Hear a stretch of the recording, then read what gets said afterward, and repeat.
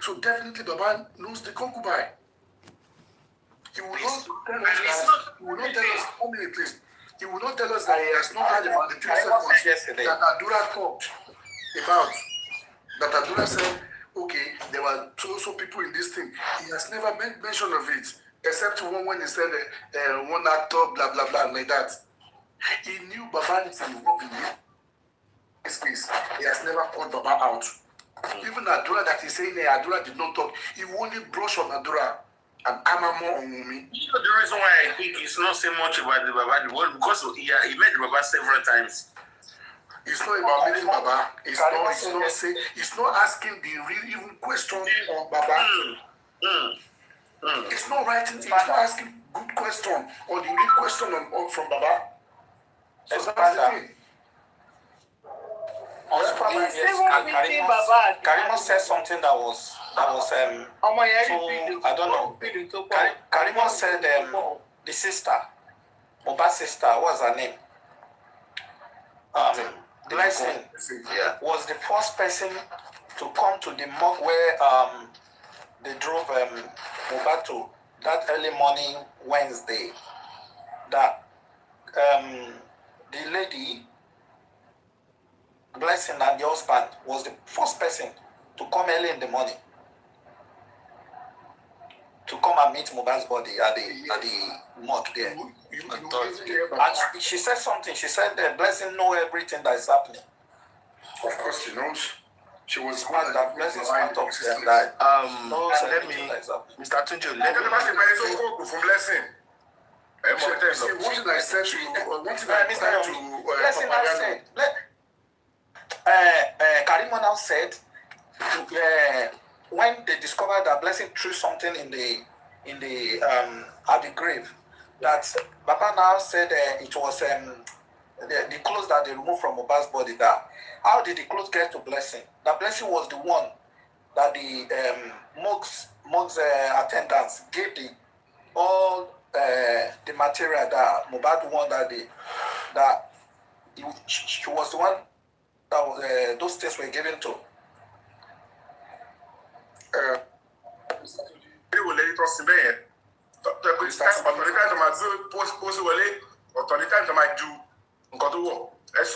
Mr. Toji, in Yoruba culture, anywhere, if anybody dies and you want to put his remain along with him, they will have put those things in the coffin quietly, not throwing it on the coffin while the coffin is being lowered. Yeah, that's what she said yesterday. That all of them knew about the arrangement, the burial arrangement. Put the stuff.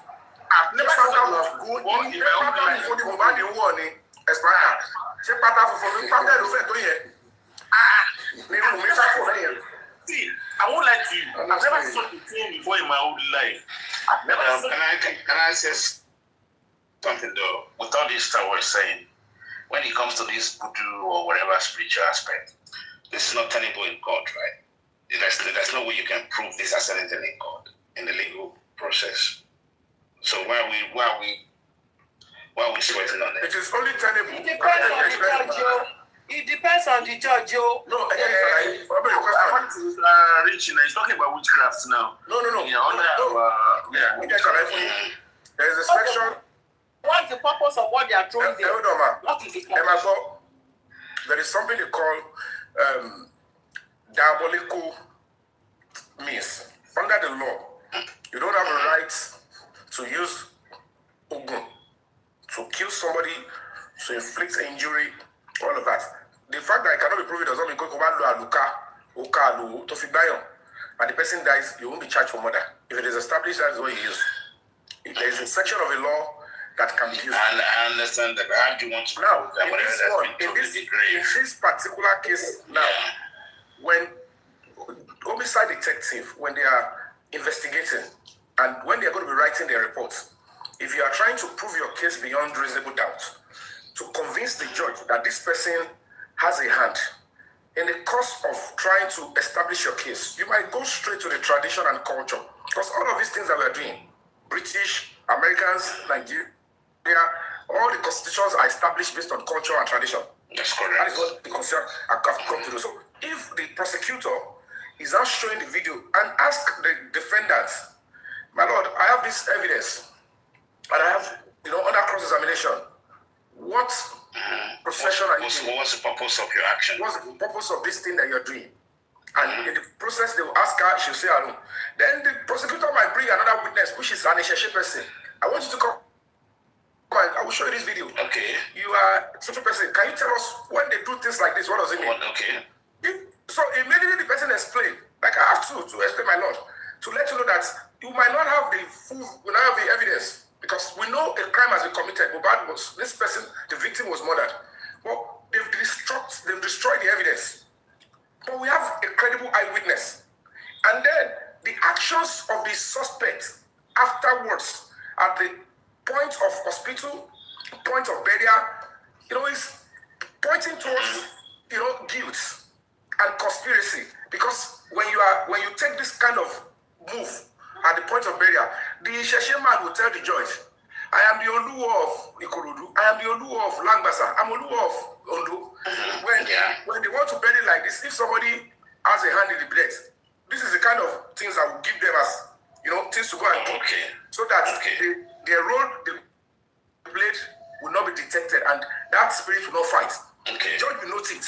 But it is at the point of making decision, we now establish that it was Ishebu or he or she being convinced, thoroughly, and you cannot throw it away. You understand? Okay. So that's so basically you can. So now I'm not going to go to other aspect. So this is a way of building up a case. Exactly. There's supporting evidence. Because they deleted the evidence. That's why they are investigating me for concealment of evidence and theft.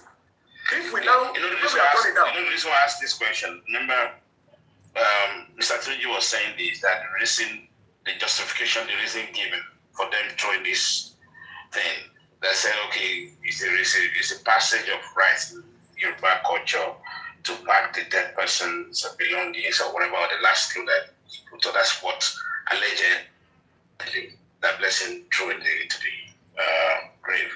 And now, if you want to now prove beyond reasonable doubt that no, that wasn't the case. I remember Mr. Tunji mentioned, and which I actually agreed as well, that normally when you want to do that kind of a thing, it should have been put in the coffin before even lowering the coffin down to the grave, right? It's not something you threw, right? So something should have been inside the coffin. Exactly. And So these are the things that have become a very argumentative. And don't forget that they have the Isheshe Day now. These custodians, if anybody is speaking on behalf of that procession, the person that's like, okay, Onisheshe Gongo, I love that. is recognized by the government, will come forward and say, okay, I am being paid as a witness. I get what I'm saying. They can pay the person and say, come and testify and tell us. They will play the video for the person. Okay. When they do this, what does this mean? The person doesn't know what is going on. He will just go straight to the point and say, when somebody dies and they are throwing it like this, what it signifies is that the person throwing it, or the person is representing the person involved in the killing of that person. That is when, then he will explain the meaning of the ashofufu, and that black substance. This is what we use it for. And who challenge that kind of shit? We don't challenge. No, I understand what you say. There's a shame that these things are not documented. And then I like that you're coming from. Evidence. We don't know why that will be what. From that, she was saying to Luan. I get saying. Because if I go to Shiki, we all know what it means. Even commonsensically, why are you burying Mohbad? Only look at Mohbad. Babato said to become a Mohbad is. But what was no more become a Mohbad is now. And then we don't know. We are cash of Fudani, Uncle purely Tomotino, Tono to Kurube. Only when we should say Deba Mountain about she about Solo Copa. And that is why it doesn't have the policy and the moral right to drag the girl to a far level. Thank you, Mr. Yomi. I can see that. Yeah, and that's not like. I think What we say, Yomi? You said that the other time. Thank you for the gift. you said, Yomi, after Adura was arrested, the police and before this guy tricked him out of that place, and they got his bill and this and that. Mr. Yomi, I think, what is it that, because now, according to Mohbad, he said he doesn't want to be part of this thing, but Adura was in the custody, but he went behind your backs and built this guy. Now, let me explain that part to you. Without going into self-adulation, it's not that I am accusing Adura on social media. I stood my ground one-on-one physically. Did I budge? Did I change my testimony? Did I change my stance? And it is even that what people saw. Adura, they dragged me before the commissioner of police, number one, special squad 1. I didn't change my stance. I was resolved. When we now went again to zone 2, I maintained my stance. They took me back to the second commissioner of police, who was Jimon Moshu then, which he later denied he was not aware. Did I change? I didn't budge. Did I get any support from Mohbad? No. And at the end of the day, this same Mohbad that knew Mohbad, that Adura, even I 3 seconds scroll at the video here. See Ale Wumi to Mohbad is Adura Urini. Tell me effort when Mohbad bring that Adura assault on way so that they can prosecute, go after the Ali and get him punished. If me tell me why go after Adura, that's okay, forget about the video. Forget about your 3 seconds and the shots. Adura, you saw the Ali because your dad confirmed that it was Wumi's concubine that came to kill your senior brother. Now come and tell the police and be the witness to explain, because nobody can tell the story. If Baba Mohbad is presented as a witness in court, there is somebody going on that examination in chief. Nobody can do it except the person the prosecutor is using to explain and to give the foundation of what happened. Baba Mohbad cannot establish the foundation of how Mohbad was murdered. Adura, Darosha, but the right person, Toti Soto Jade, Toti more evidence Jade, Toti voluntarily. I have a video of how Mohbad and Wumi Cynthia fought. This video had where Wumi pushed Mohbad and he hits the head on the floor. He's telling you what he saw. And then we are pursuing it. And then you are giving credence to something else. So the social media, Adura might have no matter get prosecution witness. So the social media, they might make a lot of as an actor, but the only thing we do, we utilize so many materials. Press conference, we pushed him. Speak what you have to say. He said, I can't mention the third person, and you are trivializing it. And I didn't budge. Physical confrontation with Mohbad was telling me, I will take your life. I will take your life, and I will take the life of your children. You had Mohbad came out openly saying, she thought I have many children. She will start killing them one by one because I am asking Adura to say what he saw so that Mohbad can get justice. And they dragged me before the State Intelligence Department. Mississippi, Joseph Jayoba, was using Superbello and all of that to threaten me. And they were telling me I'm under arrest. I said, for what? He said, not like that. At least, because I wait for the ACP, I said, I don't understand you. You brought the same Adura here. Did I change? Adura, you spoke to me. Don't betray your brother. I don't know what you were up to. But you have to speak. You are the only one that can help your brother to get justice. If your father said, you are inside the house, your father is not dragging you to come and help him to establish the case. Baba Mohbad no go draw there, go there,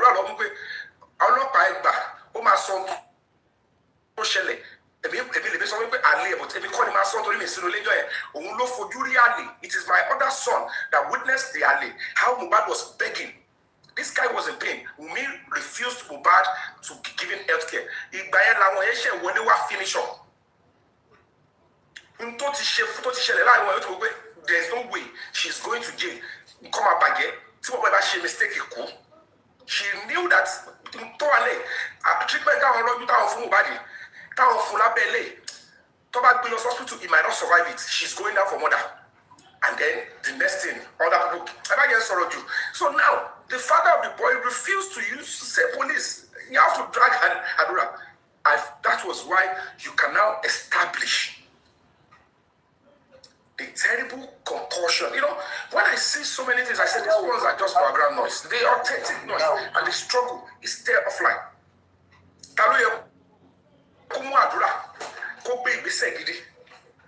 Even Darusha, that you put saw the alley.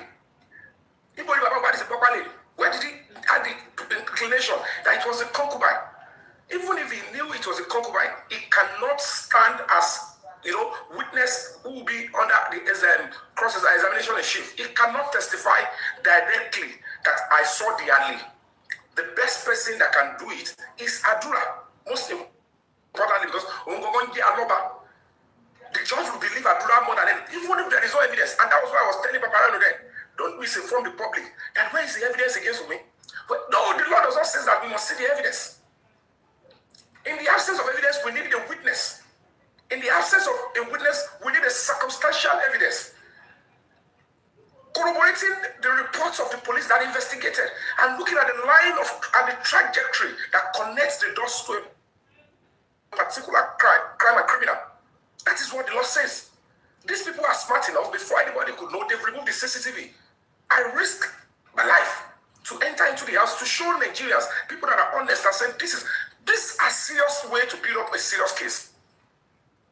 If you are not strong enough, to name strong platform, locally and internationally, you can't delve into that level. They will finish you up because and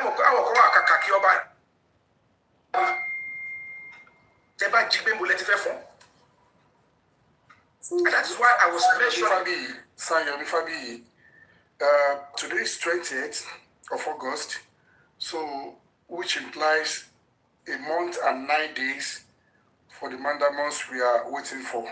Okay, and I will use this medium because we have about 300 here, and only God knows who are the fence watching as well. All individuals, bloggers, platforms. This is for public. Whatever you can do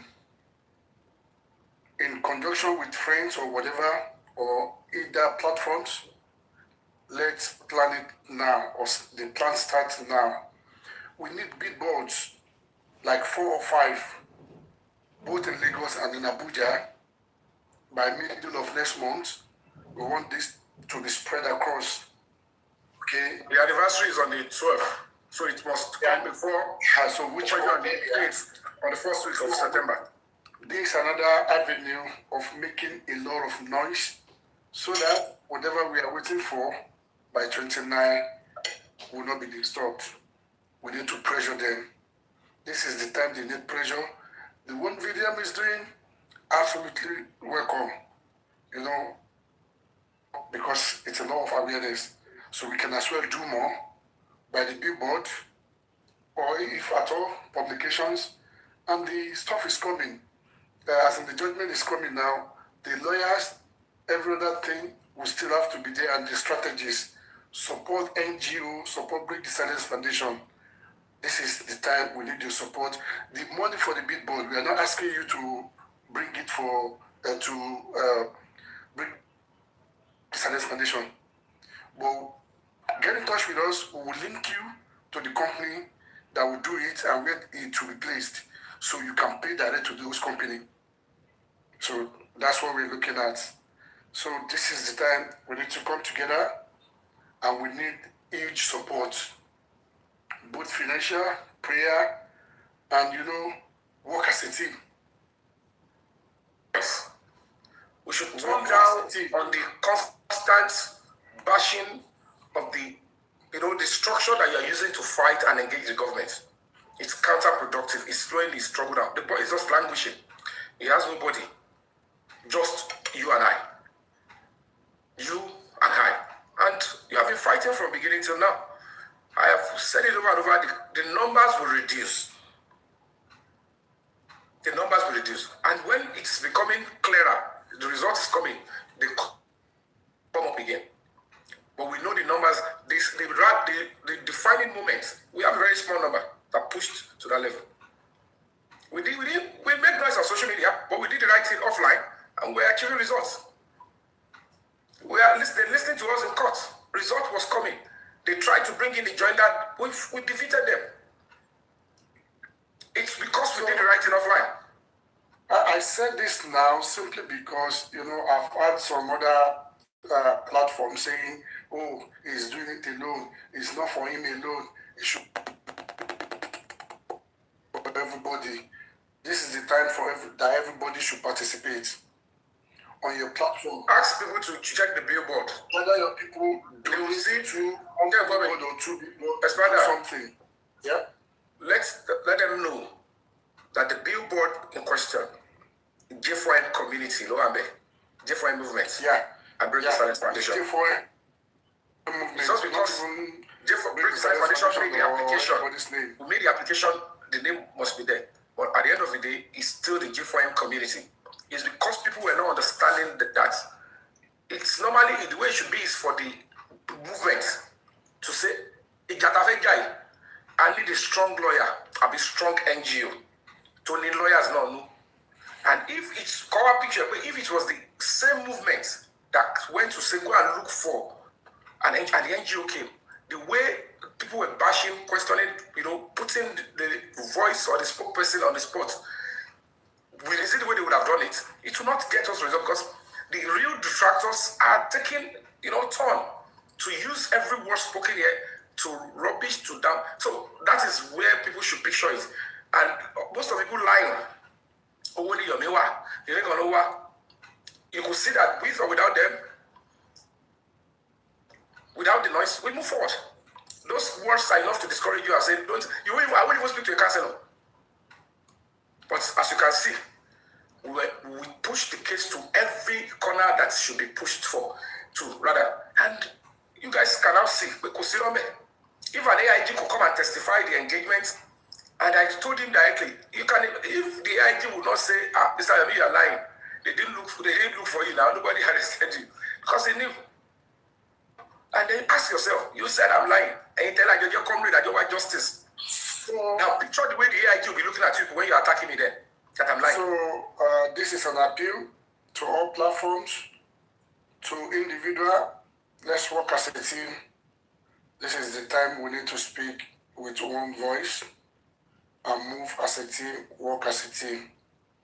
So let this be spread around. Whatever your platform wants to do, let us know, and we will direct you to the company that that's in charge of this billboard. Or if you know any other company, if you want to contact whatever company by yourself, we will just give you the letter and whatever that, because permission needs to be given, and we already have those permissions.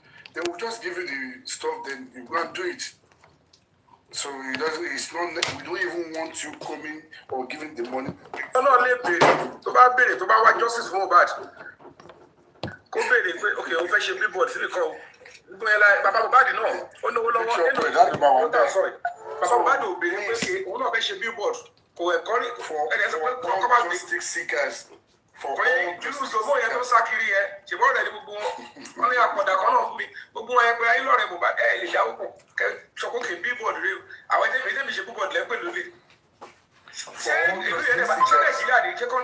Yomi, I'm coming. Let me finish this thing, then you go. For all justice seekers now, if you know within yourself and you are convinced that you want justice and you've been fighting for this is the time we are not to relent. And this is the time fund is needed, prayer is needed, and we need to be coordinated. So please, if truly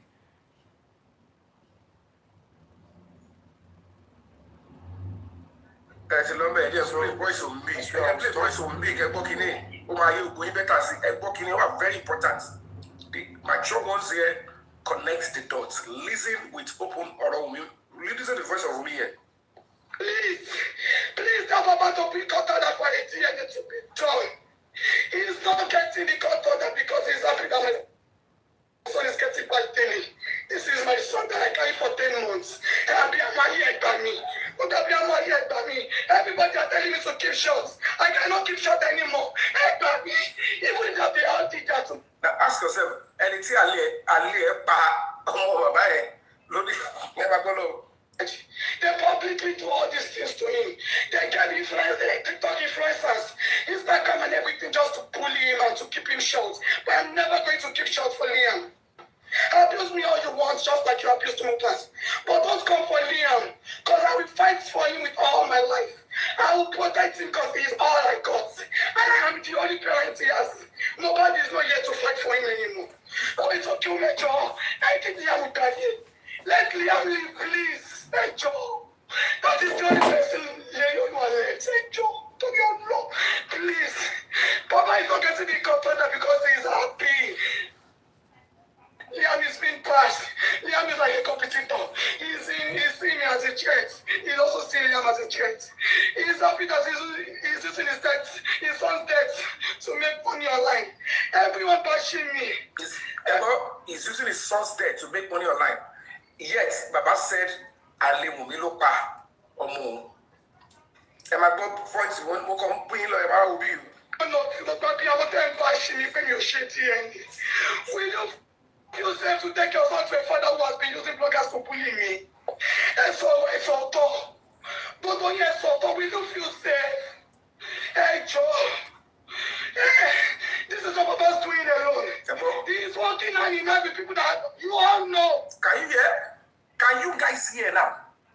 Let me take it back to you. And we all know. It's simple. This girl is speaking.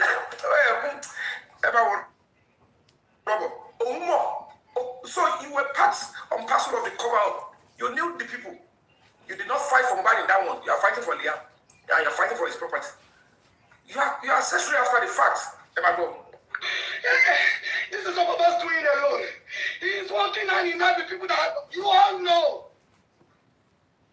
He is working hand in hand.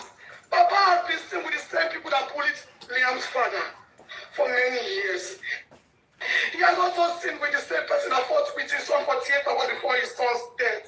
48 hours before his son's death. That led to us calling a nurse. That led us. She confirmed somebody fought with Mohbad. Definitely is not spending. With Prime Boy. Do you understand? So, I want them more. The Baba, only is not doing it. The same Baba said, "Nah, man, you come back home." Baba, we are not whitewashing, and whitewashing. To the people, whitewashing. To the people, before you go to more, Mohbad, of the single. Please, sorry, I didn't get what you said. Please, can you repeat what you said? I said when it was interview, one of the interview at home, immediately after Mohbad passed. So maybe it was after the burial. And then they asked him about the bullying part. And he said, he played down, said, I'm only going back home. And I was really disappointed with that kind of statement. That's when he said that. But you know, but I don't know what he has in his mind for saying that. That's what he said. I didn't know what he said. Can I repeat what he said? Like, I mean, they are just teaching me a lesson. Yeah, one more from back. Yeah, he said it casually. That's it. Okay. And when you listen to what Wumi said here, right? She was quite strong with that statement. That Papa is hanging out with the same people that bullied Mohbad to death. I don't know if that is true. With the same people that were with Mohbad 48 hours before Mohbad. And at the same time bullied. It's because the people that Richie, let me just say this. That's what I said before.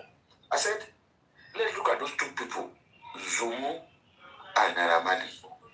Those are the two people that this man defended all along for the past 3 years.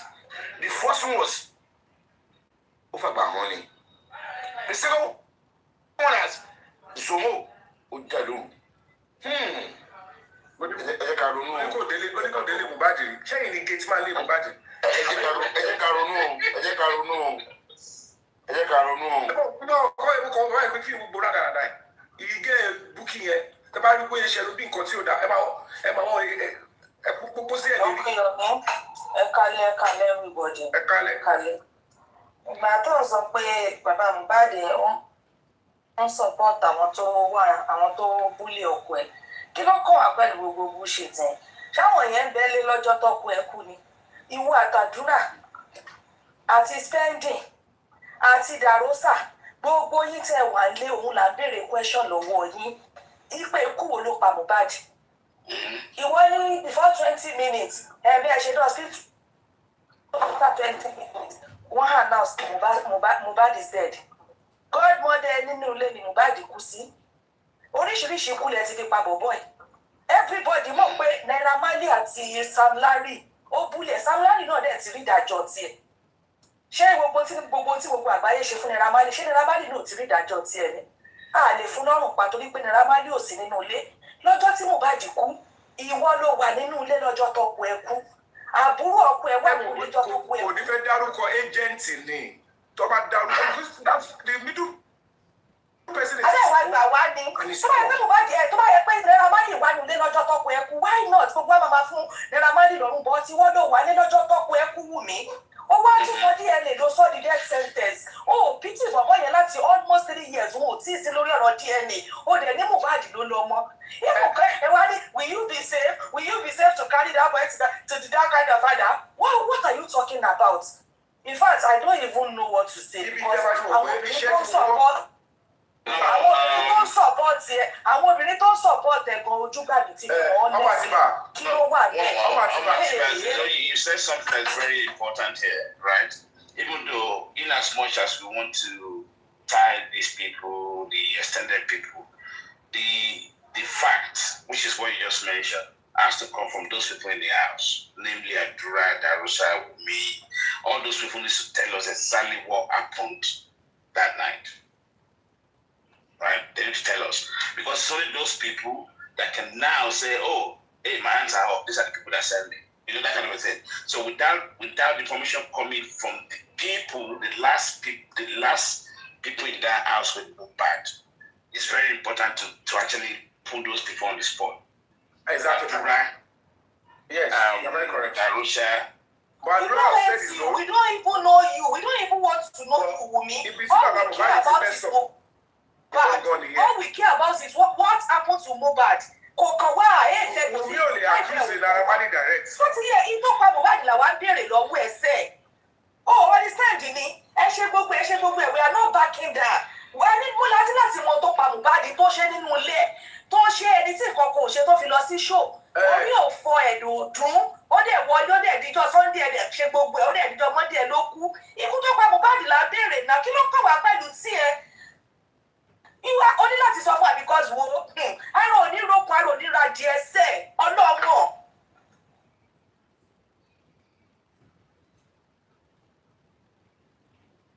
You know, what we're saying here is as a part of the investigation, you're not leaving any stone unturned. Do you understand?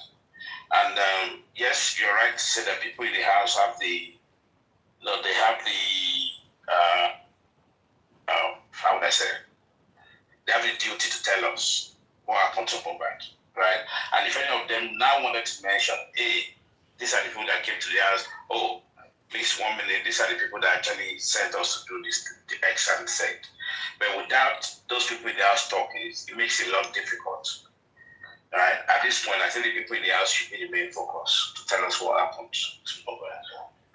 Whether they've been tracking or whatever happens, we don't know. Adura needs to talk. And I believe if you give Adura with a very serious, intelligent officer, Adura within 1 hour, Adura will talk. Can I ask this question? I can tell you that much. Mr. Yomi just played now. While Yomi was saying, will it be safe to take the baby to Baba? Does the DNA require taking the baby to Baba?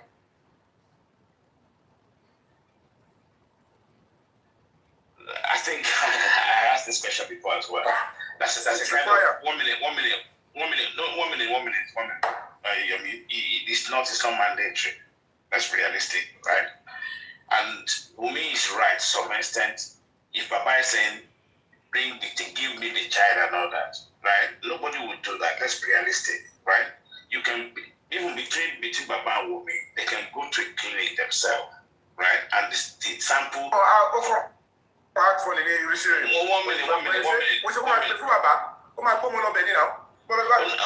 I'm saying. So we need to understand that. We need to understand that language. We need to be able to interpret.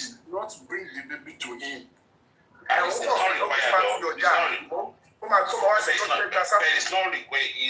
not required. If that's the case, it's not required.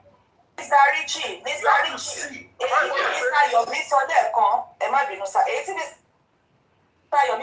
which is very, very important. Kí ló dé tí gbogbo wa tẹnu wa ò dúró sójú kan? Kí ni tí Mohbad gangan ṣe fẹ́ everybody? Ṣé bàbá Mohbad ò lè pariwo àdúrà síta ni? Why Wùmí? Ṣé kò sádùúrà nínú ilé níjọ́ náà bẹ̀rẹ̀ kú ni? Wá gbà wá ni. So ẹ fẹ́ kí Wùmí go down, ẹ fẹ́ kádùúrà go down. They are all going down because wọ́n jọ wà nínú ilé. Nígbà ẹgbẹ́ ẹ̀ kú ni. And then 5 months after tí Mohbad kú tí gbogbo wa ṣe ìpariwo lórí social media. Wùmí àti àdúrà wọ́n fẹ́ lọ claim property Mohbad níbo náà ti ń ṣerú ẹ̀ gbogbo ayé ẹgbà wá ànígbà kò sí tẹ́lẹ̀ ṣe we are not backing down. Sorry, can I just quickly address everyone's auntie? All I'm saying is it's not mandatory that Wumi has to bring his son to Baba. You can go to clinic and have it done. I don't know what's wrong with this statement. Right? It's not wrong. Okay, science. If we really genuinely wants to do this DNA, they can go to a center with Papa being there and Liam being there, then just do the right thing. Simple. Right? We call this excuse that will I take my son to... I know, I'm being objective and straightforward. It's quite simple. The truth is, let me explain to you. There is nobody, they didn't expect anybody. You can't be objective in this case. So, that's the problem. I have to keep quiet. You can't be objective. I have to keep quiet. Tell me something with the statement that she mentioned. Is it true or not? Is it true? I don't know. I'm asking. You are right. What you said. You are right. But you can't be objective. People have made up their mind. They don't want to say, because they will say, you are with me. You are with this person. No. But you have to be objective. What can you do? To be objective again, and you said I don't understand. No, it's being objective. What I'm saying is this. You're like, Richie, you are objective. Exactly my thought. Oh, they say, for you. You go there. That's the clinic that does things. But so I don't know. No. Richie, let me learn. Maybe you're not getting it. That's what you said, but in this case, I will go so good. You know, so what you support to me, what you support your back. You can't be objective. Again, and objective means that you are neutral. And just sort of what? You go, Umber, but as I say, let's go to a middle ground. And that middle ground is the problem. Once I'll repeat myself, maybe you don't understand what I said. I said both of them can go to a recognized clinic to have this thing done. Simple. I don't know why I don't know what's your problem about this. I just said what I said, and I'm staying by my words. There's no problem with that. What's wrong? There's no problem. What's wrong with going to the independent place and all of them have the sample taken in place of a witness? What's wrong with that? Because I'm scared of you. And I got one thing for them to understand is that this is already a court case. And it took pleasure to query is Mr. Joseph Anova. And you cannot, if it is now a court matter, it needs to be there. He's challenging you. You will have to bring the child to wherever they're going to be taking the sample, which means indirectly you are taking it to him. Because only court will over in doubt. Court is just to judge between both of you. He needs to be satisfied too that, okay, this sample was taken in my face, that means bringing to him. So he means like, why would that? You have to take the boy down there. He said you should give it to him in his hand, but you will take it to him. He will see that this is the boy in question. But the man is asking for impossible. Please, let me realistic here. Kilo possible man. Ada fún yín. Àní tí wọn tó bá ní ìdọ̀tí tó nìyẹn, ó fẹ́ dórúkọ ọmọ mi, ó fẹ́ gbọ́ ogún ọmọ mi fọ́mọ yẹn, with what I know. Kò sí àwọn tó ń tọ̀ ẹ̀mí Olùkọ́ ní kò lọ sí. Olùkọ́ ní kò lọ sí. Ọlápá àwọn tó pa Mohbad gangan, ọlápá àwọn tó pa Mohbad tí wọn bá ṣe ohun tí òun fẹ́ lórí ọ̀rọ̀ ìyáàmù yẹn, kò sẹ́nibọ̀dì tó ń lọ ẹnìwẹ̀ bá padà lọ ẹ̀wọ̀n ni. Òmí dẹ̀ mọ̀ pé tó bá máa ṣe kéèsì ọba máa fa lọ fà bọ̀. The only thing they will charge her for is probably manslaughter. Charges are going to reduce it to buy to buy go back. Because you go low boy Mohbad. But I saw for you, I don't know you know what you did, you know what you did. If you want to be old Danny, to already have to go over there to know before buy and come and buy. That money must stop. Send back away. Every more story. I also put it I know she. So she's not that about to wear the general. I will hear them tread softly. So, but you will not like that. Àṣírí tó ti wà lọ́wọ́ ẹ̀ ló fi ń bà game. Lórí pé nǹkan tó ṣẹlẹ̀ ṣé padà wọlé wá ṣe lẹ́fù ni. Ṣé mi mọ̀ tẹ́ ṣe ni? Ṣé ọ̀dùn 12 ni Mohbad kú ni? Àti bàbá Mohbad àti ìyá Mohbad àtàdúrà àti dàrúṣà àti Samila àti Nabali. Ṣé wọ́n ọmọ ọjọ́ tí Mohbad kú ni? Àti sọ́kùn. So gbogbo ẹ̀ papọ̀ ẹ bá fẹ́ yọ ohun mi nìkan ẹ fẹ́ làdé lọ́wọ́. Ẹ máa fún mi I want my own pound of flesh. Kí ló ń ṣe yín? Tẹ́ ẹ bá ti gbà ẹ lọ dẹ́mọ ẹgbẹ́ fún àbáyẹ̀wò. And again, Uncle Yomi, Wumi said, excuse me, Mr. Jolake, please 1 minute. Wumi said they have killed the nigger. Come and take your trophy. So you have to come out and tell us who killed the nigger is. Those are you said they should take the trophy. And then so we were talking about it's a street for stuff. I don't know. Can you remember Madam Matiba? Can you remember those like 7 tweets on that day? They took it from me. Who are the ìwà tó yẹ kó wá ní tó ti ń fa mi sí ẹ lára tó kó má lè sọ̀rọ̀ láàrin ọjọ́ mẹ́rin. They made me a video. Who are those who that make me a video? 2 years to the this guy Elijah Baba about the place. Say pa ó ti fún ìgbàlẹ̀ ṣe mọ̀ pẹ́ lómi ṣe ìgbàlẹ̀ láró. Sholake, I want to ask you a question. I want you to put the light to it. Okay. Please, you said something the other time. You said Baba Mohbad knew that Mohbad is going to buy. What do you mean by saying that? Because I don't get you there. Thank you. From after looking at the whole thing, not in the beginning, but after reflecting from his behavior along the way, I realized that in a matter of hindsight, he knew this is going to happen. I have an answer for that too. He knew this is going to happen, but he didn't know when it's going to happen. He wasn't surprised. Because if you look at who calling you, at that day, you cannot mention them. They're calling you, I can't even tell us what happened on that day. It took the God of one of his brother to tell us that I want to pay my mind in, I want to pay my mind. Up to today, I think once he said it that the turn up, this was a premeditated something. That was afterthought for me, because I didn't know in the beginning.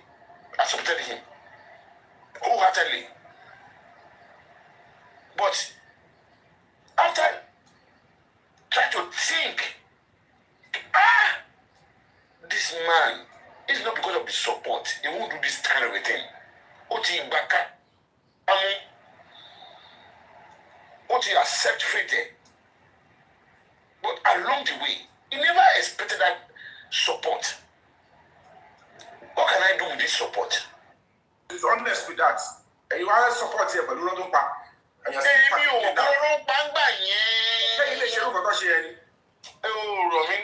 now. I didn't know more. Spirit, he messed up, period. Let me quickly quickly give an answer to the question Easygoing asked. Let's go back to Folashade. One of our interview, she said it categorically that we all knew. You don't know, this is the way she put it. She said, when Mohbad traveled to London, we thought he has escaped the death because we did not expect him to come back. So, which simply means at that point in time that he traveled, or before he traveled, they knew something is going to happen to him. Folashade said, and I quote, that when he traveled to London, we thought Mohbad had escaped the death. What's the threatening our parents here, Panga? What's the threatening mommy? We want to come back to Nigeria. And how many weeks we will cannot just leave us and go and relax. So we need a tewo. I beg. I need a tewo. So Folashade said this categorically. So that is it. They all knew the guy. Papariano is not the So they knew. Even listen to the song. They knew he would be buyed. Even listen to the song. It's just but when only Oji Kobo oríṣiríṣi let me ask you but only tó bá tẹ̀ pa fún ẹ bá pa ẹ̀mí ẹ̀ lè para àmì tó bá para ẹ̀ lè pa ẹ̀mí. Oríṣiríṣi ṣòro nǹkan ẹ̀tọ́ ẹ̀ tó jà fún yẹn in our industry tó bá lọ sí level yẹn you are fighting some terrible cabals. That's why I gave people that example yesterday. Now let me give you a call again now, and I'm going to repeat it again. I'm not scared of all this people. I can tell you for free, 99% of my movies then in African Magic. I did not take them there. And I didn't collect a dime from whatever you are seeing. Don't feel deep sorry. And I have nothing less than 15 movies. Meanwhile, I am supposed to be making money. So, okay, the only reason why it's like that is because marketer to go film on there for me, which is corporate pictures. Oh no, coffee me a bit. He gave me money to go and shoot movie, and they will say, okay, take, this is your royalty or your own cut. The rest, he doesn't discuss it with me. What are the extra income to movie other channels? We don't know. So, and we are sad because we all want to be famous. We want to just keep ourselves busy and make money. But there is no human rights body there to fight and structure for us the way they did for music industry. For music industry. I forgot this man's name, Marotier. President and it's not even that popular now. But he fought for the music industry so that anywhere they use their music, they pay them the right royalty. But movies, we don't. If I now stand up now,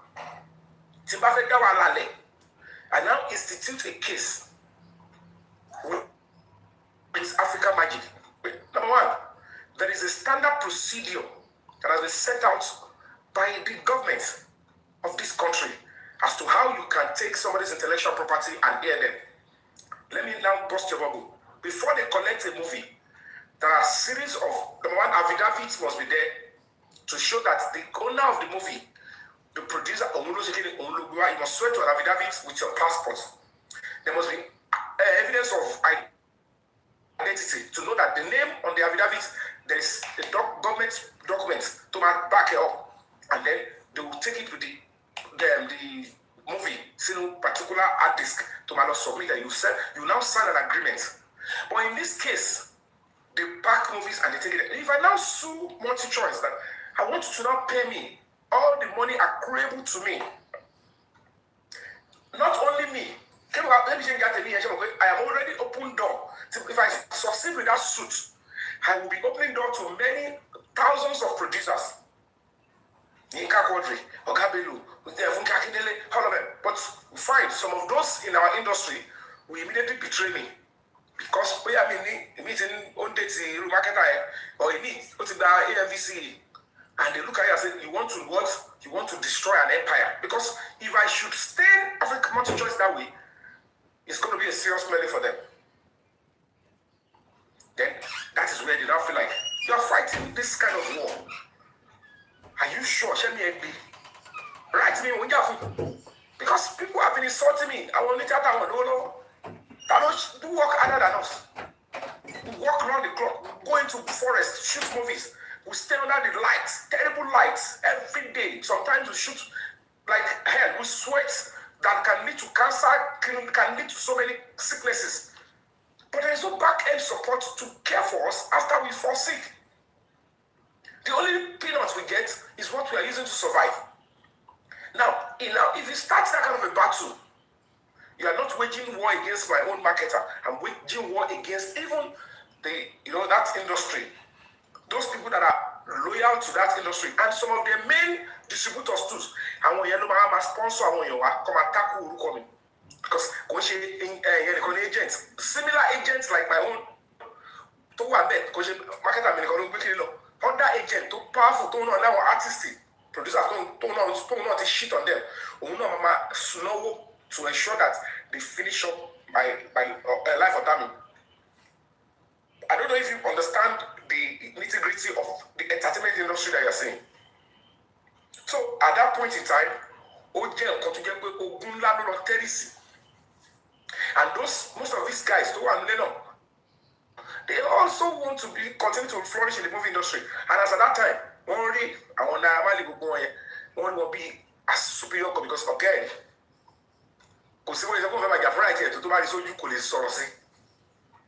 No way I would carry a multi-choice Wakana and I see couple visions. I'm a source.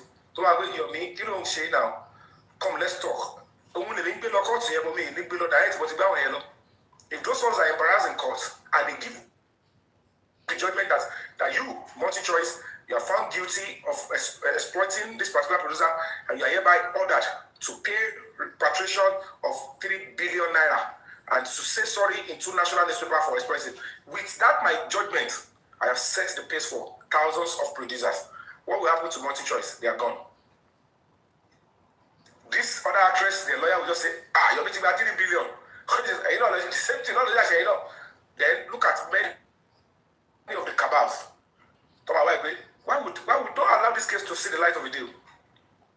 That is the extent of what Mohbad dog is necking. So that you can know the war and fighting for him. Until we get to a particular crossroad. Not everything is through social media or you think is talking of. The last time I talked about WhatsApp chat, I was before VDM got popular. We went into Mohbad's case. It became popular. He went into the WhatsApp chat. Tell me one single arrest that was made. He said, I'm in Mohbad's case. He brought everything out.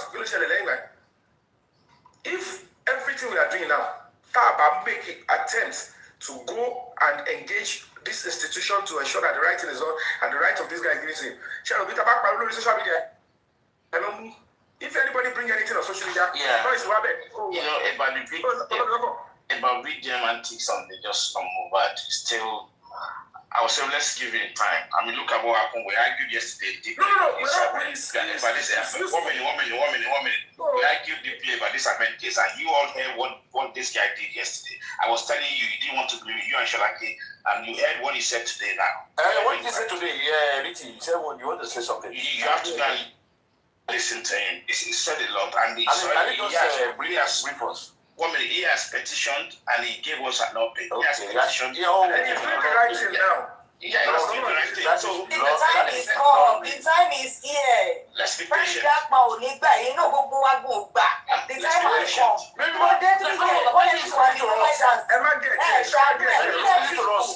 That's good.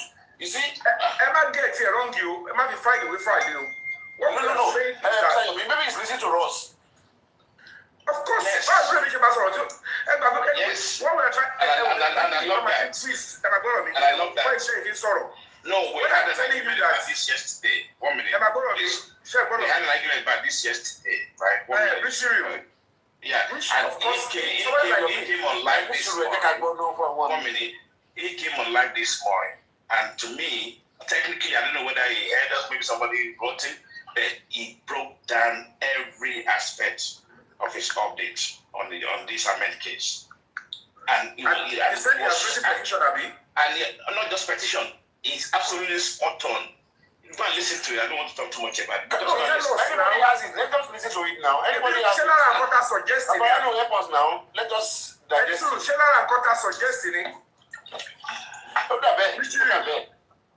I mean, as relates to them, that's okay. You want them to look. When people say constructive, he even gave us an update about what's happening on the case, what he has told the police, the AIG in Abuja. I told you can do all these things from Abuja. It doesn't need to go to Lagos. You guys were hiking blindly about this, and he did everything right. So, just have to be patient. That's all I can say. So part of what he said was that a committee has been set up. Okay, looking to the case, and now he will all the document that he has, he will sign it and he will give it to the police for further investigation. And that's following his petition. That's addressing his petition. So now, when you don't listen now, when I say don't put the cart before the horse, you might get motion, but you might not get progress. See my advice. If you have something vital to leadership, even people of that high ranking, the right thing to do is institute a case offline first. Ensure that you incident your case, pursue it, and then if you need to use your social media and your platform to now escalate it, it's when immediately action you will get a reasonable result. It's quite embarrassing that at the end of the day, the educate on social media. It's good to expose, but sometimes to expose to big business which is secure, your own legal ground. Nobody can now use it like say you are defaming me, you are attacking me, because you already do your case, and probably the case already before the court of competent jurisdiction, or you have already petitioned the police. To buy the petition here, it's not going to be I won't go here. You have already gone to where it's necessary to report your matter. But when you report on social media, and the police decided to come into the matter, and they said, come. He said, this place, I will select where I can go. You are already the justice. You are the one seeking the service. If you enjoy your right and say, I can't go there, people would think it is okay to say that when police are serving invitation. Invitation when you are the complainant or you who need help, they will stay. To protect the industry or the institution, they might look away around and say, can we just bend our own stuff and let's just find a way to clean the image of the institution. Okay. But my own, if you want to listen to this guy, maybe you can listen attentively and then all right, so comments on Ahmed in this case. So yesterday went in charge of SCI. The first criminal investigation department in the headquarters of the whole criminal investigation in the entire Nigeria. So because the AIG is not around, the AIG is standing in place. So we went there to see the AIG, and then an unexpected panic was set. We were not expecting the panic, but it was set. So the AIG said that he wants to let me know that they have actually opened the case and they started an holistic investigation. Therefore, they are doing the whole investigation about Ahmed and the from oppression. And they've even gone to see Ahmed and they've collected Ahmed's statement if I know about it. Instead of course, I heard about it.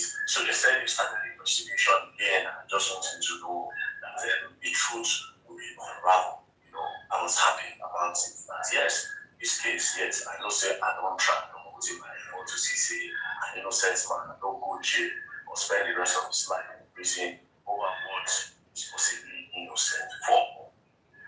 But then again, I know the year to something. I said, sir, you see, the system is the system and the game is the game. I am not a fool. Maybe a younger one to you, but I am not a fool. First things first, you are an AIG, Assistant Inspector General of Police. Jim Omoshud is an AIG, Assistant Inspector General of Police. The person that, because I wrote the petition, that you should investigate this again, right? Which is why they are doing all of this, right? I said the person that signed that petition to you, which is the PSO, the Principal Staff Officer of the Police, of the IG, PSO, CP, Commissioner of Police, CP, Ahmed Latif. He is the person, coincidentally, is the same person that started this case. right? It's the president that started this thing. So everybody will be saving their head. And you cannot sacrifice Jim or Moshood for that man that will be your money for years. So in a nutshell, I'm not expecting you to unravel any truths. Therefore, when you unravel the truth, you now see the conspiracies left, right, and center. No. Let's keep all that. You understand? Let's keep all that. Obviously, there are conspiracy to pin this thing on this guy. So we want you to do this. Review the charges that have been put in court against this guy. Because the evidence out here does not stand that charges that have been put there. And it's clear that it's a conspiracy. The charges of murder, when clearly this person was not in the country. And the alibi, the only thing that exonerates him from those charges, the alibi was removed. The alibi. Because they wrote to immigration to say, okay, for us to say this thing are murder, it means that this person was in the country when this people were murdered. This person is a frequent traveler. It's not that when this thing was happening, now travel. He's a frequent traveler. He's a frequent traveler. So they wrote to immigration reported to the police and see, this guy was not a traveler. So now I know it's not. Police carried up those evidence, gave it to DPP. For some reason, that alibi did not make it to the fire. And that was why they were able to charge with murder. If they charge with murder, you will not be landed. So some persons want that guy to be jailed. Obviously, because of their land dispute. Because they have a history of fighting for lands within themselves. Which, unfortunately, one of the land issues, they were calling Jim Omoshood's name, an AIG, when they could know people who are alleged and land grabbers, all of that, they drag land. So I explained this thing to the AIG and I told you, you cannot sacrifice Jim Omoshood. So basically, what you should do is simple. And the person will give you the case to him, because he started the case. We want to cover their face. So we don't want you to embarrass the police force. We don't want anything. Just review the charges, everybody knows. When they grant it, you can slowly do this thing. One that will just die for social media, everybody don't know what it is. But the main aim, because the system is corrupt. When the person, I was saying the side you know, the one when I know we say no will be IG, I understand. But people like him cannot be the IG of this country. But people expecting that they will not change him or shoot. The court have told him to apologize to Ahmed. The court have told him to apologize to Ahmed Tanuji, obviously because the court have seen that the investigation was not properly done. They declared him wanted without doing any investigation. He was not invited, maliciously declared him wanted. The court have seen all of that. That's why they said the entire police force should apologize to Ahmed Tanuji. You know? So there's no way we will say they arrest him or the police should not do it. Because if the Nigerian police will come and tell Nigerians that the Jim Omoshood, yes, he's wrong for this. That is to say that all the investigation that the whole entire Lagos state have ever done, they should come inside. Police will not sacrifice Jim because the consequences of saying that what Jim did is wrong. The consequences, that's what I told you that I'm not a fool, so I'm not expecting anything much. But the one where we say we do is to help the man that is potentially or possibly innocent of what they are charging. And that's the kind of Nigerian people. So they just say, oh, no. That if Jim Omoshood is found wanting, that he will be this, that he will do this, he will face the panel, he will be queried, he will be this, he will be that. I just said, no, bro. No wahala. You understand? No wahala. No wahala. But please review. So the police have started another investigation, and that is the first of it. So now I adopted the petition I wrote, and now I'm meant to give them some of this evidence that I have with me. You know, this whole thing that I posted online lately, they want all of them. So I'm going to sign it and I'll take it back to them. Then they can now open the investigation for my friend. So I am happy for the progress made in this case. And I'm also happy for Ahmed Tajuddin in this case. And I will also plead with Nigerian police that it should be fair, even if they want to cover their own. Even if they want to cover their own, it should not be at the detriment of Ahmed Tajuddin. Because another thing when police go on do, they don't go on be saying, make very that man be right. You come make them guess. See, the game is the game. I understand everything that might possibly happen. You know, making them guess it, very that man be right. See, if you let this guy go now, say that very that man is right. But very that man is not wrong. So if you never make the charge, obviously, but very that man is not wrong. It is there. Better that man is talking with so much confidence because it is there. Like I said, it is not even very that man that even bother himself to do much. It is the police report versus the police report. The police reports that Chimomo should did versus the police report that Anti did. All of these documents, where did I get them? I got them from the DPP. It's a public document. It's a public document. So it's not like I don't fabricate this document. No, these are public documents. So it is the public documents that I access. You know one thing that messes people up in this matter is because these Ahmed guys are illiterate. So they didn't think that Ahmed was going to ever call somebody like very dark man's name. So you know when you do something in a rush and you begin that you have the power to just suppress the person. So you don't double check, you do not check anything, you just pack on the file. There's one question I also asked them. There are two murders. There's a murder of Sheriff Salami, who was not alive in 2023, and there's a murder of Prince Adimola Akinloye, who was not alive in 2024, right? You arrested two suspects in connection to the murder of Sheriff Salami. Ask these two suspects if they know anything about the death of Prince Adimola Akinloye. These two suspects say no. But these two suspects are saying no. You now got that plus Adimola Akinloye and Sheriff Salami. You now put everything on Ahmed Tajidi. So which suspect did you arrest for Prince Adimola Akinloye that pointed down to Ahmed Tajidi?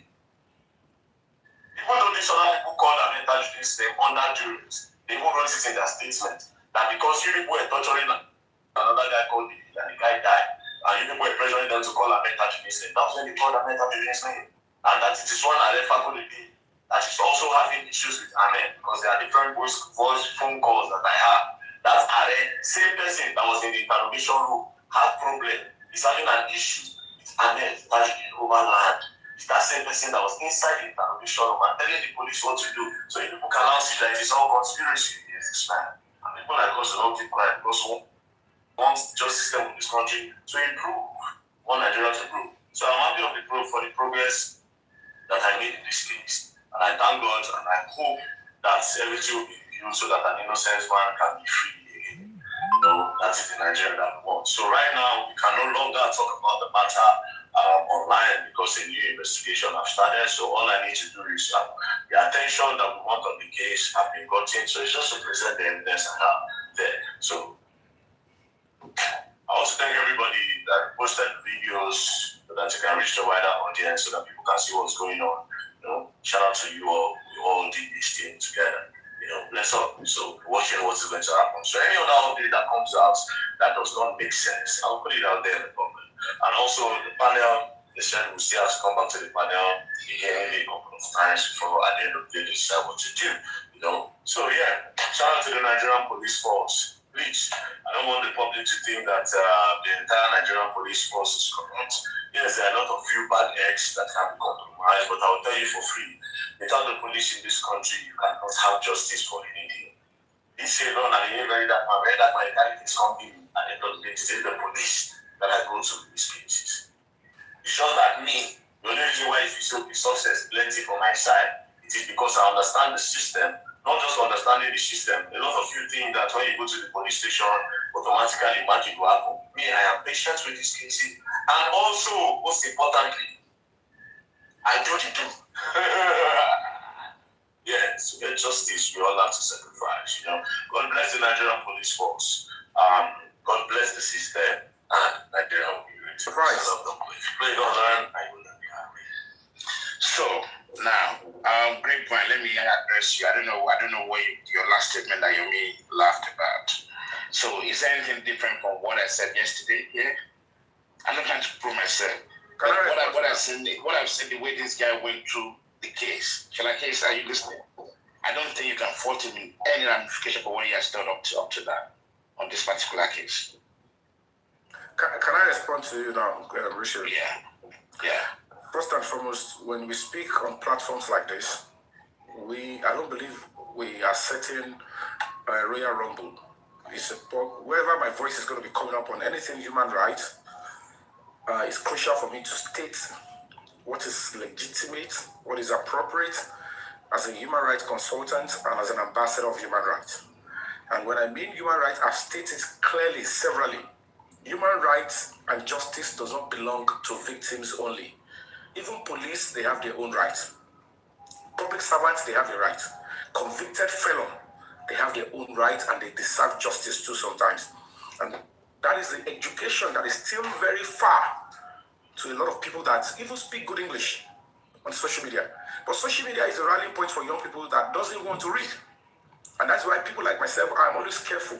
Now, when you look at what you played now, it just re-echoed our sentiments that, hello, you are the one that wants something. These are the steps you need to take. You are supposed to incident the case. So the angle or idea of say, come to so police station at this place will not have a rules because you are the one that have gone to the right authority, the right place that you think you can go or you think is comfortable for you. You didn't go and report the matter to where you think you are safe. You didn't do that. You spoke on social media. And the police set up a particular department. Look at an AIG now. And that's what I said yesterday.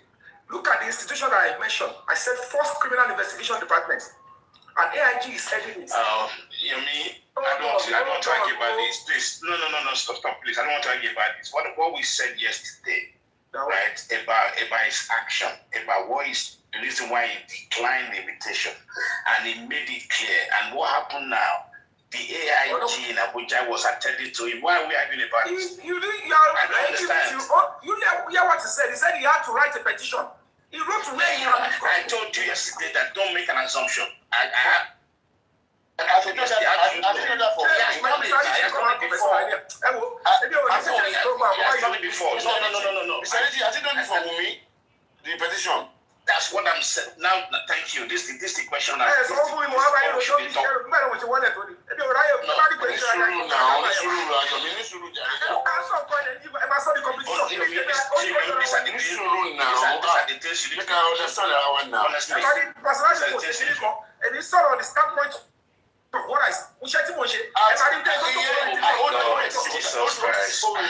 What you said is what he did in the case of Jima Moshood.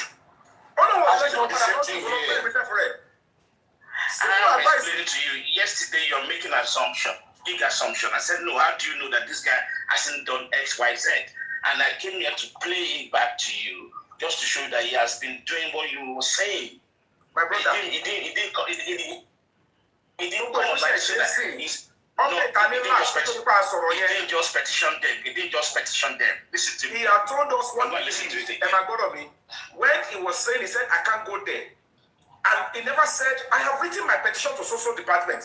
That is where they should be questioning me, or they should be calling me, not in Lagos. If he had written to the appropriate stuff and not where they are calling him, he would have said it, Richard. And I can't misinform young people online. Jesus Christ. You are making another assumption there. Anyway, I'm not. I'm not going to Lagos. I will not come. He said, I will not come. Do you know? I've told you, Yomi, when he said that publicly, do you know what he has done legally? He didn't say his lawyer. He didn't say that out. He doesn't need to say it out. Okay, you now know he did, Abi. The fact that you confirm done the same thing for me. Why would they be attending to him in Abuja? Why? He just told you he wrote petition. Oh God. He just told you he wrote petition. The lessons learned here, there's no need to make an assumption. There's no need to make any assumption about this. Please stop it.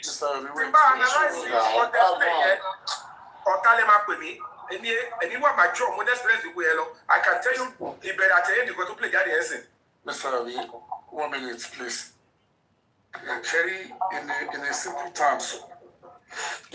term of what he just said now, or Mr. Ravi tried to explain, is simply that in the first instance, if he had written the petition to a particular department in the first instance before coming on social media, and later come to the social media to say blah blah blah blah blah, it is that department that will invite him straight away, and he will have written to a department that he believes they're going to listen to him.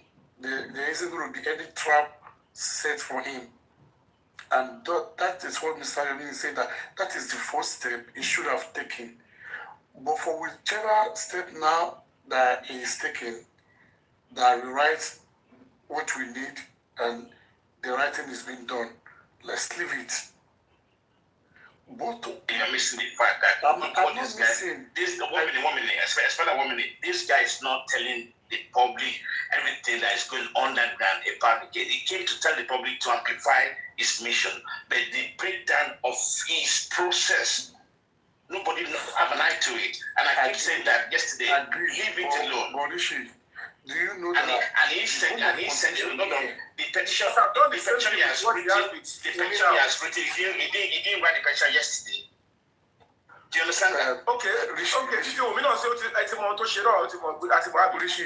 I don't know. I should be patient. All I said is be patient. That's all I ask. Ẹjọ́ àmì náà ni patient náà ni kò sẹ́ni tó. Can I just say this? Fọ́nà oníkà patient ẹja patient ẹ má sọ̀rọ̀ lórí ẹ̀ mọ́. Mo ń Wọ́n máa yí gba gbogbo àgbòbí Ṣé ní yẹn. Bùnú? Nígbà tẹ́lẹ̀ eré sìkì mi tí mo rojọ́ ń bì tẹ́lẹ̀ tó mi gba gbòbí yẹn ń bọ̀ fún ẹ̀ rọ́bìṣì. Yomi, I never play down your effort. Right? I will never do that. All I'm saying is, Kò dé àwọn tó ń ṣe fún wa yìí o. Ẹ mọ ọkọ tó fọ́ ní ìwé all I'm saying is, I don't like us to play down this guy's efforts. Ó ṣètò fún Nobody is playing down his efforts. I can every bit of my life. I can connect whatever he's doing. Òṣì àtòrí burúkú ni tẹ́lẹ̀ bá bí pé kò ṣe ìbọn sí justice Mohbad. Irú fídíò ẹ̀ máa ṣe kọ́ mi lé. I'm a stakeholder in the justice community. Ó ṣètò up from drag. Irú ẹ̀ náà sọ̀rọ̀ mi, a máa ṣe kọ́ mi nílé sọ̀rọ̀. Even at now, tọ́ AIG padà dáná níbi tó fẹ́. Look at this excuse again. It is an AIG. You are the one Wọ́n sọ̀rọ̀ bọ́ sí ìfẹ́ ni kó ń bá wa jà ní ọlọ́run. It's pure nonsense. Ṣé àdé sọ̀rọ̀ ni? Àdìgbò bá sọ̀rọ̀ àdìgbò sọ̀rọ̀ nílẹ̀ kó ń bá wa jà ní dédé àsọ̀pọ̀tì ẹ̀ bẹ́ẹ̀ ni pé àwa èkéṣe no. You have to understand. That's the way they look at it. Sholeke, you have to understand the fact that when someone like myself speak, when I speak and I speak with neutrality, they keep twisting everything you say. Oh my God. Báwo lè ṣe máa compare ẹ̀ méjì? Ayọ̀ mi máa ṣe délé. Ṣé ọmọ tó bá fẹ́ tẹ̀ bẹ̀rẹ̀ kí ni tọ́lọ̀ yẹn ṣe délé? You both have your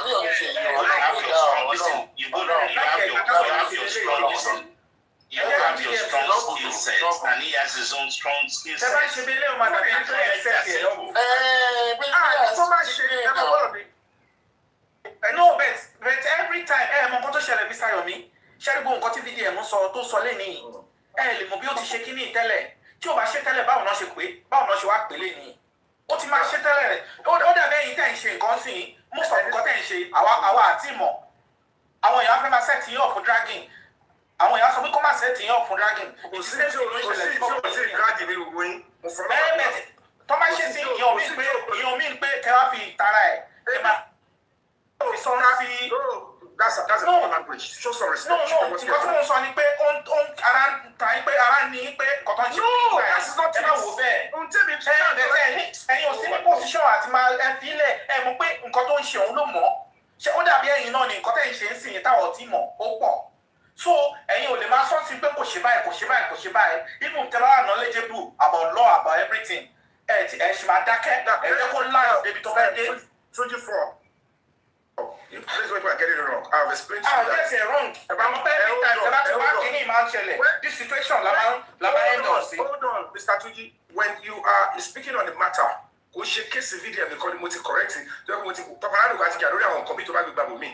Papariano is also is a figure, is an institution on his own. Go shape video because now she's a pussy like she. It may actually keep it at the gallery by the pushing. Even Rishi artists of me. It's because your minds are dirty. No, you are thinking. Hold on. Hold on.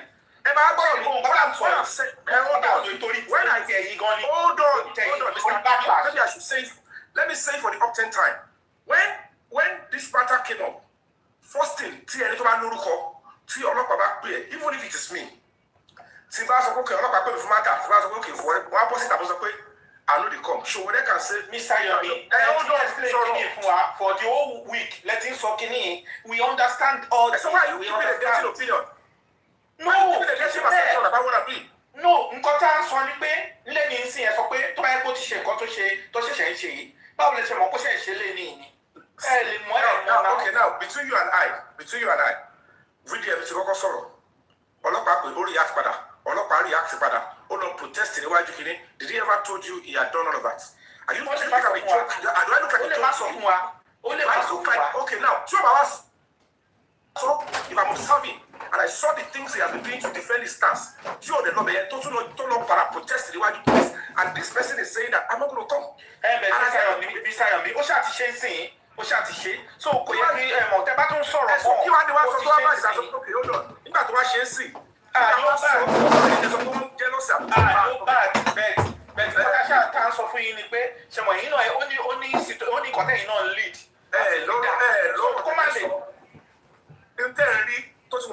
social media, competition. When this matter came up, hold on. Listen, young man, when this matter came up, it became Udale. And he called, okay, let me educate that it's all right. If you're not going to go, it's either you run away. If you cannot run away, make sure you do the right thing because you are a public figure. If are you going to tell me how long I'm going to speak? No. Am I looking for you? And if you were how many times have you spoken regularly on what you're saying? It's not like Can I say something? Wait, let me say something. 1 minute. Honestly speaking, right? You say,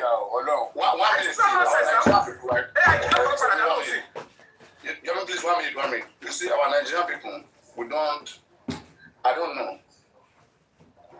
Is it that we are scared to speak the truth? We all know what's up. Do you understand? Take for instance, VDM in the Naira Marley case. He went down to Abuja with them to protest, did everything, right? Until he exonerated them. He went with this, what is the case? This Sheriff Alami case to free this particular guy. Okay? He write petition. VDM write petition on top the matter.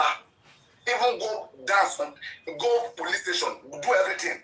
But for Mohbad matter, till they finish Corona inquest, single one lawyer till date, VDM never been for Mohbad matter. It's not nice. Do you understand? You see, nobody get evidence of waiting by Mohbad. What all of us need to do is to make pressure on Nigerian police, including VDM, to investigate. One person will not just wake up and bring out the evidence. It doesn't work like that. Even if you bring the evidence, you go carry and go meet Nigerian police. So imagine saying, both VDM, both everybody, we took mad for this matter, force Nigerian police to do the right thing. We know good day yet till now. Do you understand? That is what is not happening in this case. Go up, come down. Whatever VDM bring now, go up, come down. It goes still in Nigerian police. So who go do the legal work? And then who will do it? Sure, what I'm saying. If you really want this thing, let's do it. If we don't want it, let people know. Let me the right people who do other things. You understand? When there was 3 seconds video, Mr. Yomi, talking about, they were telling me because of you. Where did you take because of ourselves? What did you take it to? Baba, mo follow Babura ko see me till anything be bury. I don't know what tell you about to turn ele lo mu. E gbagbe we dey ṣe o. Èmi David mo competition against the only inspector general of police. Not that only petition to the president back where the NSA is dragging him is out of office. I am in court against with the new one. And you're telling me the only way they is clean down yours.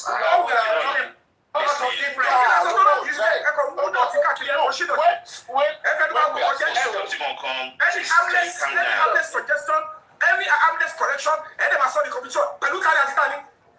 Okay, but my question is this, guys. My question is this: Are you guys saying that? Are you guys saying 3 years now? VDM never see any evidence when we take carry Mohbad case go court.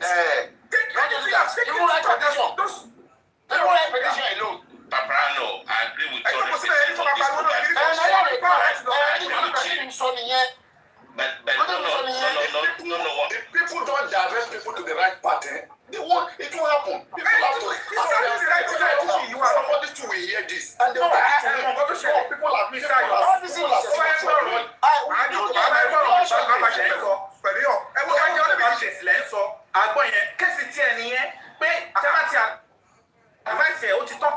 It's not about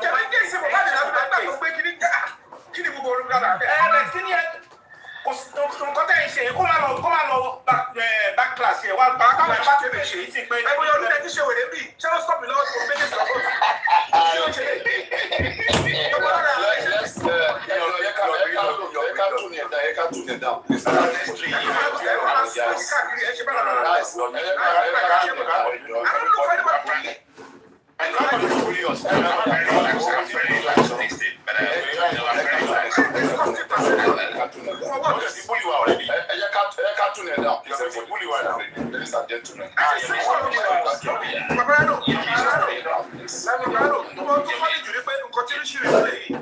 eventually now, and AIG eventually attended to him.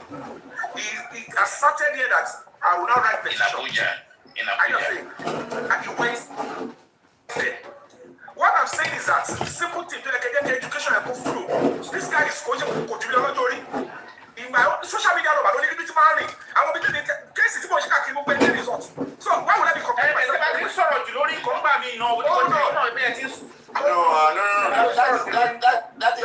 to insult me.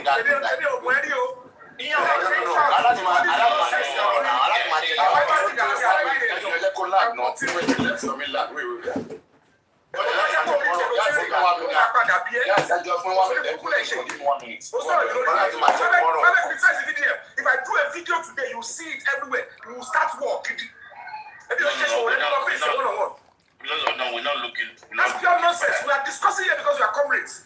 We are saying the thing that when you have the power, simple thing, but when you have the power, number one, take your time, escalate it officially through the police before you bring it, because they will not mess it up with you. Number two, when that's Lagos, the office that is inviting you, carry what it belongs to, but you write petition will become, and they are coming in another place. You can argue that they want to persecute me there. But when you had your complaints, you didn't report it to the appropriate authority. we all agree with you now. For me, exactly that's what I was saying yesterday. That's an opinion. People statement because you don't know what this guy is doing underneath. I said it yesterday. Making the biggest, and he came to clarify that. Maybe you guys should hear it from me. It's like you don't want to hear from you. Let me tell you just something. No, I'm listening to you. Let me tell you guys something. Amy understand Yomi, but Yomi magic on my black wa. It doesn't matter. Just wait. Let's say something. Okay. See, when we are discussing here, there are some things that we just say sometimes for educational purpose. We already see ourselves as one people, so there are some things that we can't hide from each other anymore. We just have to say it, right? And that's the whole purpose of gathering here, fellowshipping together. Sometimes not because there's any new update or whatever, but we are deliberating on the things we see going on with everybody, with whatever Yomi Fabiyi is doing, whether we like it or people must discuss it, with whatever VDM is doing. So let's just open our mind. Everything is not hate. When we criticize people from the standpoint of love, or where you want people to improve, right? You see what they are doing, you want them to get better. You have to say that, this person have to do better. So putting pressure on VDM to take Mohbad case to court is a very good thing. He has the biggest platform. In fact, it's number one. You understand? So, it is not good on his own side, for the case. You as number one. You are the one that's supposed to. All this is everybody is doing. Imagine one action. Baba, we don't take for this case now. Okay, since I give you one example. Since 2023 till date, VDM does not have any lawyer in case of Joseph Mohbad. Till date. But we knew how far he went with Naramali to Abuja until he got Naramali and Sam Larry freed. Right? We see how far he went in this AIG case. He wrote petition, in fact, demanding AIG to apologize for all those things. And now in this Mohbad case, VDM knows that doesn't have evidence. Their group chat, whatever that was inside, did they arrest anybody? Nobody was arrested. We don't know whatever he has with him. Take actions. And if you don't have anything, let's know that there is nothing, and let's move on. Fine, but you can't say you have something, and the best we can do is just talking about it. Wait for 30 years. Any action. He's telling me that you wait for 30 years. Let me ask a question, please. And Go on, ask a question. Ask a question. What I want to ask is that is it because he's not doing something about this Mohbad case? That's why he's being advised, or you just want to advise him? Is that No. It's been advised that on the Mohbad case, he should take it legally. Okay, is that what He was one among the first people who said this Mohbad case. the advice that Mr. Yomi not on the internet. Hold on. The advice Mr. Yomi was giving is how to handle his case. Let me talk now.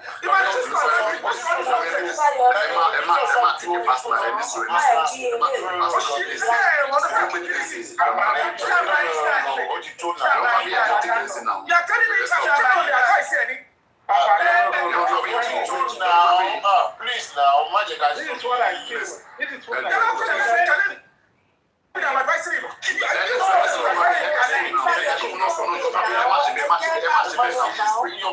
Don't do that. Don't go on. Say what you're saying. Say what you're saying. tó yẹ kó fẹ́ advice ẹ̀ ṣe àmọ́ kó tí ọba bí fún ọmọ téèyàn bá bí téèyàn bá advice ẹ̀ lénìí tó bá advice ẹ̀ lọ́la ẹni ìta tọrọ ẹ̀ bá ti jáde tó bá ti ń advice ẹ̀ ṣe àmọ́ kó tí máa bọ́ sí nǹkan mi. That's what I'm trying to say here. We're having debate. So don't have this wait. Go on, Tunji. Because last tí ọ̀rọ̀ BJ bá ti jáde wọ́n máa advice ẹ̀. That's why I want to know wọ́n máa advice ẹ̀. Even the first time tó advice ẹ̀ ní it was in last week Friday. Èmi kan jáde wọ́n ní ẹ̀sìn ní sùúrù ẹ̀jẹ̀ ká obi tó ń lọ náà. Kàmẹ́ tó pé ẹ̀yin ẹ̀ sí ní position láti But Mr. Tunji, question mi ni pé tí ẹ bá advice èèyàn láti make changes, okay? Tí ẹ bá rí changes, ṣé ẹ máa stop láti advice ẹni àbí ẹ ṣì máa advice ẹni until ẹ change? èèyàn lè máa advice ẹ̀ bẹ́ẹ̀ èmi tá ti wá rí changes nǹkan. Because àwọn changes wọlé ti rí o lórí ọ̀rọ̀ advice advice lórí legal matter ṣé ẹ ti wá rí changes lórí legal matter. Ta ló ti àtàkì ẹ̀ lẹ́yìn? Kì í ṣe àtàkì.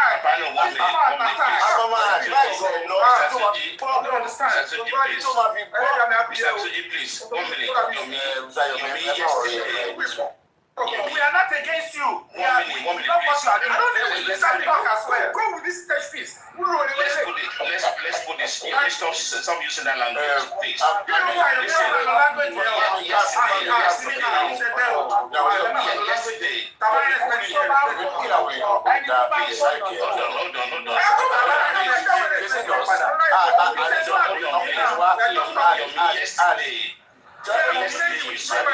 We're just advising you.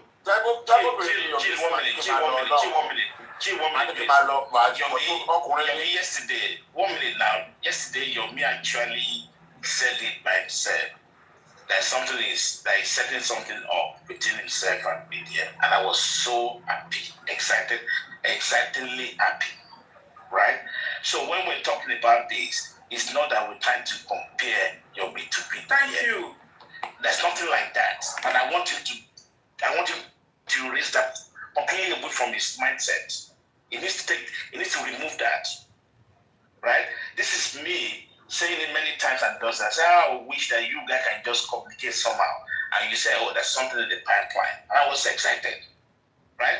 And all I brought this up, the reason why I brought this this play up yesterday, because you and Sholake, you were saying things that about the invitation or no. I said, no, if you have as an invitation, as an invite, if you know that there's a conflict of interest, you have every right to turn it down. And you are saying that if he wants to do that, that's listen, you not listen to the other side of the thing. You don't know what he has done. He gave all his reasons. And this guy has legal people working with him. And you don't know what he has done underground. And today is the manifestation of what this guy has been doing underground. Simple. We're making a bigger assumption. I said, look, don't make an assumption. He's been doing something. And this is just a confirmation of what he has been doing. And my own point is this. Those people will react. I said it. And they have reacted. AIG reacted that I've been lied to. That is, I didn't do this. We are not saying that if these people didn't react, Iyabo, Umi didn't react to you. What are you going to do for us? For G4M? Can you do something? We don't want like that chat. Because that chat didn't go anywhere. You can expose as long as you want. Do something like Yomi. I mean, write a petition. Sue somebody, you know, NMIC Director General, sue him. How did this lady go twice, 3 times? You can write a petition against them. Now you have the platform. You have the voice. This is what I have to say about the whole thing. Cherry VDM, like you were talking about Daramali Oshele, you know, it's much easier. Like she free in your till lower death, see they prove than Kefe mu any to pay. Now, don't back on she talk with me, talk with one. Number one, she make police. Oh, now don't help our woman. Like to get off this skinny. Toba she that she gragra. TV they marry talk with one. See on body fact at the end of the day, they will just sleep there. Where he has to like get fact that you're saying deny. Fact will already be Naramali. We all know that, although you can't just pin Mohbad's death on Naramali. You can't just pin it on me. If you want to swing for something else, he's trying his best. No. Show you all to remove you from a case. But say you don't know Naramali.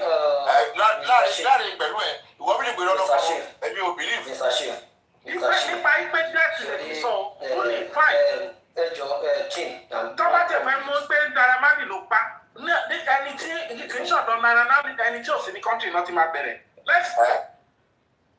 find the facts. Oh God. Imagine go through all this stress. I think we're not really all those ones, all those alibi, I don't believe in them. And not only that. See, the problem we are all having is that we don't want to agree with each other. To me, everybody involved in all these cases or NGO or activists, they are all trying their best. But it won't be okay for someone coming to talk more about other parts because everybody have what they are doing. In as much as I always support Yomi, I did not like what he did this night. And he has been coming against everybody talking on the panel as if, I don't know, I don't want to use any foul language, but it's not. That's fine, we accommodate that. It's not. I'm not going there. I'm just saying. I just told him you see, and we don't like it, and we told him his face. I say it at the beginning. I say in as much as I always support him, but I'm disappointed in him. No. I'm not disappointed. That's the way he talks. That's the way he talks. I'm not disappointed personally. No. I know the way he talks. Just let me say my mind. Me too. I just want to say my mind tonight. I'm not talking for anybody. I'm talking for myself. So, Mr. Ashi, allow me to talk. Don't worry. Allow me to talk because I'm on the comment section, and I even want to come. I want to come up before I even drop because I want him to know that a leader can never behave the way he's behaving tonight, and people will trust him. That ego is getting too much. You can't be attacking everybody that want to say something. It's not good. Tabali máa sọ tọ́lọ̀ fúnra wa lójú ara wa báyìí. A lè move forward. Tí èèyàn bá ṣe nǹkan tó bá right, ẹ jẹ́ ká sọ fún pé right. Ìjọ tó bá ṣe tí ò right, ẹ jẹ́ ká sọ fún pé kò right. A ní láti máa shield àwọn nǹkan tó bá right. I told him now.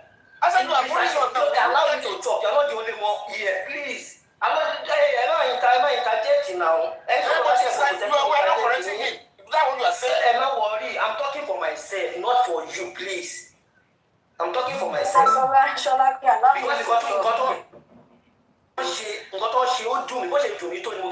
so allow me to talk. If Vivian is doing what is not good, everybody will see it and we can advise him. But you are not in the position. Let's say the fact Yomi is not in the position to do what he's doing against VDM. tí PDM náà bá come against Yomi ṣé mo crowd tó máa come against ẹni. What are we talking about? Èèyàn tó bá jẹ́ leader ó máa ń sọ̀rọ̀ lẹ́sìn, you don't talk too much. Ó ní bí àwọn àtẹ̀yàn tó bá jẹ́ leader fi máa ń sọ̀rọ̀. Kò kí n ṣe pé bí ọkọ máa sọ̀rọ̀ pé bí nǹkan bá ṣe rí ní máa ìjẹ́ gbọ́dọ̀ sọ síta èèyàn máa ń ṣe ọ̀rọ̀ kù. This PDM of a thing you are talking about, I want to let you know one thing. Apart from people who can petition or not, it is because PDM has been ringing it for about 2-3 days now that is going to launch another protest if they did not invite him. And they don't want that to happen. That is exactly the reason why they are doing what they are doing. Let's say the fact. Police don't want that to happen anymore. Because it's going to be a big disgrace to them. He's saying it, he even said it yesterday that he's going to tag it as police, please invite me. Police, please invite me. This is the reason why they are doing what they are doing. They are not doing it for a PDM, neither they are doing it for the guy involved.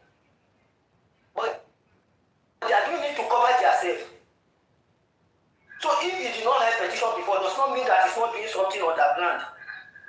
He even said that he will write petition to National Assembly. He will write to police. He will write to everybody that they should invite him. That he want a panel.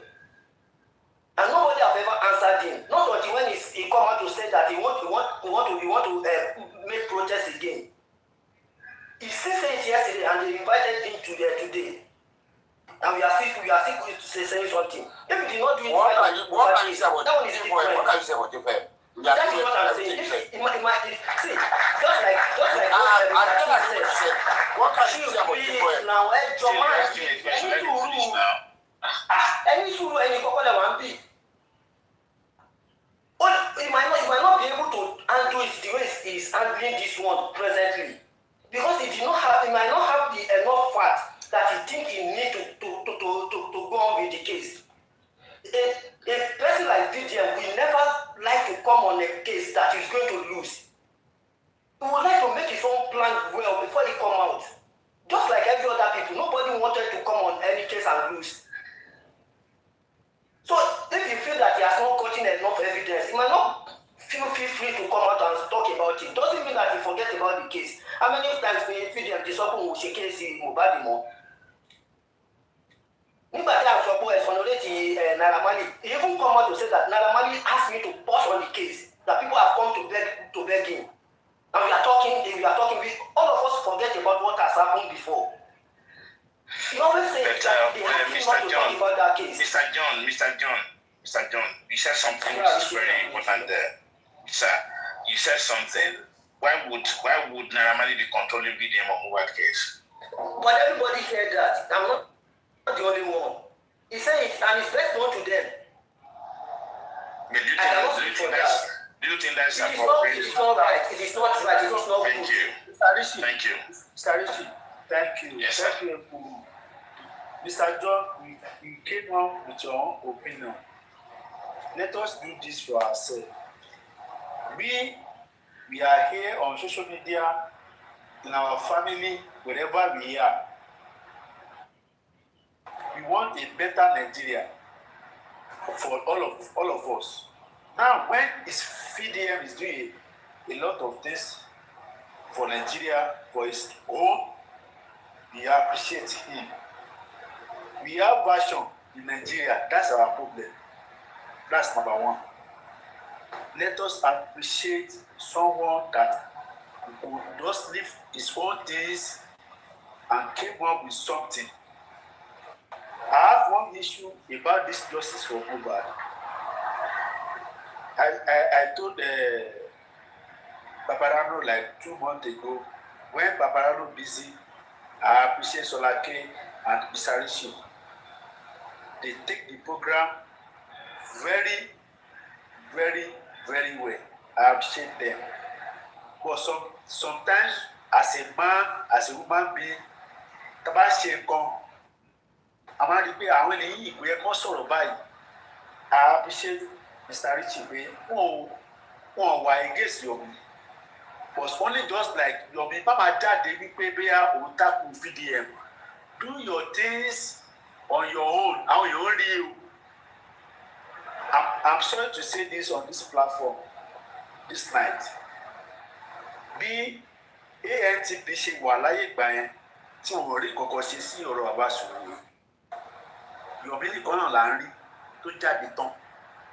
Yomi ò dẹ̀ sí Nàìjíríà ìgbà tí ọ̀rọ̀ bàbá Sùúrù ṣẹlẹ̀. Yomi ló jáde tán ló sọ pé báyìí ló ṣe ṣẹlẹ̀, báyìí ló ṣe ṣẹlẹ̀, báyìí ló ṣe ṣẹlẹ̀. Now, ẹ ká appreciate Yomi, ẹ ká appreciate PDM. Kó kálukú jókòó sáyé ara ẹ̀. Let us appreciate ourselves. Ẹ má máa yẹ ká máa bá ṣe pé má takù. Yomi was saying something this night to Eke because ó yẹ kí VDM gbé, she's supposed to take the case to court. This is my evidence. But VDM came up. I like him so much. I follow him everywhere. But VDM came up with Naira Marley stuff. He was trying to vindicate Naira Marley out of this case. Now, after some months, VDM came up with another things about the arrest. I appreciate him. Let's appreciate someone that it's not easy. Can't watch on social media. Come out back, it's not easy. Please, let us appreciate ourselves because of this platform. Thank you, everyone. Thank you, my brother. Papariano, let me speak. Thank you very much. Greetings, everybody. Now, full house, so let's fire down. So I've been on the live, I've been listening like everybody. I'm going to start my submission like this. Mr. Yomi, I will start with you because I like you. And in J4M, you defy paperwork. So, yeah. But I want you to, for the sake of Mohbad and for the sake of justice for Mohbad, I want you to pay attention to the fact that you need the support of the public, not detachment of the public. Or rather, Break the Silence Foundation in justice for Mohbad, because of Mohbad, needs the support of the public, not detachment of the public. When it comes to the last few days, what I see is that you are a human being. We have been here for the last 2 years since you got involved in J4M. And I know that sometimes you feel like you were judged harshly. Harshly, yeah, you were judged harshly with like a very high standard. You understand? And for you, it's like the public expected you to be superhuman in J4M. But when it comes to other people, yeah, it could be they are human beings. It's fine. They might not always do things right. But when it's you, people wanted you to be perfect. That notwithstanding, you must pay attention because the reason public recognize Break the Silence Foundation today is because of justice for Mohbad. But I don't want you to, because of a case that is not justice for Mohbad, start putting yourself in a position where conversations are beginning to be held that between you and VDM, there's a competition. Who's better? Let this one do their thing. Like, it's bad energy. We don't need it.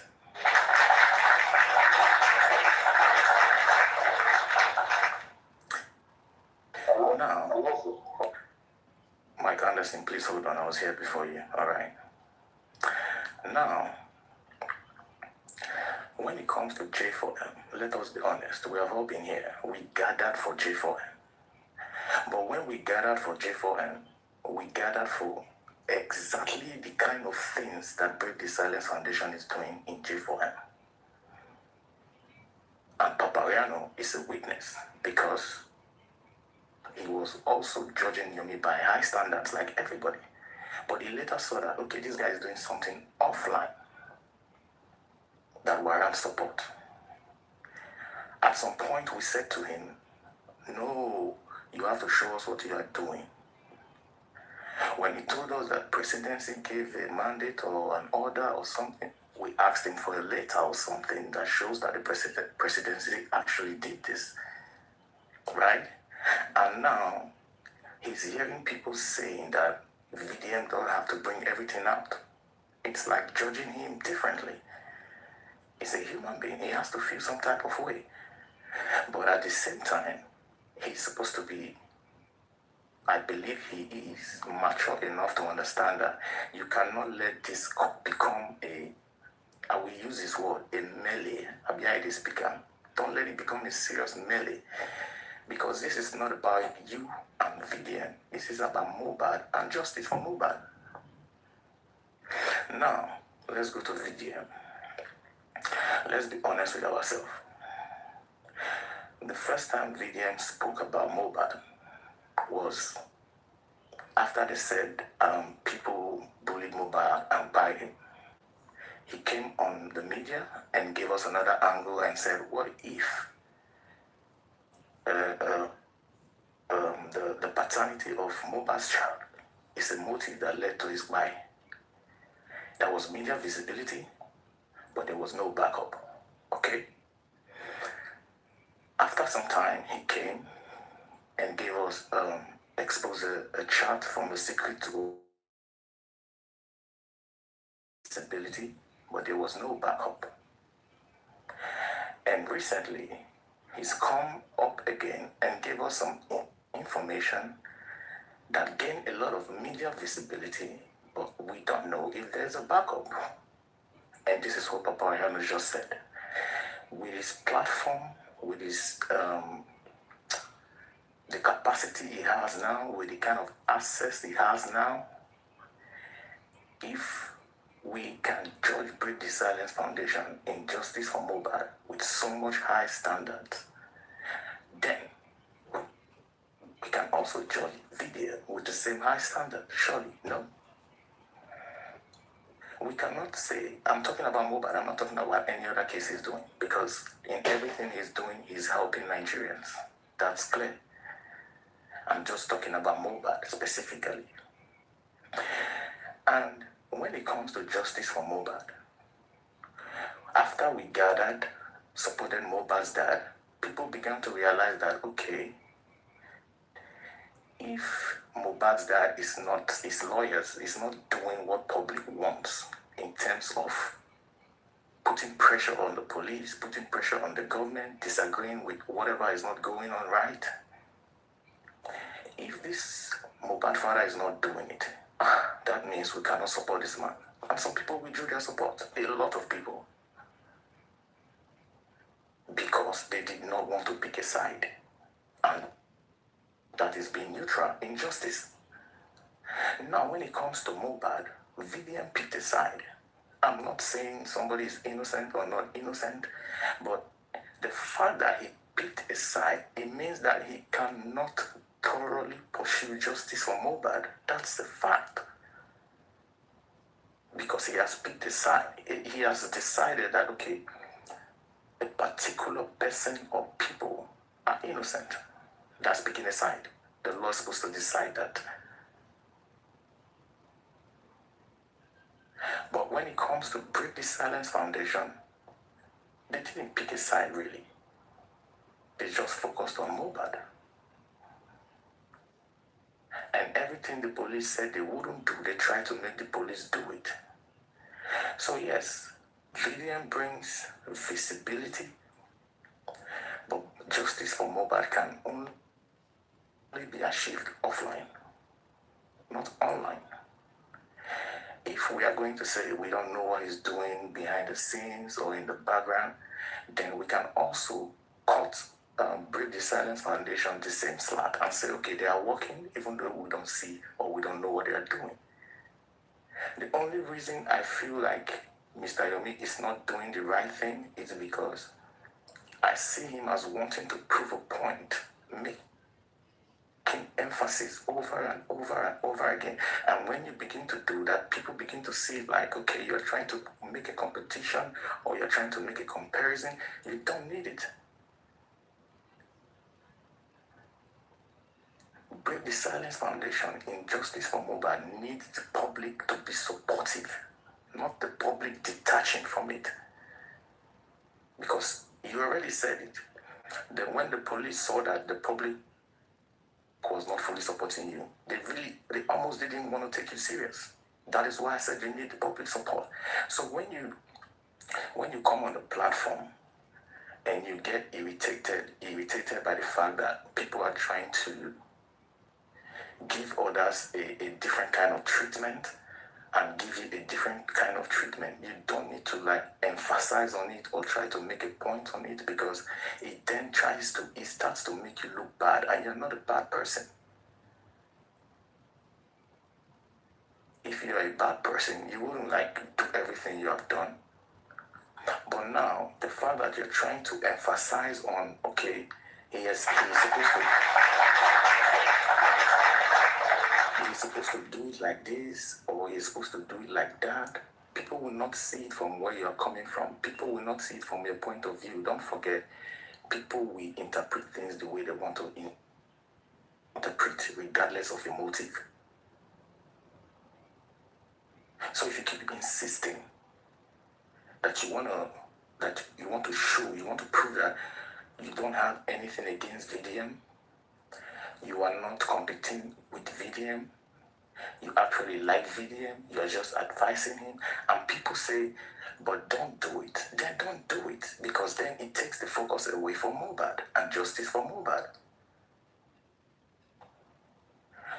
I'll rest for here for now, and I'll still stay on the panel. I have something to say, but it flew off my head. Thank you, Papariano.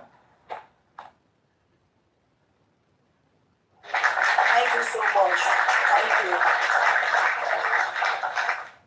Mike Anderson. Hello. Hello, sir. Good evening. Hello, sir. I'm going right, sir. Hello. We can hear you. Okay. So this is just my point of view.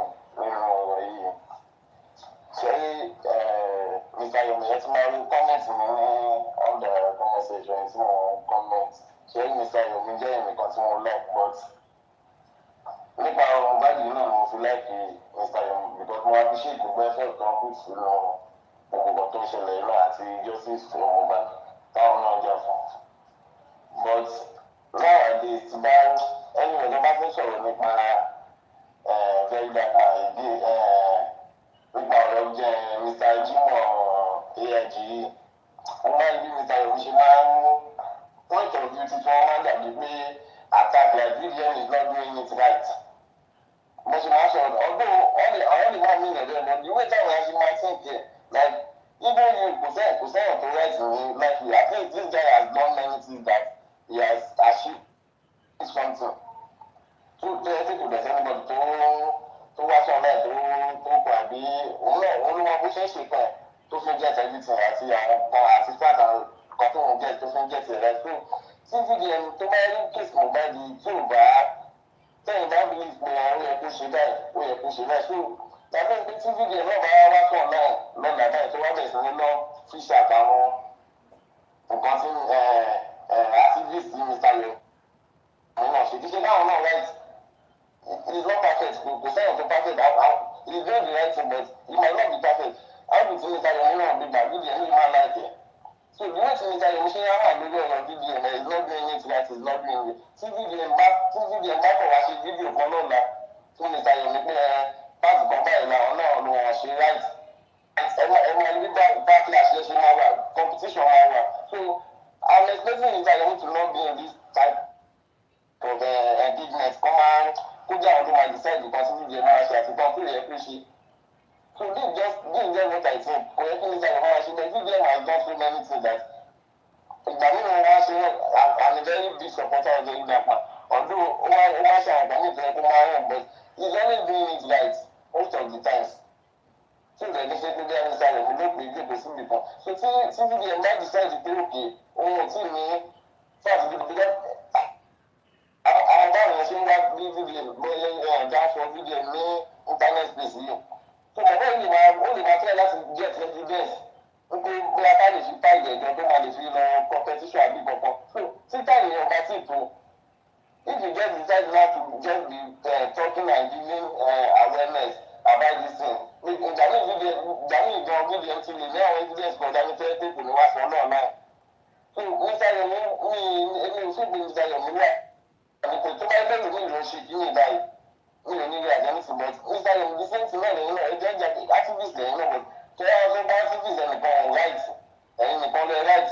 So kì í ṣe video nìkan gan ní Mr. Yomi wá ṣe kí ní ẹ̀ sí.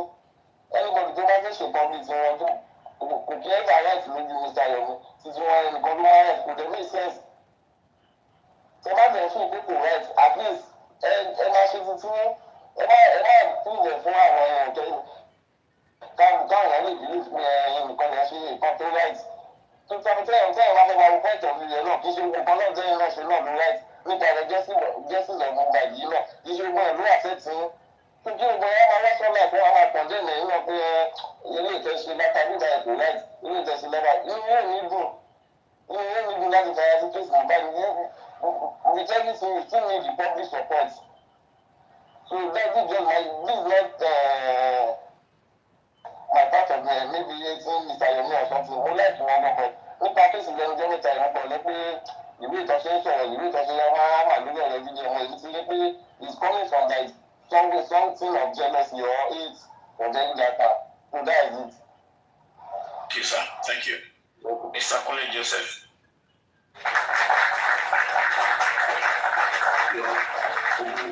Everybody. The more we look at this here, you minimum advice. Case yet already in that baby. Otin ti which table. My dead body man. Comment jeki àwọn fanbase fídíò kan rí ti ẹrù tó bá yẹ kan rí ti ẹrù tó bá ti fídíò gbogbo bó ṣe àtàkì fídíò tó bá dé sọ̀rọ̀ wọn kó wọ́n yẹ pé àti TikTok àti fi péjì tó gbójúlé wọ́n á jẹ́ dànù fún ó ti ń ti owó bọ ọ̀rọ̀ nǹkan tó gbé dání ó ká kó dẹ́ ní tiẹ̀ lọ́wọ́ èyí náà máa fún ìlànà ẹ̀sà kún mélòó kan tí gbogbo yín náà dẹ́rì àná ojú ni kí sáàrùn mú kéèsì fídíò kéèsì Mohbad yìí kí fídíò tó padà dá sí ó tó sùn mélòó gbogbo ẹgbẹ́ ti dákẹ́rẹ́ fún Yomi nìkan ló sì ń tẹnumọ́ díẹ̀díẹ̀ ibo ló ń rìn dè mọ́ lẹ́yìn òtítọ́ tó ti sọ nítorí Instagram jẹ́ tó Yomi ní tó ti ní before tó wá kó TikTok èèyàn mélòó ló ń wò tó bá ti ṣe tó bá gbé sórí fi Instagram ẹ̀ èèyàn mélòó ló ń wò anybody wò mọ́ àwọn èèyàn kan máa gbójú kó bẹ̀ TikTok nǹkan ló ti pààyàn kan ṣe wò díẹ̀díẹ̀ àwọn ẹnu gba ti fíjẹ̀ padà gbé kéèsì jáde ẹnu gba ti fíjẹ̀ padà gbé kéèsì jáde padà ó go viral gbogbo èèyàn jáde lórí ètò ẹgbẹ́ gbogbo ẹ̀ padà tó ń àwọn mẹ́rin tó ti lọ tẹ́lẹ̀ tẹ́lẹ̀ lómi padà dé padà láti gbé kéèsì ẹ̀ padà yé láti máa pè àti sọ̀rọ̀ pé ó jí òkú tó ti fẹ́ kú ó jí dìde padà. Can I say something, please? Mr. Kule Joseph, you're my brother. You're my brother. Wait. Yeah, you talk, bro. Please, with due respect. Joe, for our new respect, no matter what, anything that we might have against each other, please. Because according to what you said now, it's like an attack. That is definitely an attack directly to Yomi Fabiyi. And I'm not fighting for him, but please, let's respect ourselves. Please, Papariano, please. I'm just saying this for the sake of, please, Mr. Yomi, please, and everyone that might feel offended. And to you, Mr. Yomi, I'm not trying to correct you. Say whatever you want, but please, let's respect ourselves, please. With due respect, please, bro. So, in tó bed in way. Bí àwọn méjì ṣe kí ni wọn ọ̀tọ̀ ní bó ṣe ń gbé kí mẹ́gbà. Fọ́ọ̀sì kan náà kọ́kọ́ mọ̀ ní pé ìbá máa gbóyún tuntun náà pé màjà mọ́ sálámù akẹ́kọ̀ọ́ gbígbógun. Akẹ́kọ̀ọ́ tó bá mọ̀jà tí kò mọ̀ sá ìlú olú máa gbógun lọ. But ẹ jẹ́ ká tún yan akẹ́kọ̀ọ́ tó bá dúró tó fàyà lọ gbogbo nǹkan. Tẹ́lá ó ti Mr. Yomi lóòdù kan ló gbé lérí náà, which is one load kò tó gbélé ni pé ọ̀rọ̀ nípa Mohbad. The same fẹ́ẹ̀lì tó fẹ́ máa indirect ta sí ó gbé load sórí tó ju tẹ́ ní Mohbad nìkan lọ. A lot of load tó gbé lérí bàbá ńlẹ́ níbọ̀dù lè gbé sórí ní Nàìjíríà yẹn. Ibi kan kọ́kọ́ bẹ̀rù bọ́ ẹ̀ ní pé tí ò sẹ́nibọ̀ tó lè ṣe àìpọ̀jà sádàmù. Ó ní kéèsì pẹ̀lú àwọn ọlọ́pàá nípa pé wọ́n ẹ bá rántí kéèsì yẹn tó tù wá láti bí 3-4 years ipò wọ ní fọ́ọ̀mù ọlọ́pàá tó kó wọ́n ti lọ àwọn ọlọ́pàá gbé lọ sí wọ́n gbé lọ court ó ní kéèsì pẹ̀lú wọn kò dẹ̀ bẹ̀rù kò dẹ̀ báyìí dà ó dẹ̀ tó ń bá Jímọ̀ fà wàhálà. Èèyàn ní kéèsì pẹ̀lú àwọn ọlọ́pàá nípa pé wọ ní fọ́ọ̀mù tó pé kò bẹ̀rù anybody ò mọ̀ kó sì ń bá wọn fa kéèsì yẹn lọ. Ó dẹ̀ tó ń wọ́ọ̀dì kó tó wọ́ọ̀dì Jímọ̀ ọkọ̀ wọ́ọ̀dì àwọn ọlọ́pàá tó wà lábùjá tán gba owó lọ́wọ́ tán gba àwọn other country billion of naira. Ìgbà ló tún wọ́ọ̀dì Jímọ̀ nípa Ahmed. Ó dẹ̀ ní kéèsì pẹ̀lú àwọn ọlọ́pàá àdìsẹ́ mọ́ ọlọ́pàá tó ń wọ́ọ̀dì Jímọ̀ yìí ó dẹ̀ ní kéèsì pẹ̀lú wọn tẹ́ pé wọ́n lè fi tààrà yẹn kan ẹlẹ́wọ̀n. Ó dẹ̀ tó wí kéèsì wọn dẹjọ́ yẹn nù. A lot of gbogbo kéèsì ló ní kò dẹ̀ sá kó Nàìjíríà kó Nàìjíríà ó dó lágbá ẹ̀ pẹ̀lú wọn fàyà tì í.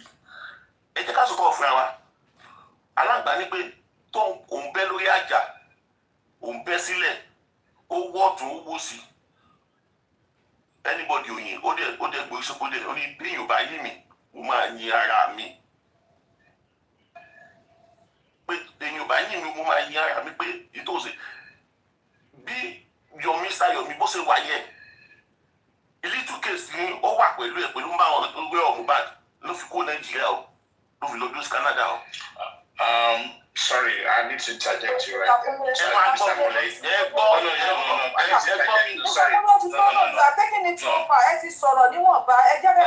You're saying something that's a little bit too far now. Right?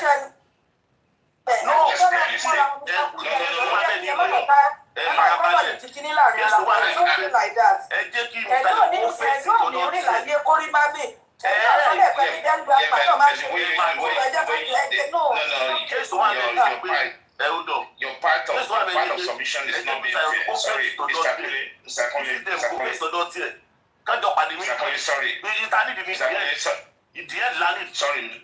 Sorry, Mr. Kule, I have to mute you. I'm sorry about this. In the beginning, your submission is okay, but the way you were going now, it's not nice. I have to be honest. We are avoiding this. What we're saying here, maybe you haven't been listening to us.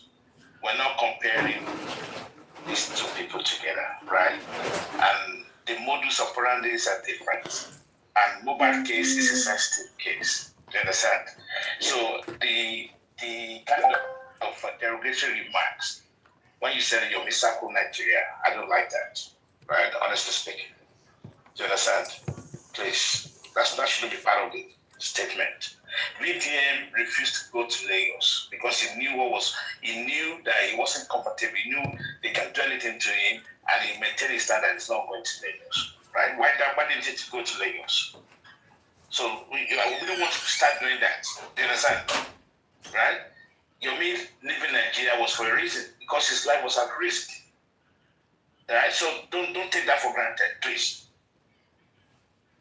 Yeah? Where he is now, it's like being displaced. I don't know whether you understand that. It's a pain.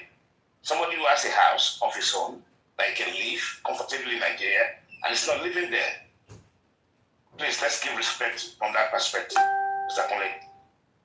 Right? Okay. But don't let me Mr.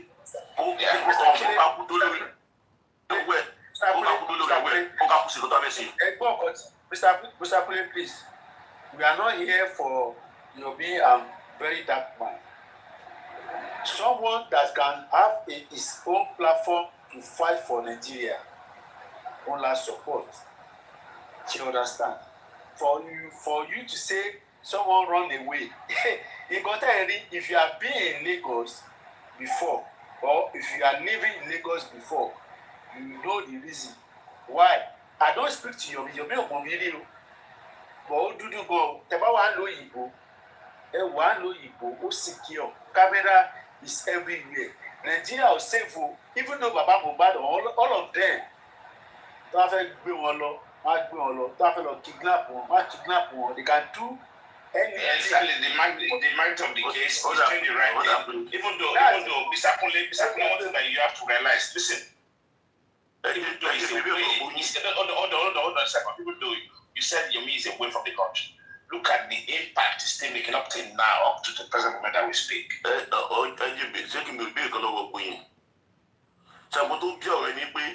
Yomi is coming indirect to láti máa ta sí fídíò ẹ̀ gbogbo ilé mọ̀ indirect word ó lè mọ̀ ta sí direct kọ́ ó ní gbogbo yín pé ó wá fún ẹni yóò dé direct ta sí. I said I don't want to. Oh my God. Ìtí mo fẹ́ sọ fún pé ẹ advice ẹ jẹ́ ká advice. Ṣé ẹ̀yin ò wá ní advice nípa Yomi kẹ́ má fi gbogbo bẹ́ẹ̀ má gbogbo bẹ́ẹ̀ sọ yẹn. There's a way you can. Ó máa ní ẹ̀jẹ̀ máa sọ ọ̀rọ̀ náà. Ẹ máa gbọ́ mi. You can present your words. Ọmọ ìyá mi ti bá wọlé tẹ bá ti fẹ́ ń jáde ẹ̀ tí bá sòtọ́rọ̀ tó yẹ yín. Ìtí mo sọ ní pé gbogbo. Can I quickly ask you this question? You are getting involved. That's what I said. Because I want to understand you, Mr. Kunle. Can I quickly ask you this question, Mr. Kunle? Are you saying that Mr. Yomi does not like BDM progress? The way he's doing these things, that Mr. Yomi does not like the way he's doing things. Is that what you're thinking? Perhaps maybe that's your. Is that what you're thinking? Or perhaps maybe you didn't listen to the way he presented, the way he talked. See, one thing is this. Okay. Let me just ask that question. Is that what you think? Is that what you think? Yes. So, because I feel good to a lot of people for being a people. Hold on. Pass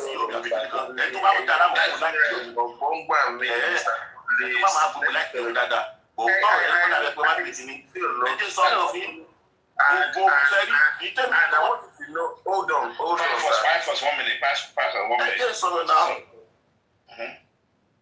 Sẹ́rí gbogbo confam òótọ́ ọ̀dẹ́gbọ́n abẹ́ ìpèsè tó wà lẹ́yìn ìsìlẹ̀ ó ti di oògùn owó.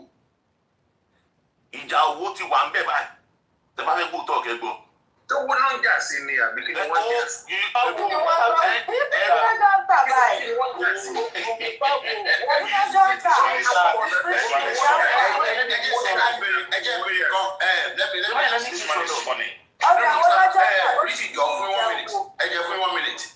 For the past 3 days now.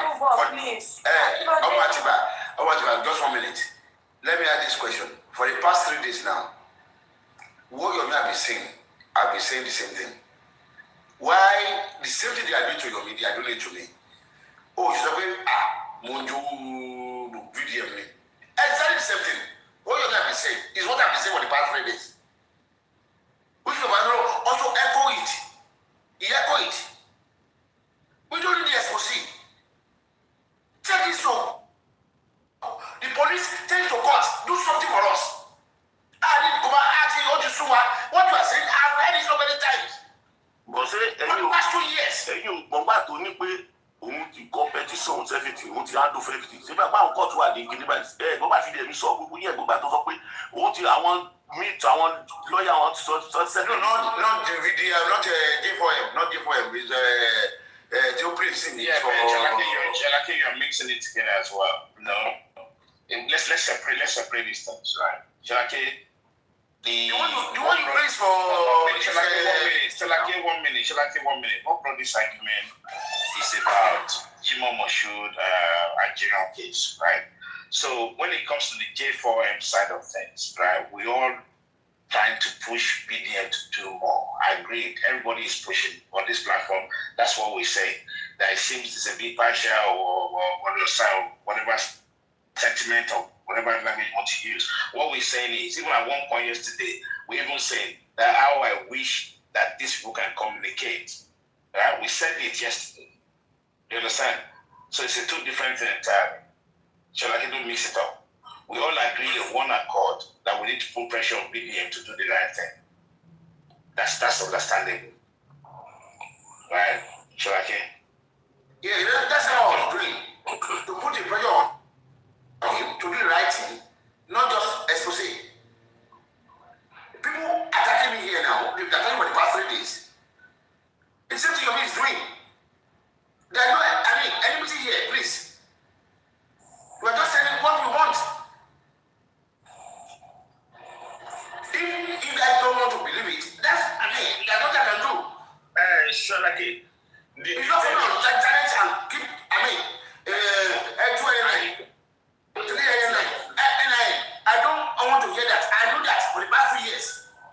Okay, go ahead. Go. I've heard it so many times. The same thing President. We get it now. You have the platform. You have the power. You have the capacity. Somebody was just telling me now, okay, he's doing it. He wants to take 30 years. You guys don't know. I don't want to hear that, please. If you guys want to hear it, you can continue.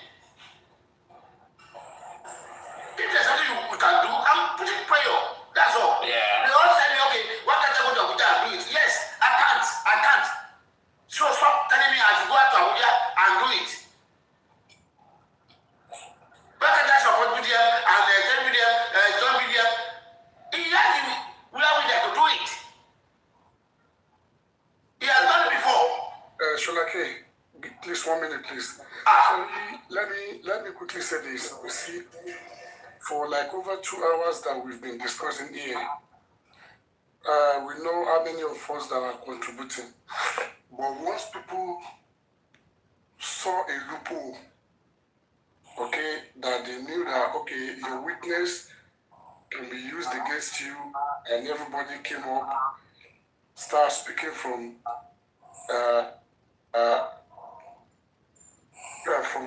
whatever they think. Or derogatory, you want to say that. I don't want to use a dirty word, but I just try to caution myself. But because some people, they don't care. They just talk, unsensible stuff. If any of you here will come out to say, Yomi has been criticizing VDM, that's a planted lie. He has never. All he said is, this case should have been reported first, then come back on social media and make your noise. Okay? And even the noise he's making is very good. This is what we need. He has said this times to that number. So I don't know where you people get it that he's competing, Ijawu, and all sort of rubbish. No, that's derogatory, man. That's not. Yes, it might be derogatory because No, I'm just saying, coming from that man, it's not nice. Yeah, it's nonsense. I've listened to him times to that number. He will never see him saying sensible stuff anyway. That's why I stepped in. That's why I stepped in to just correct that. Yeah. Like Sholake just said, I've been saying same thing. Why there's a picture with him or Mimonshi? And this guy has never condemned Very Dark Man. All he says is, at it from this angle, I'm an human rights consultant. This is what I will advise. And the mistake we are making here is just because it's VDM today, he did whatever he wants to do in his own way. He can go away with it. Let any other person that says I'm a freedom fighter, I'm a justice fighter, let them try it. They will be true to jail. And nobody will fight for them. And they will be like, oh, the VDM did it. Why was he not being arrested? So this is what this guy is saying, that we need to caution, we need to impact the normal thing to everybody so that you will know your rights. When you fight your rights from beginning, then, everybody will say, yeah, you've done the right thing initially. That's what every other person, and that's the angle you people are not looking at. Short-sighted. That's it right there. You said it right there, right? Mm-hmm. So the strength, individual strength are different. That is it. Simple. I don't know why people can't recognize Even the some of the disciples that are following VDM, let them try what VDM is doing. They will go to jail for it. So for people not to be abused, for people not to go to jail for what they do not understand, that is why he's saying this is the way this thing should have been going in case of another time. It's not competing with anybody. And that is why now you now see everybody rushing down, and he's competing, and Jawu and can I say something to you? Yeah. Yes, it's not. Yes, he was very angry, which is not acceptable, which is not good for tonight. ẹni tí yóò bá ti oyún inú Fúlàní. Of Mr. Yomi is understandable by people that are close to Mr. Yomi. Tó bá ti oyún Fúlàní. But to people that, hold on, Mr. Kole, please, 1 second, please. And to people that are not close to him, they will never understand that part of him.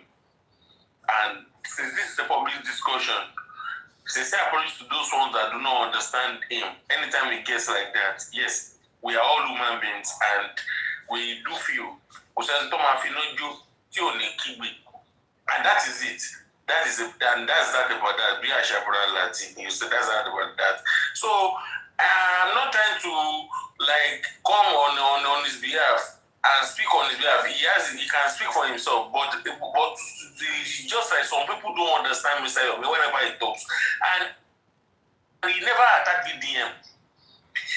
Even I was the one that asked one question because there's one thing that VDM talked that he said about the Yoruba part that Igbos do not have, that Igbos do respect that side of their tribe, especially in this case of the J4M. And that's when that was the question. I'm sorry if I'm the one that actually caused all this because I asked the question. Firefox, your question was right, and your question was answered diligently. That Yomi even said Vivian did not disrespect Yorubas, but it happened simply because the Baba, the family, they messed everything up, and that was why the way exactly the way happened. Thank you. He has never gone against VDM or anything. He should have used that angle, but he did not even. So I don't see where people saying Ijawua or whatever. I don't know. They just jump into a conclusion, or they don't know where the discussion is coming from, and they jump on it and start saying rubbish. Yes, Father. I'm not saying rubbish. And to back to you, Fulani. Ultimate UFB. You Fulani you are saying Father. Fulani. Hello. You say completely. Hello, it's Father. Mr. Kule, we are not dragging you. Mr. Rich, we are not dragging you. So wait to waste Father. Because we bad waste Father. You can't tell you feel like you. That means you know that you will anywhere near them. Mr. Kule. You know that we yet to do any. Mr. Kule, what you are saying here, you are dragging. You've never speak. Can I ask one question, Father? Don't make their own opinion. What question are you asking? So that to this J4N to make sense. Before I know. Good morning, everyone. I just put Ogun to Musako, no, go say what's okay.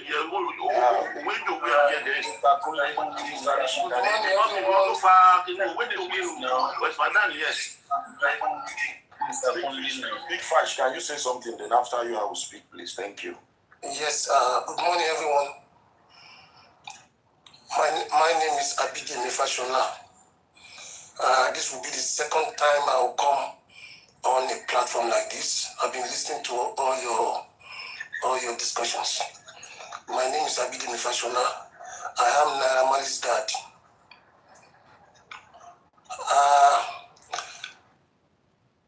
I used to be a supporter of Yomi. I've been following him for some time. The first time I would speak on any platform, it was on his platform. But at a stage, it was like, because I believe he was on the right direction then. He was nailing the J4M. At a stage, he was deviating. He was deviating.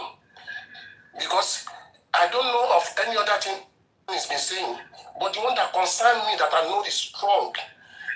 Most of the time I just look at who's feeding this guy. Sorry, sir. Just one question before you continue. Did I just hear you said you are Naira Marley's dad? That's correct, 100%. Yeah, but if someone like Naira Marley's dad, I don't think you should come with a profile like this. You should come with your picture. It's true, so that we really know you are Naira Marley's dad. No, yeah. What has that got to do? What has my picture got to do? I'm sorry. I can put any picture. That's my name. You said Naira Marley. You are saying you are. It's not big fish. Big facts. Sir, Mr. Fashola. Yes, please. We're just trying to avoid unnecessary, what do you call it? How would I say?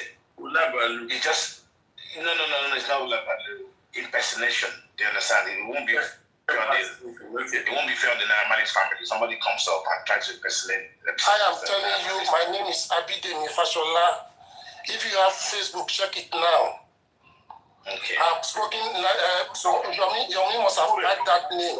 I've spoken with him. No, people recognize you already. They said you. No, if you don't want me to speak, that's all right. No. Mr. Richie, I think. Please continue, sir. No, that's fine. I'm just trying to. That's fine. Please continue, Mr. Fashola. Yes. Because at a stage, I've seen that it's like somebody is trying to. How do I say it? It's been deviating from the truth. Most of the time, I always following that, yes, this guy knows what he's saying. But at a stage, I can see that he's trying to criticize the court. He's trying to criticize the immigration, the airline. I'm talking about what concerns me. And that's what he's saying, is what he's saying about my son. What concerns me, that's what I don't know of any other thing he's saying. Like, I'll give you an example. He was talking about the court. Are you talking about Naira Marley now, sir? Are you talking about Naira Marley now, sir? Exactly what I said. You heard me, sir. So he said the court that I'm coming to somewhere. Just listen to me, please. He said the court that discharged Naira Marley and Sam Larry is a charade. I heard him saying that. Somebody even said they don't believe in the alibi that Naira Marley and Sam Larry were not in the country when Mohbad died. You see, all this. Yesterday, he had a big argument with Papariano. I was watching them about Mohbad sued Naira Marley. Mohbad did not sue Naira Marley. Mohbad sued Oshad. That's the company, the company that drops music for Naira Marley. And it's been in court before he died. It's been in court. Sir, please, yes. Sir. With respect, we are not talking about the Naira Marley here. Excuse me, I am talking about, you see, you have argument about your It's not about, sir. Listen. No. If you don't want to listen, I can go off. You are talking about your attitude here. I'm trying to say the one that concerns me. Well, this discussion is not about your attitude, but you can go ahead, sir, and say whatever you want to say, sir. Okay, that's all right. That's all right. Please let him speak. Let him that's all right. That's speak, okay. please. That's okay. No. Everybody mute. That's okay. Can you drop me? Don't worry. That's all right. Sir, don't continue. If you talk, please, so that you'll be able to talk. Go on. I will drop him now. No, he dropped. He said he was going to go off on his own. You see, this is it now. People can now understand what. Please, I say something. You guys have been talking. Just let me say something. Hold on. We don't need to bring that argument now if you don't want to talk or want to talk. Just let him be. We don't need to argue on unnecessary things. It's not here anymore. So we don't need to talk about it. It's not dialogue. Let someone else speak. It's not here anymore. So simple. Mr. Rishi. Yes. We have had our up and down. But this evening, I really respect you. I won't lie to you. You and Mr. Sholake for being so cool. And your patience this evening really will make everything good on this platform. And Oni Koseneta Mano Tara Onita, I truly understand Mr. Yomi also, because day before yesterday, I believe we talked about this thing a bit, which I made my own submission saying, it's very good that Mr. Yomi is in court and VDM is making it lively on the internet. It will even, I don't know if you remember, that it will even, I think it will help the mandamus in the court. You understand me? Which we all agreed on, and we left it like that. This is what I said also that day. People won't see it if Mr. Yomi make mention of it, that he is trying, because I agreed with him that go to court first, come out and make it make publicity about it. We agreed that day before yesterday.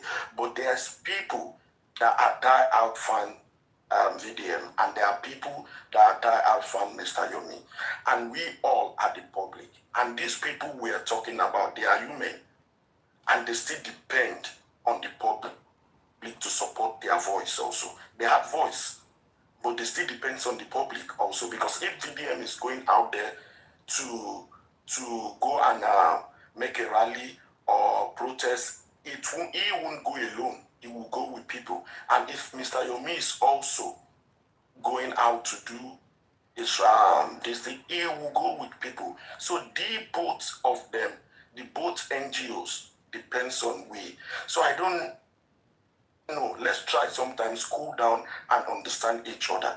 We all are fighting for justice. So I don't see the reason why there will even be a conflict between us. If one person's voice is going down, why not let the second one voice just go down and let peace reign? If really we are fighting justice, we don't need all this distraction in between us.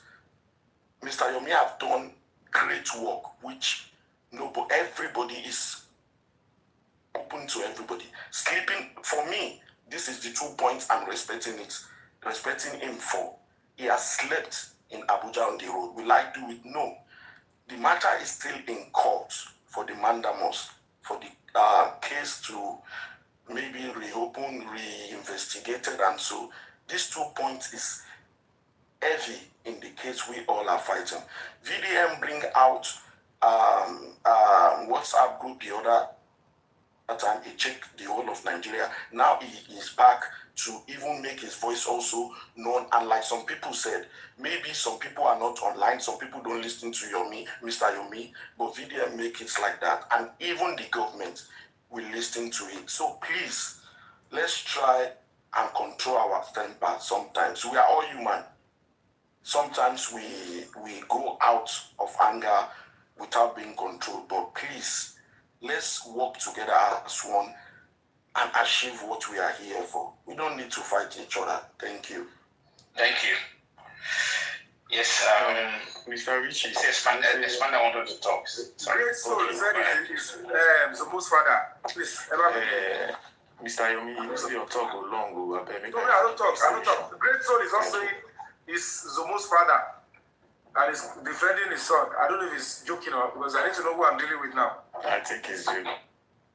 Mr. Yomi, that's why I said if someone like him want to speak, he have to come with his picture or even video. You understand? He won't just come and say, Grace can send the request. I'll pick him up.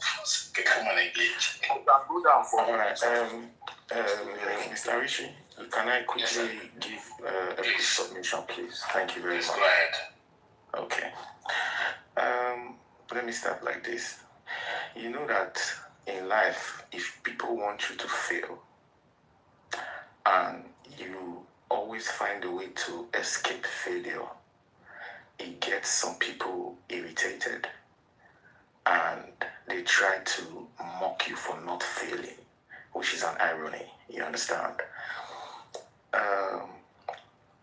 The first time Yomi came to J4M, he went to those 2 hospitals on the road that evening, famous evening, of course, and that was the start of a different dimension of justice for Mohbad.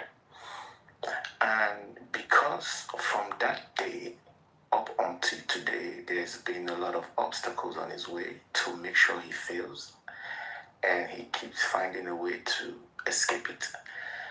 They try to now mock him for being smart or having a strategy. That's why you can hear stuff like, why you wrong go abroad, why you no stay in Nigeria. because they wanted him to fail, right? Now, like I said, I already spoke about the him and VDM issue earlier, and for me now, it's irrelevant. If he listens to me, cool. If he doesn't, that's his business. But he must not continue to deliberate on it. He must just let it go. CCTV at the hospital, like we didn't see it, but he showed us the hospital had a camera. After some time, he told us that Mohbad's neighbor has a CCTV that saw the outside of Mohbad's compound, or like around that parameters. And for some reason, it didn't bring fruit. He went to Mohbad's house. He told us he had to get a court order, and some people say he lied, and they laughed at him, right? And he also then told us that he took the case to Abuja, and that the presidency was involved, and we laughed at him, we mocked him. And lastly, the most important one, Lagos police told him that his 3 seconds video was nonsense, and he told them it's not nonsense because it came from someone who was in the house, and he used the law to challenge the police. We are here for justice for Mohbad, my people. Let's be honest. When we all gathered and the government exhumed Mohbad, it's not because we wanted to be on social media. Yes, we have been here 3 years, catching crews. Sometimes we talk of camera down. Sometimes we just try to distract ourselves. But the main focus that brought us here, that started this movement, is still Mohbad. And to achieve anything for Mohbad that we claim to be fighting for, someone has to be doing the things that Brave the Silence Foundation is doing. Okay, the flag bearer might not be so popular, if I can use that word, but even our incumbent president, His Excellency, is not really popular among Nigerians, but he's still like, he's there doing the stuff, making decisions. I would like to appeal to those of us that really have interest in Mohbad, or still has interest in Mohbad. We must look beyond the human shortcomings. We must look beyond faulty characters, because we are human beings and we have faults. And if we see that this is what we actually want in the first place, yes, he might come in a way that is not receptive. Like, for example, sometimes when he's in his element, he says, okay, arrest the deceased father. Or sometimes when he's having deliberations on the panel and there are people that do not agree with him, he can get agitated and, very, very, like, furious. Yes, people don't like that, but he's a human being. He's allowed to have shortcomings. The most important thing here is, when it comes to Mohbad, is he doing anything right, or is it just the fact that he's not doing anything at all? Let's be honest. Him alone cannot win justice for Mohbad. I will use pidgin to say what I'm going to say now. Even this case, when you get for court like this, it need public a lot, and I will tell you why. Because the power of the public, it will make the highest office in the land to do the needful. That is the power of the public. I know that we keep short-changing ourselves. We keep reducing our power in this J4M, but we forgot how Mohbad was assumed. It wasn't because of a foundation. It wasn't because of an individual. It was because of public might. Public to get power. So if we could look beyond everything and accept the right things that he has done, and still give him that vocal support, because when I say public power, I'm not talking about finances, I'm talking about vocal support.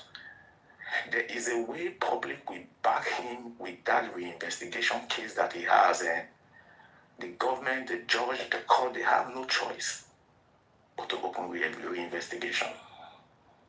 I'll yield for now. Thank you, Mr. Richie. Thank you very much. I think Espana wanted to speak. Yeah, please. You see, I just Yomi went down. Okay. Yeah, I just want to go back to what we've been saying. One, Mr. Big Fash,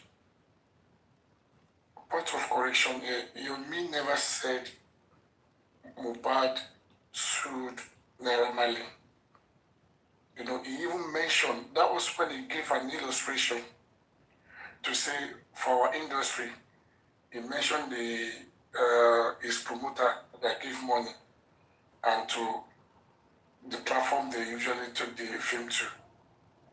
And he gave that illustration. If you were here before then or by then, you will understand that he has never said Mohbad sued. He said Mohbad sued the company. And let me leave that there. Now let me come back to the VDM stuff. And why we are saying we should be very, very careful because of others coming behind, as in the agitators coming behind. We will all see that police were almost setting a trap for the VDM when he was invited and he said he's not coming to Lagos. After that, what happened? VDM had to rush to social media again to say, oh, police, they said they invited me. They did not invite me. I did not see your letter. I went to my lawyer. My lawyer said they did not write to him and they have not written to me as well. Blah, blah, blah, blah, blah. What do you think they want to do for him then? They want to rope him. Because they knew they have seen some loopholes. And we are dealing with Nigerian system as a whole. So that's why we have to be very, very cautious in respect of whoever we support. Let us learn how to go by the law so that you will not be a scapegoat. And that is the lesson here, and that is what he is preaching.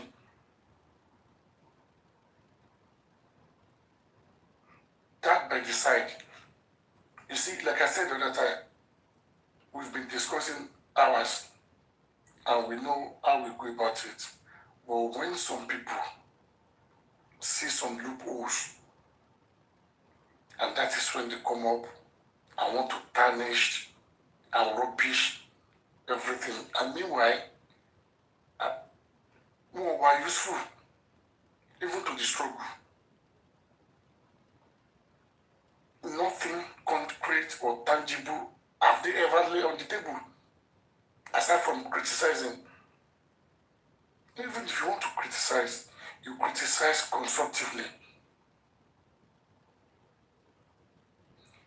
So in all, I think, and I've said this before, this is the way we started, and that is why everything was scattered.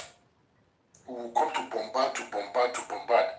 Instead of, if you see any mistake or anything, correct with love. And if you are getting angry, Mr. Spandel, it's nice what you say. You know, the only thing I would say, this is what I've learned over the years in this J5 movement. It's always good whenever we have the opportunity to educate ourselves. Right, you know, some of us, I probably even including me, some of us can really be myopic to the deep understanding, right? And some of us lack communication skills, right? And some of us have, we cannot have a kind of leadership or patient skills to listen more than we talk, you know, and and some of us, like you said, some of us are very pedantic. All they want to do is fracas and all that. You know, tarnish people's image or using derogatory marks all up and everywhere. Right? Which is, it's not the right thing to do, but who is reaching to start faulting people. But that's just reality of the things. So I appreciate what you say, and you can see that when Mr. Tolly wanted to go down out, I quickly interjected and I deliberately leaving him on the platform platform not to be thinking I'm going to send him away, but we just need to kind of correct something that's not right. But I'm not dropping you. Actually, let me just in 1 minute and I'll round up now. Yeah. You see, I'm using this opportunity to beg everybody. To beg, and I'm begging now. Okay? This is not the time of fracalizing or fracalization. Let us put all those behind us. This is a serious moment of the struggle that we are all looking for. If truly we want this to end on time and the justice to come, and that is why you see a father that came up here now saying, I want to talk about something that concerns my son. Because we all know the meaning of what we are all saying or what is on ground. That is why you see a father coming out at this time. So it's a serious issue.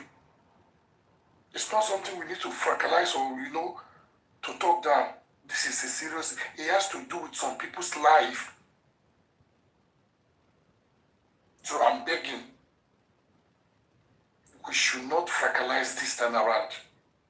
We need to come as a team. I've said this earlier. Please and please, everybody. Thank you. And in addition to that, let me quickly say this. Thank you, Mr. Espana. And in addition to that, please, I'm sorry. Let me quickly say this. I'm going to drop now. According to what Mr. Espana said, please, to whom may be concerned, please, it is not about fractalizing right now, and to some that are so angry. I'm not defending anyone. I'm not defending Mr. Yomi. I'm not defending Naramali. I'm not defending anyone. Let me just put it that way, please. And to that man that came up just recently, he wanted to say something because some people are talking about Mr. Yomi Fabiyi. He also wanted to say something. Please, can't lose him. As Yoruba will say, can't lose him. Yeah, we are after something that is very tangible. It's not only for Mohbad purpose, it's for tomorrow, for our tomorrow, because we don't know who anybody know so that somebody else can talk, please. Mr. Conley Joseph, nobody's attacking you. And Mr. Yomi, please. Thank you. Please. Let me just say one or two words that first and foremost, I will personally apologize to anyone who feel my reaction is unpleasant. I always bow to superior arguments. However, I need to state it again categorically. It is going to be so disrespectful to me to think I will have to be in competition or jealousy in anybody that is doing the right thing in the cause of justice. That is not my background. The only reason you will see me bring or talk about what concerns VDM, which I never did independently, go into my movie and set a camera. I want to go and attack VDM, show it, all of that. Even I want instances where I only describe that, okay, a presidential aspirant, do you usually go further to attack such persons? I don't do it, number one. Number two, don't get it twisted. I am a panelist on the forum. It be told them, what I am doing is educating, trying to correct the person. Don't stand by that action. Emma misses around. I'm going to appeal once again that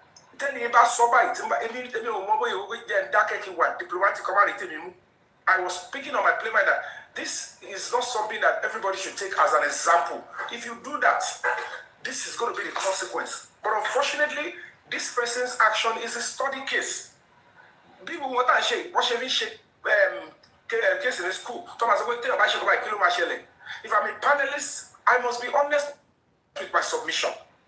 Me low ash language. He's anti-justice, he's not right, he's not an activist, he's a liar. I never did like those people touch a video on social media.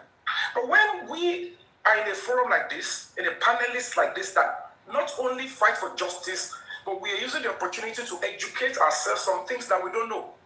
If I now say that the best way to achieve this is to do this before this, so that at the results,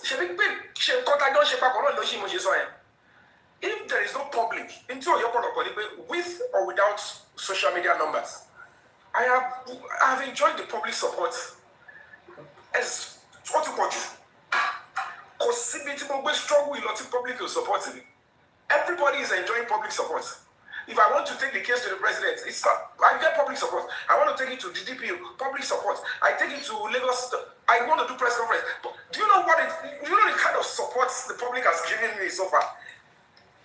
In this J4N, it's not I want to do it alone. If I think I can do it alone, you will not see me stand here. Those people that can do it alone or doesn't want to do it are not here with you. And when I look at the way Tebati twisting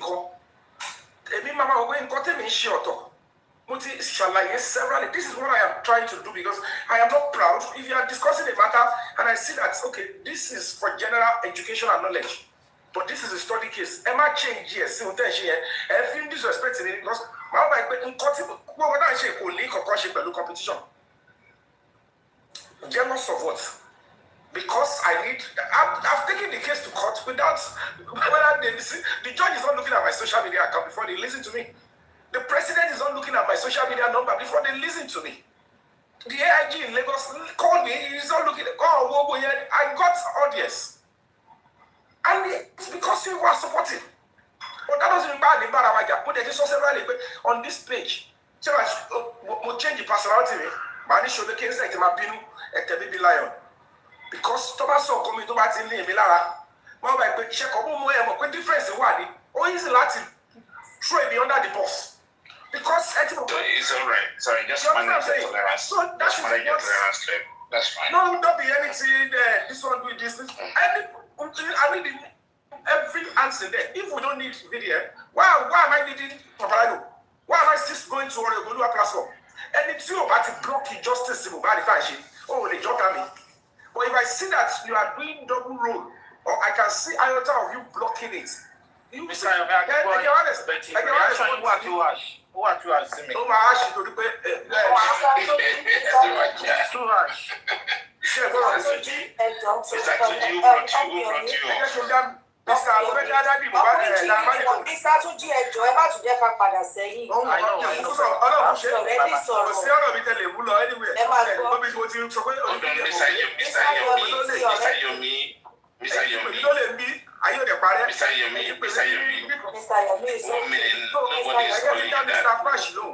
Mr. Fash loan.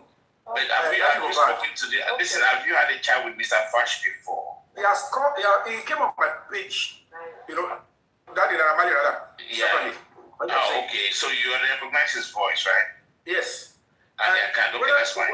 I'm very happy that at the end of the day, he can confirm that he had come to me before, he has spoken, about nearly personal discussion, and I will continue to, be consistent in what I am doing. The more it becomes more elaborate. And Mr. Big Fash, sir, let me be honest with you, sir. The whole matter, particularly the case, the Mohbad lost court, we can't be deceiving ourselves. He is indirectly suing your son. And I've given a vivid example of that here. So please accept that, number one. Number two, the timing of the demise of Mohbad. And go for maybe you are not being told the truth. I am telling you on my honor, sir. Mohbad was murdered. And I have many things to buttress that point, but not on social media now, until when it is time. Sir, Naramali is not yet acquitted. Don't be deceived though. And we in the human rights community, we are pursuing it.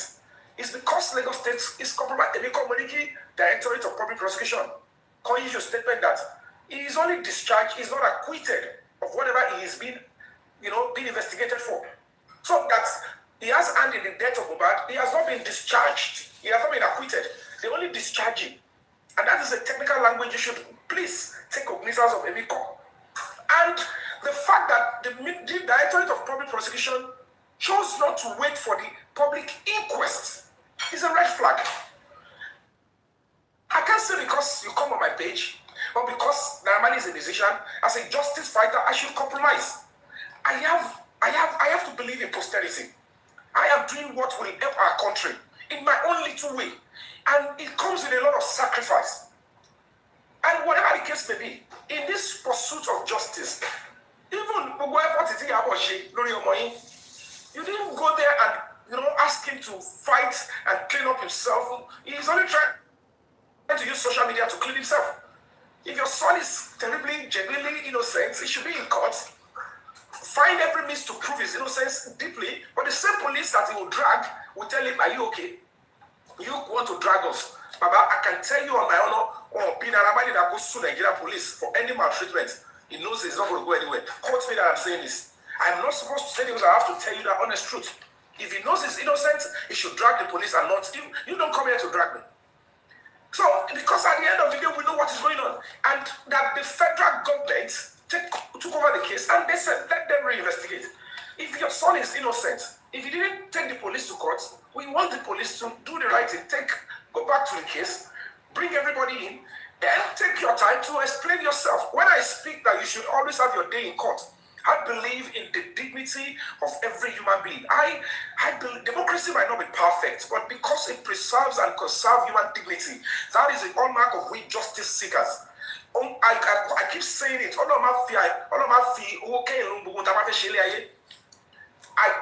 Lagos State government invested in me. Some global organizations invested in me. The Nigerian public at the moment are investing in me. And it is my duty to live up to that billing. I'm not supposed to be selective. And it is dangerous for anybody to even think of trying to clean up. Naramani should ensure that it submits itself to thorough, scrutiny in this matter. If you clean up Naramani, can you clean up Samilari, Mr. Big Fash? Is your son not showing to the whole world from the word go that he will continue? Prophet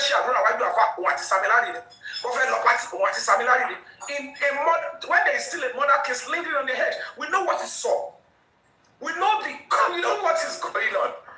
And at the end of the day, the same ushers that refused to show up in this case, Mohbad bill of courts, eventually was asking that they should throw out the case because Mohbad is dead, that they cannot be doing case with a dead person. That is a disrespect to the struggle of Mohbad. And any justice seeker should be on the front line speaking that the audience will. So you need to, when people come out and attack me like this, I can tell you for free, follow Bagula, because I don't know if you go I want to know what you be with the movie industry. And we feel you will see me go and attack any of my colleagues. We are doing well. In your time, but anything you want to get from the public, I'm getting it. Whether I am doing a case, I'm doing two cases, I have done many cases. We've put all our lives to fight for things that are crucial for the growth of this country. During NSAS, we put our lives on the line. 10 days I slept on the floor. I was doing live video overnight, ensuring that people sustain the struggle. We slept in the front of the Lagos State House of Assembly. Several other cases. One of the cases, not this case of Babagisha. I never said, whatever role anybody played, you have your day in court, go and clear yourself. Babagisha went to court. They said he slept with a child. There was no way they could confirm that he slept with a child. He had his day in court. I never said he shouldn't be tried to court. So, justice is not for justice and human rights. It's not for victims only. It's for every human being. So, I am on a panelist, and they are trying to now, substantiate the particular thing. It might work for that person. It doesn't mean it is right. Let me ship in my own knowledge that no, this is where things should be done. And the next thing I will see, come on, my big comparison. Oh man, I will ship there, but say or respect you. But you should be able to buy a new tongue, Ashwood. That was why I get agitated quickly. Because you people do this to me always. So I am sorry because even if I am right, like Sir Oji said, uneasy lies the head that wear the crown. I don't want public detachment. But I want the right public to be attached to whatever I'm doing. I don't want the wrong public attached to my struggle. Because what I'm doing is voluntary. So that is my standpoint. If you have any negativity, trust me, I can be a cup of tea. Please, can I chip in for a minute before others continue and I can drop and create a space? Something came to my mind, Sarishi. Let me just drop it. Thank you. I remember some time ago, over a year, I think, Mr. Yomi told the public that there is a warrant of arrest for Mohbad's babe. And they used the public to mock Mr. Yomi for that situation until it died down. This is to tell you that our lawyers are very smart. Because after they watered that update from Mr. Yomi, because the public was asking, where is the warrant? Why is she not arrested? Why is she not in custody? After they used the public to water that information from Mr. Yomi down, after some time, they honored, or rather voluntarily went to the police. And her lawyers confirmed it to us that, yes, we went to the police, they say she did this, we say no, after some time they let her go. But the bottom line is, she went to the police, right? So, it means there was actually a warrant. Yes, it was watered down, she was not arrested, put in handcuffs, placed on the news, but she went to the police. What I would say to wrap up is that, obviously, we can all see, the people that really want justice for Mohbad, we can all see that there is a campaign against Break the Silence Foundation. And from my own observations lately, I can now see that that campaign against Break the Silence Foundation is not coming from Mohbad's baby alone. It's coming from different angles, including those that were not in the house. Because the way Break the Silence Foundation is going about justice for Mohbad, they will call everybody come back. While later, like if he succeeds or if the foundation succeeds, they will call every motherfucker. No sentiment. Like the ones that have said this before, the ones that have said that, the one that DPP discharged, the one they say is not in the country, they will call every motherfucking person back. No, that is the real investigation. So that is why you have this campaign against the foundation from different angles. Thank you, Mr. Richard. Thank you. Thank you, Mr. Yomi. And I'm going to Lady Ajia. Are you there?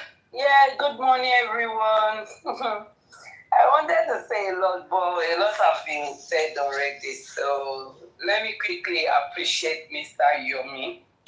Mr. Yomi. You know how much I love you and how much I fight for you. I will love you to be calming down, please. No matter how people make you, please always calm down. Because if you don't calm down, you will give people reason to be saying a lot of things about you and they will continue judging you. So every day we do pray for you.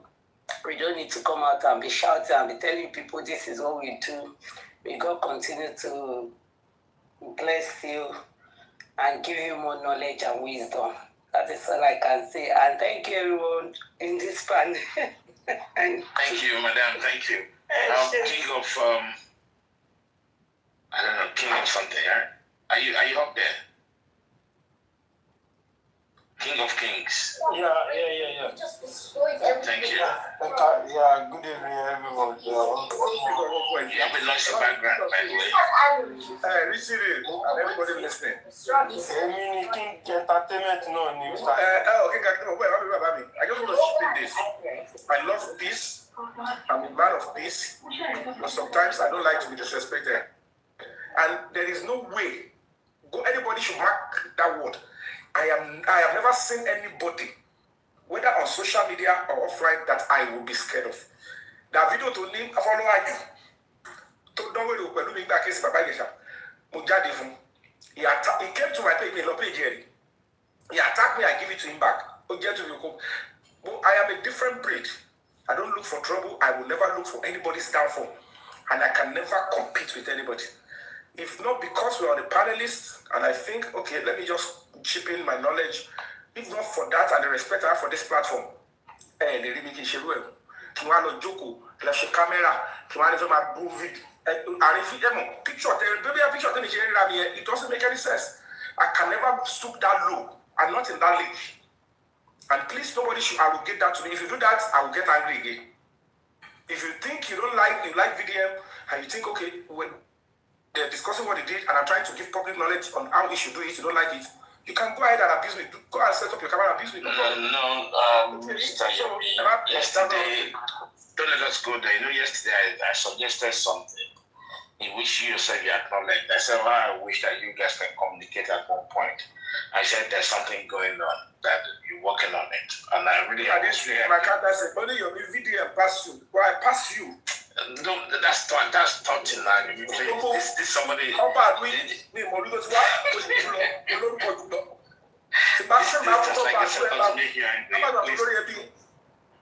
olórí ẹbí yín mi ìfẹ́ mọ́ bóyá jẹ́ kò fẹ́ mọ̀ yàn tó jẹ́ láyé ìwọ Michael Dasin ọba àlú yín olórí ẹbí yín gbogbo bó ṣe lórúkọ jù wọ́n lọ ìjọba láì ti dá ilé ẹ̀kọ́ máa lórúkọ jù wọ́n lọ. ẹni tí ò sí tó gbogbo lọ́dọọdọ yẹn absurdity ẹni tó jẹ ìwọ tó bóyá lè nìkan ló ṣe oríire family wọn. Mínísítà Yomi. Wọ́n tọrọ yìí náà ló àwọn ilé ìjọba rẹ̀ pé àyè lè sọ̀rọ̀ ẹ̀mí lórí burúkú nìyà. Mínísítà Yomi o. Mo jẹ́ ẹbí lẹ́ni bò fún ni. Okay, Fabiyi wá dé. Okay, Mr. Dasin is on mute now. Mr. Yomi, you know we love you. Tẹ́ẹ̀kan rí ẹ jẹ́ kí ẹni tó bá jẹ́ bí olórí ó ní béèyàn ṣe máa ń gbé nǹkan kalẹ̀ ó ní béèyàn ṣe máa ṣe sùúrù ṣó ti yé yín sùúrù ó lẹ máa fi máa ṣe gbogbo ẹ̀ náà láti àwọn.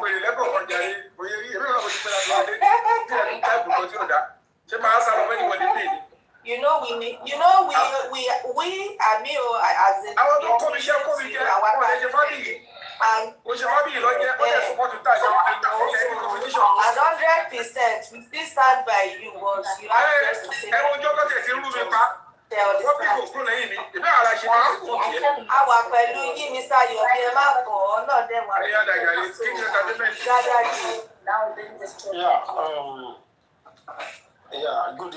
Good morning, everybody. Continue before we see what I see in this case, give justice for Mohbad. It's like, both of you and VDM, Mr. Yomi, both of you are coming from different avenues how to investigate this case or you treating this case. Shall you understand me? Like, in ní àná ẹ̀ wọ́n dà pé mo send yín láwọn kankan àwọn kan tèmi try láti send yín gba tí mo ní pé kẹ́kàn wò ní pé irú kéèsì yìí náà there are some parts tó wọnú ra wọn tó jẹ́ pé ẹ̀yin náà ẹ lè jókòó kẹ́ study ẹ̀ pé okay this is the way I want to tackle this share you understand so you are doing your own on your own way VDM náà is doing his own on his bushing mercy, Shegen Temi. So, because VDM no, kò lè dá nìkan fún wa ní justice, ẹ̀yin nìkan náà lè dá nìkan oríṣiríṣi NGO tabatúmọ̀ ní tamọ̀ pé yes pé justice for Mohbad gangan ló wà after not that maybe pé kéèyàn wà partial lórí àwọn kan. And you supporting another person, you understand? As your own. Think of entertainment. Yeah. Take you to church level. I think the kids are having dinner or something.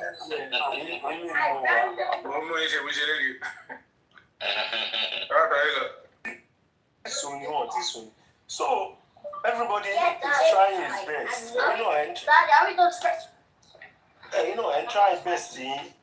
So VDM náà try his best here. VDM náà tó ń collate àwọn nǹkan kan. Bóyá kò tí ì reach ibi tó ti máa start láti máa petition because òun ó dà pé ó ń ṣe tiẹ̀ ó ń ṣe ní under G. So tó bá ti get àwọn fact kan á gbé jáde. So maybe he's still waiting láti get nǹkan tó fẹ́ get tó bá conclude ẹ̀ ló ṣe máa wò pé okay, let me try to sue this person or to write petition. King of entertainment. Lójú alákòsí ló ò lè bọ̀rọ̀ sọ. Ó máa ṣọ̀rọ̀ sọ. Èmi ò rò gbogbo tẹ́yìn rò yẹn.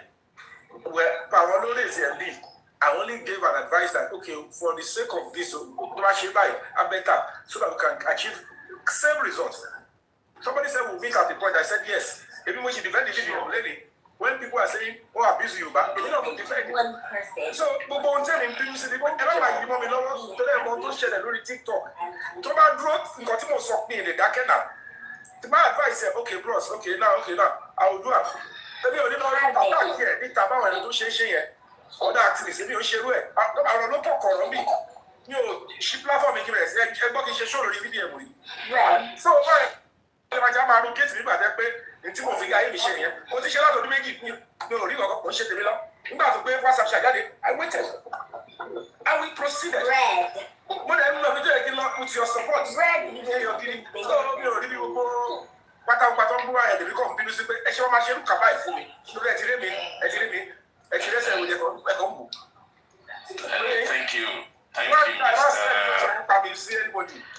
Mr. King of Kings. Can I give the floor to Queen of Omolobli or something like that? Thank you, Romano. I'm doing. Thank you so much for having me here. Right. Those of you that are my own people that feel slighted and all, I apologize. I appreciate all of you. You know, it's what in the heat of emotions that we spoke. But we continue to agree and disagree to agree. To those of you that continue to support me, I appreciate you all. We might twist me, but the brands on your job.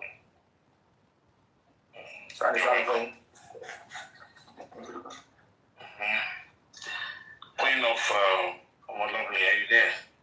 Yes, thank you so much for the opportunity. The person good evening everyone, or good night, or good morning, wherever. The person I wanted to ask question just left, but I will still say what I want to say. I didn't hear everything, but based on his reaction, I wanted to ask him, mostly the comments he was reacting to, and he's someone that I've been following for a while, since 2023. And I know that I mean well for justice for Mohbad. He has been doing his best. We don't expect anyone that chooses to stand for Mohbad, even the father. There are some areas he make error because he's a human being. Talk less of we that is looking from far away. He should stop reacting to people that is commenting. The way I respect him, I was so disappointed that Mr. Yomi was reacting to comments when he knew the case of Mohbad is very deep. Some people that is not even in support of VDM can choose to do that. Please, I'm sorry to interrupt you. Don't let us go back there again because he has already come up and talk to every one of us, please. This is what we do. You don't tell me what to say. If you don't want me to talk, drop me. No, I'm just saying that. Don't let us go back again. We can say another thing to move forward on justice for Mohbad. You can't be just coming and talking about your he has already come up and chance. Let's all right. Different opinion. No, don't you want sókè? Don't let it so. I don't understand. But let her speak because it's all about when you exactly. Apart from that, when Queen came up, she actually acknowledged that she missed part of the Congo. No, it's good what you said, Amati. I just think about, let's move on and let's talk about something else, you know? Yeah. We can't just be talking about Yomi for the past 2 hours. We have some other things to do, you know? Thank you. Madam Queen, you know, what you were saying has been discussed extensively. And on top of that, on the back of that, that's when Yomi came up to apologize that maybe he lashed out on the public and all that. And yes, so what we say now is you actually followed it very well, like you said, and you're not normally excited with this reaction and which he came up to apologize. So is there any other thing that you wanted to say after that? Maybe something you wanted to say? Okay, sir, let me ask you this question. Do you really know what I said when I come up? Do you know what I said? I don't think so, sir. What you guys are referring to, let me explain myself now, because it's good for me. Thank you, sir. What you guys are referring to is when he was apologizing. That's when I came. Even after he was apologizing, someone leave a comment, he still overreact again. That is what I'm talking about. Okay. Oh, are you getting it now? Let us be patient. We need to be patient with one another. We assume too much. We are not patient sometimes. Of course, I know what you guys are saying, but that's not what I'm referring to. I'm referring, even when he was apologizing, you can still hear through his voice that he's still agitating. That is why he could not overlook what they wrote about Very Dark Man. Sir, the reason why I come up is this. In my own little way, as a mother, I'm a parent, I have kids. My first child is over 30. When Mohbad passed on, everyone in the world felt the pain. I did not know Mohbad before he passed on. Some music I was even playing, I didn't even know it was the one that sang those songs. So, the reason why I come up is this. Imagine you are doing justice for Mohbad, sir. Or let me put it this way. If you want to build a house, sir, and you have the pattern of building the house, every worker that is coming from stage to stage, are they not important? And your goal is to complete the house, isn't it? So the carpenter, the bricklayer, the tiler, or whatever you want to call it, the people that will roof it, everyone must not work the same way. Everybody will come in their own time to do their job, and at the end of the day, the beauty of the house will come up. So we must not approach justice for Mohbad the same way, because we have different methods, different way of saying things. As far we all, this is why the other group, they are better than us. They are very strategic. We have not even learned since 2023. We have not learned from many mistakes we have made. The reason why I'm saying we, I don't like to point fingers. I like to add myself. That's why I'm using we. This time around, if we truly want justice for Mohbad, we need to study each other. Because these people, they study before they attack us. We guys fighting for justice for Mohbad. Not little things. Somebody will just trap us. We will just flame up. Then we are not ready for justice for Mohbad, because justice for Mohbad is deep than what we see. So this is why I'm here. So whatever I have said that didn't go well with anyone, apologies for that. So I will drop it. Thank you. Thank you very much. Thank you. Thank you. Madam Queen, I understand your standpoint, and one thing that you must understand is this. Whether I am leading, that is for those that accept I'm leading, whether my NGO is there, whether I'm an actor, I am human before all those things. When you look at the countenance of, let me say, Donald Trump, you might criticize him for what you like. The people that wanted him there accepted him for who he is. It doesn't mean negative for America. But some things he might do, some his disposition and stuff like that is there. However, if at the point of apologizing, and nobody forced me to apologize. His mother called me, I didn't pick it up. So for you to know that nobody has called me to say apologize. If after all that and I apologized, and somebody is still hell-bent in writing to the comment section, if you are a parent, say apologize. Ọmọ yìí kejì wá gbó sọ̀sọ̀ sọ pé ó tún wá pè ní ohun tí ò yẹ kó pò tó máa bínú ọmọ yìí wá react talema bá wí. Madam Queen, I want you to unmute and answer that. I'm on mute. Talema bá wí at that point in time. Sir, it's like you don't still understand where I'm coming from. I want a straight answer, ma.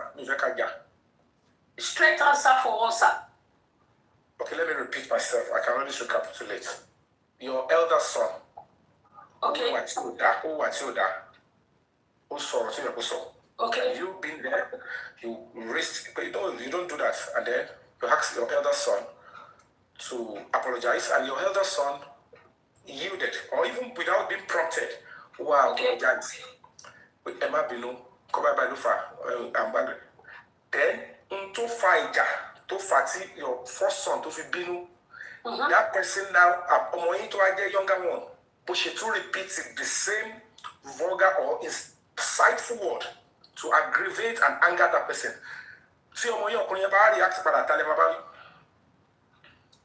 To me, sir, is the person, because the person that apologized, have already apologized, is the same person that is triggering my first son. But what I am saying, sir, listen, sir, maybe you don't understand where I'm coming from.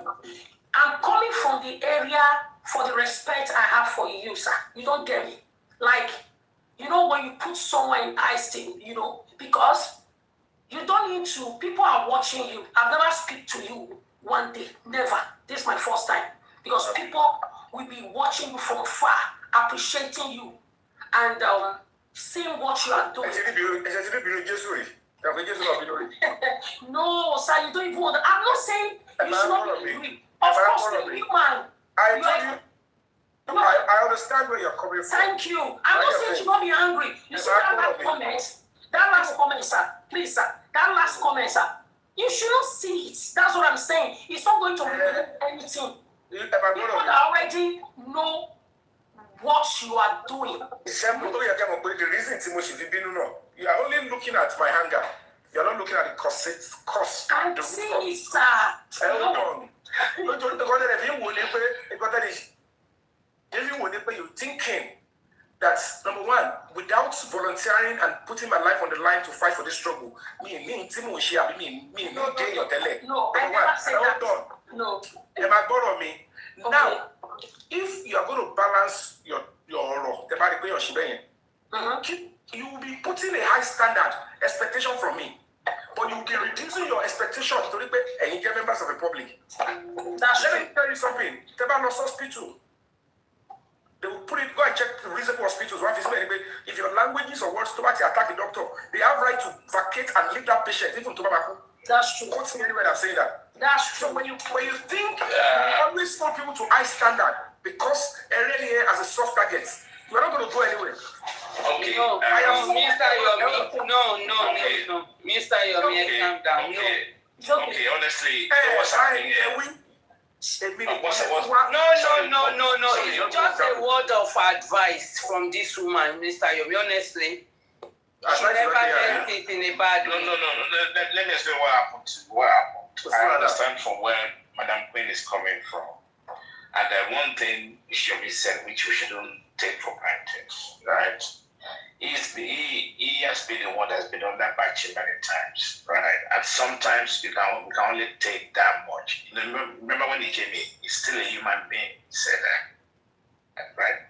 So when he get pushed to the wall, right? And people, like, I'm still dealing with somebody, Mike Anderson, I'm dealing with you. I told you, I muted you for about 5-10 minutes.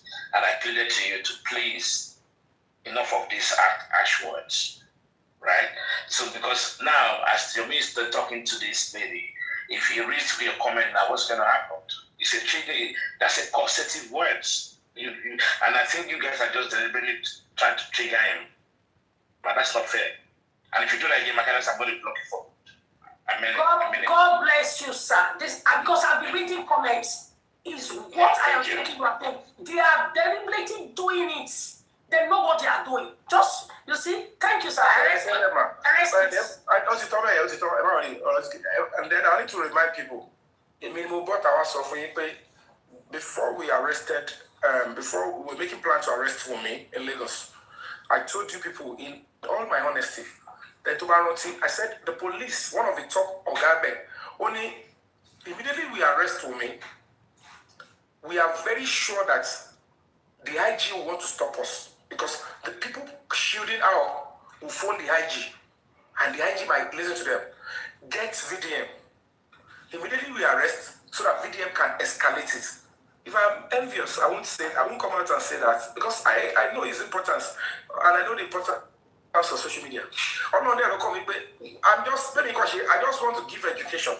I just don't want people to fly with the wrong narrative so that the young people can be free and not take examples that are not right.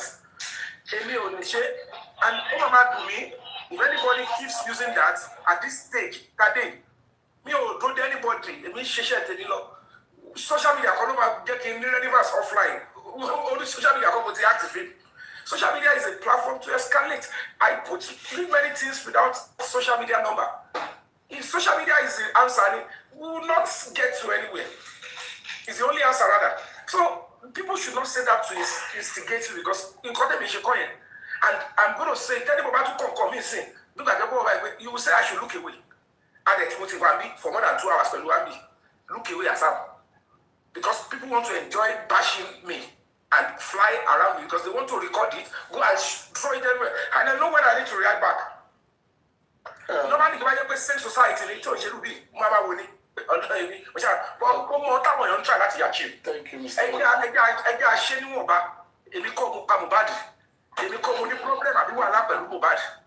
Anybody to buy anything, for same results. Because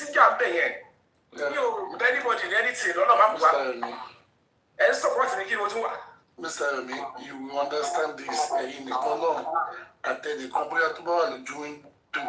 You will understand the way each time they to once on the platform, they might not break it out. I won't say more than that. Thank you, everybody, and apologies to. All right, I love everybody. Once again, I am sorry. I'm pretty killer by you, no. Pass the message, yes. So, I must take care of. So I love everybody. I love everybody. I love VDM. I want him to do more. You should take the matter legally. Fine. I want him to do so that we can get. We love you. We love Uncle Richie. We love Espanda. You are owing me. You don't make me check my personality. You are owing me, baby lion. No, big lion.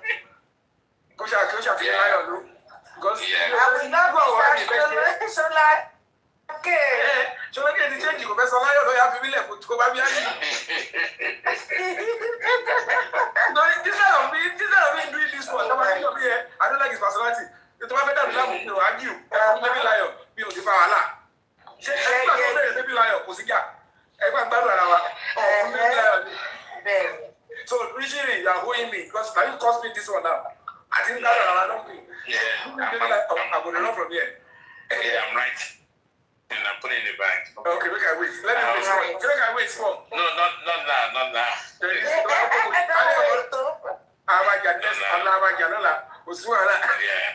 All right, thank you so much, everybody. I appreciate you. I can do it. Very much. I go with protect everyone of us. Thank you. Let's keep fighting. Thank you.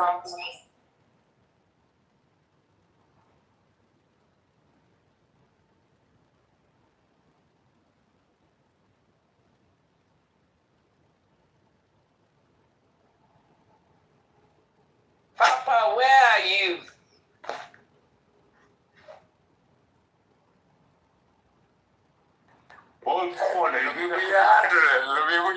Papa line bi am nga bu fu la ko di jaar am nga raccord sur raccord yi nga xamanteni ñom ñoy lobby bu dafa yaatu. yow xoolal nooy billaay wallaay ndeysaan dafa yaatu dafa yaatu lool. am na yoo xam ne sax ñoom ñi xamuñu leen ñenn ñi xam nañ leen waaye mais doo leen ko foogee ñu ci biir ñenn yaa ngi ci tale yi di wax bay xëxët di xataraayu di daanu ñu si tugaab di taxaw loolu moo leen fa bàyyi parce que wéef bi day daw yenn chroniqueurs yi ngeen di gis ci télé bu leen di gis ni ñuy wax ni du question rek dañoo contre Sonko rek nii du question contre mais c'est parce que loolu mooy dugal dund bi seen dund seen ci la ñu défendre si seen lay seen mandat la ñu noonu li naan mandat bi am na théâtre bu fi amoon ay jamono ñu naan mandat bi ñoom seen mandat nag lii la seen mandat lii la mooy dugal dépassé kër mooy fay seen boyofal mooy fay seen wifi mooy fay seen essence oto ci la ñuy dund il faut ngeen comme man ñenn ñi jëlee comprendre et puis dañ cee ñàkk te am na loo xam ne ni nga tàmm laago la moo ñu mel nii gis nga xam ne boo tàmm parce que dafa am ñaari télé yu ñu installé Sénégal ñaar wala ñett frère wala ñeent. di léegi non Sonko mooy capital barke Rasulullah moom rek ñu dem moo tax xoolal si nga non loolu zaman buy ñëw su nekk ko yàlla di indee moom imagine ñu ko bëgg di tedd ci moom ñu ko bañ te moo leen di dundal ndax moom la ñuy fayee moom la ñuy salee moom la ñuy nekkee moom la ñuy lekk di naan di ci nekk di ci faj seen soxla donte lu bon lañ leen di commandé pour ñu koy wax ci moom allahu akbar parce que moom sël ñu ne amul leneen Sonko rek yenn chaîne xam nga ay chaîne YouTube moom li koy leen di dundal mooy ay nombre de vues parce que ñoom dañuy monétiser seen vidéo dañuy monétiser seen live yi ñu def ni nombre de personnes yi leen di seetaan donc yow pour mu ñu seetaan la mais xam nga boo ñëwee di wax ci 24 wala nga ñëw di wax ci sa bopp wala keneen ak keneen mais gars dañuy soobee dem seen yoon 3 personnes ñoo toog ànd ak seetaan te boo ñëwee ñëwee ni ku sell ki ñëw dëkk ci ku sell bi ça te rapporte et ça te rapporte de l'argent ñenn ñi comme yenn ñi ñu woowee ay chroniqueur ak yooyu xamuñu dara seen bopp ay tête de lañ compagnie mais buñ toogee dina am ñeneen ñu ne ay message naan waxal lii ak lii ak lii waxal lii ak lii ak lii wala xoolee ñoom buñ toogee ci seen plateau yi seen téléphone la ñuy tijji rek di jël seen i message di répété te déjà dañuy répété rek ñu répété ñu leen di yónnee mais loolu nag ça leur apporte de l'argent parce que ci la ñuy dund amuñu liggéey quand on regarde bien ces gens là amuñu job amuñu fonction amuñu dara ñenn ñi sax am na yoo xam ne dañ ciy carte ay wéb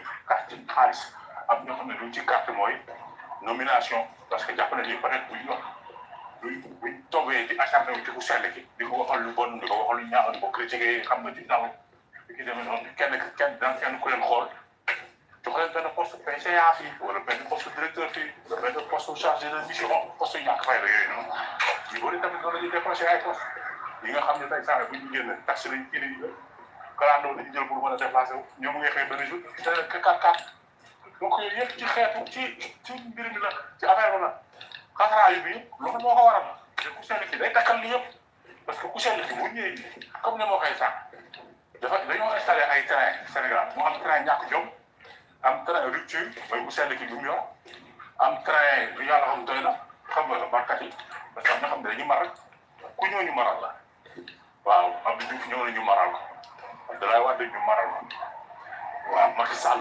maral waaye ñu ngi maral Diomaye ñu xam ne ñoom train boobu lañ jël train maral dañuy maral rek ngir bu ñëw ñu maral la comme noonu la ñuy tuddee ñoom mu ka leen di vaar matin midi soir ñoom garaawul ñoom ay vaar dérangé wu leen ay du vaar na yaa ngi 1995 yaa ngi waxoon lii année bi tey sa wax sa carte changé na ñu wax fi nii ñoom ñooy dérangé wu leen kaa fi ñu ngi mar ñu leen di jox ko seen affaire yu baax ñoom naay seen baax commencé na ñoom coow ñu mul xam nga moom ñeneen ñoo xam ne nag rupture nag très rupture bi nag mooy très Ousmane Sonko ñu ci bëgg ñu ci mën a yëg nag duñu dina xam nañu ci yëg nag kaa yi nag ñu commencé respect y a des autres yoo xam ne ay traître lañu dañ ciy yëg pour mën a am visibilité dañ ciy yëg ni daanu leen naan Sonko di tàgg rek am yoo xam ne ñuy tàgg Sonko yi boo xool la bëri na ci ñoo xam ne ay traître lañu taa ñoom ngay dégg ñu naan non république moo woote xam nga donc il faut comme république dafa woote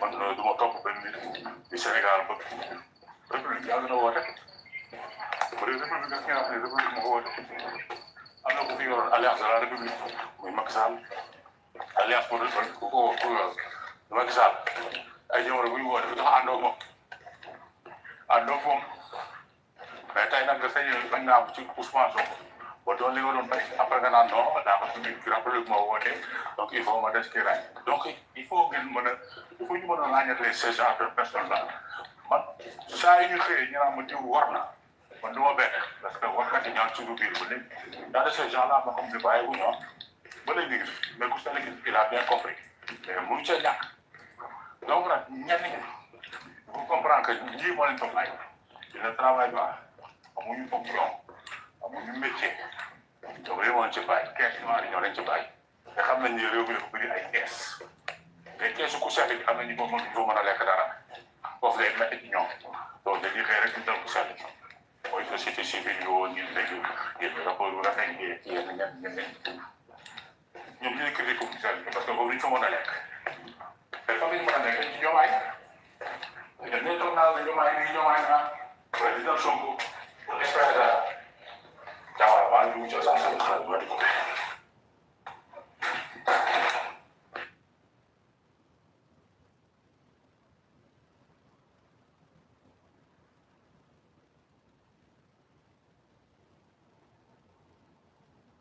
ñoom la tawee de ñoom la de ñoom la everything ñoom la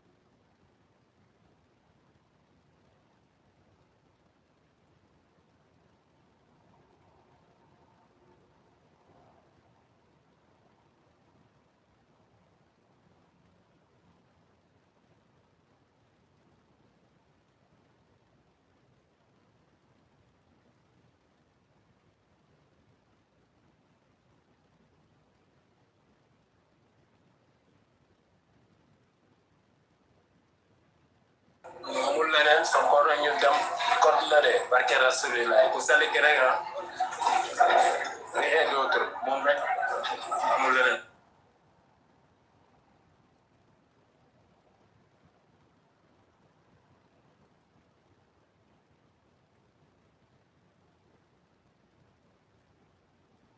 maa ngi ñëw dóor xarala bi ci solution bi kenn xoolal jaaxle kàttan yàlla dinañ ñëw léegi di jënti ko incha allah Ousmane nag amul fu ko yàlla jël di teew wala dafa nekk ci online wala offline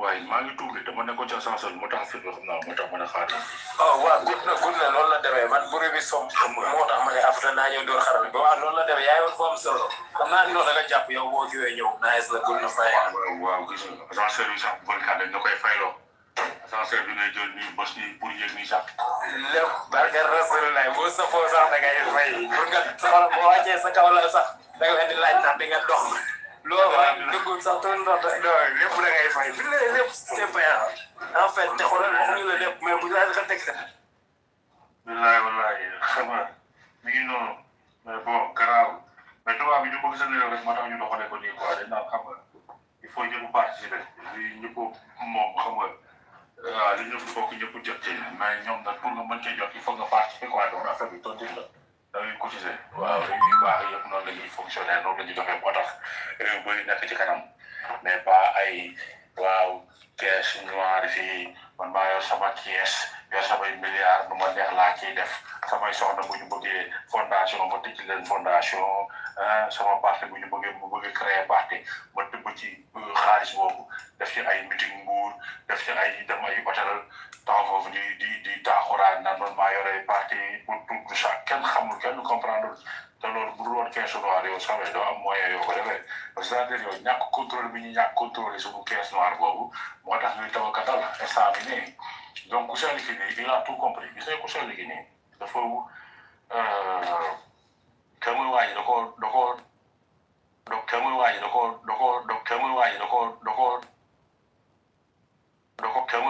kenn muy waaji da ko nañ bàyyi signalé gars yi gëm nañ yàlla rek nañ déglu quoi lu metti yàggul ñu waxtaan rek xam nga sax naa yàlla ñu waxtaan xam nga ku si la liggéey nii bañ ko daaxee ba pare waa ji da ko dàq ba pare nag affaire bi diis ci moom dàq bi mu ko dàq dafa diis ci moom li waa ji léegi waa ji woyoon kan la sax tafa gi jukuraat kan lañu woyoon naan ay dangaa daanu mel ni yaa daan xam nga te ñun sax daanu muñu en fait moom waa ji mooy jàpp ni ba tey dafa daan ku si la liggéey fekk daanu ko ba ko tey da ko gën a yëkkati parce que loolu moo ko dal tey xam nga ñoom tey lu leen tara li tax tey mënuñoo gouverner parce que boo la xoolee loolu moo leen dal instant dañoo jënd xel mënuñoo gouverner parce que ki ñu jàkkaar loolu moo di seen kaw xam nga ku sell ki moo di seen kaw lool ba instant ni ñu jaxasoo mënuñoo gouverner instant ni loolu moo leen dal affaire boobu daloon na Macky Sall xam nga bi mu amee ku sell ki comme opposant il avait un problème xol bi da doon tàng boo ko daan fekk da daan mer di xataraayu di fëgg ci taal bi di yuuxu xam nga di mer waaw lu tax nii tey mu koy ñaan waaw man su la ko bëggee ne xam nga parce que instant toll na foo xam ne nii il était sur la défense il était nerveux Macky Sall dafa demoon benn instant nii xol bi da doon tàng da doon mer xam nga parce que ku seen ki bu mu jàkkaarloo nii il savait plus amatul woon solution quoi en fait xam nga dafa xamutul woon nan lay def parce que benn adversité ba boo ko amee nii da ngay tranquille maanaam Balla Gaye bu tase woon ak Yawou Diallo wala bu tase woon ak Jacob mi mais day tranquille day xam ne day ñëw tracé woon jàll dem yoonam mais boo amee ku mel ni xaw ma kan mooy ci gars yi ñoom Fara ak yooyu mais da ngay am problème doo nekk sa biir bopp psychologiquement doo nekk parce que da ngay xam ni sa adversaire bi nii adversaire bu am doole la buy posé la adversaire buy posé la doo tranquille mën nga jéem a wane ni tranquille nga fekk tranquille xam nga mi sa biir xel donc koy bàyyi xel lool instant yii nii nag sunu état bi ni gouvernement bi loolu moo leen dal président bi loolu la demee waaw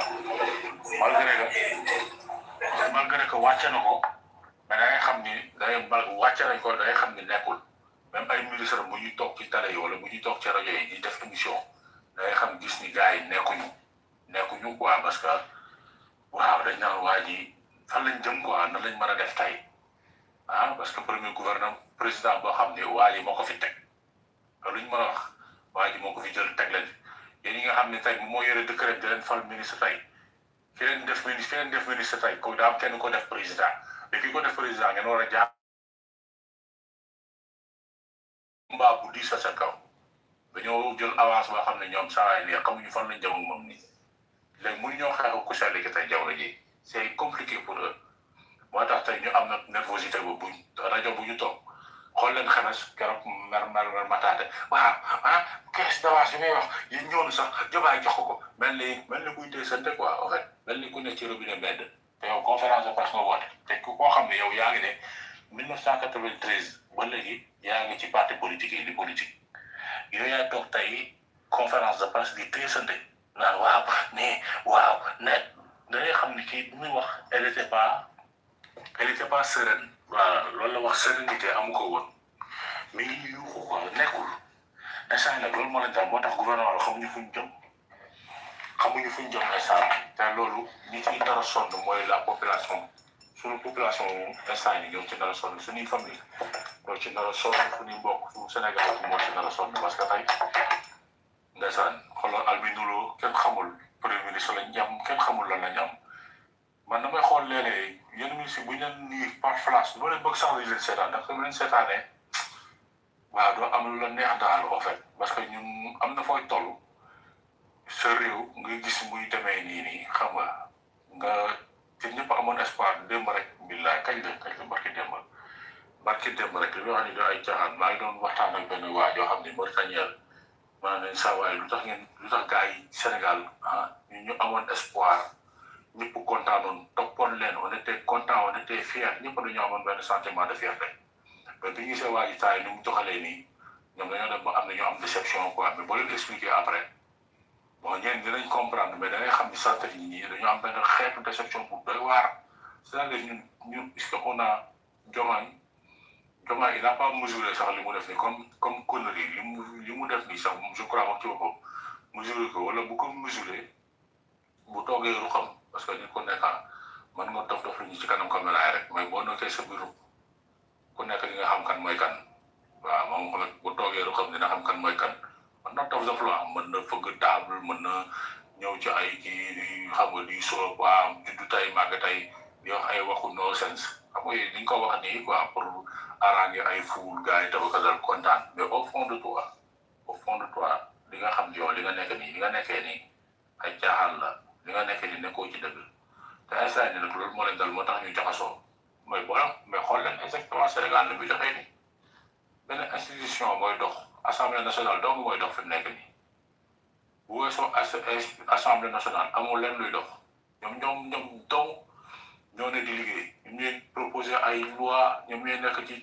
ñoom ñooy liggéey quoi en fait c'est eux qui travaillent man assemblée nationale rek laa gis ñuy liggéey ils proposent des lois ils proposent à chaque fois ñu ngi bind ay kii yu bees la ay bees xam nga révision constitution bi ñu ngi teg dara quoi ñoom day centre yi ñii nii am ngi ci lu ñu nekk mais en face gouvernement bi lu yàlla xam daal tey benn ministre tey dama ko yërëm sax mu toog ni ñu yoro daaw ko ci sell ki nii il était intimidé da ngay xam ni kii il était intimidé ba ko sell ki naan ko dugal taxaw xam nga yii lañ am comme ay ministre quoi en fait te Sénégal mérité wul lii quoi man j'ai mal au cœur quoi en fait parce que parce que lii mënoon na ñàkk mais malheureusement parce que am na yenn maire yu wër waa ji ay pas wër ko xam naa ndeysaan xamul fu mu jëm ñu koy jàpp di ko manipuler de gauche parce que ku sell gi war na ko am dana koo xam ni tu es faible boo xam ne bu ñëpp ñëwee nekk sa noppi yi sa noppi defal nii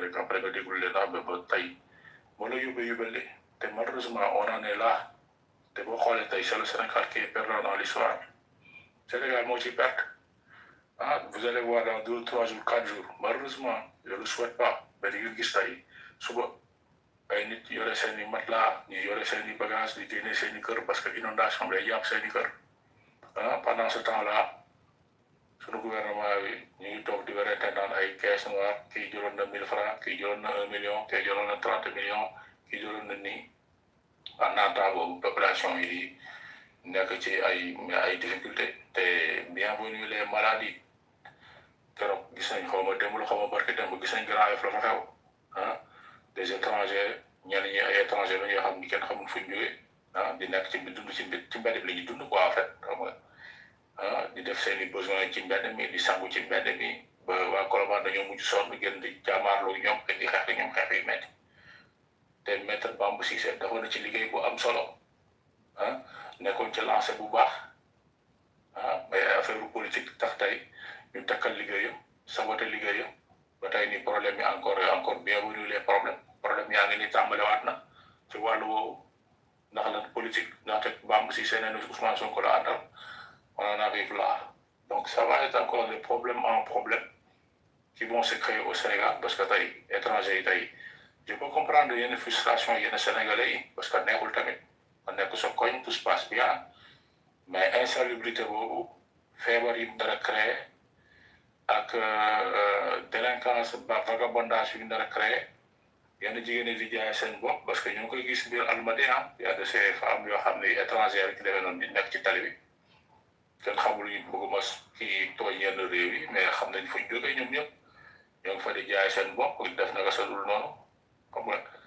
bienvenue les maladies feebar bu mag bi nii ñu bëri noonu lañ koy transmettre sunu jeunes yi ak ñenn ñi donc voilà donc réew mi instant bi nii jaxasoo na quoi te comme ni ma ko waxee sànq réew mi mooy bateau boo xam ne amul benn capitaine quoi xamuñu kan mooy naviguer bateau bi et c'est malheureux quoi parce que Sénégal moom foo mën a ne ci àdduna bi dañ ko xalaat xam nga waaw donc dafay bëgg xam li xew si réew ñun bu ñu man bu ma yeewoo Sénégal laa jëkk a taal kon xam la fa xew et à chaque fois boo taalee da yaakaar ne nga am nouvelle yu neex mais lañ fay dégg waaw mooy loolu waaw benkat boo amee ki boo kii en tant que may wala préparé wu ne wala nawet bi mais bon day na waar bu seeli ko rek ñu dema incha allah bu ñu bàyyi loolu la demee bilaay bu ñu bàyyi quoi suñu réew la suñu réew moom xam nga ak lu mu mën a mel doo ko mën a bàyyi waaw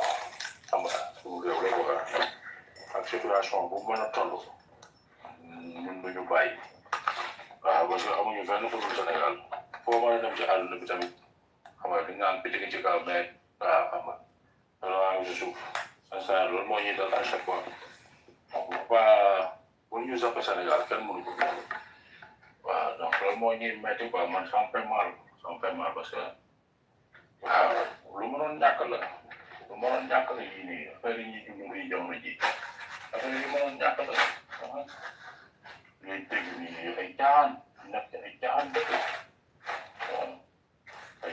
ay maire yoo xam ne gars defoon sa carrière ba pare déjà maire yi mel noonu amatuñu vitalité amuñu lenn ñu mën a apporter Sénégal Mimi Touré man dama wax turam Mimi Touré loolu mën a indi Sénégal jamono ji sincèrement lan la ñu mën a indil quoi lan bon instant yii on a besoin de 109 te li ñu wax on peut pas faire du neuf avec du vieux mënoo jël loo xam ne pare na xam nga pare na waa def na laay fam ba pare mën na toog këram xam nga ñu laaj ko ay conseil parce que xel maa ngi peut être xel maa ngi fekk def na d'accord mais mënoon na yem ci loolu basta xam nga mais mënoo fee nekk tey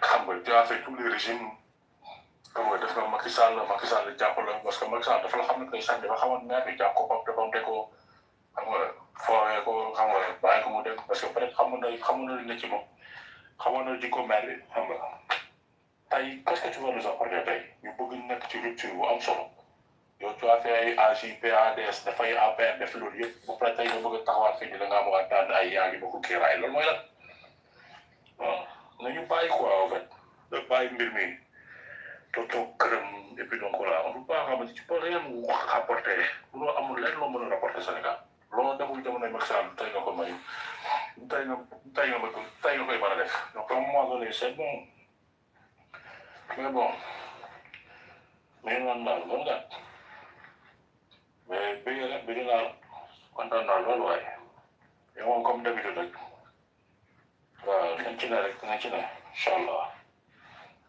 on va garder espoir. yow xam nga noonu la demee ne ba ci boobu la affaire bi amul bàyyi ak Rasulullah jusqu'à la mort te lépp nag xoolal leer na ka virage man 2027 classe ya xam nga 2029 yaa gën a xam jëf jël ñàkk jëriñu.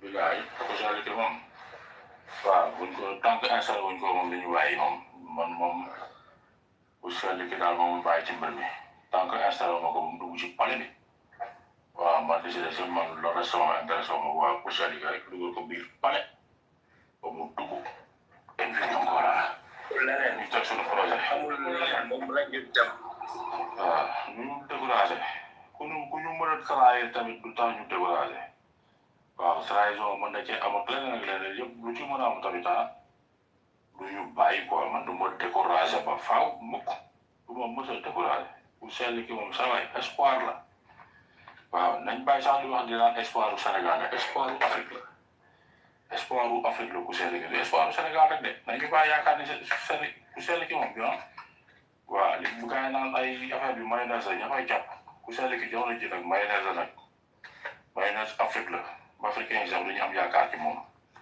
waaw parce que man damay dugg ci ay bërëb sax balaa ñaa ko Sonko. wallaay loolu la demee yaakaar ne tout un continent. barke Rasulullah communauté ouest africaine beeg yëpp lu ko wër barke Rasulullah. waaw monsieur Sonko. da ngay am fierté.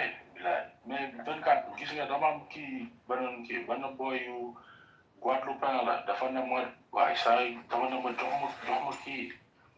daf may laaj ay bracelet yooyu dama ko jox bracelet jox ko porte clé waaw mu ne ma sawaay man dama j'aime ce gars-là man jëm mu naan loolu la mooy nii la ma koy waxee te yàlla xam du sax africain bon africain la bu ñuy xool ci histoire am mais tey yàlla def na tey antillais la mais ku seetlu gi da koy bégee saa yu ma ñëwee balaa su ma ko nuyoo rek mu ne ma alors il est où Sonko affaire yooyu xam nga ma xam ne ndeysaan bëgg na ko waaw fen da koy suivre xam nga jox ma bracelet ma ne ko non yow moom bu ma mën a joxul bracelet ma jox man sax du ma takk bracelet kenn yow moom dama lay jox bracelet ma nga doyal day takk ci bracelet yi kontaan ndeysaan nga xam ni kii nii da koy suivre di dugg YouTube di xool histoire am di xool ay déclaration am xam nga kontaan bi naan si yéen Sénégalais yi xamu ne sax li ngeen yor waa ji noonu la ma koy waxee te du sax Sénégalais xam nga naa ngeen ki ngeen yor nii est-ce que yéen mesure ngeen ko quoi te ngeen ko bu baax xam ngeen ki ngeen yor nii xam nga waa ji c'est quelqu'un man j'aime ce gars-là parce que c'est quelqu'un qui a du courage dafa am fit xam nga te lii dafa raar ci ay jiitu nit ku ñuul dafa raar ci ay homme politique noir yu mel nii yoo xam ne dañuy am fit parce que la plupart suñu homme politique yi africain yi ñu am fit ko ay ragal la ñu doon dañuy ñëw rek ñi xam nga soo ko ci kanam nasaraan bi xam nga lu ñu leen def loo ñu def ak leen loo jàppal bàyyi yaa gën a xam mais nee na Sonko mi man je l'ai étudié dama koy sataan xam ne kii jàmbaar la kii borom fit la kontaan bi lay wallaay fu ma ko gisee rek mu ne ma Sonko dama dem ba Sonko la may wooye quoi mel ni xam nga kontaan quoi saa yu ma gisee rek fierté dama koy jox ay bras dafay kontaan parce que da koy bëggee ma xam ñeneen ak ñeneen ñoo xam ne pareil c'est pas des Sénégalais mais dañuy bëggee Sonko donc ñun xam nga malheureusement des fois da ngay am dara da yow keneen bi ñu topp sori di gis wala dem te yow doo ko gis wala di ko gis sax mais le fait que koy gis tous les jours day dema dafay yomb say bët day balancer bët quoi mais nañ xam ki ñu téye lu ki mu doon lan la ñun ki ñu wax nii lañ il faut ñu xam ku mu doon il faut ñu xam valeur am dëggantaan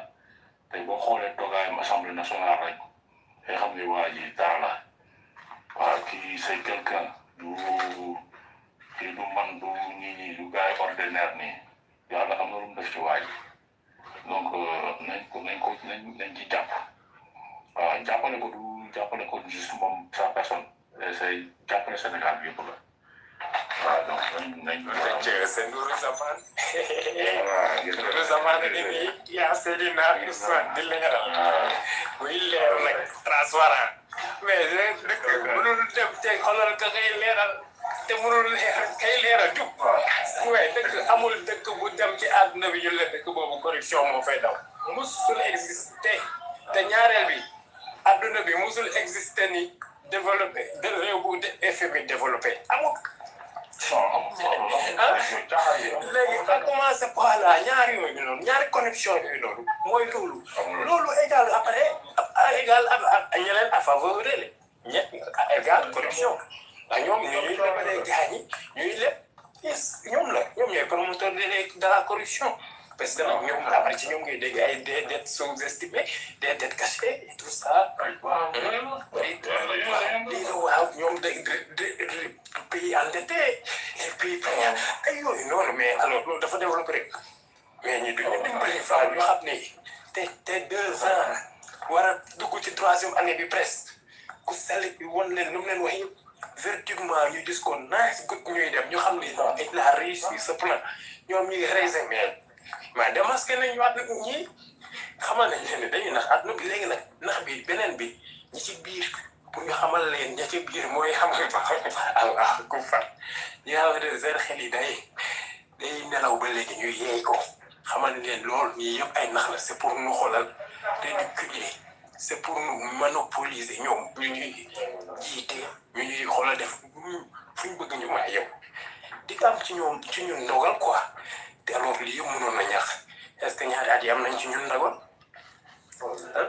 te pourtant mënoon nañ ci continuer te ñun ñu am ci ñoom ndogal di récupérer suñuy moomeel kon léegi nax bi fan la nekkee ana problème bi fu mu nekkee keneen ki bëgg a def corruption pour à favoriser yooyu noonu bu duggee c'est des fonds de la corruption yooyu daal xam nga dugal bi fii lebal yoo xamante ni du askan bi dañ ci mos a gis seen bopp non seulement mais après problème yi ñu testé leen ko seen bopp ñu ne yéenay fay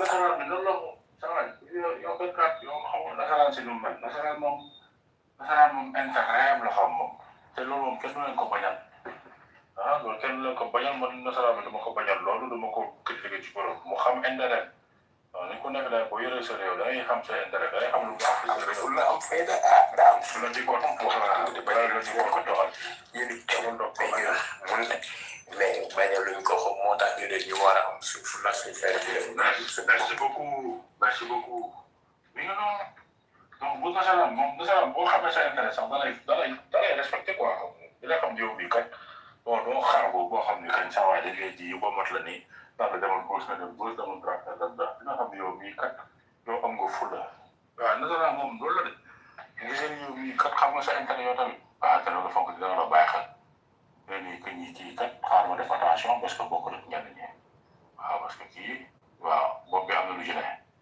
mais koo xam mais ñoo xam ne moom saa waay yow bu ñu la nee gauche wala comme fële ay dëngal loos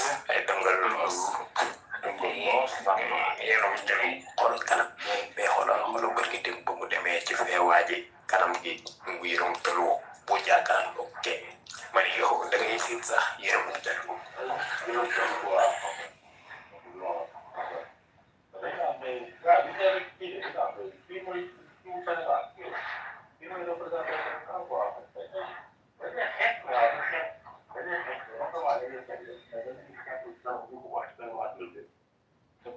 metti ci dund quoi en fait parce que yëpp naa ni ah c'est waa ji daal moom c'est lui moi affaire yi xam nga ma nekk foofu mais am na metti xamante doo ci mën dara parce que saa yi moo ko war a ñàkk fay la mais foo war a ñàkk fay la gars yi jàpp ñu ñëpp dañuy jàpp yu ñàkk fay mais boo ñëwee def fund daa nit ñi kat kon Sénégal kat ay bañkat ñoo fa nekk mais boo ñëwee ni ñuy xam nga leen comme dafa daan demee nga bëgg ko doxalee noonu comme à chaque fois mais dañ naan c'est toujours les mêmes chiens les mêmes chats les mêmes xam nga bon foog le coup sell ki différencier ak ñoom yow xool na la dernière fois ku sell bi wax dafay entretien ak télévision ak kii ba muy wax ci wax football bi bal naan leen ci point boobu naan ak nu mu demee bu ñu koy xoolee politiquement c'est l'Afrique qui va gagner dans l'histoire parce que xam nga Sénégal parce que Afrique booy xool seen français bu ñuy xool seen équipe bi nii ay africain daanaka daal dong ñoo ci nekk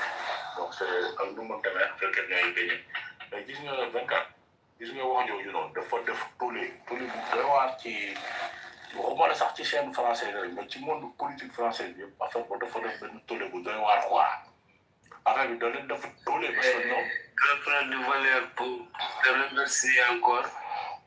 maa ngi lay gën a remercier di la jaar ci yéeg bi doguma la yàlla bu la yàlla dog jaar bi ci panel bi yëpp mais grand frère fa li nga fa lu grand loo xamante ni xoolal patriote yu bëri baawuñu ko xel gis nga moo boobu noonu billaay li nga wax ak laal nasaraan bi malgré tout c'est l'Afrique qui gagne parce que quand tu regardes l'équipe nationale de la France il y a des Maliens il y a des ça et ça et ça mais c'est la vérité dëgg bu ñëwee dañ koy wax parce que yàlla daf ñoo wax ci alxuraan ñun ñu weddi waxu yàlla nee na du xarit du mbokk yow nga ñëw def ko xarit def ko mbokk donc si ça pourrit pour tous mais gëmmu door nga ci def jaax na tàkk gëmmal dóor waaw waa ji ni mu ne woon gëmmal dóor yi gëmmu dóor fii la moom nag non seulement dafa taw jàkkaarlu ñoom di leen xool ci biir bët ñuy xool ñu koy xool mu leen di xool mu fëgg mu dóor waa ji kii mu fëggaat nasaraan si ne ñàkk noppi xamatul lu muy wax nasaraan nu ngay def ak ñoom da leen di choqué fi ñu dul xaaree foofu ngay génnee ngay génne fi ci yu doy waar ci loo xam ni wala ñoom même ñoom buñ ko xalaatee sax mais parce que ci seen naafeq yooyu ñuy def noonu seen affaire yooyu nasaraan xam nga naka saala yooyu saala reetaan muy def seen affaire yooyu. te ma xamal mu gën a jaaxal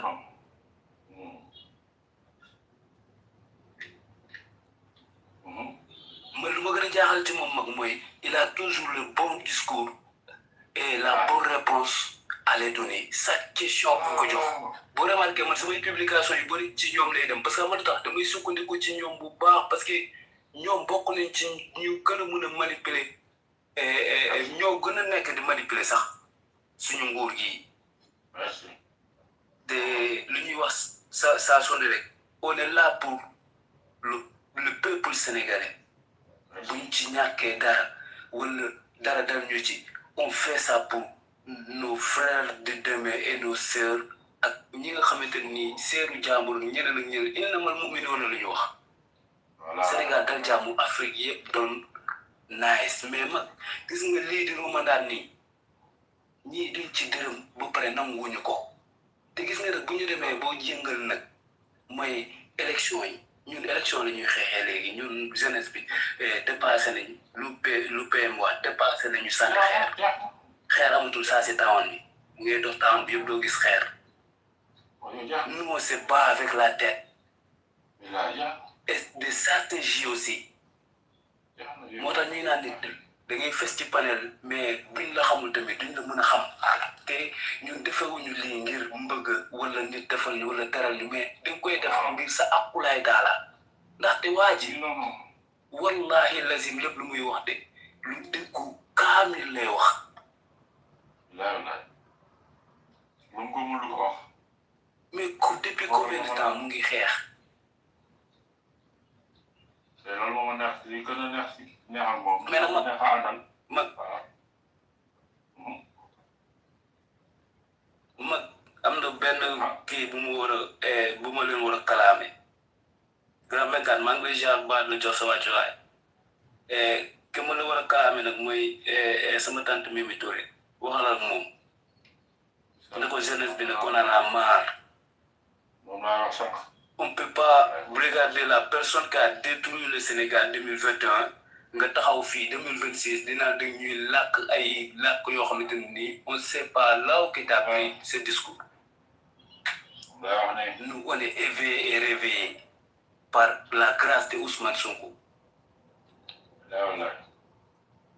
Donc du tey ngay ñëw di manipuler réew mi di wane ni yow mun nga te ki nga àndal sax démb boo sañoon du toog mais ndeysaan ma dama comprendre grand frère je te demande une question grand frère est-ce que am nga ci bopp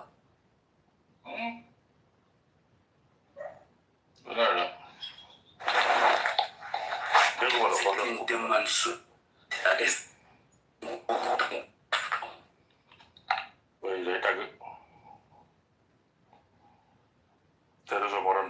ah waaye noonu la fa demee mag sama réseau bi mooy daw billaay noonu la fa demee mooy maanaam yow koo xamante ni tey yaa ngi nekk ak moom nga jokk ko am ndomb tànk boo xamante ne nii nga nekk au représentant de président de son président de nous tous Diomaye dama moo koy représenté au conseil xaw ma nag mais yow mais bu ñu fàtte démb même bu ñu fàttee démb bu mu tax ñu gaañante bu ñu fàtte démb bay gaañante da ko fee jarul parce que la jeunesse sénégalaise a souffert nos pères nos mères nos grands-mères nos sœurs ñëpp a souffrir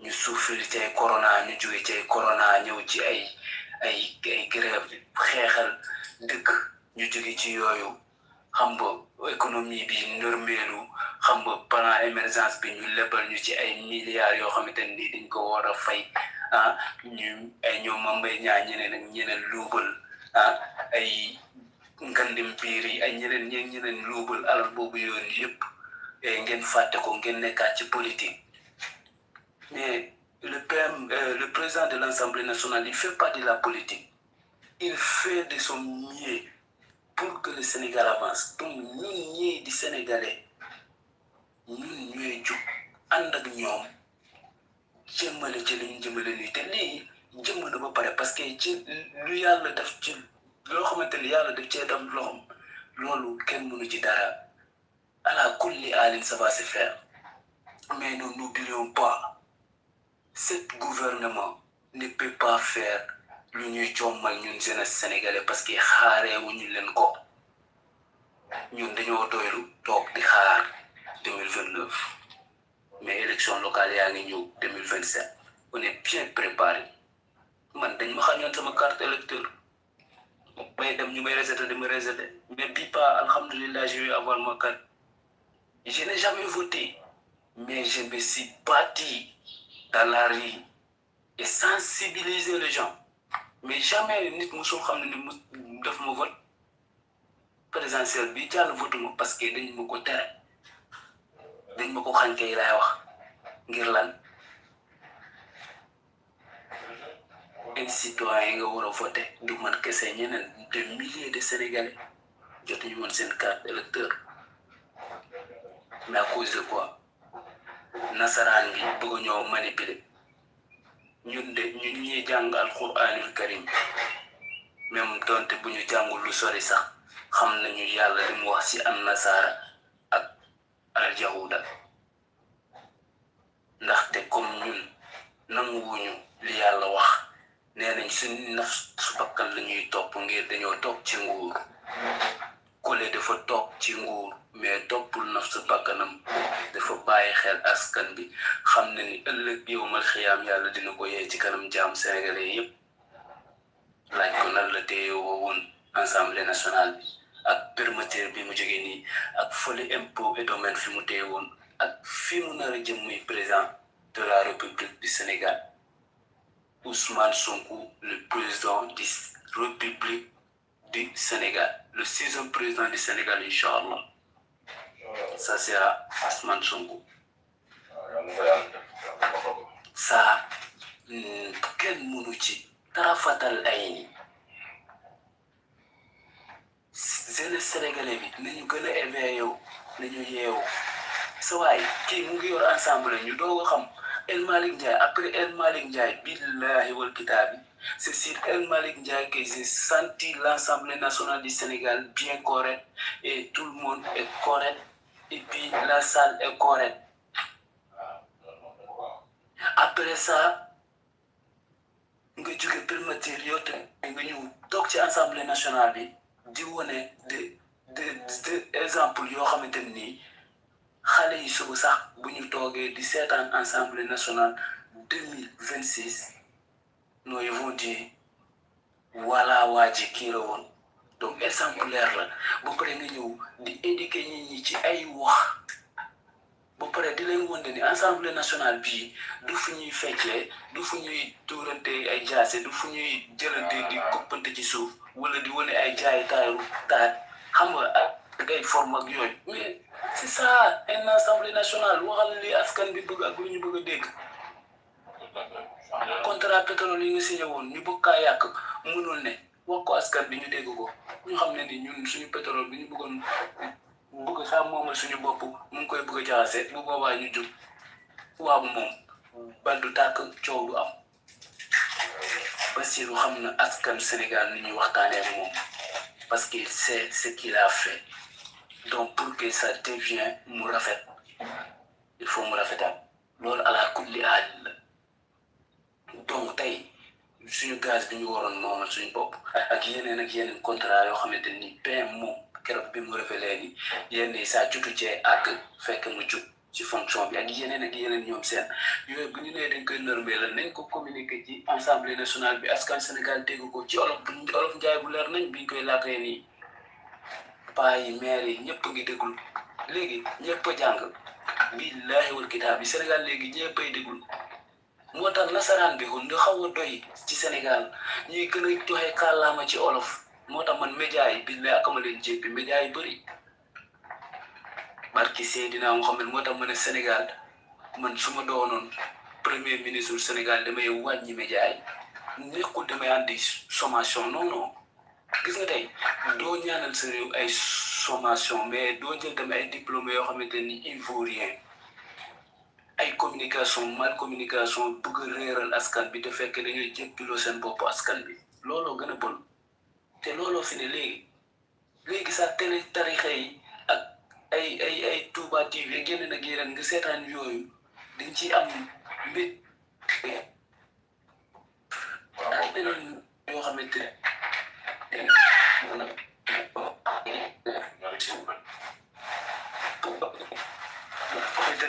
fu ñu jógee fu ñu soog def ay mal information gis nga ma Dakar man li ma leen wax muy diaspora bi muy feneen ak feneen nañu ñaan yàlla suñu borom mu may ni gudd fan bu ànd ak wér bàyyi ni fi ba ñu mën a teg waa ji ci nguur gi 2029 incha allah bu boobaa xoolal li nga gis ñu bëri seen xol féex bu ñu déddoo ginnaaw loolu sax dañuy sant suñu borom ñu bëri mag parce que objectif bi mooy gis nga man samay rakk yi ay koddo ay daado ay ñeneen ñooñu seen ëllëg est-ce que dinaa ko fekkee mais bu ma ko fekkeewul ba mu metti si ñoom ak doomi keneen ak keneen ñëpp loolu la ñu yéene te waa ji loolu la ñu yéene mais man dama gis lu baax du jël lu bon non te jeunesse sénégalais bi li may wax chaque jour on est bien réveillé malgré qu'on n'a jamais fait le banc de l'école mais personne ne peut lire plus que nous billahi wal kitaab yi mag musuma jàngee ko mais intelligence bi ma yàlla may ak comme yàlla suñu borom moo ma may ma am yenn capacité ci wàllum yu bëri ñëw na gën a dolleeku ci gën a panelu garam 24 bii nii parce que tey boo xoolee le PM léegi la cofeel bi di gën a di ñëw boo seetloo billahi di xool li mu ko bëggoon bu njëkk dafa mel ni temps yi assemblée nationale bi ak sortie bi mu mujjee def nii il m'a tellement convaincu bu ma sañoon tey billahi wal kitaabi xool mu nekk président mais grand mag lan lañu deseti ci waxati ñu dëgg kii lan lañu deseti il nous a montré toutes les preuves mais il reste quoi à Bassirou mais Bassirou naka accepté di yàlla def nangu ko c'est mon président yaay sama président yaay sama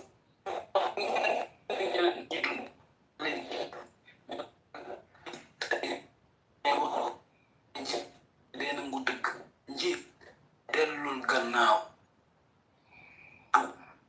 bi ñëw doon décroler non waa ji assemblée nationale bi c'est tellement magnifique assemblée nationale bi c'est tellement magnifique waaye mag da ngay déglu di dégg ay olof di dégg ay français yoo xamante ni mun nga toog ak say baay sax ak say yaay di leen ko nettali mais fële da ngay gis koy naan xam nga fi ma doon jëlee xaalis bi xam nga ki ma ko doon jox ma la koy jox imagine yooyu ay noo doo fi waxee ay yow du astafurlah maa jégalu di saaga yeneen ak yeneen donc fekk waaw ay saaga ay kii mais maintenant l'Assemblée nationale boo fa jógee sax da nga am kerse wax yenn wax yi parce que tout le Sénégal te regarde daf ñuy jaral connexion gis nga keroog booyee ni ñu wanee ñu jëli seen connexion di seetaan nekkul ni gars yi dañuy def ngir am vie de non du vie bi de loolu la ñu gëm tey bu Ousmane Sonko di wax ku mu neex na nga bett nga xool di nga gis ñëpp di ko seetaan di ko déglu donc faut pas que Aminata Touré mag ñu di ñëw di expliquer ak ay ñeneen gis nga tey fan ñu premier ministre boo xamante ne nii di ngay ñëw jël suñu contrat di ko delluwaat à zéro parce que te paye sur les caisses de tout citoyen sénégalais même léegi ku juddoo démb sax bokk na ci ku juddoo léegi wala après minute yi nii sax bokk na ci donc alal boobu boo ñu ko mënul sàmmal ngal la waaye signature boobu fa ma ne baawal ñu ko fa ba 2029 nga bañ a laale ci loolu nga concentré wu ci li nga mën a def wa ilaa mënoo loolu nga laaj ci démission ñu mais nag gis nga nag nguur bu jubal nag pour nga am foo ko jub du mën a ne parce que li may wax chaque jour rek Iblis ginnaaw bi mu newee yonent bi alayhi salaatu wassalaam la gën a bañ après yonent ba laajaat ko mu ne ab njiit boo xamante ne dafa dëkku ba pare dëkku si askanamam di leen wax dëgg nee na kooku tamit la gën a bañ est-ce que gis donc biñ ko laajee tamit kan nga gën a bëgg lan la wax di cee boole njiit bu dul wax dëgg askanamam bu waxee tey suba wax leneen mu ne kooku la gën a bëgg te kooku bu ko bëggee rek kooku nu mu mel noonu lay mel ala kulli haal njiit boo dul wax dëgg rek Iblis bu gën a ponkal bi ngay àndal yow parce que kooku dafa dem ba tënk ko Yonent bi alayhi salaatu wasalaam mais gën si mbindeef mooy lépp te kii dafa roy ci kooku ñu roy ci kooku te ku roy ci kooku dèjà yow boo ko waxee ci làmmiñ rek te nga jëfe ko dañ lay bëgg parce que ñun rasul la ñuy nooyee moo ñu gënal suñu ndey moo ñu gënal suñu baay moo ñu gënal kullu mbindeef bu yàlla sàkk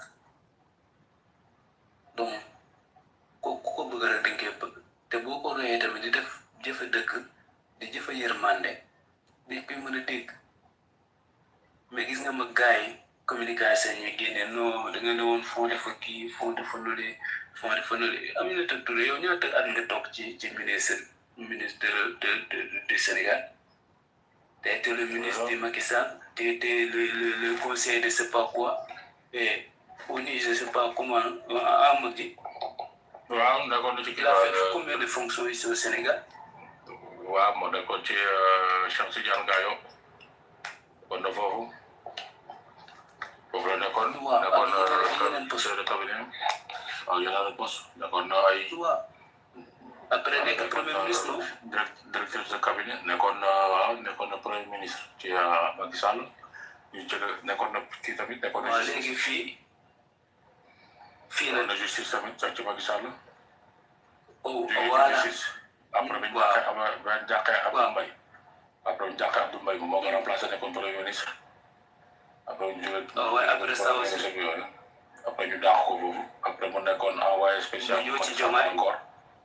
Waaw après nekkoon na député assemblée et nekkoon député bi mu bëggee def président assemblée nationale Macky Sall jël waa jooju fàtte naa ko mu tudd sax maam Adama Diop comme maam dafa Diop waaw defoon ko président après nag mu gedd mu mer. waaw parce que mu mer nag ci la meree nag parce que Macky Sall dafa ko digoon nekk pour mu nekk président mu gedd mu mer nag mer fu mu ci foofu assemblée.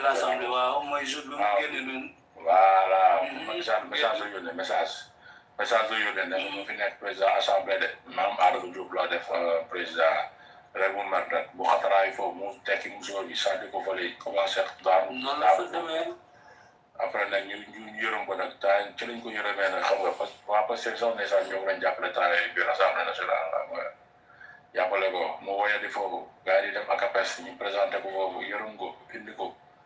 Xam nga boobu instant mi ngi ci ay tolof bi ngi métti ci moom loolu instant boobu waa Pastef ñoo ko doon jàppale ndeysaan parce que waa APR dañ xam dañ ko doon jaay doole xam nga moom waa Pastef moom bëgguñu ko ñuy jaay doole waa xam nga ñu néewul doole nii xam nga waa Pastef bëgguñu loolu ku sell gi bëggul loolu bu ñu néewul doole nii xam nga léegi bu meree nag après nag waa APR dàq ko assemblée nationale nag vraiment temps ñu jël postam député ci la woye di woon nag waaw bu seetlu kii récupéré ko raxas ko ba mu set wecc sàmm ko ba mu set xam nga ko gars yi xam naa ne sonn nga loolu ndeysaan léegi moom mu ñëwaat tey nii xam nga naan ay bokkoon ci président Sonko président xam nga ba affaire bi changé rek doon Diomaye président nag mu ñëw nag leen waa Diomaye président la bokk tey nag moom mooy teg ay plan quoi xam nga yu ko xam ne dañ la far ci mbedd bi di gars yi xam nga chaque bala magasin jox la yëpp naan kaay ñëwul xam nga tey mooy ñëw di tëral ay. mais est-ce que am nga ni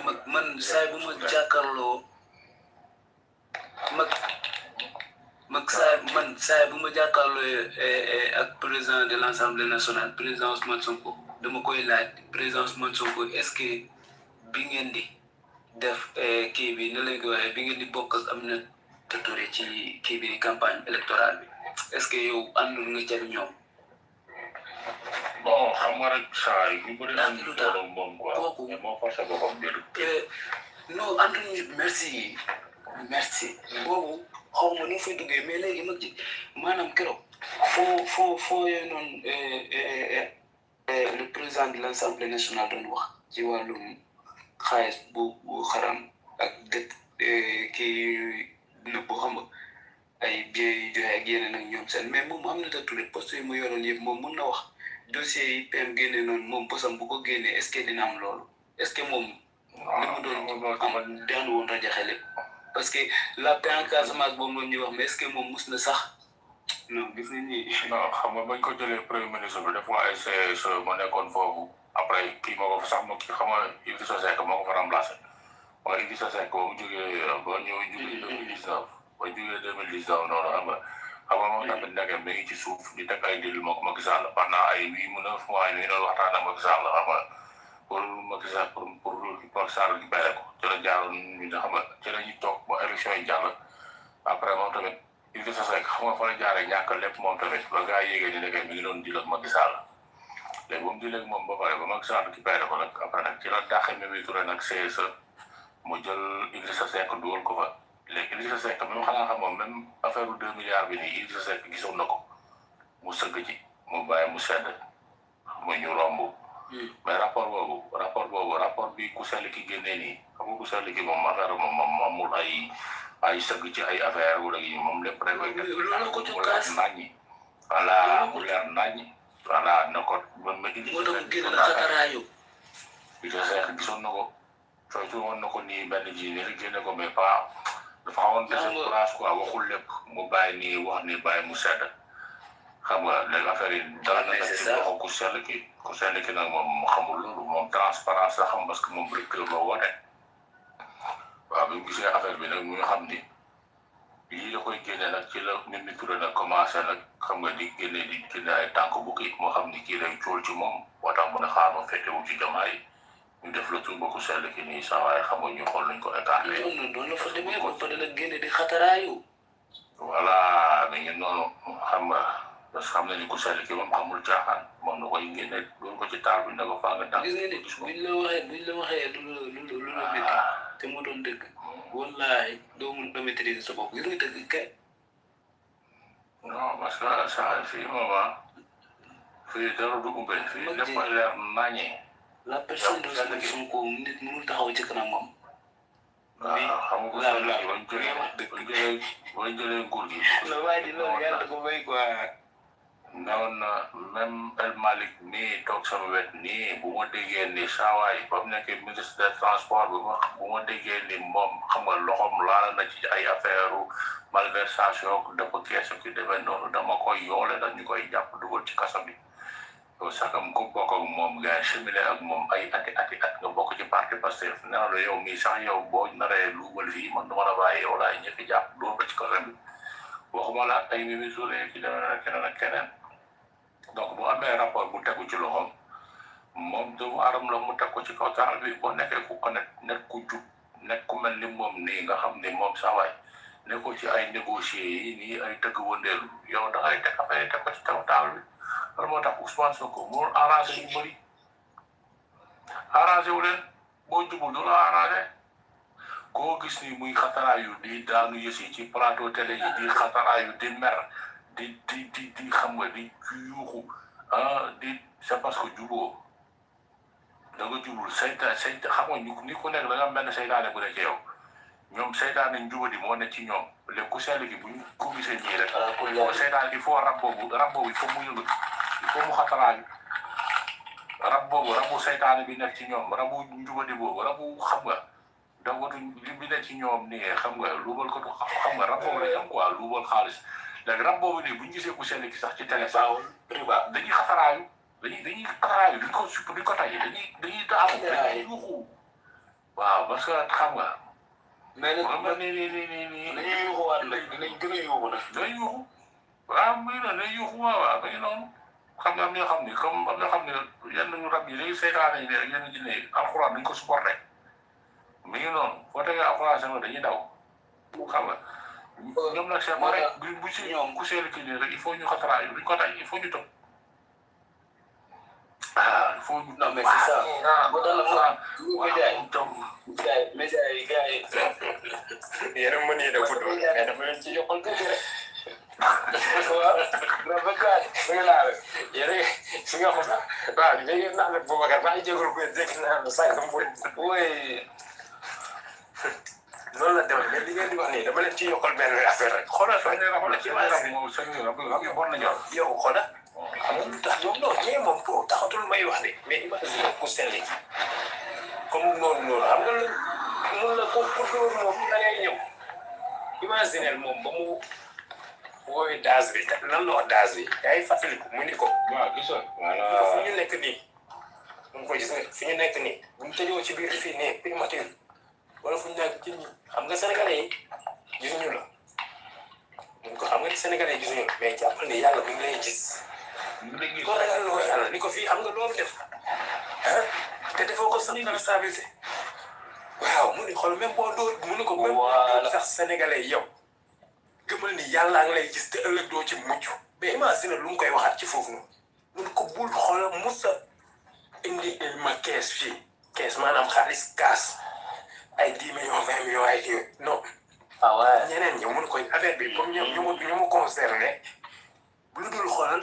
traçabilité facture bu dee ku ñuy génne na leer bu dee lu ñu fay hôpital nga fay bu dee lu xam lépp lu mu demee noonu te tout temps traçabilité moo koy laaj doonu leer kay moo tax de c'est l'unique leer nañu mais les autres ne faisaient pas comme ça. non les autres dañoo am lu ñuy def. moo tax nag sa waay di weje nag. les autres sëbu. moo tax mère fële di yuuxu di xataraayu. te wallaahi gis nga yàgg lu la ko si bor rek. ah mais Kole yàlla da ko may don ci wàllum politique yàlla da ko cee may don parce que tey du dem ba def échec imagine ngay dem di def ay facture di denc ngir ëllëg waaye kooku boo mënul politique kan mooy mën politique te politique mooy alxuraanul karim Umar bun Xattaab xool leen ay histoire am ginnaaw yeneen te bo ak ay Babacar ak ñeneen ak Ousseynou ak ñoom ak ñeneen xool leen ni ñu téye woon xilaafa yi xool leen Seydina Yunus ni mu téye woon xoolal Nuux alayhi salaam ñeneen gis nga ni daanu di jug mais gis nga tey di nga bëgg nit yéene ko mais doo ko yéene loolu gëm naa ko waaw donc cette politique politicienne ça va rester avec eux parce que ñun PM lépp lu ñu tegal dañuy fekk lu leer la mais tey maanaam plan émergence bi da ko yàgg xeex te yàgg naa ko di ko publier bu gars yi ni ma yàqalee sama compte TikTok boobu di génne ay fait di ko wane tamit parce que gis nga nit ki ngay topp tamit foo nga xam ko mais grâce à ma belle-mère aussi yàlla guddal fanam ak bépp mboolum jullit moo tax ma gën a sopp Seydina Ousmane ndaxte moom tamit cofeel bi ma gis ci moom daf ma gën a yokku doole mais discours yi muy wax ces derniers temps ak ni mu toogee ci xilaafa gole non affaire bi dafa ma wax dëgg fa yàlla sama xel dafa dal mun naa ni réew mi léegi kenn du ko paccaxoo te suñu gaz bi ñoo dina doon suñu moomeel gis nga suñu engrais beeg yooyu noonu premier ministre boobu noonu mag ji bëgg a tëblu di yàkkamti lu di bëgg ñoo yàqal billaahi bu ci duggee askan bi dañu wax bu ñu folli ko parce que fu léegi kàddu mooy folli ñun ñooy wax ñu folli ndaxte duñu defar kenn ñëw di yàq di Seydina Ousmane Sonko génne dossier yi keroog nañu fexe benn bu ne demee noonu te gis bu demee noonu ñoom sax seen nguur amaana sax ñu am sens ñu mën a ne def nañu benn kii réalisation boo xamante ni c'était réussi billahi wallahi wal kitaab bu ñu toppee yoon bi mu bàyyi ci kër mooy boobu remplacé bu jëfee ndigal boobu mu bàyyi woon foofu billahi dinañ benn gouvernance même bu fekkee sax tuuti dinañ ko def ci loo xamante ni Diomaye bu jógee dina ci am benn histoire sax ndaxte yéene nañ ko ñun yéene wuñ ko bon yéene wuñ ko mu torox yéene wuñ ko dara lu dul yàlla soppi xelam bii def ko muy patriote bi mu doonoon mu doon Diomaye bi nga xamante ni démb moo yéene woon président Ousmane Sonko mu jiite réew mi yàlla jaarale ko ci moom mu jiite réew mi moom donc ma xalaataat loolu ba pare delloo boppam xam ne ni nguur luy jeex la am na ñu bëri ñu fi nekkoon ana ñu tey donc nguur lay jeex lu dul jeex muy ko lëre ndaxte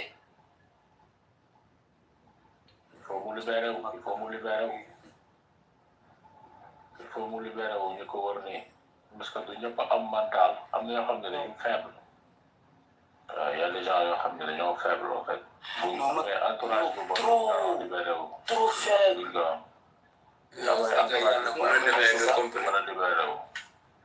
léegi ku sell ki nii moom nag bokkul ci cas yu mel noonu ku sell ki nii moom boo waaw amul complexe nit amul complexe ay may non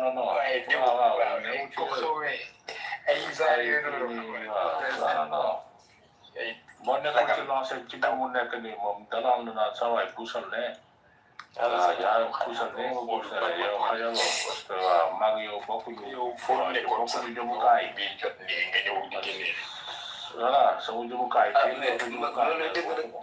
nit boo leen bokkul jëmukaay rek gis nga nag gars yi xam nga dañu war a comprendre gis nga ni ñu nekk ci média yi di wax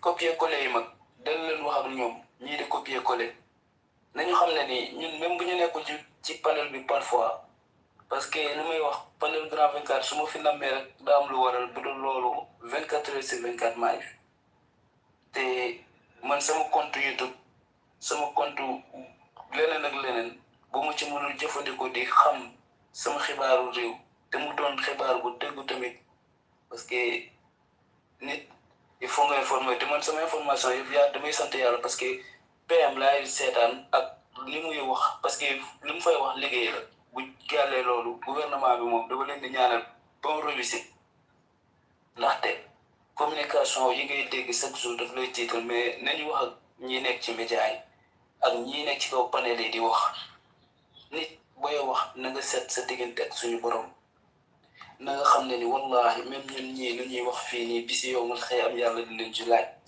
te temps biñ fii jël yàlla daf ñu koy laaj moo tax daf ñuy jaral ñuy wax dëgg ndaxte doo mën a toog ba ay 1 heure ba ay 2 heures wax dëgg fa yàlla ngay toog di wax ndaka sudul noonu ay naga sakki te doo ci am tiyaaba doo ci am payoorum jàll te li ngay wax yëpp bisi yow nga xëy am tamit day doon lu la lor ñun lépp lu ñuy wax te yàlla rek a tax moo tax ñuy wax donc nañu seet ci yàlla suñu borom ñu xam communication yi ñuy def ak ci la ñuy teg ci ndëdd ñi am na ñoo xamante ni yàlla da leen may loo xamante ni billaahi boo leen di laal rek di fay loolu nañ ko nangu yàlla da ko daa leen ko may spécial ñoo xamante ni ay nitam lañu foo leen laalee rek muy xool yow nooy foo nga laal souffrance d'abord mais ngay gis ñaata plus de 20 médias xawma ñaata mais yu ci wax dëgg boo koy compter du mot 7 médias mais c'est incroyable ça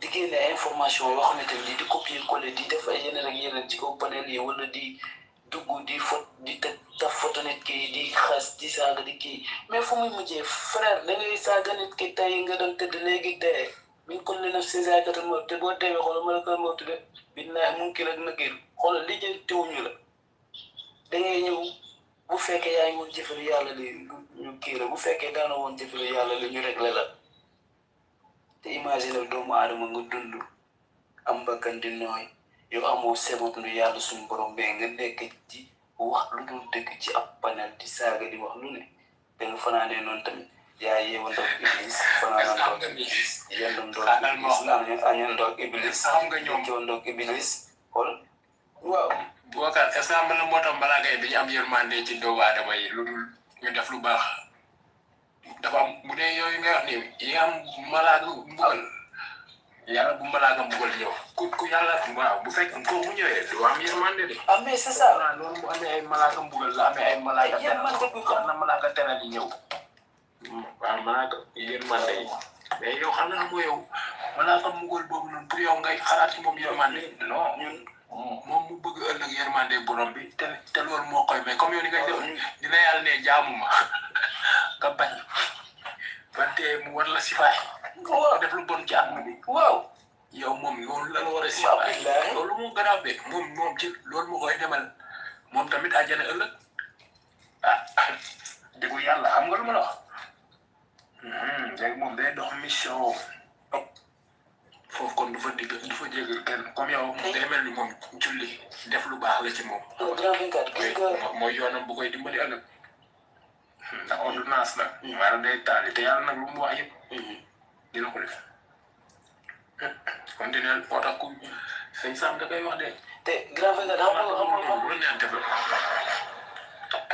merci ndeysaan yàlla yokk sa leer billahi wallahi grand frère wax nga lépp kilifa googu wax na lépp moo tax ndeysaan jamono tey ji dafa nax ñu bëri mais yooyu dañu waroon jël di ko publier saa ñu ci am ay vie di ci fayeeku ndeysaan ay membre Touba ay sëñ Babacar Si ñeneen ak ñeneen vidéo yooyu noonu yow waroon gën a law ci TikTok ak yeneen ak ñoom seen ak yii référence yi nga xamante ni mooy Ousmane Sonko ñeneen ak ñeneen ñoo waroon gën a fees ci média yi te ñu koy di waxtaanee mais yaa ngi gis gàmmu gaa ngi nii ñu yeneen ak yeneen ak yeneen gars yi dañ ciy focus mais ba wuleekee ñu focus ci gàmmu gi dëgg noo ci ay yoo xamante nii amul solo ci yooyu kese la ñuy ne te bis yi yomal xiyaam li ma wax kenn ku ne di nga la yor li ngay wax te panel grand 24 bi ñun dañ fee yàgg waxtaanee alxuraan di ci waxtaanee le président Ousmane Sonko ba pare di gën a yokkante ndaxte lu tax tey président Ousmane Sonko tey bu doon def kii assemblée nationale mu toog ba 13h jot 13h15 14h damay xam ne ni heure julli jot na xam nga lu tax parce que bi muy nettali tabak si annabi Ibrahima alayhi salaam ak doomam ji loolu daf lay jox misaal nit ku gëm yàlla suñu borom ndaxte def na fa loo xamante ne nii am na ci ñu bëri suñu imaam ci ay nit ñu bëri ñoo xamante ne nii defuñu genre yooyu noonu yoo xamante ne nii médias yi da leen koy di partager mais patriote yi kii bi vidéo bi fa dugg rek gars yi part wasaare ko mais ñu bëri xamee ne ci histoire annabi Ibrahima alayhi salaam ci xel mu sell ci waxin bu ànd ak dal ànd ak teggin ba pare wax ko mu doon ba pare tegal ñu ci ay aaya yoo xamante nii man xam naa ni kii bésu yowmal xiyaam du ma taxaw ma ne Sonko moo ma tardaloon ba julli jiwuma yàlla bu mu dugg aljanna te dugguma non non ñaan naa yàlla suñu borom kenn ku ne si ñun yàlla nañu yàlla may aljanna ñun ñëpp ci barki daraja Muhammad képp kuy mu ummatu rasulullah Muhammad sallallahu alayhi wa sallam donc daf ma jàngal da fekk ma jàng tamit xam nga nit da ngay jàng nga ñëw ñu jàngalaat la adduna kenn du ko xam ba mu jeex benn ndaal la rek doo fees dara noonu da ngay tànk bu yaakaar ne jeex na mu feesaat doo ko ba jeexal donc moo tax man média yi buñ ko wàññi woon sax moo gën ni mu bëri parce que bëri na ay série yu négatif bëri na ci ay wane ay rôle kii takk na tas na ko le xam nga mu ngi def lii rôle yooyu noonu gars yi di ko wasaare plus que yeete ay ñoom suñu papa mu ngi dul Samba Diallo yàlla yokk seen leer Imam Aliou Badara Ndaw yàlla yokk seen leer ñoom ñëpp yooyu histoire yëpp mënoon nañ ko di wasaare mais non négatif bi la ñuy jël saagante bi xasante bi xaawiwante bi wax ci nit jël patriote bi def ko nit koo xamante ne day jaamu moroom jullitam jël patriote bi teg ko foo xamante nii maanaam daal moom du nit maanaam patriote bi bokkul ci askanu Sénégal patriote bi kiw te patriote boobu noonu yow mii sa patriote nga ci boo ko jëfee yow mii di wax loolu ndaxte boo ko gëmee rek bëgg sa réew avancé da ngay nangu mag grave kat mag mu ngi nelaw ne dafa mel ni xam nga donc le peuple sénégalais à la conscience maanaam kenn duñu manipuler kenn duñu waxloo wala jëfloo lu ñu gëmul wala lu ñu bëgg média yi nañu jéem a góorgóorlu bu baax a baax kenn ku ne looy wasaare mu doon sa akkulaay taala te ñu concentré ci assemblée nationale bi ak gouvernement bu Sénégal bi ak suñu président moom mi di Bassirou Diomaye Faye yàlla may leen ñu réussir nga xam ne ñun tam bu ñu ñëwee dañ ci am galgal dañuy jàll rek def lu ñu war a def parce que état continuité la donc ñun loolu kese la ñuy ñaan le meilleur du Sénégal tey nguur gi loo leen bañ loo bañ gouvernement bi bañ Bassirou doo bañ doo nangu ñu échec te ñun ñëpp nangu ñu échec PM wax ne tamit ne moom yéenewu ko leneen lu dul réussite ci liggéey bi muy def après ñun tam bu ñu ñëwee ñu continuer rek ñun ñu jëfee ñun lu ñu gëm parce que xam nañ loolu mooy jëmale Sénégal kanam bu ñu yàlla may gudd fan bu ànd ak wër donc ala kulli aalin nañu wax di wasaare dëkk di jëfe dëkk le président de l'Assemblée nationale Ousmane Sonko wallahi desalatuñu dara man moom desalatuma dara lu dul maanaam concentré wu si sama liggéey ba pare concentré wu ci panel bi li ma yàlla may ci temps mu ñëw di ko seetali ak waa panel bi muy grand 24 ak bépp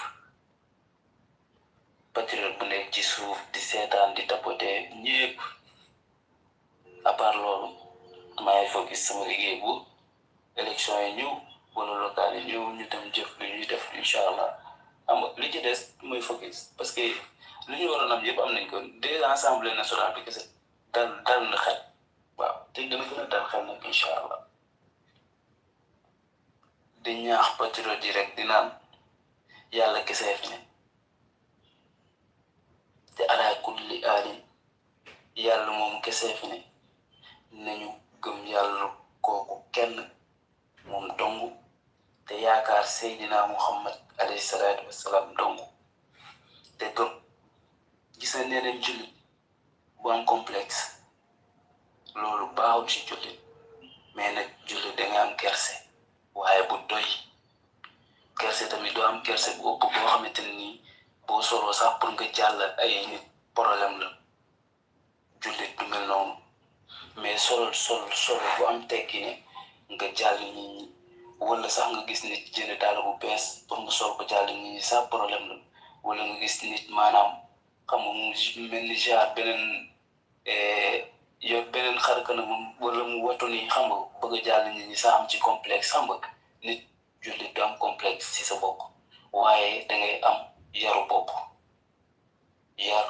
bopp mooy maanaam war nga xalaat yàlla dangay siggi di ko xool mais xamal ni mu ngi fépp waaye souvent siggi bi ci ngay gën a jël yàlla vite fait que ce que di naan yàlla mu ngi ni mu ngi ànd ak yow fépp te yàlla mu ngi fépp ala kulli haal donc yar boobu noonu dafa baax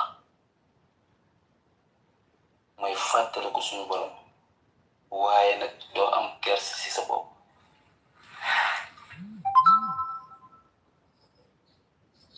nit bu demee bu am kerse rek ça veut dire que àdduna am yàqu na la ñuy wax donc yàlla nañ ci yàlla musal le patriote lu ñu leen mës a xamee mooy jubandi gëm projet bi nga am moyen amoo moyen nga am moyen sensibiliser nit ñi di leen wax dëgg boo xamante ni yow mii ëllëg xam nga ni boo leen ko waxul di nga lay ak suñu borom te ñun Sénégal ndeysaan dañoo sàgg ne mooy maanaam sosal nit di ko léséral di ko xaw a nooyalal wala di naan noo yow sosal nga diw sa xel sax du ñëw ci yooyu wala nga yàkkal diw sa xel sax du ñëw ci yooyu ñaata nit lay fi gunge ñoo xamante ne ay patriote lañu woon démb ñoo doon defandoo ñoom lépp ñu xëy jékki-jékki ne diw boppam mu ngi woon métti deen wala diw biram moo doon métti faatunu wala diw dafa toogoon léegi di wax ci TikTok te dana faatunu donc nit da ngay xalaat nga xam ne ni yow moomoo sa bopp te andiwoo fi sa bopp te yow li ngay jëfe bu la neexee mun nga ko jëfe de mais li yàlla wax ni boo ko jëfee nga am baax sa lépp baax boo jëlee contraire bi mooy foo yaakaar ni àdduna da ngay nekk di foo rek di def lu la neex sa vie di gën a doon temps bu gàtt te yàlla nañ ci yàlla musal grand 24 benn mbir am na mooy maanaam ci politique bi côté boobu xëy na damay arrêté foofu barkeelu tuuti ci maanaam mawlud bii ñu jëm te mawlud bii ñu jëm Seydina Muhammad alayhi salaatu wassalaam dafa doon yeneen te boo xamante ni maanaam képp ku ne jël na roy waayam di nga doon ko muccule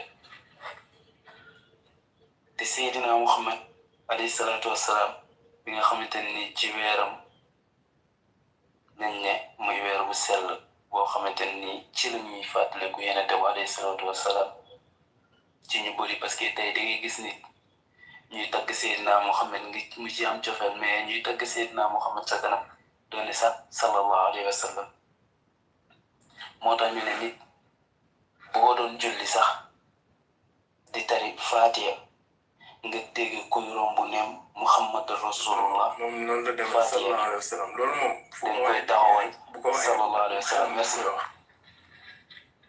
merci donc boo déggee ñuy wax loolu ngay tari Faatiha sax da ngay arrêté Faatiha bi nga ne sallallahu alayhi wa sallam nga continué waat sa Faatiha donc ça veut dire que kooku dafa yeggal yàlla suñu borom foo xamante ne ni maanaam cofeel amul fu mu yem boobu noonu la tudd donc Muhammad tamit ki ko bëgg tamit daf la jox ay charte yow mu war a mën a jaar moo tax di ngay gis ay football ay yeneen ay tiktak ak yéeg yi noonu tiktak islam la jeu boo xamante ne nii pour nga réussir ko il faut nga yor foi mooy imaanu billah foi bi boo ko amee insaan iman yooyu boo ko amee rek ak piliers yi ikaamu salaat itaawu zakat sawru ramadan waxat ci baytullahil xaram xam yooyu boo ko amee rek dangay bokk ci Seydina Muhammad donc Seydina Muhammad man su ma sañoon nit booy dem mawlud maanaam ngay dem Tiwaawan tey wala ngay dem Tuuba wala Njaasaan feneen ak feneen maanaam boo yeggee Tiwaawan da nga war a xam li nga fa war a def da nga war a xam li nga fa war a ñaan da nga war a xam li nga war a jëfe ci bis boobu ngir bis boobu noonu nga mën cee am loo xamante ne même déwén sax boo ko fekkeewul wallahi doo ko rëccu mais déet dañuy nekk ci internet bi di werante sëñ bi bu waxee joxee ndigal wala di fàttali jaam yàlla yi ci yàlla suñu borom noonu au lieu que ñu jël loolu publier ko déedéet ci ay werante la ñuy ne diw nii diw naa donc patriote yi nii da leen jënd ay xar lañu patriote yi ñi ay béy lañu patriote yi nii ñi xam nga di xastaate di wax loo xamante ni du la amal benn solo ndeysaan ndaxte tey patriote bu fi ne bu ne billaahi wal kitaabi xanaa yàlla nattuñu mais kenn ku ne si ñun am na fi diplôme malgré que doo am benn salaire bi mais di nga am luy suturaalu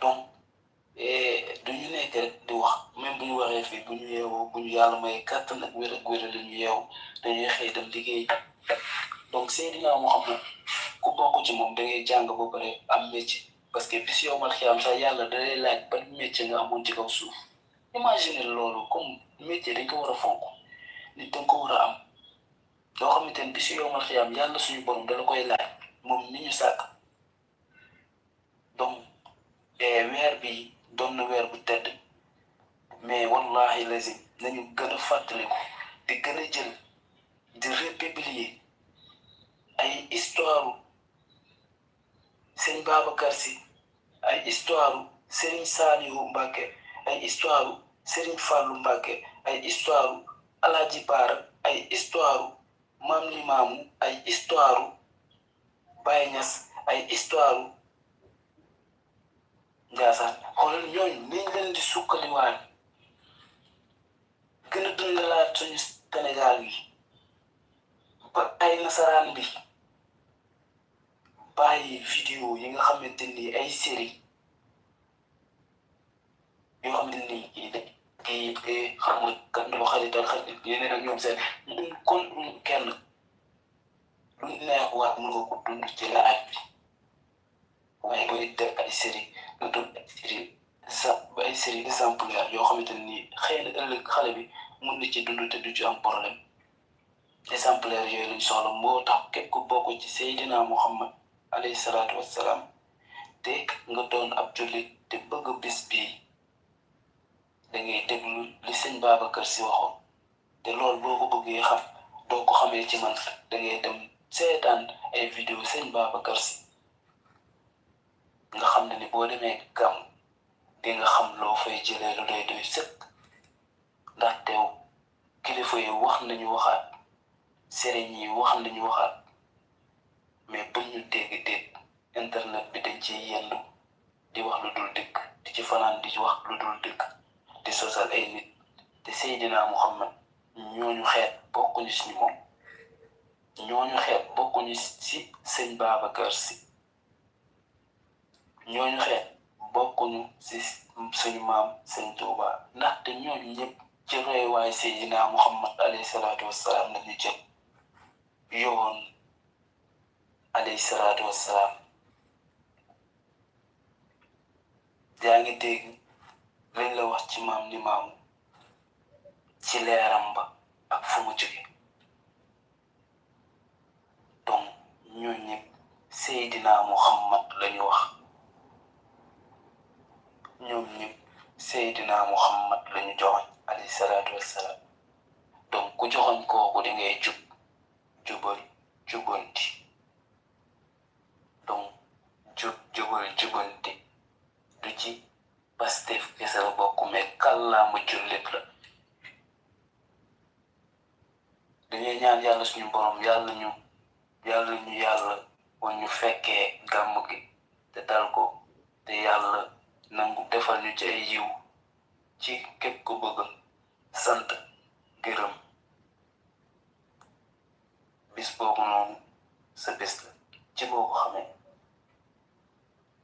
donc Seydina Muhammad alayhi salaatu wassalaam ñi bokk ci moom dafa ne da ngay doon jullit te balaa ngay jaamu moom mi borom bi ma sàkk te def ma ki gën ci mbindeefi gën ci yeneen tey alayhi salaatu wassalaam Muhammadu rasulullah sallallahu alayhi wa sallam nee na nga xam moom mii borom mi ñu sàkk ñun ñëpp te am jofel ci moom loolu gannaaw loola na nga tarbiyu te tarbiyu boobu mooy ban kalimatu shahaada ashhadu an la ilaha illa allah wa ashhadu anna muhammadan rasulullah sallallahu alayhi wa sallam nee na gannaaw tarbiyu boobu iqaamu salaat itaawu zakat sawru ramadan waxat ci baytullahi alxaram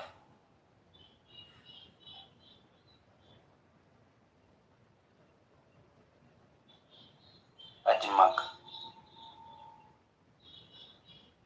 jëfe lu baax yéene aji ci mag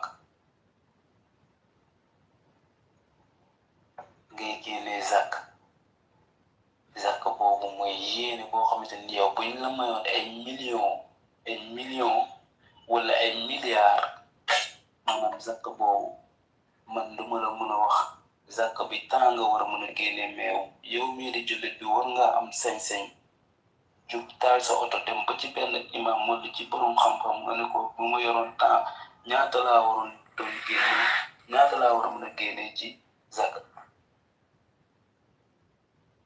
gaa yi dinañ la ko wax mais boo ko deful nag nga yor alal boo xamante ni di nga dem gàmmu ci mais billaahi du am gàmmu te du am ngërëmal sëñ Babacar Si billaahi wal kitaab képp kuy dem gàmmu te nga waroon génnee zàkk ay at génne woo ko xamal ni gàmmu bi nga doon gàmmu ji wallahi lazim leeru la te boo demee laajte wallahi lazim ñu wax la le même chose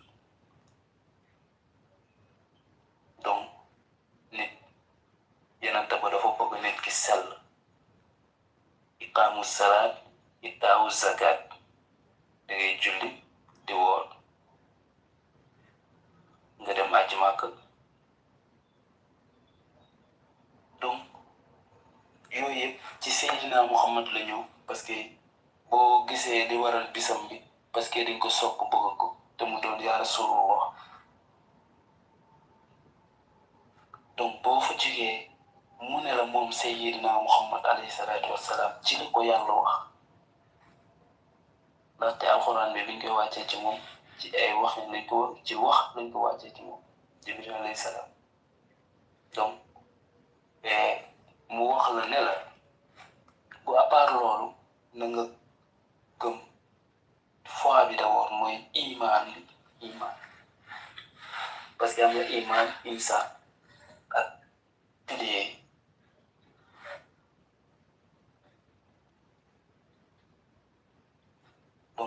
amee iman boobu nga def kalimatu shahada bi def yu bëri yëpp nga yor alal war a génnee sax génnee ko xam nga parce que yàlla may na la parce que tey boo gisee ñu bëri buñ doon génnee sax maanaam yàlla dafa def loolu noonu pour mun a développer adduna bi yërmande mun a daw tubaab bi nag dem bu adopté loolu suñu loxo di jël suñu ressource naturelle ak yeneen di ko exploité ba pare di jël loolu noonu di ko dundale seeni doom ba leen di mën a teg jël alal boo xamante ni après les 18 ans il peut aller mën nañ demal seen bopp parce que ñun dañ ko tàmmul xam nga lu tax tàmmuñu ko parce que doon nañu benn yéene bi dawul bu mu mot dañ waxante dëgg xol yi yaatuwuñu loolu moo tax damay dégg ci kilifa yu mag yi ndeysaan ñu ne tali yaatu nañ trop mais xol yi xat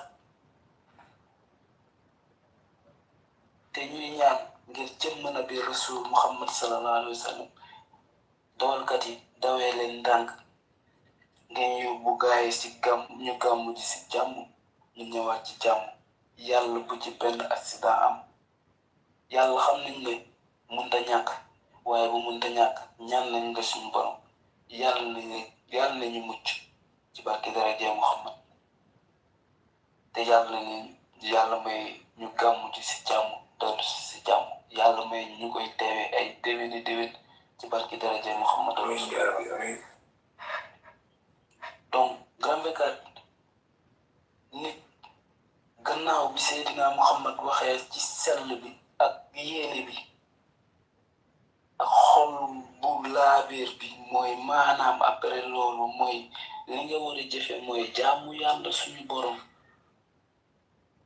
mais yow tey jaam bi nga war a jaamu suñu borom xamoo sax ni ñuy jàppe xamoo ni ñuy ligaamee xamoo faratee julli xamoo li koy defar qabla salaat ak baada salaat xamoo li koy defar xamoo lan ak lan nga war a def xamoo boo sekkee ak sa soxna da nga war a sangu farata xamoo ko yeneen ak yeneen léegi nag sa jour yooyu yaa ngi dund ak seetaan parce que ku setul ànd ak janaba moom wax dëgg fa yàlla moom loo sangu tamit nag yaa ngi tamit waaw donc ngay gis tey ay ponkal yoo xamante ni grand vingt pour ñu sangu farata problème la c'est tout un problème boo xamante ne jigéen joo xamante ni da ngay dem ba toll si sëy ngay sëy te mosoo xam ne ñuy sangoo farata parce que mosoo lijjanti julli te ñi la ko waroon jàngal tamit jàngalu ñu la ko ñu bàyyi la ak série yi rek noo diw dafa takk diw fase diw noo série bii ñëwaat nii day toj noo série bii ñëwaat nii xoolal mooy gën ci série yow daal série bi boo xëyee jour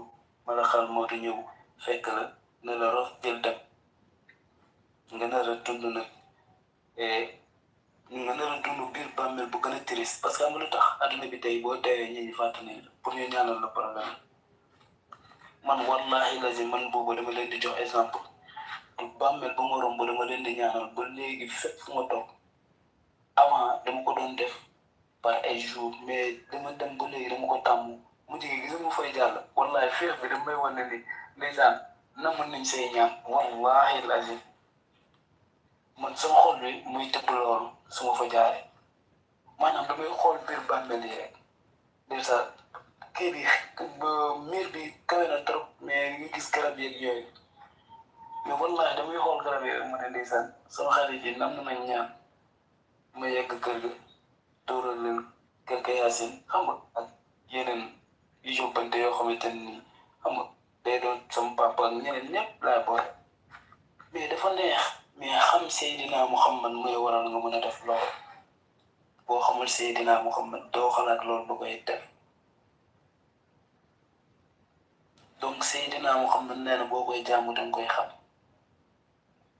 tey da ngay taxaw jaam nga ne ko lii ci lan la war a mën a ne danga koy wax day toxaat day bëgg dee te boo demee ti waxoon loolu danga ko fa war a wax subhanaka allahumma wa bihamdika wa tabarak ismuka wa taala jadduka wa la ilaha xayruka maa ngi tuub auzu billahi min shaytani rajim bismillahi rahmani rahim loolu danga ko war a wax boo demee ti waxoon boo duggee si jàkk sëñ Babacar Si billahi wal kitaabi loolu boo ko fa waxul ba nga génn sa waay xamal ni sa julli gi nangoo te kilifa diine yàgg nañ ko wax ñu bañ di ko déglu moo tax léegi day jar ñu leen di koy tokkalal ngeen dem ngeen seetlu parce que boo gëstoo tamit doo xam tey mën nga déglu boobu tey mais boobu mun na dem ñëwaat suba ñu nekk ci débat politique teewul dañ koy xamaat de suñu xel ñëw ci parce que lii dañ ciy barkeelu te dañ cee yàq màggal Tuubaa dañ ciy barkeelu lépp dañ ciy barkeelu ndaxte ñun dañoo doon lépp murit laayeen tijaan lépp lañ boole donc ñun ceebu taalibe dañ koy lekk jaxas boobu noonu ñun boobu lañ doon laayeen bi tijaan bi murit bi lépp parce que lépp kalimatu shahaada bi nga wax ashhadu an laa ilaha illa allah wa ashhadu anna muhammadan rasulullah donc nañu jëfe li Seydina Muhammad wax te di ko tudd da ngay gis jàmm bi naan Seydina Muhammad sallallahu alayhi wa sallam mais doo mës a gis fu mu toog jël fan ci Seydina Muhammad Seydina Muhammad mooy li ma wax nii léegi subhanaka allahumma wa bihamdika wa tabaraka ismuka wa taala jadduka wa la ilaha xayruka ci biir julli gi la bokk mais julli gi ci fan mooy bi nga taxawalee julli ba def takbiratul ihram boo ko déggee mooy allahu akbar gannaaw bi nga kabbiree bi nga kiiwee taxawalee ba pare nga ne allahu akbar takbiratul ihram nga yéene boo yéene après boobu nga war a jàng boobu boo demee ca jàkka ji boo ko ñaari rakk ñëwee jàkka ja bi ngay jull ak imam danga war a jàng de foofu ca jàkka ji te sëñ Babacar Si loolu la bëgg parce que boo fa amee point rek dina am 1000 foo amee 50 rek sëñ Babacar Si am 1000 donc ñun loolu la ñu soxla li ñu sëñ bi bàyyee lu suñu maam yi bàyyi ñu koy jëfe mooy li ñu wax mooy alxuraanul karim dañ leen ceewoo ngeen yee seen bopp ngeen yee seeni moroom bu waxtaanu àdduna ñëwee da ngeen ci waxtaan mais tamit jël ci ay tomb yu am exemplaire yoo xamante ni ëllëg du leen ko jéppee wala di leen ko waxe wala di leen ko toogee ñun exemplaire sëñ Babacar Si lañ bu leer di exemplaire sëñ Tuubaa bu leer ak ñeneen ak ñeneen ci suñ kilifa diine tey boo xoolee maanaam imaam Aliou Badara Ndaw yàlla yàlla koy leeral ñu bëri duñ ko waxtaanee tey parce que mun suñu ko xam te jéemuñu koo xam mais tey média yi fuy dox ba tajee vidéo am c'est rare suñu papa muy dul tàmm jàllo yàlla yoo koy leeral mais bi mu demee la gars yi commencé di seetaan ay vidéo naan non c'est que c'est ça non c'est que c'est pas c'est que c'est ça danga ko war a def parce que jullit nga tudd nga faatu danga war a julli tudd nga mbay danga war a julli mais fu nga faat waxtu yooyu noonu yëpp ba nga dee nga ne noonu mais si loo nekkoon taaja boon bu ñëwee nga dem tànd béer bu génne nga dem fu la neex nga dem paa bi bu la nee kaay julli nga ne julli leen kenn ku nekk sa bàmmeel bu yaay ji waxee nga ne noo yaay dinaa julli léegi boo génnee pare nga ci faatu bu gàmmu jotee moo gën a mën a dem gàmmu mbay bu gàmmu jotee moo dàq mën a dem gàmmu mais dem zéro ñëwaat zéro amul njëriñ mais faatu bu ko demee jël laa ilaha illallah allahumma salli ala sayyidina muhammadin fatihi ma ulika wal khatim ma sabaka naas bil haqq والخادي إلى صراطك المستقيم وعلى آله حق قدره ومقداره العظيم faatu bu amee ci yooyu 100 kese am fa benn juróom benn naafile ak rakk yi mu julli ci bis bi mbay tamit fexe am benn 100 wala benn 200 sax parce que moom góorul 200 laa ilaha illallah xam nga tudd yonente bi alayhi salaatu wasalaam xam nga tudd yàlla sant après ñaan mais loolu mbay bu ko defee bu ñuy bisee day ànd ngay tiyaabu day saan ak ngëneel ndaxte loolu la ko sëñ Babacar Si sant te bisu yowmal xiyaam bu taxawee fierté boobu lay wone parce que yàlla nee na bis yow ma xiyaam kenn ku ne am nga sa ngëm-ngëm sa sëriñ bis yow ma xiyaam dañ lay tànnaloo kan moo nekkoon sa sëriñ mais mun nga ne sëñ Babacar Sy parce que moom nga soppoon ndaxte moom nga bëggoon mais pour nga ne sëñ Babacar Sy la day fekk nga jëfe ko li mu waxoon ci kaw suuf si li mu waxoon julli jàng woor ndax yaa ngi ko doon jëfe bu boobaa bis yow ma xiyaam nga doogo ne sëñ Babacar Sy moo nekkoon sama sëriñ bi ma gënoon bëgg yàlla na la demal ci wetam ci këram ngay nekk kër gi ko yàlla may moom ci kër googu ngay nekk existe na trop man moo tax gars yi bu ñu newee sëñ Tuubaa dafa garantir nit ñi aljanna damay naan non da ngeen comprendre le contraire sëñ Tuubaa def leen ne tant que yéen a ngi topp sama yoon di sëñ Saliou waxoon ci gannaaw lool rek mooy maa ngi leen di gëstu fu ma dox di leen gëstu ba ma ngi gëstu da leen xool rek may gëstu da leen xool rek suñ maam sëñ Tuubaa ne ku topp si yoon bii ma bàyyi sëñ Saliou ne maa ngi leen di gëstu donc nañu xam lu ñu maam yi bàyyi ñun de xam nañ ko waaye parfois da ngay bëgg a wax ndaxte boo waxul ëllëg yàlla mën na la ko téye donc ba léegi ñu ngi ci Seydina Muhammad alayhi salaatu wassalaam gannaaw bu ñu jógee ci kilifa yu baax Seydina Muhammad nee na ci dama ñëw sànq muy subhanaka allahumma wa bi xamdika wa tabaraka ismuka wa taala jadduka mooy gannaaw bi nga taxawalee julli ba pare takbiratul ihram allahu akbar boobu gannaaw loolu nga war a jàng loolu mu jóge foofu tey ñu ko ngi am ne xëy na grand ga xëy na dama la ñëw bàyyi parce que heure bi mu ngi gën mais xarmaam na ñu jël ci suuf rek mu ngi gàtt incha allah noonu la demee naa la libéré ñoo tey Ousmane moo waroon ñëw gérer xaalu maa ngi waroon gérer xaalu mais jamono ji xam nga inondation bi moom ñu sonal ñun waa plateau bi tey moom yaa ngi gisee ndox maa ngi taw ba léegi nga nekk ci ay inondation quoi yi tooñ ndox bi di dënjee moo tax ni yaa ngi gën a xam Ousmane nag daa ko seet yow lu ngeen ñi di dugg bay du bi nga ci ndox bi ndax inondation bi tellement waaw sinon xam kenn du am fu mu jaar loolu mooy problème bi nañ ci jàppale voilà.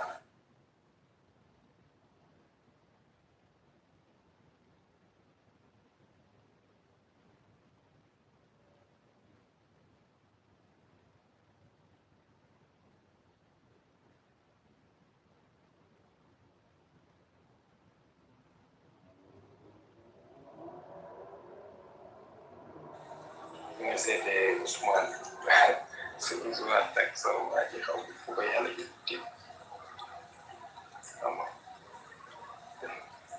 nga ndox bi moom doo comprendre la mooy ne ndox bi xam nga ndox bi du ndoxu ay ndoxu xewal la donc sax baykat yi moom bëgg nañ ndox mais non taw bi bu day gën a yokk de la ay laaj sax dama doon suñu daal sax la wàññi sax léegi ñu connecté dugal bagage gis nga sound la la taw bi nga jël loolu moom ngeen jël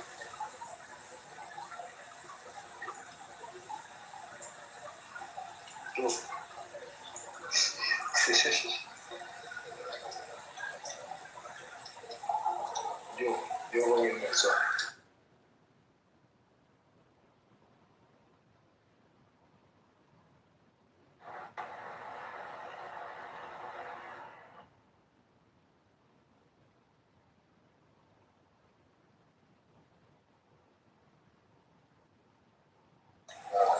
ñu lay wax kat yéen rek tëj seen goro te doo wax sax waaye tëj seen lu ko naa buru mbaa jàmm la ziar la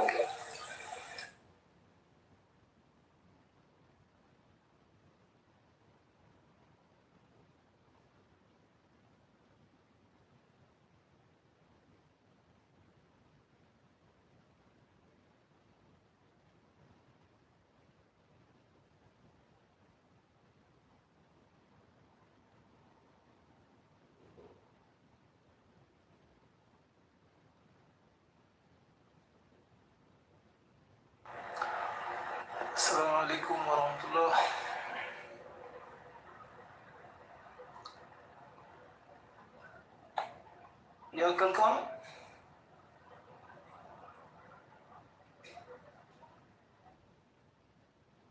Assalamualaikum. Ini ñep di ziar ñep di barax ñep. Polisi bi dal mun mbuur no waxuma put waaw put waaw ñu ngi nuyu waa put di nuyu dëkkandooy put di nuyu chef de quartier put ñu ne ko boo si teg imam bi ñuy def noonu sax rek waa ji arrêté nuyu yi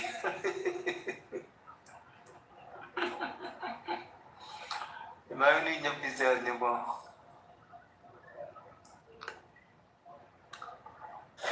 24 dégg na la de maa lépp jàmm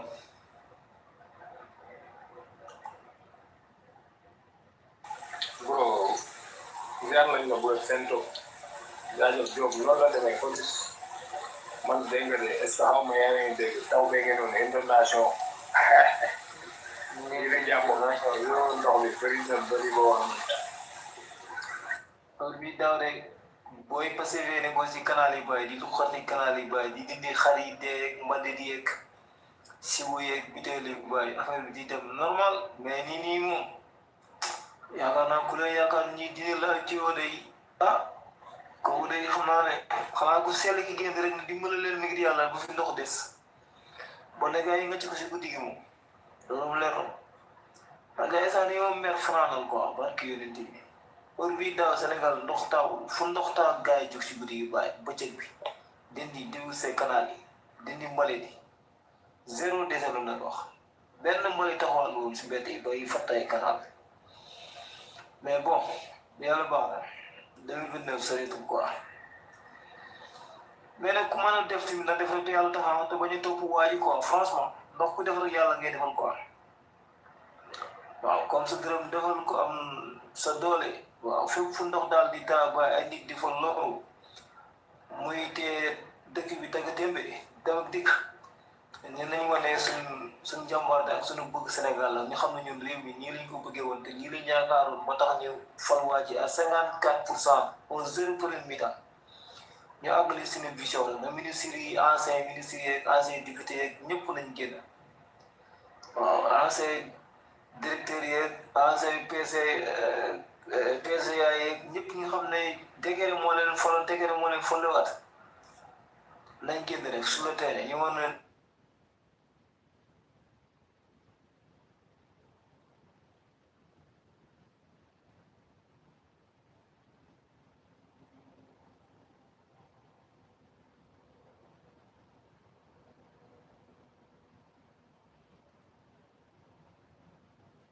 man faa def doole ak ñaxam ak xam-xamam rek na ko def quoi te ñun ñoo mën dimbale de suñu biir ñi wóor nañ ñi jàdd gos jàdd nañu bari waaw nañ boole lu ñuy neex lu naqari rek te xam ne Sénégal ñoo ko moom suñuy rek suñuy yaay suñu ay bàpp suñu ay nijaay ñoo dëkk si ndox yi ñoo dëkk si kër yi taay métti na lool ndax heure bii daaw moom xam naa ne Sénégal bàyyi ndox daaw fa taxaw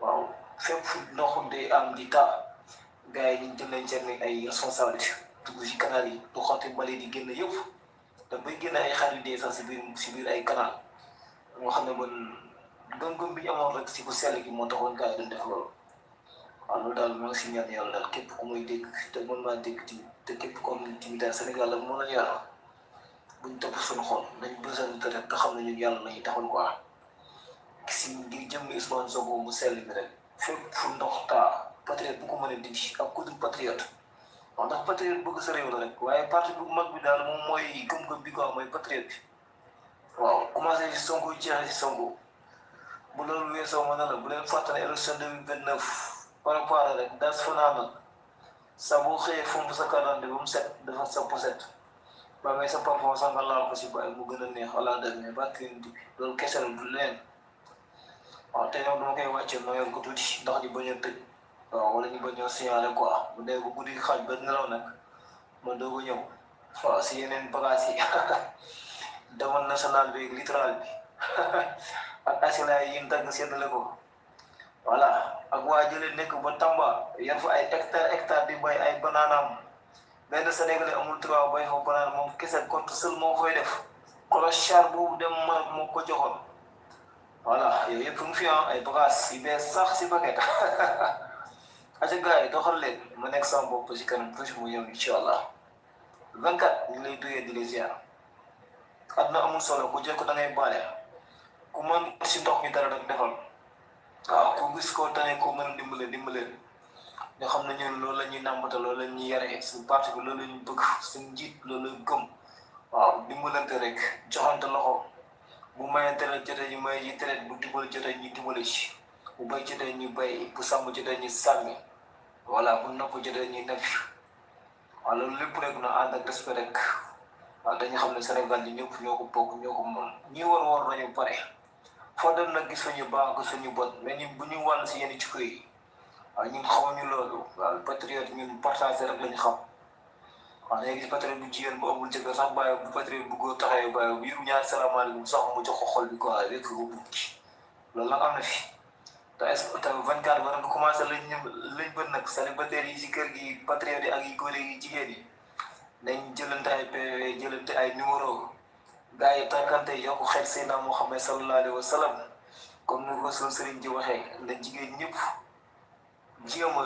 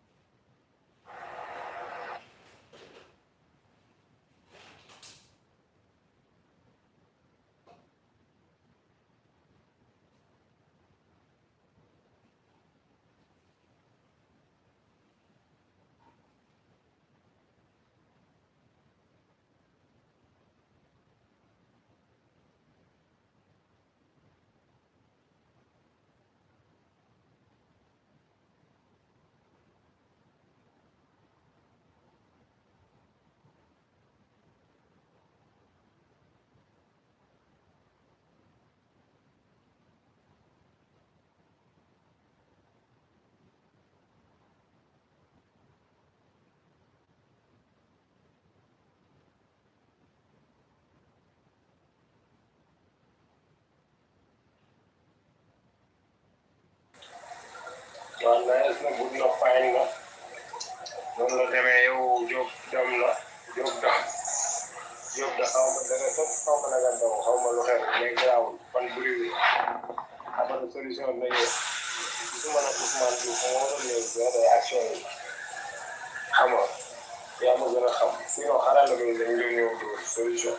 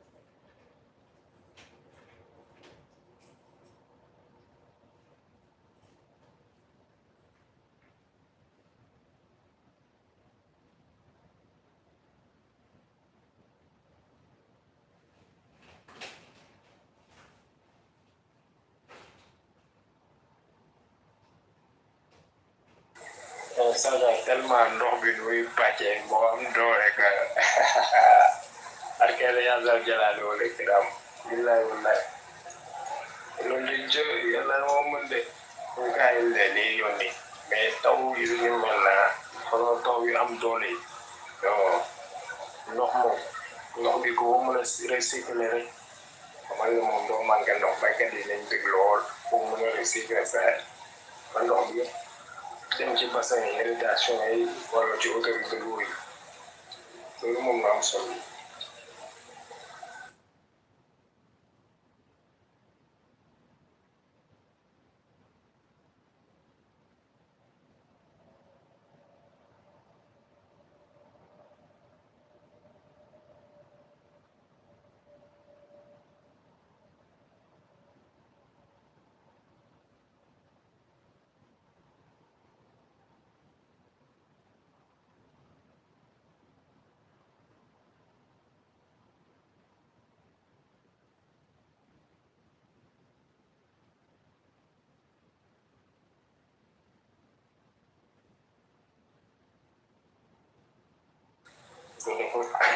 dafa bëri doon na de jékki-jékki rek dóor ko xoolal triple ci taw bi dóor ju nekk tamit augmenté taw bi ba nga naan mais di ay ndox la wala comme ay xoolal comme ay butéelu tokk ndox yi moom tokk yi waaye mel ni xoolal ay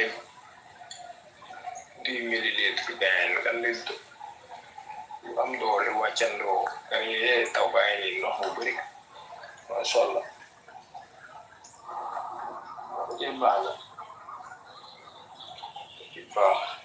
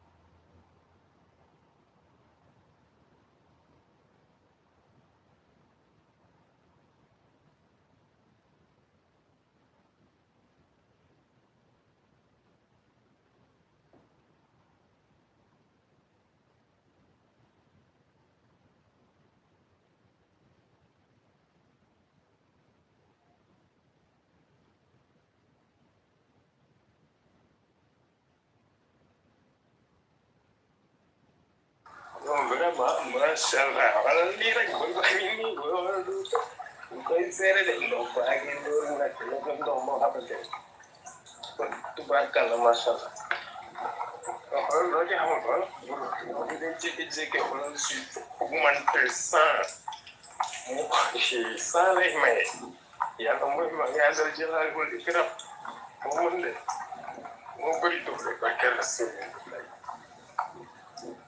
ndox bi ni mu ko wàccee mais nag xoolal inondation bi ndox bi yëpp Qatar lañ koy jël ndox bi yëpp mi ngi dem yàlla baax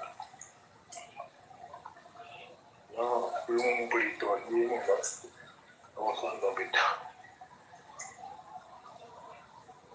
ndox bi rek ma lay wax ni faal bu wàccee ci suuf loolu ma la Qatar lu ko ëpp moom moo tag fee ne dina daal tey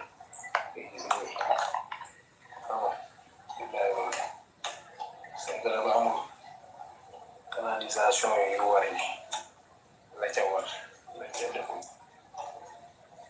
mais buñ ko ca defoon demee noonu quoi mais nag taw na de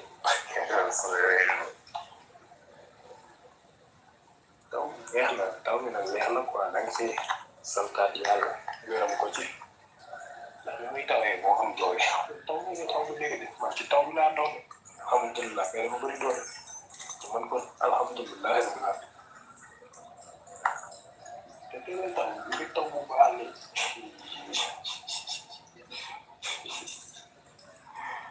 masha Allah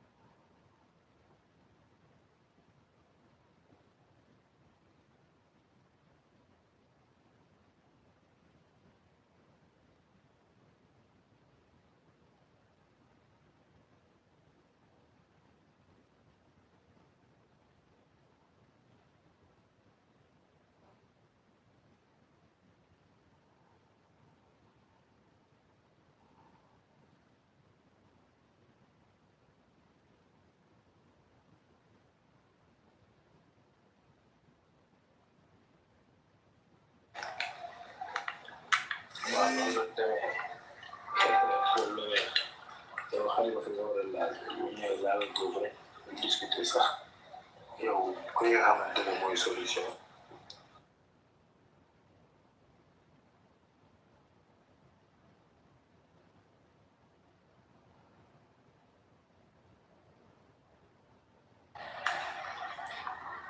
noonu la demee.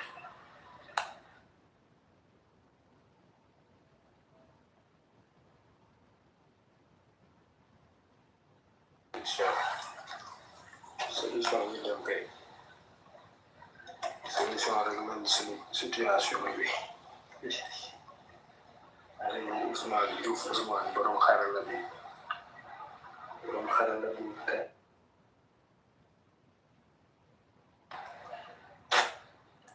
mooy monsieur Diouf Ousmane daal mag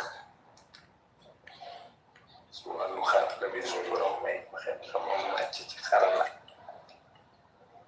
waaye yàlla suñu borom yi muy taw macha allah mi am na ci temps dam bi DPG xarala bi waaye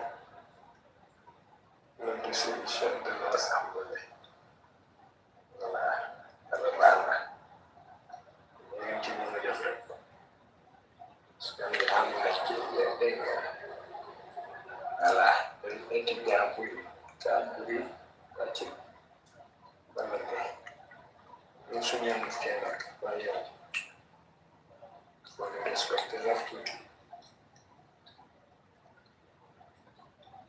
dëgg yàlla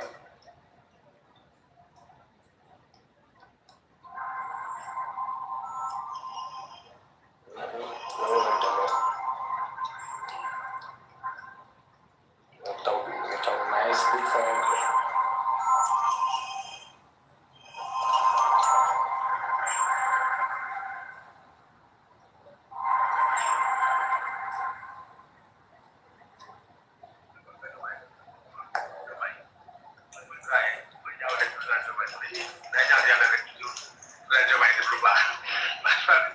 donc lay nit di identifier ci nit muy un jeune boo xam ne très pertinent et puis très calme serein donc ñu xam ne rek assemblée am na jeune ñoom avenir yi fa nekk donc di ko encourager ce n'est qu'un début donc toujours aussi di rafetlu xam-xamam bon Moussa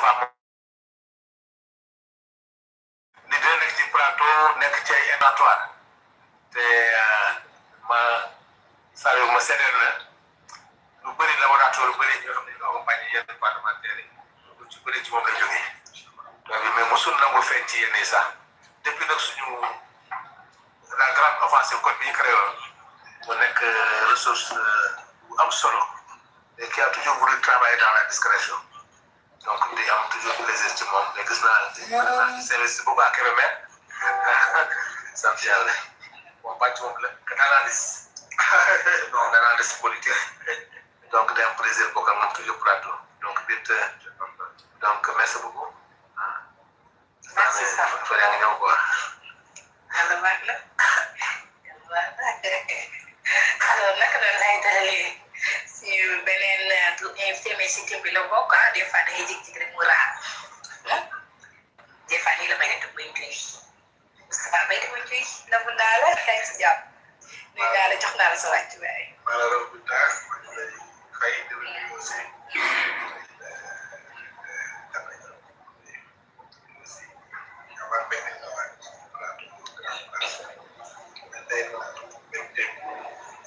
particulier parce que dama fekk sama xarit Saliou vraiment bi ñi xamante nekkuloon ci circonstances yi ci liggéey laa nekkoon ak moom vraiment ma ñëw mu jàppale ma ci li nga xam si ne tey moom mooy prestation bi jot fa waxtaan ci patriotisme moo tax bi ma gisee ñu investir ko mu nekk député rek gaaw ñu ne ko message de ko amee Saliou vraiment yow am naa fierté ba pare ba am mbégte surtout comme ni ko honorable waxee di gis taxawaayam parce que spécialité bi mu nekk macha allah daf ko may mu xam administration mais de surcroît ñoom ñoo nekkoon mooy bras armé wu état bi ñi nga xam si moo doon permettre tey nga jox levier état bi pour mu mën a exercer ay mission moo tax ñu mel ni ñoom bu ñu engagé woo rek da ngay xam ni am na lu bari lu waroon dem normalement te normal parce que xam naa ne Saliou mi bu fekkoon mbir yi mi ngi doon jaar ci yoon yi mu doon jaar li dal Ousmane Sonko du ko dal mooy maanaam day nekk ci liggéeyam jariñu réew parce que moom dañ ko formé pour loolu mais tey mi koy def de façon bu rafet ba pare di représenter toute la jeunesse parce que bu fa nekkee moom bu waxee bu ñëpp am ci fierté day tax nit ñi am ci respect ak wóolu kóolu teel ci ñun ñu mel ni ñun moo tax ñun suñu génération dafa nekkal vraiment toujours may bëgg ci ay émission ci ay débat mu nekk borom xam-xam bu profond mu tey loolu comme ni ko doyen waxee mais honnêtement mu bokk ci moom en tout cas moom mérité na ñi ñuy wax honorable député Saliou kontaan naa bu baax. merci doyen moom xam nga mooy suñu papa suñu waajur mais moom it dafay làqatu moom it nii la ñuy orienté ci lépp nag ci àdduna lu mu xam lu baax ànd koog ñun def koog ñun xalal ñu ko wax koog ñun man du ma dugg ci dara souvent sax même yenn affaire bu important mais trop dama koy woo ñu ko doyen man réer naa ci carte gi il faut mu waxtaan ak yow mu gindi ma ba ma nekkaat ci yoon bi grand Samba moom vraiment moom bés bu nekk su ma génnee ci mbedd bi ñu jox ma ay nuyoo yu bari sax vraiment bu fekkoon lu may def ci saag bi dama koy diir su may ñëw wala concerné laa leen di soppali ko ganaar non bu nekkoon nuyoo yu ganaar la walaay bu nekkoon ginaar la moom Samba dootoo jëtaat ginaar ci àll bi mais vraiment kontaan naa bu baax voilà bis daa yow tamit maa ngi lay seetaan rek dernièrement kontaan naa bu baax aussi liggéey bi rafet na di nuyu ñu ma fi fekk ñëpp di am mbégte ñoo dugg ci waxtaan bi ci bisimilah ngeen ñaan ngeen ci alhamdulilah. Merci beaucoup Moustapha, toujours plaisir la bokk ak mon plateau bi alors nag noonu lay dalee Samba Ndiaye Samba Ndiaye maa ngi lay nuyu jaajëf. maa ngi lay jaar comme ça sama doom bi sax du kaas quoi parce que da doon kaas naan ma lu tax ñu lay woowee doyen Samba. papa yow tuddoo doyen Samba mën na ko wax xam nga foofu maa koy ay quoi mais maa ngi lay nuyu Binta puis di kontaan une fois encore di partager ak plateau bi di nuyu également honorable que je suis régulièrement vraiment sa xel day dal parce que nag fekk nañ fi façon député bu ne mais ñu leen naroon te amuñu woon taxawaay bi mais quand tu vois des jeunes députés ñu am yenn taxawaay sa xel day dal et moi je le dis je le répète Sénégal day baax dana ñu nekk si benn tournant boo xam ne nag quand tu veux faire tomber le baobab forcément y aura du bruit mais Sénégal day baax parce que ñi bëgg Sénégal baax ñoo ko bëgg alors moo tax ma koy féliciter ci taxawaayam bon sanu moom c'est mon sanu quoi sama gànd en dehors des plateaux dañuy déggante sur beaucoup de choses et Moustapha nga xam ne man dama koy sonal rek parce que Moustapha la première fois moom gisee ci plateau dama ne Pastef moom kenn xamul mooy lan quoi parce que Pastef saa yoo demee ba yaakaar ne jour yi jeex na rek ñu def benn député quoi waaw député fan la nekkoon ça c'est Pastef quoi vraiment moo tax tey débat bi toll foo xam ne boo amul xam-xam rek doo ci bokk quoi te ba ma ko maye je tiens à remercier vraiment un ami monsieur Abdou Bassem un inspecteur académique mu bind benn livre indil ma ko ba tey pour jox ma ko dédicacé ko jox ma ko Moustapha Bassem ma koy nuyu bu baax a baax bu nekk la boîte noire de l'école moderne au Sénégal sànq sax gis nga ci ñu ngi si doon discuter mais vraiment maa ngi koy recommander nit ñi quoi parce que surtout ñi nekk dans le milieu éducatif parce que y a beaucoup de choses tey ñu muy évoqué ci livre bi te tey loolu mooy problème mu tey suñu éducation système éducatif xam nga ne mu amee chance am un sachant mu bind ci domaine am dafay nekk loo xam ne le contenu est riche quoi Abdou Bassem maa ngi koy nuyu bu baax a baax te puis ci nuyu suñu mbokk téléspectateurs yëpp tey moom damay toog rek di seetaan quoi parce que xam naa ne sujet yi tu as trouvé les bons profils pour sujet yi nga xam ne moom moo nekk actualité mais surtout moo koy teel a araftu nag surtout José dafa am koo xam ne combat yam la fii ci plateau ay comprendre parce que moom mënuñu ñoo bañ a wax. non da ci am koo xam ne l'histoire lui a donné raison muy Moustapha bu koy démonté affaire de Azen boobu kenn yëngutoon wax ci affaire de Azen ndax tey bi mu buggee wax naan ma ay bët mën na ko bu jaree ñu taf ci benn affaire sax di nga ñëw en tout cas merci beaucoup. Merci beaucoup Samba. maa ngi remercier aussi doyen Abdou Bassène parce que man tamit il m'a fait l'honneur jóge ba Bokiling ñëw fii man ak Samba ak je pense que dina jox sax Aliou benn exemplaire ma nii mais doyen lu ëpp solo dafa àndaale benn exemplaire pour jox ko le président Ousmane Sonko. Il a conçu de ses propres mains un excellent tableau une œuvre d'art parce que moom c'est un ancien professeur de philosophie bon am na seen ay confrères yu mag moom i jàngal na leen il était à Rufisque sa zone la nekkoon moo nekkoon foofu noonu ci lycée bu Rufisque foofu la doon waa lycée moderne de moderne waaw moom fa newoon professeur yàgg na fa donc en tout cas ñi ngi seet daal kuñ ci mën a jàppale ba mu gisanteeg le président Ousmane Sonko jox ko exemplaire bi ko dédicacé mais aussi un tableau bi nga xam si ni defar na ko spécialement pour le président Ousmane Sonko. Merci beaucoup Moustapha loolu am na solo dañuy àddu jaajëfal ñi nga xam ne ñoom ñoo ñuy seetaan di leen wax merci Lamine Tamba bi nga xam ni fidèle internaute bi Sunugal 24 la Lamine ñoo ngi lay nuyu bu baax. waaw ma Germaine ne ko maa ngi tane bu baax. waaw Germaine également ñoo ngi koy nuyu Ousseynou ñoo ngi koy nuyu ñoo ngi nuyu képp ki nga xam ne yaa ngi ñuy seetaan waaye itam mën ngeen contribuer si émission bi à travers vos commentaires daal si bàyyi xel bu baax a baax ñu sóobu nag ci waxtaan bi honorable ñoo gis ni ki tey yi ngeen woon assemblée nationale adopté ngeen li nga xam ne moo di projet de loi jëm ci la protection des infrastructures d'information critique et la sécurité numérique mu tombel si contexte ba nga xam ni lu ñuy attaqué suñuy bërëb bi fu bëri alors ñu la d'abord daal di revenir à l'Assemblée nationale vote ba nga xam ne voté nañ ko mu nekk mbir ba nga xam ne mën nañ wax peut-être mën na assurer les Sénégalais par rapport suñuy attaque parce que tout le temps dañuy dégg ay cyber attaques yi nga xam ne ñu koy am. jërëjëf Binta laaj bi am na solo comme niñ ko assisté tey assemblée doon sëgg ci loi boo xamante ne gouvernement bu ko andi ministère de la télécommunication porté woon ko mu porté woon sur les infrastructures d'information critique et à la sécurité numérique te lii tax ñu dugal ko ci président Ousmane Sonko mu koy fàttali tey lii tax mu dugal ko ci ordre du jour ci première session extraordinaire mooy solo bi moom ndax bëri na ay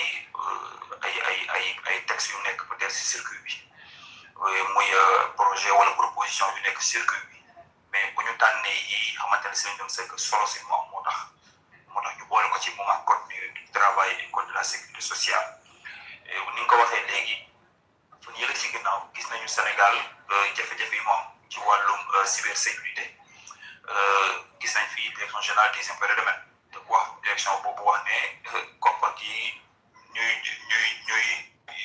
dugal ci keesu état di ci tabax tali di ci tabax ay école di ci fay fonctionnaires yi di ci def leneen ak leneen di ci tabax ay structure sanitaire koppar gi fa lay jógee ñoom ak douane ñoo koy indi daanaka ndax Sénégal dafa nekk réew mi ci fiscalité la yaakaar daanaka lu ci bëri si lay jógee ci koppar gi ñu ne nii ñu toogaat ba si yàgg déggaat ñu ne daaf maanaam suñuy données fa mu nekk voilà suñuy pièces d'identité yi ñoom ñoo koy defal ak yeneen donc ça veut dire que ñun suñuy données yëpp mu nga fa lu ñu ku am accès daaf daanaka suñuy loo bëgg xam Sénégal di nga ko xam donc loolu mu nekk loo xamante ne lu dangereux la si réew même trésor effectivement fan yële déggoon nañ ko mu nekk loo xamante ne sax si moment ba nga xam ne ñoo ngi wax warum digitalisation exactement ndax jamono ñuy jëm nii defe naa nous sommes dans un monde numérique lépp actuellement nii dafa am benn essor numérique bu am doole l'essor des technologies donc fi mu toll nii des na tuuti sax ba ci wàllum santé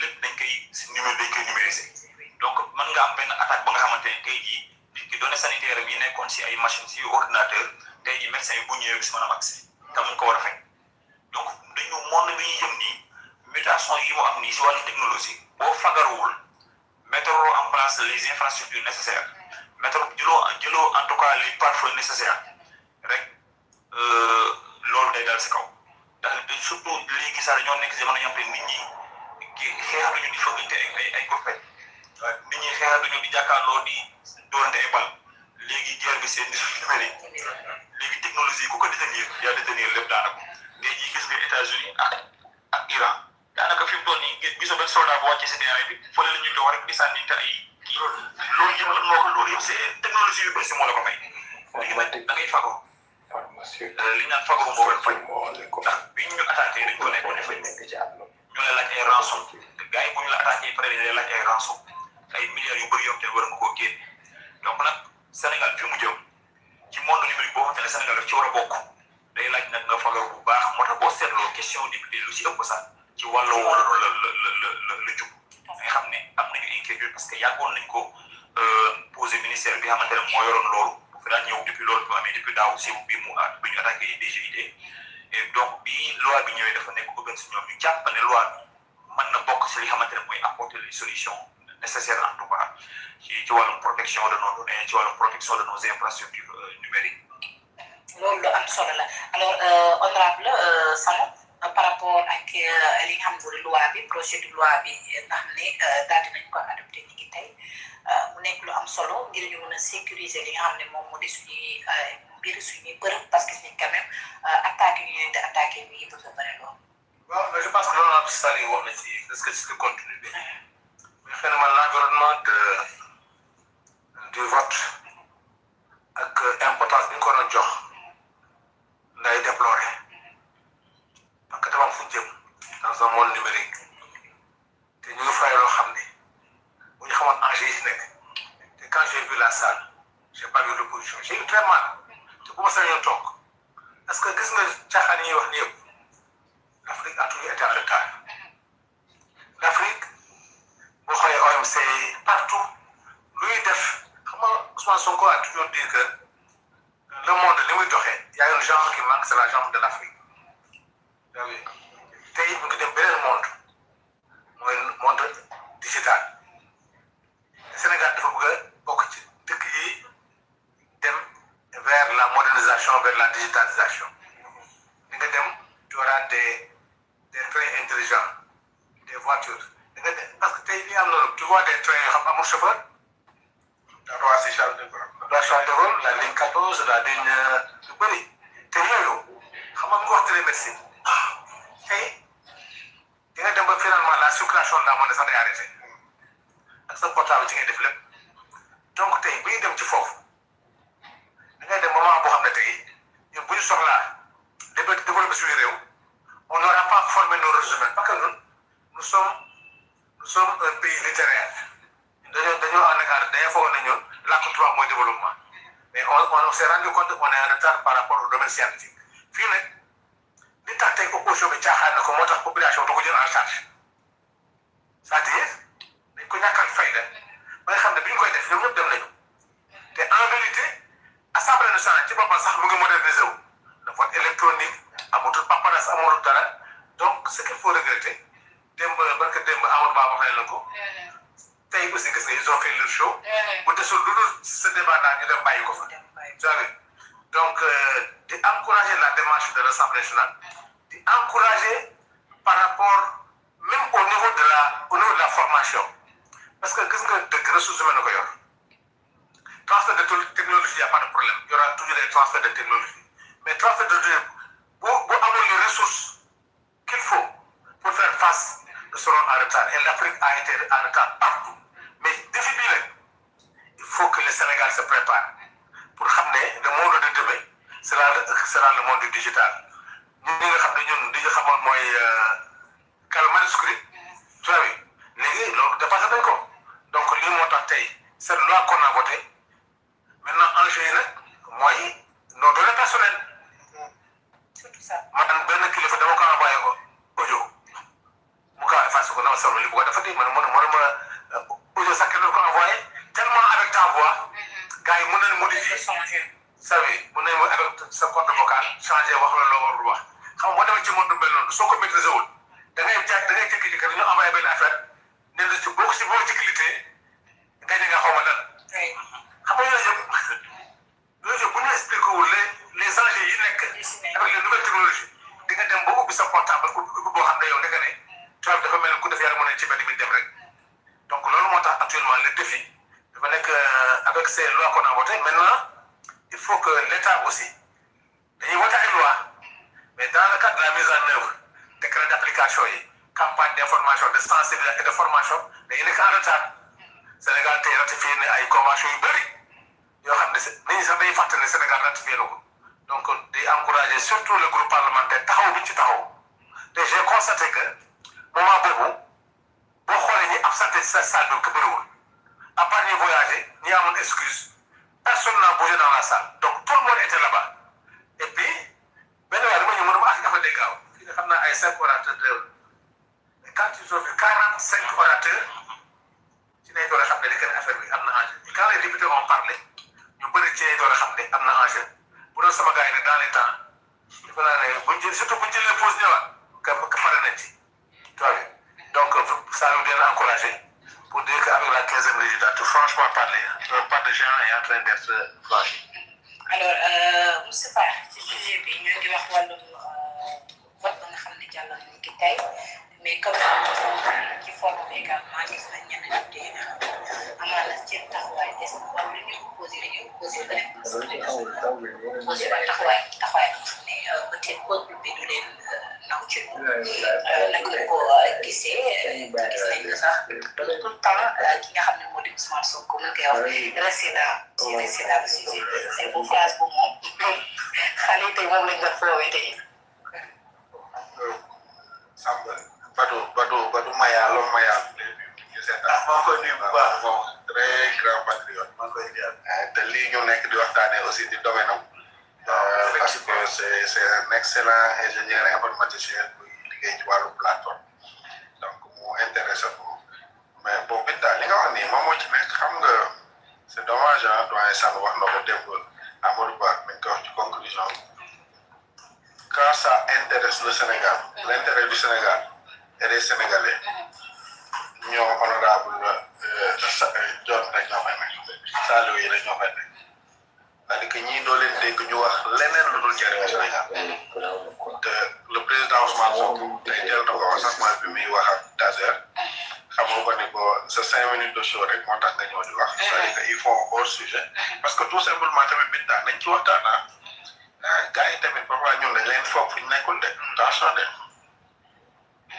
on les surestime parce que tout simplement soit du temps passant nekkoon nga ancien député ancien ministre alors que dans le fond moom moo waroon a ëpp intérêt pour wax ci parce qu'il a géré l'un des organes de régulation ci secteur bi nga xam si ni daanaka 90% ci wàllu numérique donc moom daf ci waroon nekk à l'aise tey dafa waroon ñëw def sax ay contributions yu bari analyser de fond en comble loi bi parce que boo xoolee xam naa ni maître d'œuvre bi wala ñi ci travail lu ci bari ay services su autorité de régulation des télécommunications et des postes parce que nous sommes en train de parler de la sécurité de la cybersécurité muy lu nekk loo xam si ni nekkatul option mais en fait daf ñu fekk ci ñu ñuy dundee mu bouleverser ko sensiblement ba nga xam si ni tey honnêtement suñu dundit yëpp ñu bëgg ko ñu bañ ko nous sommes obligés de nous adapter parce que foofu la évolution ak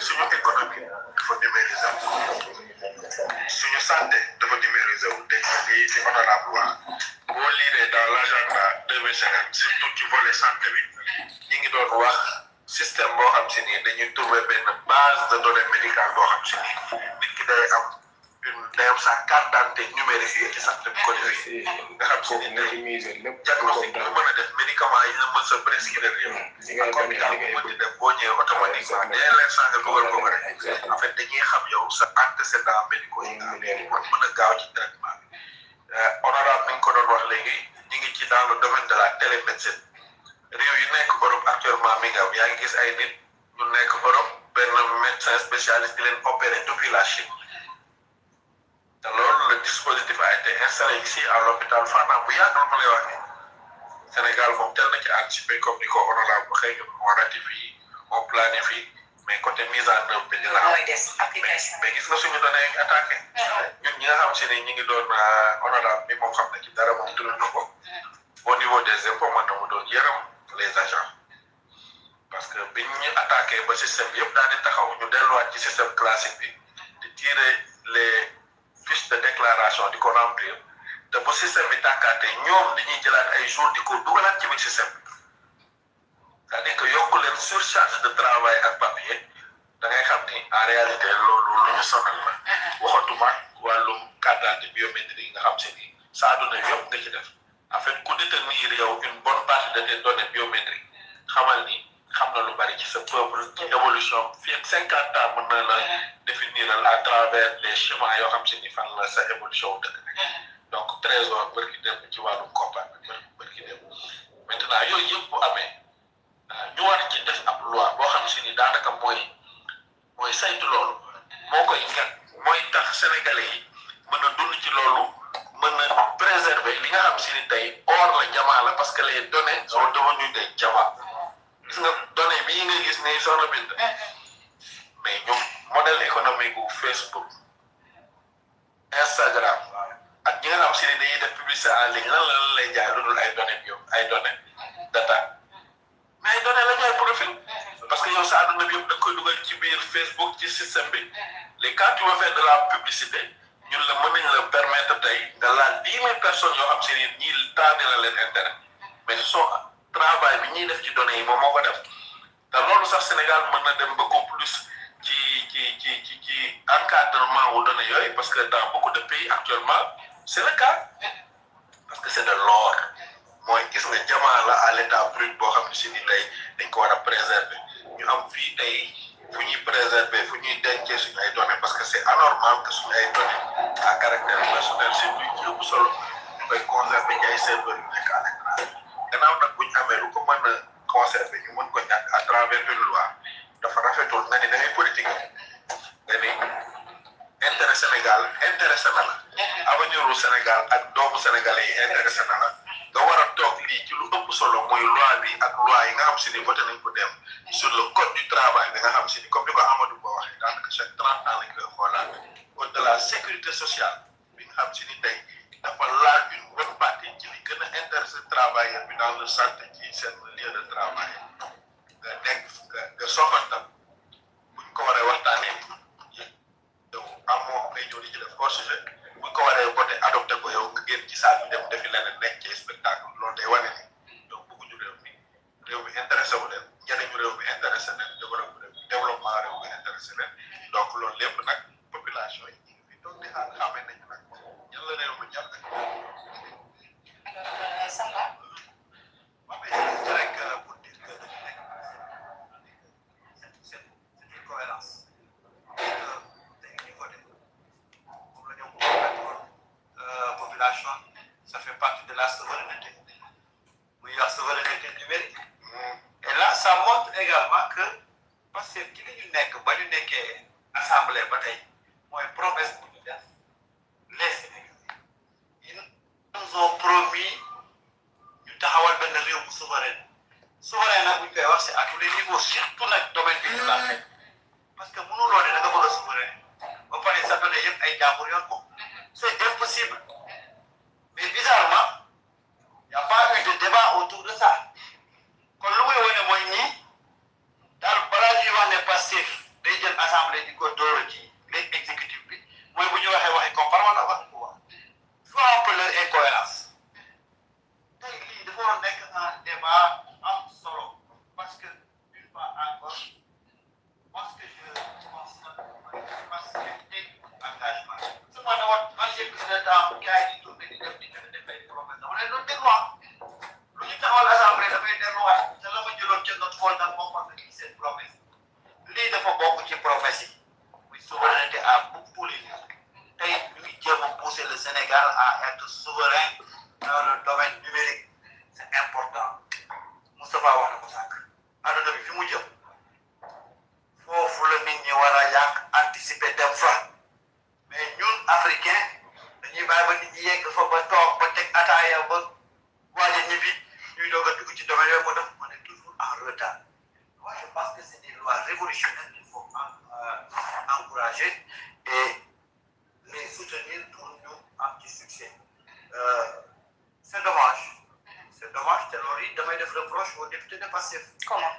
Parce que là ils ont plus communiqué sur le volet fonds politique et l'autre là comment dire déclaration de patrimoine il fallait communiquer sur ces aspects-là. Parce que nag ponk yi dafa nekk ay ponk yu am solo. Bu ngeen suivre logique politique yi gars yi rek da ngeen di fàtte askan wi.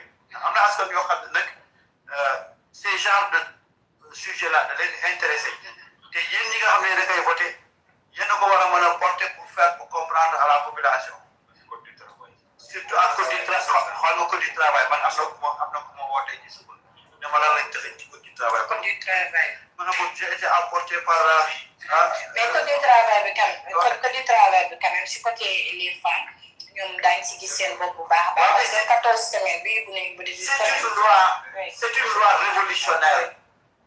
c'est important te yooyu dafa yàgg a nekk ay problème dans le milieu professionnel. mais malheureusement on n'a pas communiqué. On a préféré revenir sur les fonds politiques. ñu bëri comprendre mais suuf ba nga xam ne. waaw bu ñu ko mënee tuddee noonu ñi nga xam ne ñu di ay député yu opposition bi ñu ngi koy def bu ñu demee plénière tey gis nañu quand même seen taxawaay foofu boo moytulee am na ñi nga xam ne ñu ngi leen di seetaan mais xeeb nañ leen su lieu ñu wax ci li nga xam ne moom moo tax ñu daje fa mais dañuy daal di changer sujet bi ba gis nañu ki nga xam ne moo di Ousmane Sonko tout le temps mel leen di remettre di leen wax leen des leen ci li nga xam ne moom moo di sujet bi. waaw mais ñi ñaan nañu maîtriser ko. de deux ñenn ñi.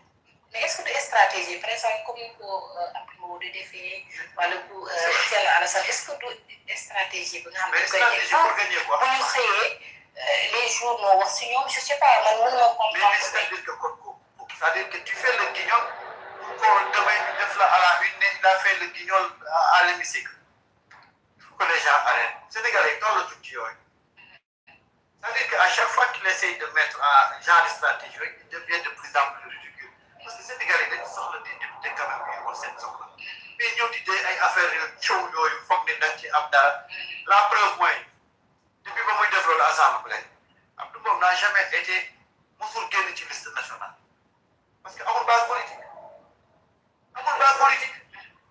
tey yow fan laa bëggoon ci politique. daa toog ñu tëggale ko Thiès lan laa Thiès dafa nekk nii Sénégalais xam la borom xam-xam yi dañuy déglu ak ñi bëgg seen réew. ces shows-là à l'Assemblée nationale non c'est fini soo ko defee tu deviens ridicule. imagine say doom ñu xëy def à la une di la gis ngay cëppi affaire les gens dépassé nañ yooyu. mais ñoom peut-être ñu ko defee dañuy jàpp ne ni que nañ assemblée wala jéem nañ atteindre peut-être ñenn ñi nga xam ne ay parlementaires lañ wala jàpp nañ bu ñu attaqué Ousmane Sonko daañu leen féliciter je sais pas mais de toute façon daal la ñuy doxalee jamono ji à l'Assemblée nationale jot nañu quand même ñu xoolaat ko bu baax a baax. tu as parfaitement raison Binta et loolu moi je dis que j'ai beaucoup aimé la posture du président de l'Assemblée nationale. maintenant mayu ko occasion tey mu nekk fa di perturber la séance bàyyi na ko mu wax ba dellu gis nga actuellement dama ko waxoon sànq sama njëlbeenu émission Sénégal la majorité dañoo bëgg réew mi defaru mu am na ñenn ñoo xam ne bëgguñu réew mi defaru mais ñooñu seen pexe du prospérer sur la place publique parce que le peuple a compris et tant que le peuple est avec ces gens-là qui veulent changer le Sénégal ñii lu ñu def du sotti ñi ne dañu nekk seen crépuscule carrière politique parce que nag le niveau aujourd'hui politique bi fi mu toll si tu n'as pas trop de bagages tu ne peux pas survivre malheureusement nag loolu moo dal gars yi moo tax nag à chaque fois dañuy nekk si benn dynamique de sabotage mais peine perdue ce pays va changer parce que la majorité des Sénégalais dañoo doog ne réew mi day changer ñi fi nekk nag di perturber c'est pour un temps très court après ils vont prendre la retraite politique élection lañ fi tëggul rek mais bés bu ñu fi tëggee élection il y aura beaucoup qui vont prendre retraite politique c'est certain kon nag ñi ñuy def nañ ko bàyyi te jéem a nekk ci niveau bi bu ñu amul niveau ñu defal leen formation moi nag Pastef a relevé le niveau de l'Assemblée nag boo amul niveau il faut accepter ñu defal la formation c'est pas compliqué. mii doon lu am solo ba tey dañuy desandi ko si Assemblée nationale honorable Salim ñu gis aussi Amadou Ba dafa daal di proposer ab loi ngir ñu daal di modifier l'article 18 jëm si wàllum déclaration en fait toutes les déclarations patrimoine yi nga xam ni daal dañuy liggéey ci nguur gi seen déclaration ñu fësal ko mu nekk public loolee naka nga gisee proposition boobu coppite bi nga xam ne bëgg nañ ñu soppi si article 18 bi.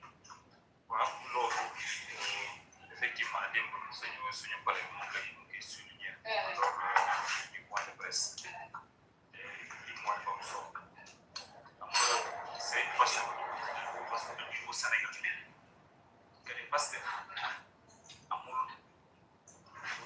muy am tam ñaar wala muy ragal parce que lépp mu def rek dafa am benn baat moo tax muy la transparence lépp lu pasteur di def rek lu si jublu mooy ay promesses yoo xam ne digoon na ko Sénégal yi promesses yooyu méngoo fii Sénégal yi bëgg mooy transparence ndax yoonu alalu askan bi dafa ànd ak transparence transparence mooy tax man mi yor sa alal dërëm buñ ma nattal nga xam ko dërëm bi fu mu dugg nga xam ko nga mën a rendre compte malheureusement nag loolu ça faisait défaut au Sénégal yàgg nañoo koy enregistrement yi si waaye dafa mel ni volonté bi nekk fi trop ndax bu fekkee kii xëy enregistrement yi si moom il s'enrichit innocemment boobu du waxee loolu fi yaa gis mooy fi weesu yëpp ak Macky Sall moo ko voté loi si na bu déclaration de patrimoine en 2014 moo ko voté mais ñu dem xam nañ mu commencé nguuram ñu dem xam nañ ay détournement am na fi parce que la volonté n'est pas là à chaque fois dañuy teg ay blocage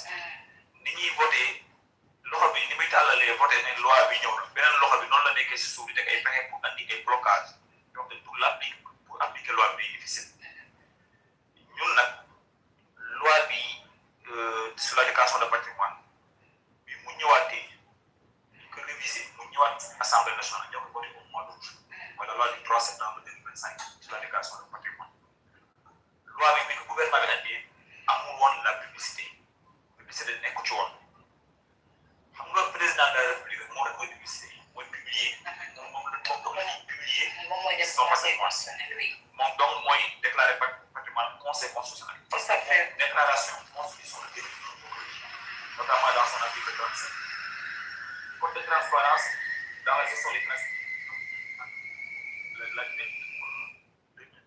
de l'UEMOA ñu transposé en 2012 code boobu moo santaane que képp kuy élu wala fonctionnaire wala ñu dénk la lu alal askan wi moom nga déclarer sa patrimoine à l'entrée et à la sortie 2014 ñu jël loi ñu dem ba 2024 ñu jël loi boobu soppi ko yokk ko périmètre am gën koo ñoŋal loi bi précisé wul woon que ni da ngay publier constitution moo précisé ne président de publier mu teg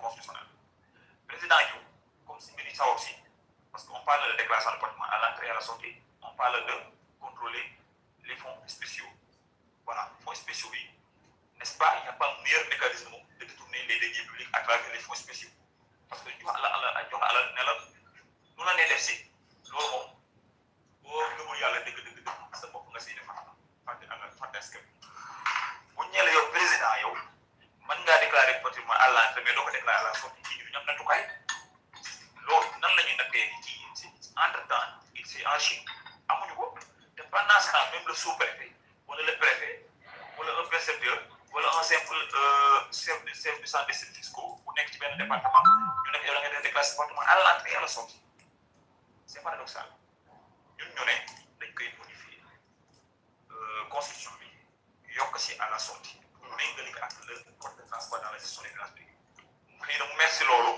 mu ne léegi sax publicité bi pour man donc na ñëpp publicité na ñëpp publier autant pour moi def la publicité mu yaakaar ne bu ko defee ñun dañ ci am ay jiixi jaaxa wala ne dañuy bañ dafa am peut-être ñun lu ñuy nëbb parce que comme le président le sàmm c'est Ousmane Sonko peut-être Ousmane Sonko mu am lu muy nëbb mu ne léegi président assemblée nationale am lu sax dañuy publier mu dugal ko si disposition boo xamante ne titre boobu c'est réservé au président de la République bu def fa alinéa dugal fa loolu n'empêche député yi ne ko yow de yaa ngi jël bëy dugal leen si biir xar yi waaye garaaw nangul nañ la loolu ñu jàllale amendement bi en commission on a donc tombé na si propre piège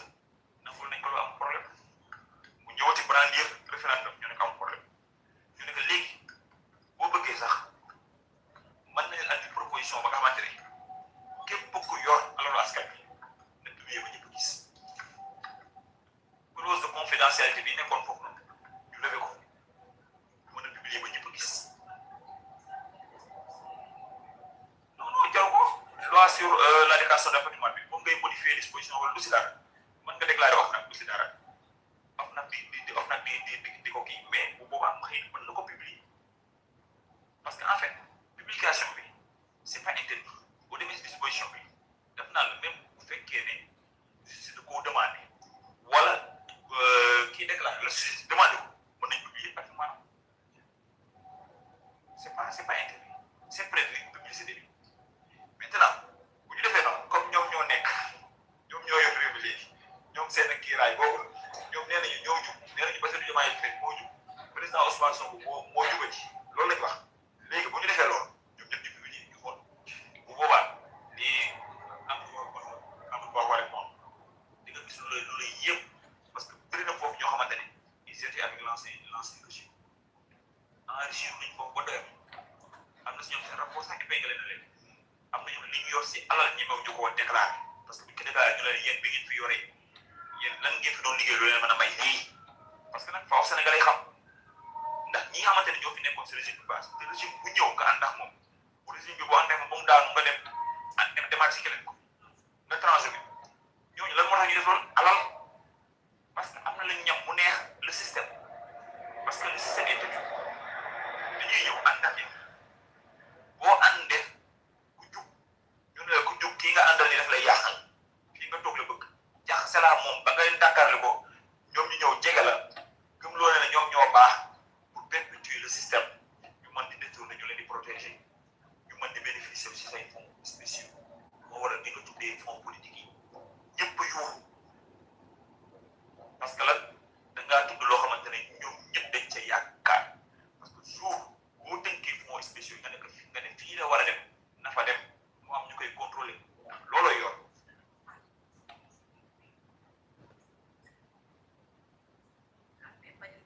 à l'entrée à la sortie.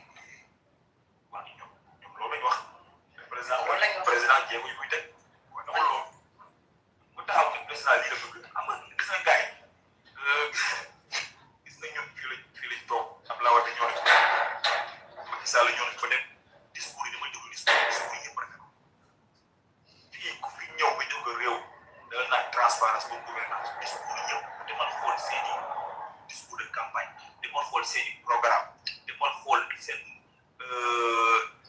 stratégie seen politique na seen kii politique économique et sociale luñ lay lépp luñ lay wax ay bonne gouvernance transparence développement économique discours yi lépp ay rafet mais xam nga lan moom solo sa yéene bi nekk si xol lan nga fas yéene def xam nga taxaw ne lii laa bëgg parce que loolu nga mën a wax ci kanam public bi pour nax sénégalais yi pour gëm loolu ne la yaa baax ñu fal la mais boo toogee leneen ngay def Bassirou Diomaye Faye ku la ne fi mu toll nii bëgg na transparence li mooy def mais nga wax transparence parce que ñun Bassirou Diomaye Faye ñu war a gërëm bi ñun dañoo ñëw nekk sëñ bi lii nga waxante woon ak Sénégal yi lii moo nekk si programme boo xamante ni yàlla def programme bi tudd woon sax Pastef programme bi tudd woon sax jot na ndax 2019 jot na la tudd programme bi bu ngi tudd Diomaye président surtout la yor surtout yow yaa pare na programme sa tur la yor nga wër si nit ñi votel leen Diomaye votel leen ma wala ma votelee lii ak lii la transparence bonne gouvernance développement économique parce que département promettre Sénégalais et sur la base de ça Sénégalais si lañ la fali nga sa bale moom ñu xam ne lu si liggéey bale ko looy bale daa fekk baaxul lu baax doo ko bale tey lii bi ma doon fi ngay bale da ngay tëb lii waaye bu mbuus wala xottu mbuus boo xamante ne jël nga si nekk ba pare bàyyi xottu mbuus mi boo mën nga ko bare. est-ce que waaye parce que li may fekk fi mu toll nag moom day bale lu baax li muy génn di jël lu bon di ko bare muy dugal.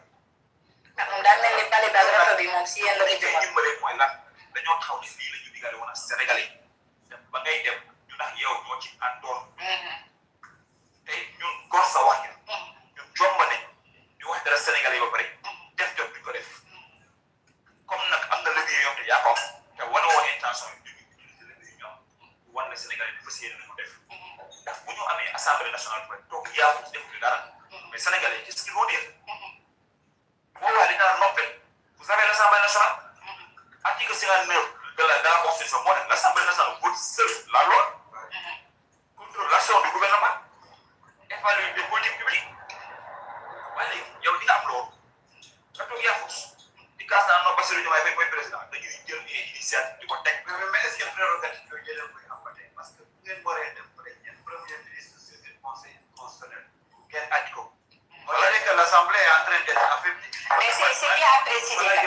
fait que lu ñu saisir assemblée conseil constitutionnel moo tax ñu daal di suspendre ñoom ñoo jël seen initiative mooy président assemblée nationale Ousmane Sonko mu jël initiative taxawal ko en attendant ñu xool lan moo fi. effectivement le recours n'est pas suspensif loolu moom dëgg la xam nga li nga wax dëgg la mais man moom laa doon wax dafa laa jël l'essentiel mooy li ñu prérogative yi ñu constitution may dañ koy jël bu amee ay gàllankoor nag le peuple va assumer les responsabilités l'essentiel mooy amal yéene def nga utiliser les moyens du bord pour que sa doole yem xam nga ñun bu ñu ñëwee dugal proposition de révision de la constitution yàlla xam na ko sénégalais yi seede nañ ko kan ne yàlla seede rek sax doy na ñu dugal si révision yëpp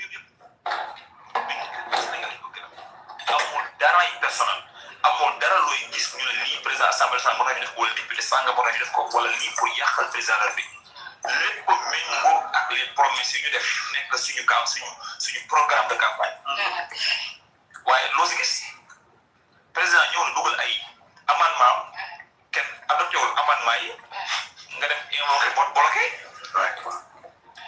léegi yow vote bloqué ñëw nga saisir jàpp nanguwuñu ko parce que ñu ne proposition de loi nga dem saisir conseil constitutionnel mu tijji brèche bu dangereuse loo xam ne ànduma ci sama njàngam droit solo waaye kii bépp xam-xam buñ si ci droit bu ñëwoon taxaw man ànduma ci parce que l'idée de ce vote unique là lan mooy idée bi mais pour éviter comme assemblée nationale ñëpp xam nañu la particularité de l'assemblée nationale day may sabotage dañuy gis parfois l'opposition ñu dugal plusieurs amendements pour retarder le vote wala aussi maintenant député yi ñoo nekk majoritaire dugal ay amendements pour dénaturer ce texte gouvernement l'exécutif comme son nom l'indique c'est l'exécutif sénégalais moom la ñu xaar muy exécuter les politiques publiques assemblée bu ko nattalee xaalis votal que de loi des lois pour dem exécuter donc moom moo xam yoon fi mu jëm nan la fay jaaree mën na andi loi ne assemblée kat votal leen ma loi bi parce que lii la bëgg donc bu amendement yi bëri ba dénaturer le texte bu boobaa ñoom duñ ci amate li ñu bëgg te boobaa une opposition malsaine mën na andi loolu donc si article 90 alinéa 4 boobu looloo ko tax waaye yow député de proposition de loi mu méngoo ni est-ce que ñu bëgg du projet de loi rek proposition de loi surtout yow nga ñëw nga ne non vote unique bi mën nañ ko appliquer ci proposition de loi mais loolu mooy la loolu mooy yow l'initiative de la loi fare nañ ko c'est maanaam article 59 ni mu joxe l'initiative article 59 ni mu waxee ne l'assemblée vote seul de la loi article 70 la su ma juumul de l'initiative partagée ko entre le député le premier ministre et le président de la République ñooñu am l'initiative de la loi léegi député boobu jël ko initiative ci par la main droite jëlaat ko par la main gauche c'est ça en fait c'est ça le problème parce que bu dugalee gouvernement mën na dugal amendement yu bëri dénaturer le texte boobu est-ce que ñun on va voter un texte dénaturé loolu si jublu gouvernement andi na amendement ñu rejeté ko parce que li ñu jublu liñ ci jublu ak li gouvernement bi dugal dañ koy rejeté donc bu ñëwee andi vote unique ne l'assemblée va voter la loi en ne tenant en compte que les amendements proposés par le gouvernement mu dénaturer le texte da ngay rejeté texte doo voté amendement yi. tey jii voilà ñëppay perte. moo tax Saliou tey jii donc joxe na par la main gauche joxe par la main droite conseil constitutionnel fekkaat ko par la main gauche. très bien si loolu sax Saliou ci loolu sax honorable mën nañu wax d'habitude ñoom dégg ñenn nañ di wax ne assemblée nationale dañuy bloqué li nga xam ne moom moo di exécutif bi mais ak démarche yu ñuy gis jamono ji dafa mel ni situation bi dafa daal di changé exécutif moom mooy daal di bloqué tey jii liggéeyu parlementaire yi. exactement loolu fi gis pourtant ñoom c'est le premier point de presse malheureusement saa ñu defee point de presse du pour wax si soxla askan wi xamante ne malheureusement man mosuma gis parti wala benn coalition xam nga ñoom luñ tudd bu vraiment bu jëlee initiative aussi sobre ñoo xamante ne daal man je ne les comprends pas ñaari conférence de presse yoo xamante ne yow yaay exécutif waxoo benn yoon soxla askan wi yitteel la ñun démb nous sommes dem delluñu ci opposition bi mais démb yaa gis une conférence de presse Birame Souleye est venu il a parlé du coût de l'énergie du carburant. wax na si solution ba nga xamante ne proposer na benn solution. ñun au moins lu mu xat-xat di ci dugal loo xamante et puis sax tout ce qu'on parle c'est soxla askan wi la et ñun dañuy andi base légale dañ naan leen directive yi li la wax loi bi li la wax constitution li la wax mais ñoom à chaque fois ils font des points de presse pour tirer sur Pastef tirer sur Ousmane Sonko ba Diomaye bañul lii Ousmane Sonko moo bañ lii Ousmane Sonko moo bëggul Diomaye liggéey loolu kese duñu la wax benn base légale duñu wax dara lu yéene maanaam mais ñun ce qu'on voit réellement mooy lan exécutif pour jox pour xeexax le législatif heureusement nag ñun xeexuñu parce que loolu taxu ñoom jox Sénégalais teguñu fi pour ñu xeexal l'exécutif dañu fi teg pour ñu accompagner l'exécutif waaye nag accompagner l'exécutif ne signifie pas être des bénévoles ne signifie pas être docile lu ñëw nga jàllale boobaa duñ mat li ñu doon ndax mat li nga doon mooy lan ñuy ñëw di jàllale loo xam te ne waroon jàll nga ne du jàlle mat li nga doon mooy lan li la constitution may mooy nga initier loi nga initier koy def maintenant nag ñoom buñ ñu bloqué gis nga li xew démb bu ñu bëggee kii si fond bu fekkoon ne voté rek moo ñu yitteel ñëw débat yekk ko musiba wax ko lu ñu neex bu doon loolu rek moo ñu yitteel dañuy forcé parce que le recours n'est pas suspensif dara tënkuñu mais là li nga communiqué bi li ñu wax ak éducation républicaine utiliser dialogue des institutions c'est l'Assemblée nationale qui le dit le président mii ne moom mooy gardien de la constitution moom mii ne moom mi am de moo war a garantir le bon fonctionnement des institutions constitution may ko loolu moom yoonam nekku si le bon fonctionnement des institutions yoonam nekku ci en tout cas li muy def c'est du foutisme en réalité. Alors c'est déplorable quand même Sallou gis nañu fu mu nekk nii mbirum déclaration patrimoine bi jot na coow lool ginnaaw bu njiital réew mi defee amendement ngir ñu boole si président de l'Assemblée nationale le premier ministre mais si Amadou Ba ne nañu bokk nañu publier transparence na ñëpp publier ñëpp jot si. waaw dafa am ñu si boole ñëpp daal. dafa am lu xew Sénégal. defe naa ne ñu war a prêter attention. 15e législature day jeex jeex na ñuy def jeex na si dafa am loo xam ne tey ci doon condamné ñu ko dafa am loo xam ne koy nangu à un moment donné de l'histoire politique dafa am réew mi doon doon daa mel ni suñu maam yi ceddo yi xam nga li ñu xamoon bi l'islam yooyu dañoo teg lépp fële loolu am politique nit ñi dañoo yaakaaroon ne lu bon la lu sante la ñu xalaat sax que kilifa diine yi war ñu ko def boo nekkee nit ku baax sax boo ñëw tàggu na la te nga ba ñu dugg ci loolu ñu ne politique sàcc la ak fen parce que ñëw deful alternance ñëw def rupture maanaam gaañ politique jouissance la woon mooy nguur dañoo wax dëgg pour politique c'était la jouissance boo faloo say mbokk dañuy tàgg dafay fecc dafay xalaat mu nekk de la jouissance parce que ñëw ne loolu jeex na jouissance amatul nañ def li diine santaane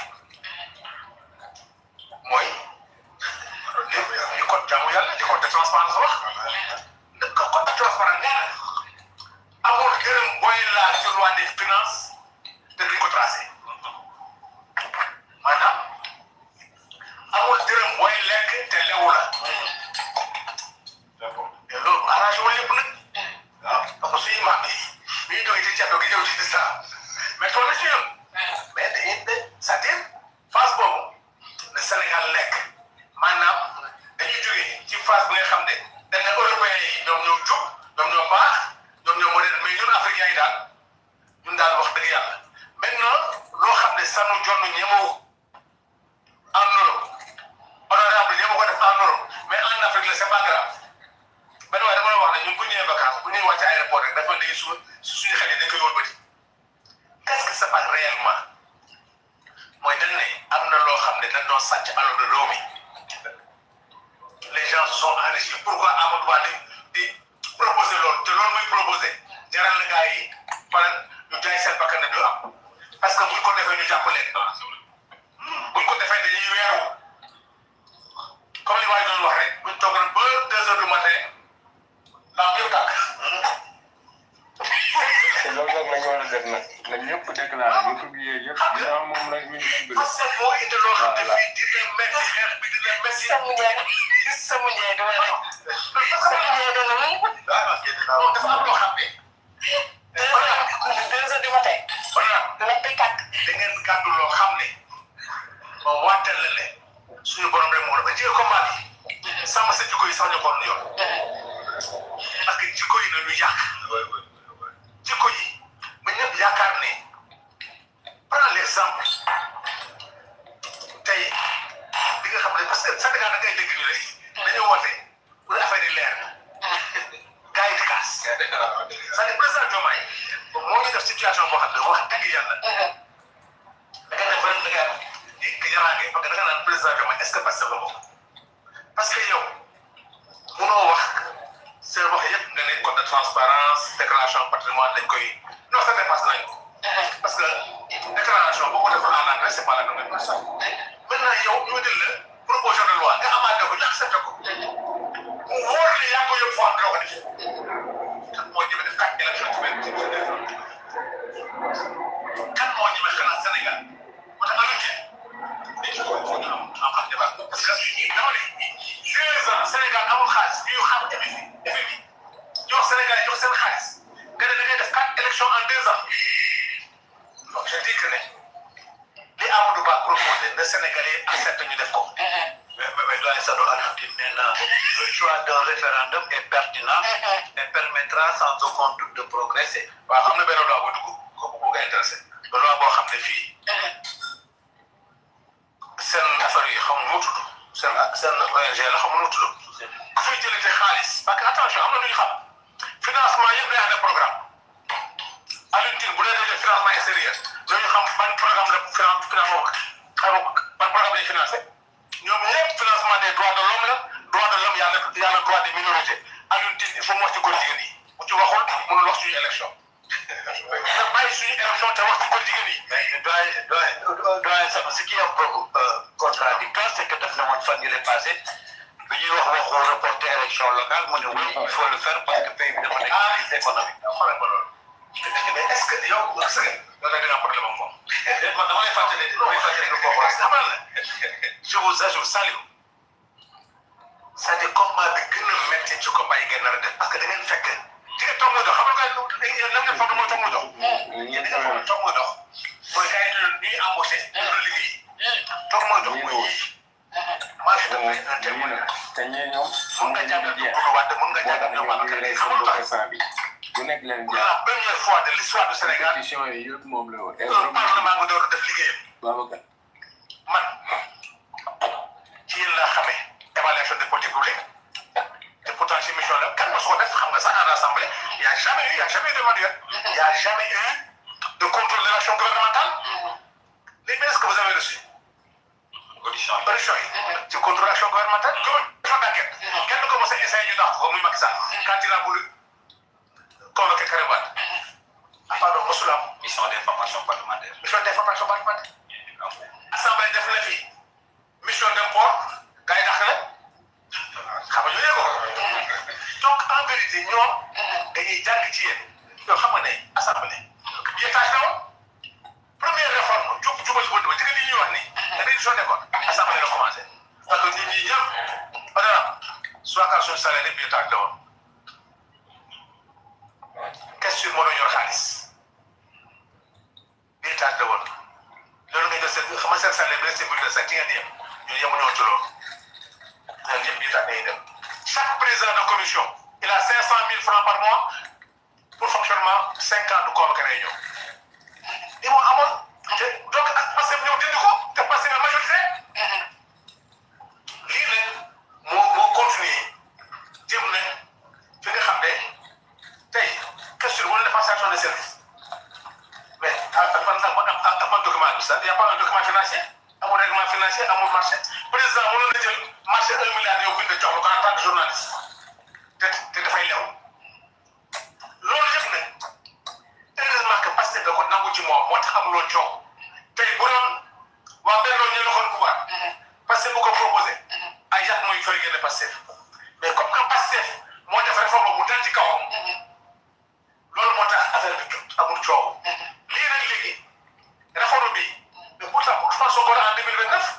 et pourtant gis nañu ay opposants yi nga xam ne que même mu gën ni coowal fond politique wala kay di spéciaux war na nekk li nga xam ne moo di sujet du débat parce que lu ko ëpp solo moom mooy di lu askan bi bëgg teelu askan bi bëgg yéen taxaw neex mais léegi pour différencier da ngay dégg ñu ne dama la benn sa benn débat ma dégg ay député yu nekk Podor Matam Jaxaaw Thiès ku ne naan aw ma tali aw ma géej aw ma tali aw ma oto lu ne ambulance ba pare le président peut se permettre may 100 millions nit te centaine personnes ba pare nga retourné na man aw ma dara c'est-à-dire tàmbale mënul weesu lu ñu nekk dañu wax dëgg opposition bii naan opposition c'est pas xam nga Ousmane Sonko mooy seen bëgg mais du lii yëpp donc en vérité ce que Amadou Ba a proposé ce que le PASTEF a proposé ci réduction des comptes ci loi yi nga xam ne mooy gis nga sax dafay indi benn leeral loo xam ne xam nga nit ñi ou bien dañu jàppul xamul ou bien lan la xam nga Ousmane Sonko ngi wax naan ci mooy li jëm ci encadrement fonds politique yi nga dégg ñu le fonds sur la Casamance daf ci jël d'or non gars yi ne détournement d'objectif la donc te xamuñu ne les fonds ne sont pas encadrés mais loolu sax gis nañu amul ba depuis amul ba passif mais si revenir nee na si nga xam ne moo di mi ngi wax mbirum fonds yooyu si ngir développement Casamance la mais plutôt négociation la. waaw et puis kan moo nekk lan bi ñu lay gagné dafa ñëw ma ñu la xaalis. yooyu ma ñu la xaalis. waaw ci fonds politique lay génne est-ce que dañoo bind ci fonds politique yi que dañ ci war a jox millions yi les fonds ne sont pas encadrés moo tax fonds yi boo ko dépassé pour leneen tamit amul problème. licence sax ko na si seen waajur yu dëkk Tëngéej mu ne si poosam lañ jëlee jënd si oto loolu c'est illégal. xam naa si poosam la jëlee jënd si oto defar si building war si defar building. war naa budget boo xamante ne si war defar building waaye léegi si poosam dañ ko jël si poos defal askan bi. waaw léegi loolu c'est illégal.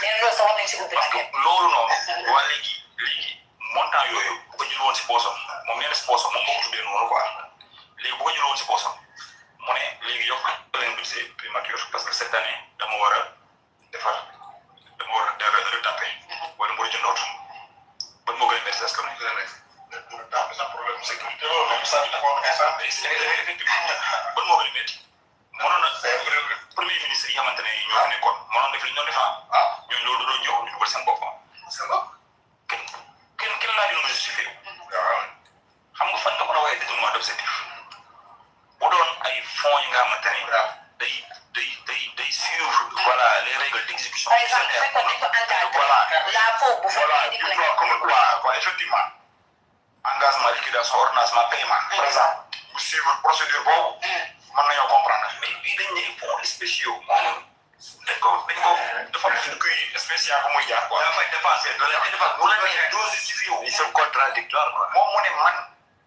malgré que nee nañ ma du ma justifié wu waaye yéen boo leen ñëwee ma génne leen preuve dërëm ne dama ko kan moo ma ñeme wax ko nañ dem ko oo ji am. nañ ñu woo ñu Mimi Touré mi ñëw président nañ ñu wax la même chose. Mimi kay wax na nee na Ousmane Sonko day dem si domaine di ko laaj ko ay xaalis. gis nga dañ nekk jamono joo xamante ne fii parce que mu fenn ay jaayante si gëstu yi mu baax.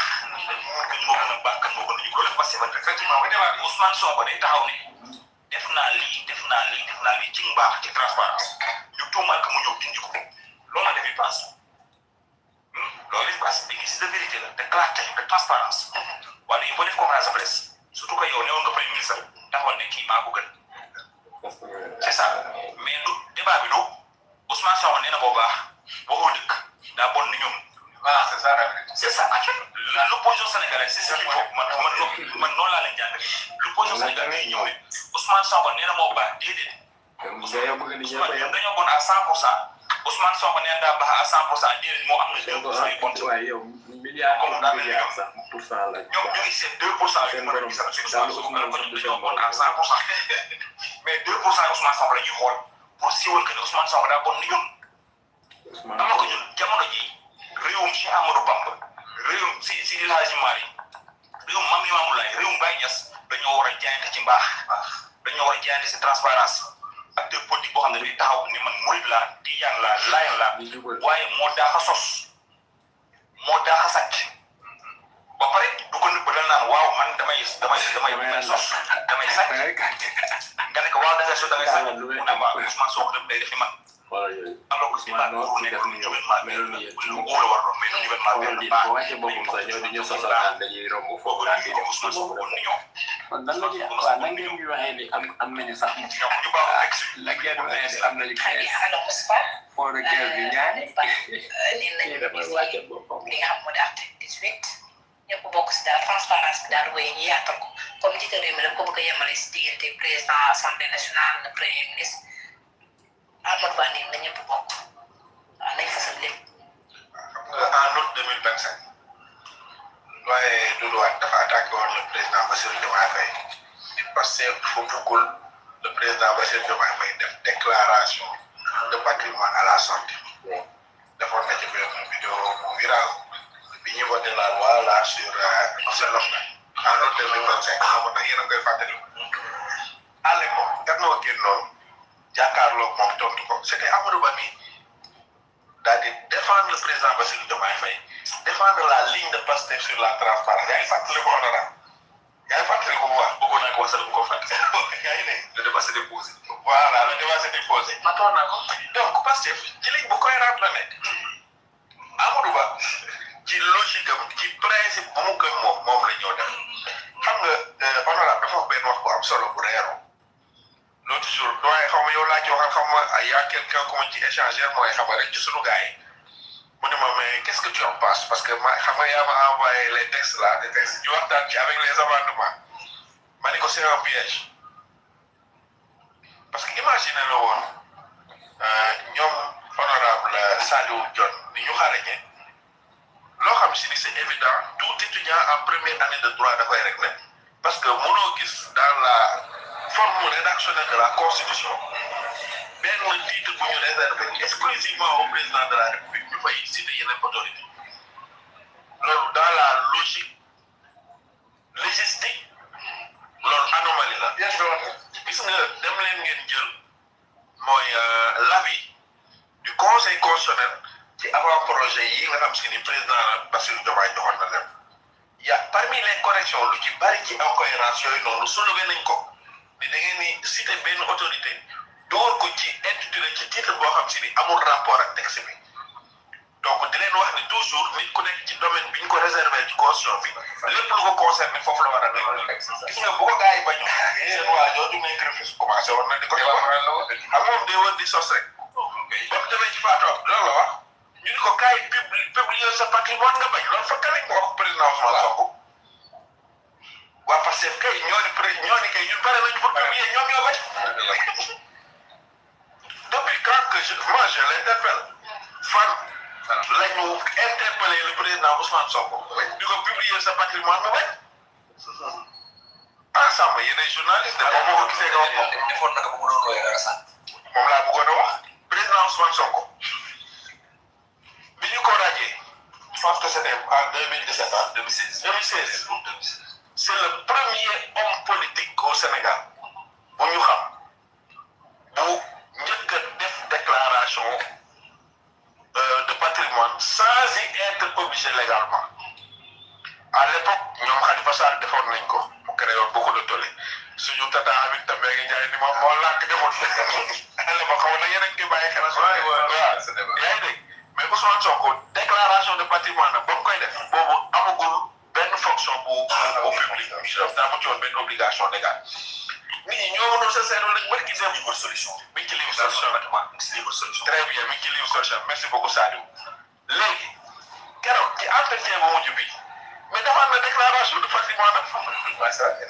yaa ngi dégg parce que dañoo nekkoon fii di spéculer xam nga temps yëpp dégg nga seen mooy celui qui est comme li Pape Samba di wax Madiamba nga xam si ni moom jaare verbal basé uniquement sur des contre-vérités moom laa moon di wax lu nekk xam nga ñoom ndeysaan dañuy wax lu dul dëgg ba mujj koo gëm c'est-à-dire que dañuy nekk ci seen pur mensonge ba dañuy obligé ñoom gëm ko seen bopp laa mu def keroog bi ñu yëgee ni af nag génne na liste bi ñu gis ni président Ousmane Sonko def na déclaration de patrimoine ba mu nekkee mairie à l'entrée et à la sortie mu ñëw en tant que premier ministre def ko à l'entrée et à la sortie mu ñëw nekk en tant que président assemblée nationale mu def ko à l'entrée te inchallah bu fay jógewaat pour dem nekki président de la république inchallah dina defaat déclaration de patrimoine donc ñoom ñu waaf ñoom dañoo yabaate rek mais ñan ñooy les plus défaillants dans la catégorie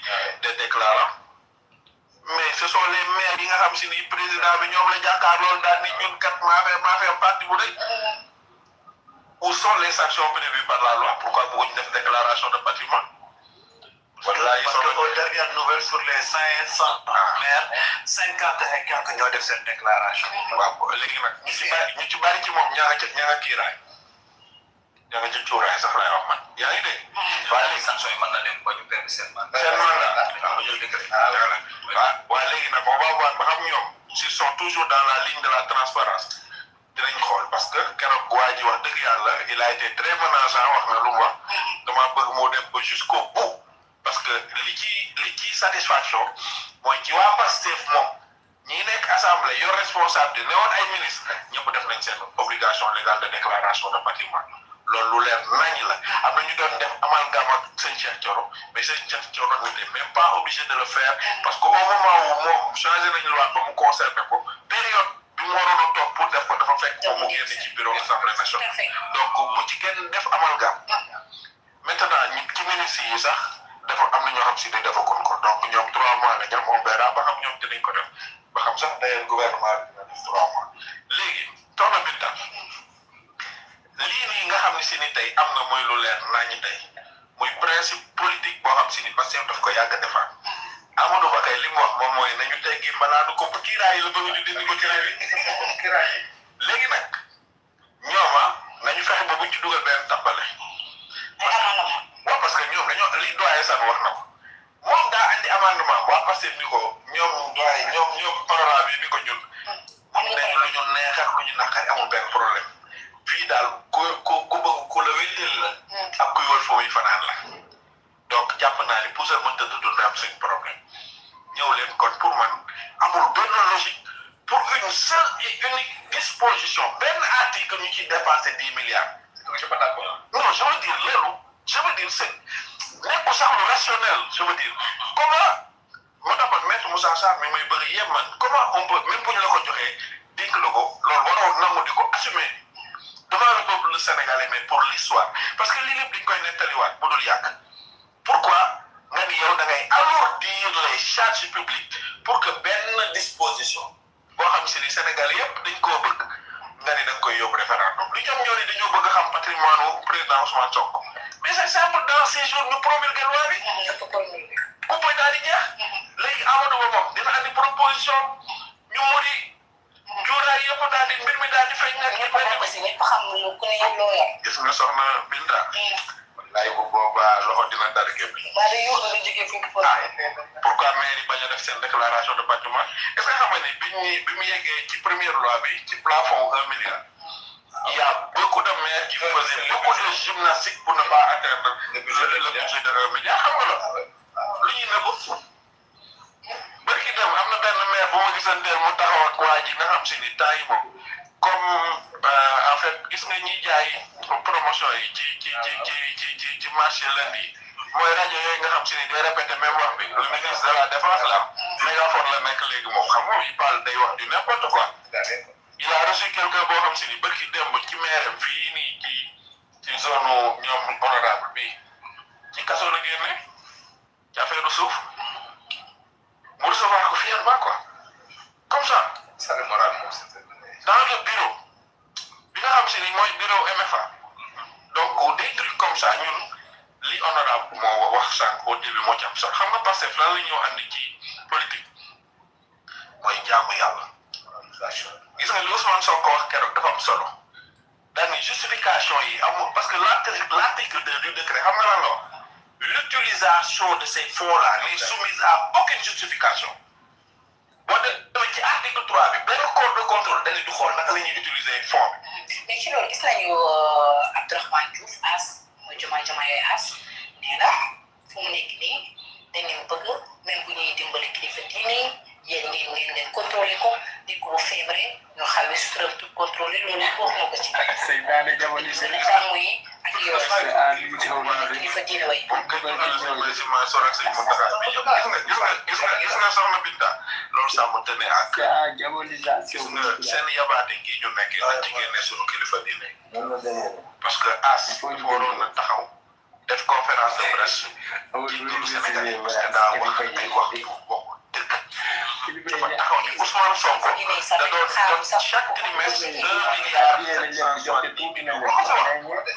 chaque trimestre dem ba wax ni chaque jour joxe benn montant 5 millions xam nga 12 millions loolu moo ko mu xëy suba journaliste comme yow rapporté ko mu dem génn saako yi ba pare bëgg kon ne di wax xam nga ñun nag binta ñu ñoo yombal politiciens yi li ñu nekkee quoi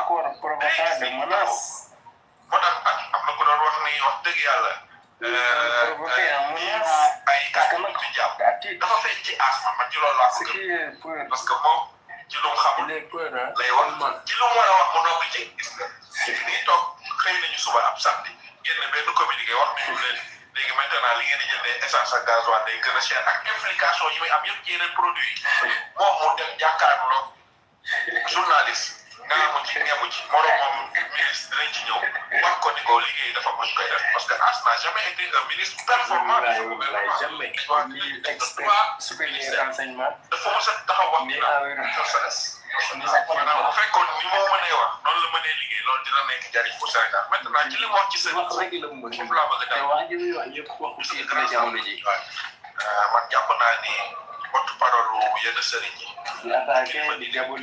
arrêté parce que man respecté woon sax di leen jéem a politiser quoi di leen mën murit sëñ Mountakha doyee alalu politique da ko soxla ñoom xanaa dañoo fàtte ni bi Covid bi arrêté ci réew mi sëñ Mountakha moo ngi xaalis dimbali état du Sénégal loolu lañ ko jàppale ndax pouvoir loolu dañ ko fàtte ñoom si ñoom dañoo fàtte ni ba nii may waxee yow nii ba hors du Sénégal ay sinistré suñu ay mbokk jullit bu ñu amee jafe-jafe sëñ Mountakha day génn alalam di leen ko jox dama université dama yaa yow mën a nay mais yaa ngi fàtte victime 2021 yi sëñ Mountakha yónni ndawam muy wër ci seen kër di leen dimbali di leen assisté ñi nga xam si ni ñoo nekkoon dañoo blessé sëñ Mountakha bi mu sëñ Cheikh Matile bi mu soxlaa fii jumaa ju mag ci Dakar gii bi mu laajee ñaata milliards la laaj taalibe yi jox ko jumaay Touba gi ñu bëgg a def université Touba bi Massalikul Jinaan ak leneen mais sëñ Mbaye Sy Mansour benn jour la woote pour ñu yeesal jumaam ci guddi gi ci rajo télé bu ñu xem mais taxañ nañ foofu ñaata milliards ci jour boobu ñooñu lan lañ soxla lu leen ab politique mën a leen jox lu leen seen ay taalibe wala ñoom luñ liggéey seen bopp mais sëñ Mansour si borom daal di jaar na ko yàlla yërëm mais kan moo ko gënoon a yor ay xéwal fii ni ci dëkk bi te mu ajuwul doomu ci ay liggéeyam sëñ Cheikh Saliou mii barki démb yàlla na ko yàlla yërëm mais kooku daa soxla dara loo xam si ni day jóge sax ci taalibeem xam nga seen yabaate yi binta wallaay dañ ci war a wax ñoom lii ñuy kaas nii di ci ngor-ngoti ñoom ñoo ci ëpp intérêt ñëpp tey am na ay fee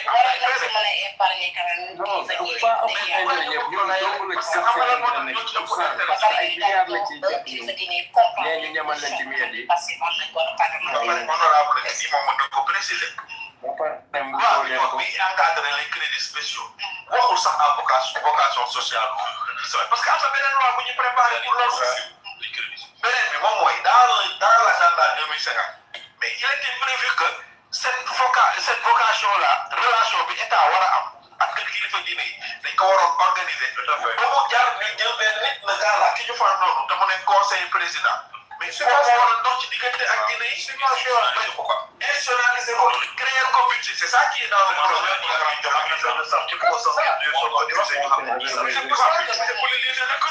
et puis binta nous on est des fiscalistes man ak Saliou mais état li muy gagné ci événement religieux asaka bi yóbbu ko fa parce que ces événements là c'est le moment de la forte consommation te impôt bi nga xam si ni moo jël bee ginnaaw impôt yi muy teewe yàgg fa lay jutu état joxewul asaka loolu kon magal gi plus de 600 milliards de dugal nañ ko ci économie bi donc dégg nga montant bi Assane Massara wax ni moom lañ yóbbu xam nga ko ñemewu ko loolu matul 0,00 alors Samba par rapport ak proposition de loi bu Amadou Ba lii dañu modifier article 18 ñëpp bokk ñëpp publier mu leer. mais moi je parle dans un cadre général. tey am na ay hommes politiques yu génn àdduna. yal na leen yàlla yërëm. boo leen yeewoon heure bii fekk débat bi ñuy waxtaanee nii jamono jii dinañ ne Sénégal soo fekk dañuy wax ne c'est pas possible. ñun fii lañ nekkoon xamoon nañ débat yi doon am. il faut ma am poste pour ma mën a am base. il faut président nga amal ma nga jox ma xaalis pour ma mën laa campagne am. ñun yooyu lañ doon débattre. dama koy wax di ko rappeler dama bokk si benn panel bu comme boo xam ne ay nationalités yu bëri ñu ngi ci. ñu ne le Sénégal est en train de donner une belle leçon aux autres pays africains en termes de bonne gouvernance et de transparence. mais débat fi mu nekk tey nañu wax alhamdulilah. on parle de transparence déclaration de patrimoine. mais Sénégal lii mosu fi am. mais ñan ñoo xamoon affaire yi ay affaire de fonds spéciaux fonds ñun fonds politique rek lañ doon wax dans un cadre général. fonds politique rek lañ doon wax. war ñoo ne caisse noire. war ñoo ne caisse noire moo gën. voilà. léegi tey gis nga le débat bi nga xam ne moom la ñu teg. moi je dis alhamdulilah quel que soit ni position bu mu ci mën a am.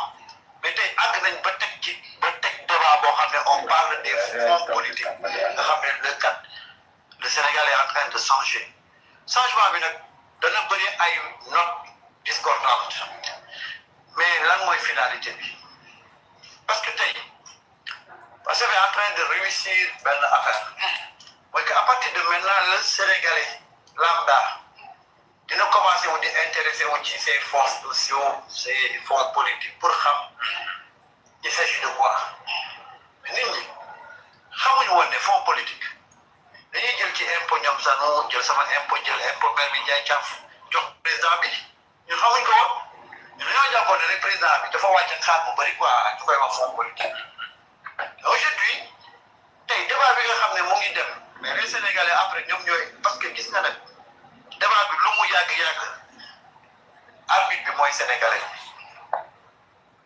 xam nga moo tax waxoon naa ko keroog ma ne bu ñuy jouer les prolongations di saisir le conseil constitutionnel gis nga la décision du conseil constitutionnel wala yenn règles juridiques yi ça n'intéresse pas le sénégalais xam nga sénégalais ci cappaandaw la lay jàpp mooy ñenn ñi dañ ne xanaa bi ñuy nattal président dañ fexe ba encadré ko ñu xam fi muy dugg ñeneen ñi ne loolu du ci dal sénégalais bi noonu lay jugé c'est comme la déclaration de patrimoine doo leen ñëwee di leen expliquer ay mécanismes juridiques yooyu yëpp da nga leen di sonal xam la ñuy jàpp président bi muy dugg dafa déclaré patrimoine am kon logiquement buy génn dafay déclaré patrimoine am sénégalais dañoo am benn c'est-à-dire que dañoo am benn pragmatisme dans le débat public les gens yi nga xam ne dañuy toog ci plateau bi di fait du juridisme à outrance dañuy tardel nit ñi sama maire ba nekk ca bopp koñ ba le soir boo ñëwee xam nga la lay wax waa Pastef de liñ bëgg mooy li jaar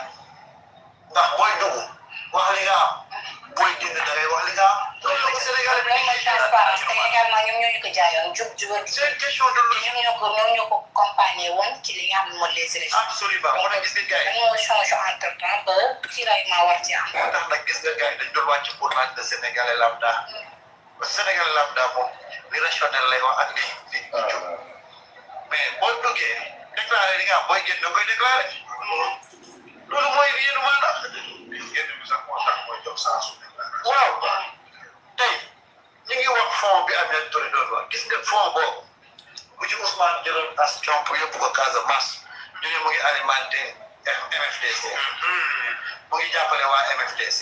te fonds yooyu sax mu ngi ko jóg ndax d'après Amadou Ba nee na fonds yooyu sax fonds négociation la mais du ma ko waxee sax. gis nga opposition bi ak Ousmane Sonko boo ci bëggee noppaleku da koy jàppee womat bu Youssou Ndour góor gi nee na àdduna ngeen xamul boo yégee mbaam xale bi ñu ne góor gi moo ñàkk xel bu góor gi wàccee jox xale bi mu yëg mbaam ñu ne xale bi moo ñàkk yàq c'est-à-dire que Ousmane lu mu def il voit le mal heureusement man ak Ousmane mais tey boo xoolee Ousmane keroog bi mu ngi sorti waaw parce que day éliminer seen carrière mais loolu lañ xam boo jubalee xam nga ni loi yi bu jàllee ñu bari bàyyi politique mais loolu mooy problème bi ñu bàyyi junni mais let's not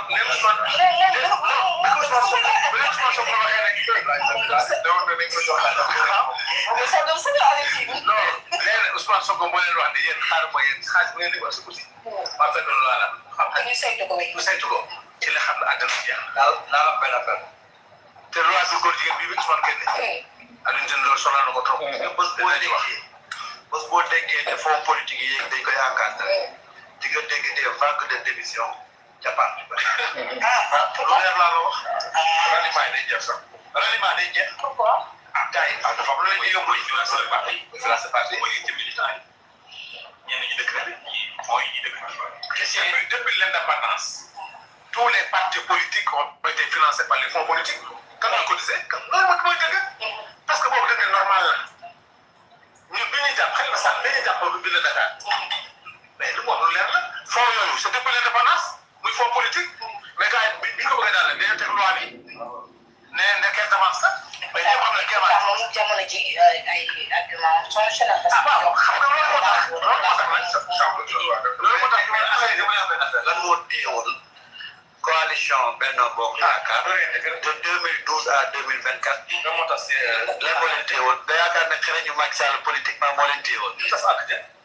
tas ànd jëf coalition Soppi Abdoulaye Wade lan moo ko téyewoon lan moo téyewoon parti ji nekk foofu chaque fin du mois parti wala parti di leen doon jox loo xam ne ci la ñuy góor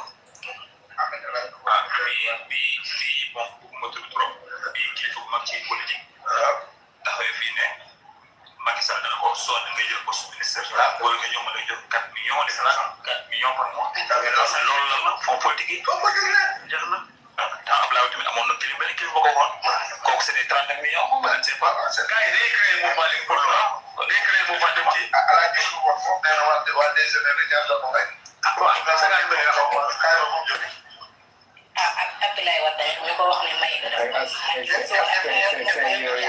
daal di bizarre quoi ay conseils sociaux wax ni amoon na rapport IGE effet de vote qui doit diriger 16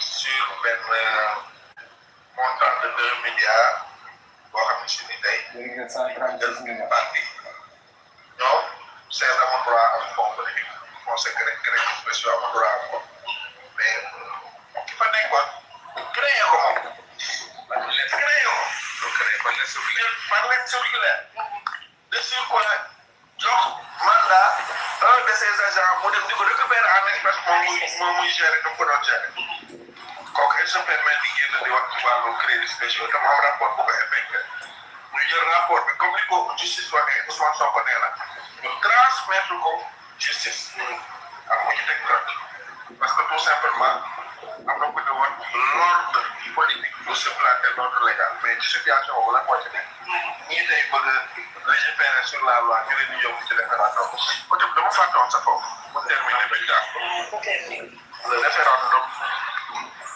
du lu ñuy déclarer kese am na loo xam si ni bëgguma ko wax ñun ci jiitu mais référendum da ngay convoquer corps électoral te loolu c'est un décret qui le fait man nag maa ngi xaar bu 6 jours délai wu recours bi jeexee ak délai wu promulgation man de su ma doon président Ousmane Sonko damay continuer def li mu war a def parce que doo taxaw wax ni damaa bëgg dem référendum rek pour matérialiser loolu loi waxu ko il faut nga teg acte bu wane ne dañuy dem référendum parce que sinon nit ñi dañuy am alibi nekk ci lu leen neex ñoom buñ bloqué benn affaire yóbbu ko à l'infini wax ne dañuy dem ci référendum da day nekk loo xam si ni ñu ci am benn base légale te waruñu may kenn en démocratie. Un acte juridique à savoir que jël date à travers un décret convoquer le corps électoral à cette époque. Bu amul on doit considérer légalement que c'est une simple déclaration qui n'a aucune valeur juridique. Je parle même en termes de droit là wax droit là wax. te nag la promulgation n'est pas une faculté exclusive du président de la République. C'est partagé. Bu ko deful dans un délai bien déterminé, la loi donne la possibilité au président de l'Assemblée nationale de le faire. te man su ma nekkoon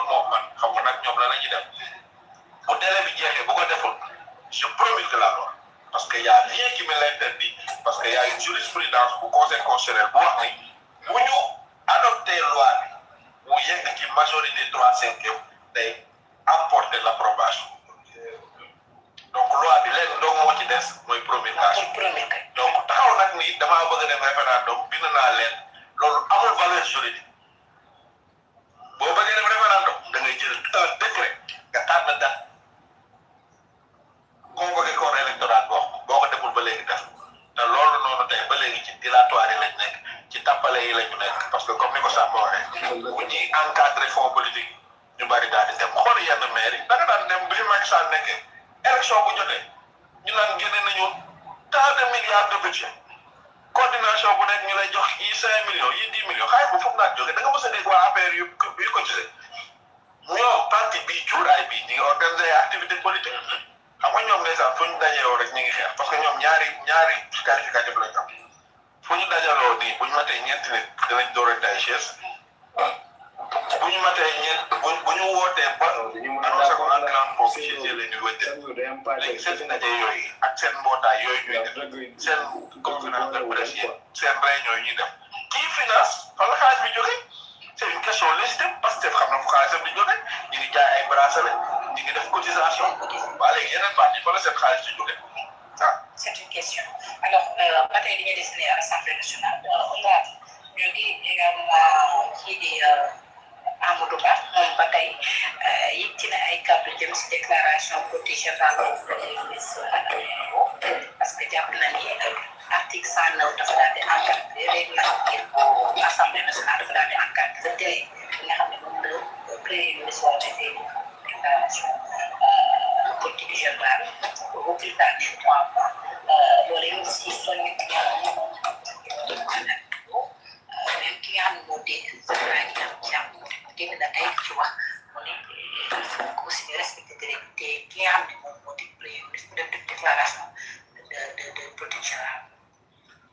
Effectivement li nga fàttali dafa am solo parce que li nga wax tout à l'heure rek bizarrement personne n'en parle c'est bizarre ce n'est pas le débat parce que et pourtant bu Sonko nekkee premier ministre il y avait un moment la société civile parti politique yi ñu bëri génn nañ quand même di sàkku kañ la ñuy def déclaration. Effectivement actuellement bon la primature n'attire plus les attentions ne focalise plus les attentions des acteurs politiques parce qu'en fait ce n'est pas l'institution qui importe pour eux c'est la personne qui incarne l'institution et que foofu la ñu raté quand même seen opposition wala boog seen politique seen engagement politique l'idéal en tout cas yu war sous-tendre seen engagement politique parce que on ne s'oppose pas on s'oppose à un système à une façon de faire à des pratiques mais malheureusement ñi suñu acteurs politiques yi ñu si bëri li nañuy tere mooy ka nekkoon sa primature mu jóge fa nekk président Assemblée nationale et pour la première fois au Sénégal on s'oppose à l'Assemblée nationale voilà ñëpp a ngi en tout cas tous les yeux sont rivés fële sa Assemblée nationale mais heure bi en tout cas bi Ousmane Sonko di nekk premier ministre débat baa ngi fi woon mais ni tout les mal ñëpp a toog na ñëw def déclaration de politique générale ñëpp a toog def déclaration de politique générale jamono jooju l'Assemblée c'était bon parti majoritaire c'était l'APR ñu taxaw yaa tam tegal ka ne ñu def déclaration de politique générale amul programme na ñëw na def lii maintenant loolu war nañu gën a yitteel ñu ko see concentré parce que déclaration de politique générale ce n'est pas une simple formalité ce n'est pas une simple formalité déclaration de politique générale yow premier ministre yaa ñëw yaay conduire la politique de la nation c'est le président qui détermine yow yaay conduire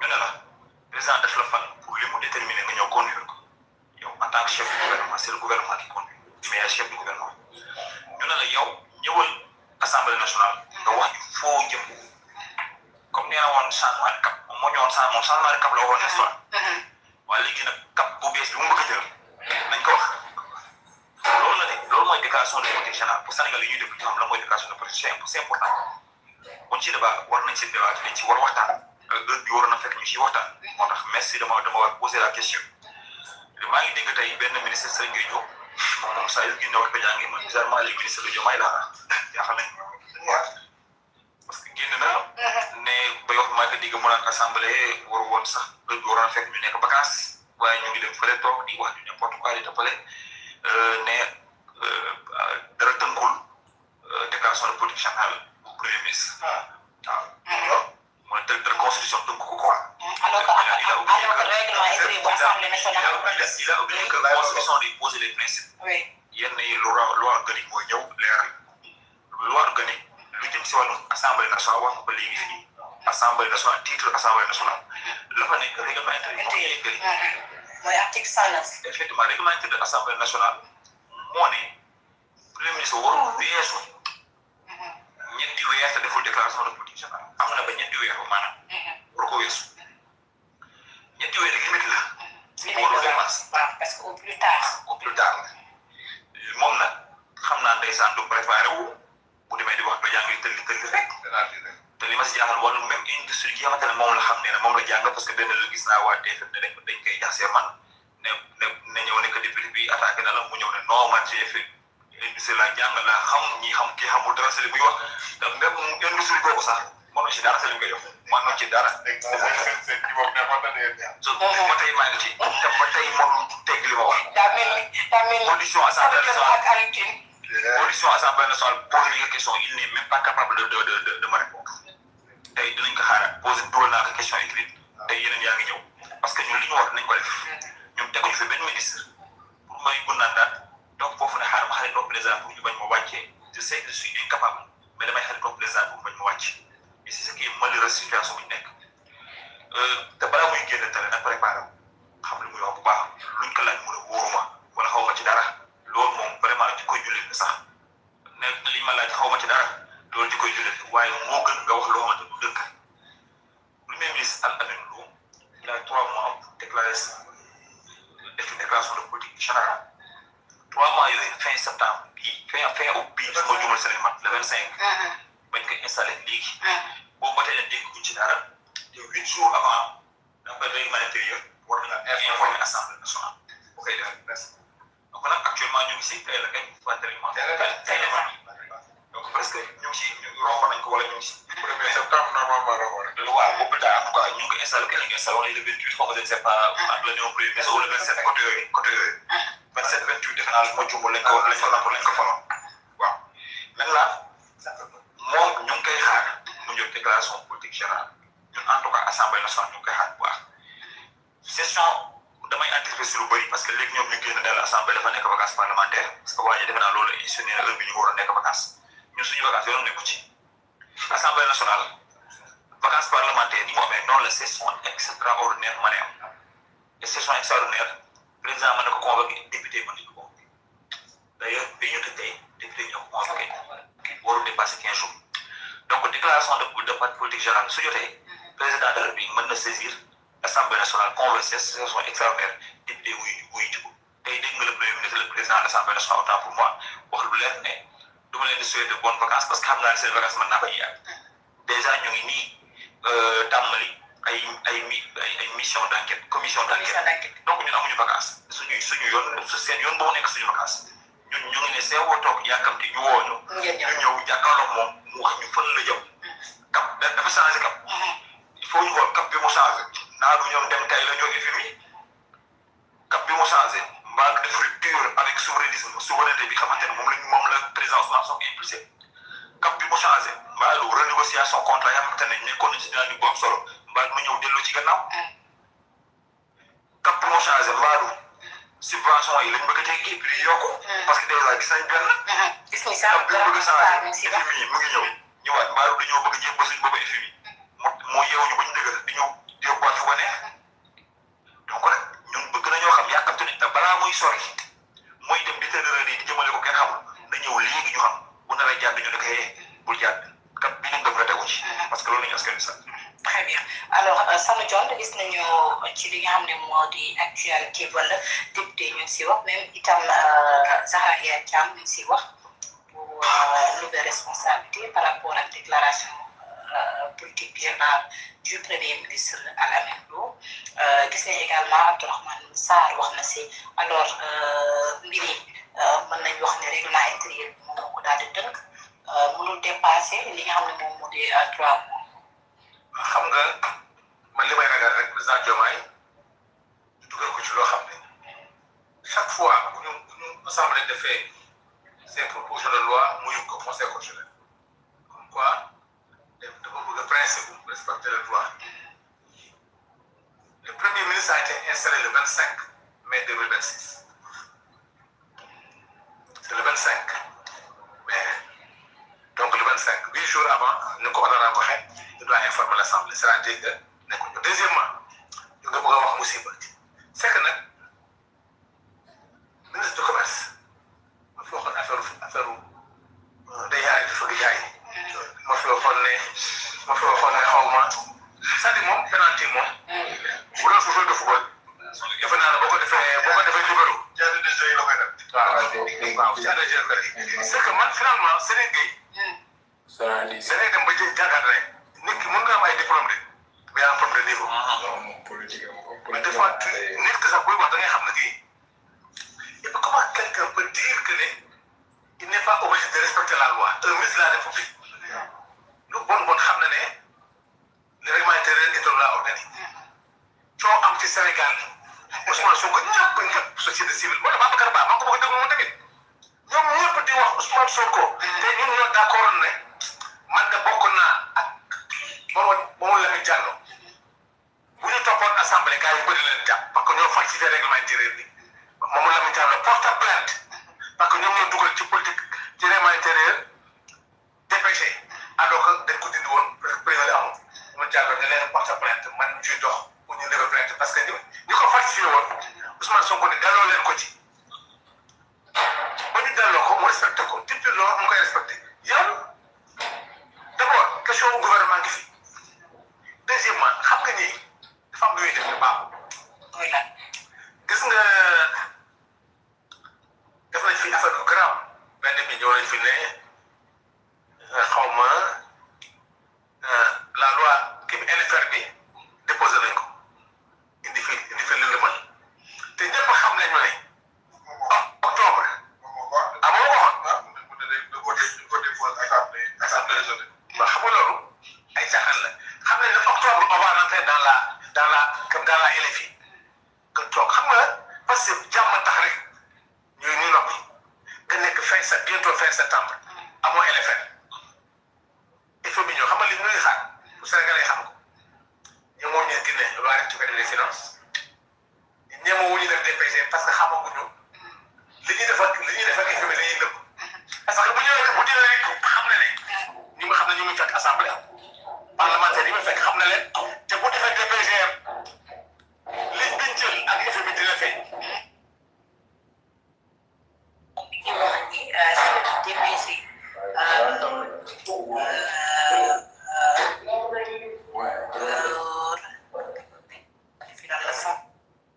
Si le DPG n'intervient pas avant la fin de mission, oui, le FMI risque d'être le premier à lever publiquement des grandes lignes.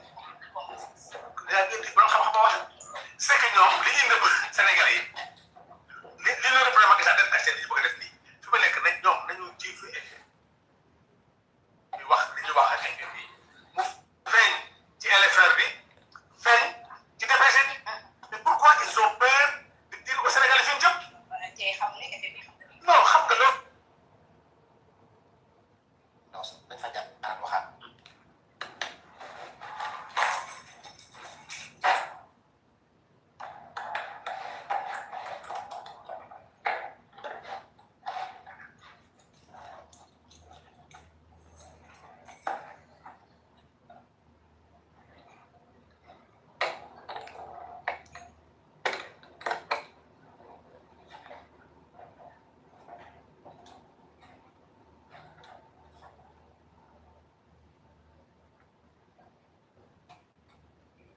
ci am mais FMI mooy informer Sénégalais yi que on a changé de xam nga Sonko leen di xaar te ñii dañoo gànnaayoo ba pare toog leen xaar donc xam nga li ñuy def nii en vérité il n'est pas président Diomaye parce que gis nga dafa am lu am assemblée Sénégal da ngay dem sax doo comprendre ba tey jii les projets de loi de Diomaye sont portés par le passé tey ñoom ñii bu ñu wotoon sur le code du travail.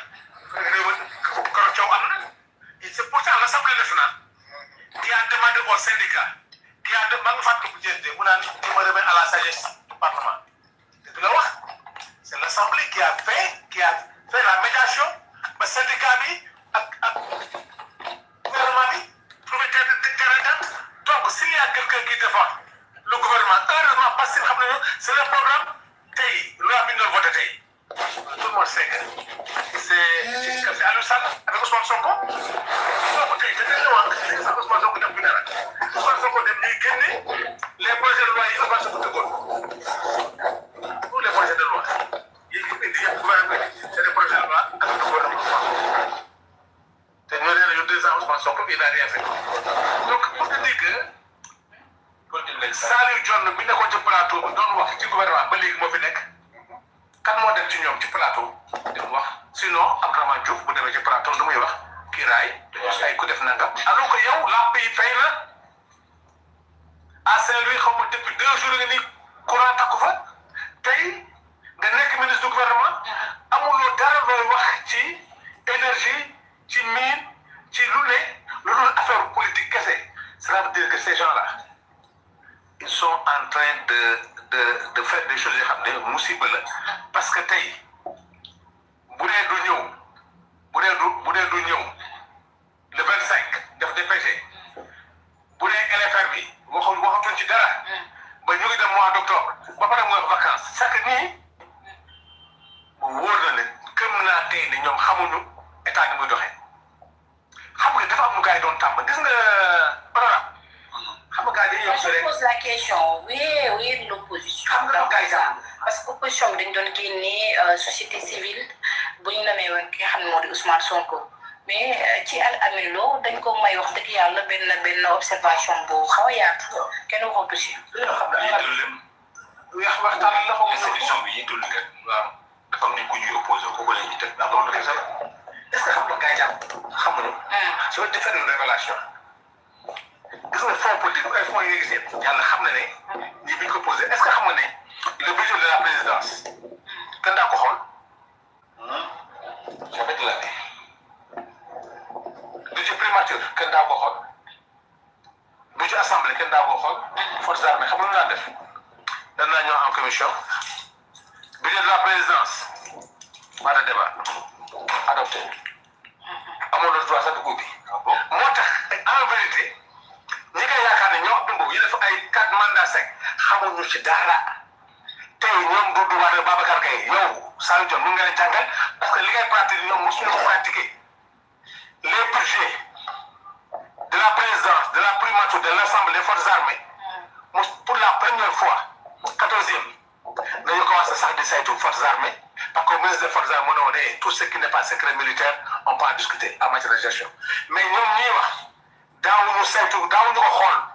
non sans débat. sans débat non ba débat sax mooy nga ko xool ça veut dire que ni chemise bi doxul bi moo tax en vérité débat yi ngeen di posé mu jaaxal leen te Saliou tous les anciens partis qui ont fait 4 mandats yàlla xam na leen am na loo xam ne mën na leen defal ko c'est ça la vérité moo tax lii jaaxal leen ñu foog na leen li ngeen def c'est contre le gouvernement effectivement parce que aucun pouvoir législatif n'a osé contrôler son exécutif parce que exécutif président de la République moom loolu la dafa changer c'est-à-dire vous avez amené une nouvelle donne politique boo xam ne en science politique dañ ko war a jàngale tey ñi nga xam ne tey ñoo koy vivre ñoo ko war a jàngal parce que cette donne là ku la ci wax am naa ci xam-xam ne ko na góor soo wax rek mais grand du nii parce que lii xamuñu ko la façon dont fonctionne l'Assemblée yaa Abdou Mbow ci yëpp xamu ko c'est pour la première fois muy am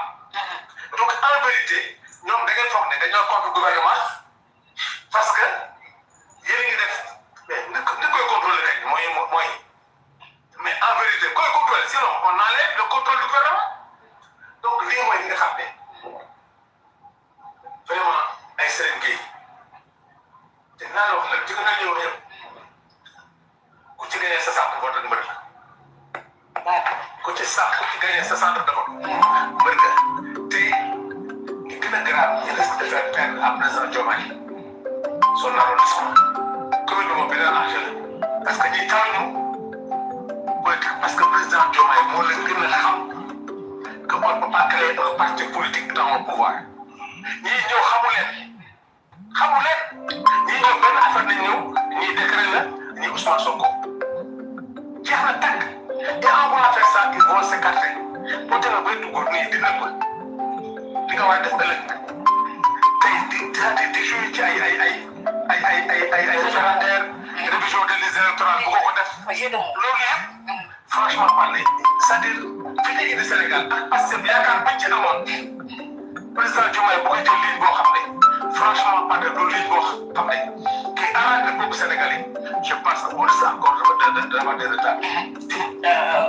Moussa par rapport ak DPG boobu ak Amine Lo gis nañ tey Amadou Ba daal di nekk si impliqué mais également Zahra moom tamit daal di nekk si impliqué mais gis nañ tamit ñu bëri dégguñu leen ñu wax ci mbirum DPG boobu premier ministre comme nañ ko doon defee njiitalu Assemblée nationale nekkee fi nga xam moo di primature. waaw xam nga sànq doyen mu ko fi ngay xamee ni nit ñi ñu si bëri dañuy wax bañ ko ñu bañ Ousmane Sonko te moom ñoom rek moo taxaw ñu wax ñi ko doon remplacé ñëpp DPG bu baax ñu am ci biir arrêté loolu la ñu demee de ñoom bi nga réclamé Ousmane Sonko Assemblée nationale fu nekk maa ngi leen di wax ci dëgg ko wax nga def bi moom ci dëgg dégg moom fu mu wax waaw gis nga ci ñu ko doon laaj ñu wax ko laaj intéressé na ma ñu fi doon taxaw di ñu jox ay théorie yoo xam ne am na appliqué kenn xamul lu ñu wax lu ñu ko laaj mais honorable am na boobu nag mën na wax lu intéressant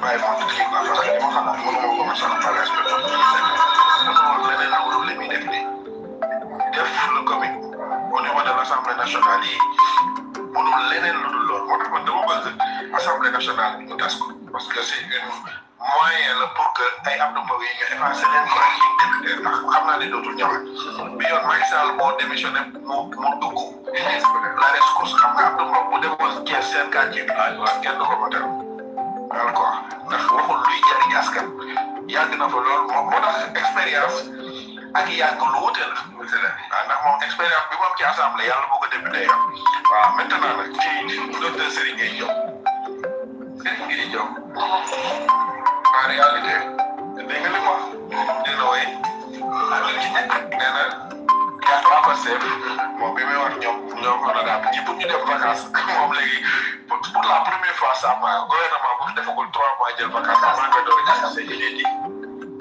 buñ ko rapporté balaa ngay jël sa congé la loi dafa exiger nga jeexal lu ñu tuddee la période de référence maanaam congé yi da nga koy am par semaine ñu dajalee la ko nga exécuté ko pendant au minimum 12 mois nga door ko réclamer mais ku liggéeyoo ko ñetti weer di jël vacance fii laa ko mos a gis man ci même moment bi ñuy jël vacance actuellement nii may waxee yow Dakar fu bari ñi ngi wax waxu inondation Touba ji surtout tey nag tey fii si Dakar tey dégâts yu bëri am na gis nañ sax ki nga xam ne moo di maire ville bu Dakar di Abass Fall def si boo leen doon dimbali maire yi ville de Dakar où sont les ministères waa Touba dañoo gisati ministre bi géré wàllu inondation ñi ngi bëgg a sonn ni may waxee yow di à Touba Diourbel barki dem maa ngi gis Tamba xaw ma Bakel waaw Thiès beneen affaire moom mooy dafa am lu ma intrigué quoi pourquoi certaines télévisions comme seen bët ci inondation bi gis nga bi daa Ousmane Sonko nekkaatoon premier ministre ñu ngi lay téléviser ak ay page spéciale rek la édition spéciale lañ koy tuddee woon et puis Serigne Gueye Diop wax ni ñoom honorable yi dañoo war a dem vacances parce que dañoo bëgg kii ñëw def déclaration de politique générale am di doo ko motion de censure dafay cas motion de censure monsieur la appellation ak motion de confiance waaw dama ni dafa jaamale ñaare jour bi ñu pare jour bi ñu installé gouvernement bi jour boobu bu nekkoon ñii tey ñu def motion de censure jour boobu laa wax ne avant ministre de passation bu la nekk ñu def dafa jaawale ko motion de confiance donc man Serigne Gueye Diop dafay bàyyi moom lu fii di wéy war ko wax da mu concerné te malheureusement xam nga moo tax honorable sax du jot vraiment yow suñu dégg man sa jox nga sëñ Saliou sama sëriñ parce que c'est moi on m'a rapporté tànci ko tànci ci commission ba ngeen koy évaluer te loolu nag gouvernement dañ ko waroon wane quoi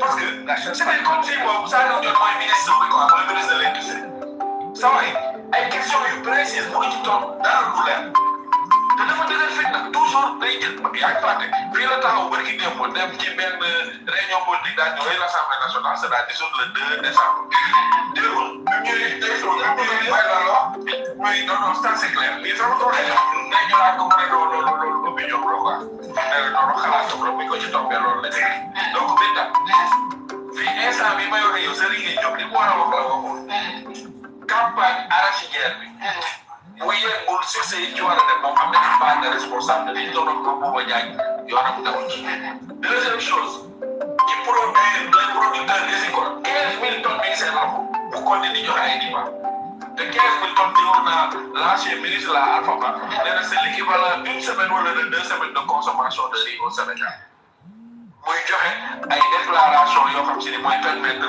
les importateurs ñuy dugal riz di ko gën a dugal ci marché barki dem gis nga les producteurs horticoles ci génn commencé di casse loo xam si ni amatul woon parce que amoon na régulation bi fi nekkoon parce que j'ai l'impression que par exemple bi Ousmane Sonko génn ci gouvernement bi rek daa déggaame man nag am na sama benn xarit quoi boo xam si ni xaritu waa kër Macky Sall la woon biñ ko falee imagine mais Moussa yéen pour pas ngeen defal waaye man ko lu tax mën na ko mais kii Macky Sall yor ko comme conseil lu yàgg xam ni moom lii la am comme ni muy faral di wax chef de mu demee lii wax lii ba sonn fan ko yéen ngeen koy fal am na sonn ko Macky Sall doon tuddee loolu dama ko wax fii nii ci télé mais am na ñu ko xam loolu moo tax baa bi wax yéen bi wax nii benn ñi ko xam dëgg dëgg benn dem donc ñu koy ñàkk muy wax ci liste li ko concerné moom ak ministre yëpp day on sent que ñoom heure bu ñu génnee ba léegi ñu communiqué ak Sénégalais yi par rapport ak ñoom lan la ñuy liggéey. des fois bi ñu waxee rek loxo day daal gémme parce que ki nga xam ne moo di Abdourahmane Diouf sortion bi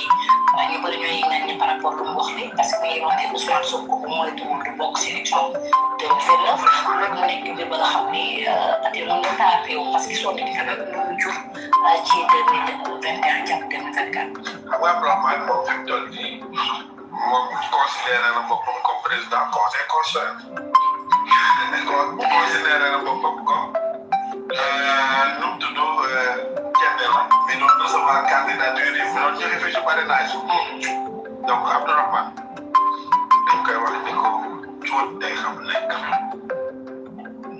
yow Abdourahmane boo mënul am parrainage sa yoon nekkul ci candidature présidentielle yow maam ko jazaaka nga mënul gagné yow fisc maam ko jazaaka yow yaa ngi politique ñaata at Abdourahmane Diouf moom mooy liy caractériser échec en politique c'est un loser en politique mosul moo tax li mu doon jéem a di def rapprochement avec Sonko moom toujours lu mu gis rek ci wàllu politique lu mu entamé mosu koo atteindre maa ngi yóbbu l'espace bi fa très bien seen groupe boobu yëpp moo la ñuy fa moo gagné risque moo gagné voilà baax na fa te moom nee na risque la dëkk département de risque waaw am benn fa moo ko jiitu coalition XL non Alassane Sall même au Sénégal am jël fa moo ko jiitu département non Sénégal sax mën nañu wax ne Sénégal mën ko nga yow fi nga dëkk sa département waaw yaa ngi dégg kon dégg nga honorable xamuñu la mais les élections législatives yi leader yu perte seen i loxo bari na de. mais moom daa amoon liste xam nga mooy daa amoon liste 2022 liste A moom liste A kenn Alassane Sall yaa ngi fàtte de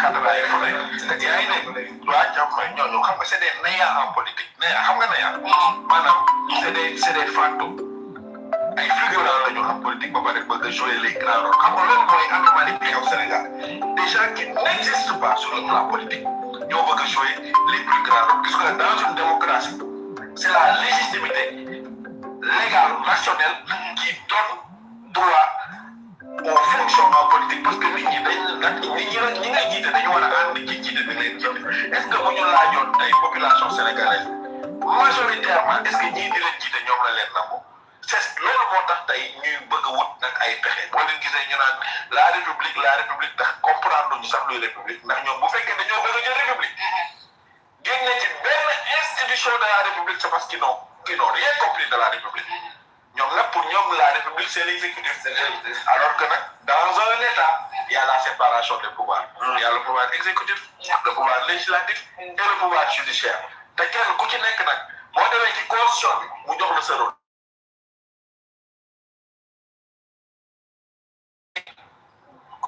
président de la république lim gouvernement assemblée nationale lañ ci teg yokk ci les cours et tribunaux yeneen institutions yi di leen a supprimer léegi loo mën a taxawee yow nga génn ci république une institution citée par la constitution bëgg a wax ni da nga comprendre république il ne xoola gëmuñu république gëmuñu démocratie parce que buñ gëmoon démocratie dëgg-dëgg tey jii may wax ak yow c'est le dernier délai yow Samba pour que le ministre de l'intérieur waroon a woo l'ensemble des partis politiques génne mu fixé par arrêté la caution bi nga xam si ni moom lañ war a jël mu def les 150 jours actuellement ñi ngi glissé vers un report de fin xam naa loolu daañu si ñëw par rapport ak report bi beneen violation bi moom mooy 3 mois yi boobu tamit ñu ngi ci bëgg a tàppale mais mënuñ ci daw parce que dañ nga li Abdourahmane Sarr xam nga fi mu defee émission ba pare xam nga day def communiqué dina la jox xibaar te nag prémices yi am na est-ce que war nañu xaar ba FMI di ñu jox xibaar non mais parce que ñoom en fait dañuy dem jaay xam nga FMI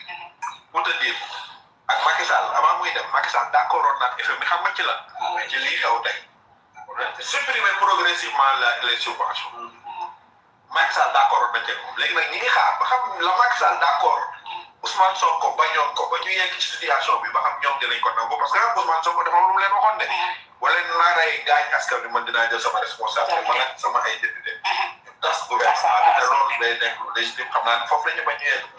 Très bien Samba par rapport ak DPG bu premier ministre ak Ameth Lo bëriwul coow comme nu mu amee woon coow ci Ousmane Sonko mais quand même ñu ngi posé la question surtout Amadou Ba bi nga xam ne règlement intérieur bu Assemblée nationale di article 109 moom moo ko encadré par rapport ak li nga xam moo di DPG bi war na ko mën a def au plus tard 3 mois. waaw bi mooy énième provocation bu ñu def Assemblée nationale parce que en réalité c'est une provocation. Parce que dans leur langage dañ ciy dégg toujours mooy crise institutionnelle comme crise institutionnelle amul jusqu'ici nag il faut créer les mécanismes pour créer cette crise institutionnelle là et là moi j'ai envie de demander à l'honorable député tey bu ñu demoon ba waxtu DPG jot ñoom defuñu ko lan mooy taxawaayu assemblée. Zahra ne da ngeen war a def li nga xam mooy motion de censure dans le gouvernement.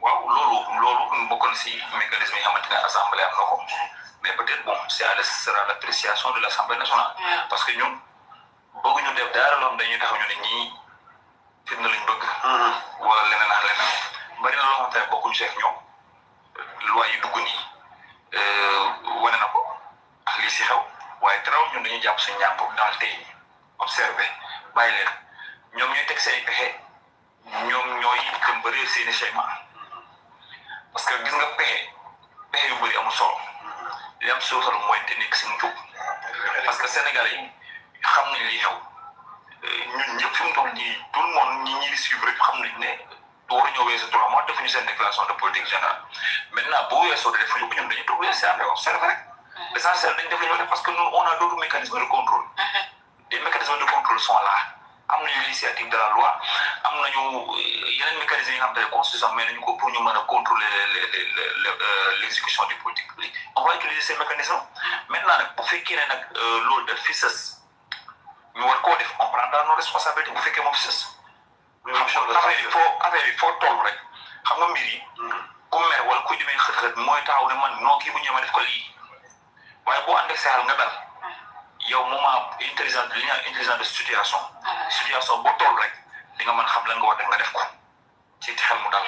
parce que jusqu'ici vous faites preuve de compréhension de fair play mais ba fan ngeen mën a yegg parce que en réalité nag loo xam ne yéen ñaar a ko bokk léegi jeu bi dépendre tul ci yéen ak lu ngeen bëgg tey jàpp lu ngeen bëgg tey bañ a créer crise su fekkee ne de l'autre côté nekkuñu ci dynamique boobu ça va poser des problèmes parce que yaa ngi koy wax sànq njëkk nañ fi indi vote bloqué sanu toog na fii yuuxu ko ba sonn yeneen ak yeneen ay actes yoo xam ne moom la ñuy teg boobu ba tey yéen a ngi dawal compréhension mais ba fan la jëm parce que moi dans cette ci scénario bi ñu nekk nii j'ai l'impression que yéen yaa ngeen ko di wax y a pas de crise institutionnelle et que ni ngeen di doxee crise institutionnelle du Moussa mais dafa mel ni dafa am yoo xam ne dañoo jóg tey pour crise institutionnelle am pour créer ko à quelle fin danañ ci revenir mais moment boobu yéen vous serez dos au mur nan ngeen di def parce que tey nag yéen a ngi dox jàmm di wax jàmm mais est-ce que de l'autre côté ak te ñiy teg yéen a ngi koy partager ak ñoom. La question bi nga posé honorable elle est tellement pertinente ba nga xam ne c'est un exemple tey li xew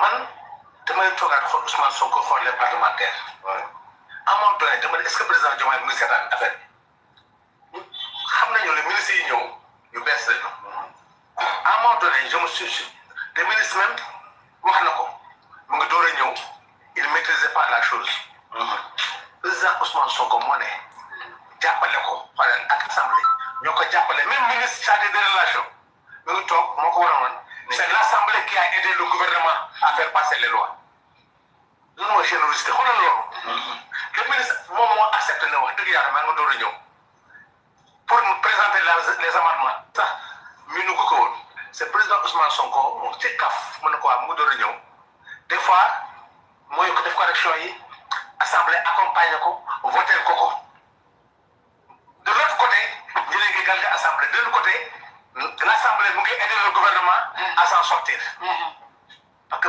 ministre bi accepté na ko que présentation yi def na ko ba nga xam ne même président assemblée ak député yi ñoo ko doon yombalal affaire bi de l'autre côté di nga wax xam nga pourquoi duñ tombé seen piège ñoom dañ ne parce que Ousmane Sonko dafa la passif benn objectif la am muy élection locale ma wala lan la naan naxanteeg ñoom ba élection locale rek wax bi jeex parce que président Diomaye fi nga ko mën a yóbbu rek mooy du parce que ñoom ci kii la nekk mbëri bu ñuy préparé seen affaire boobu.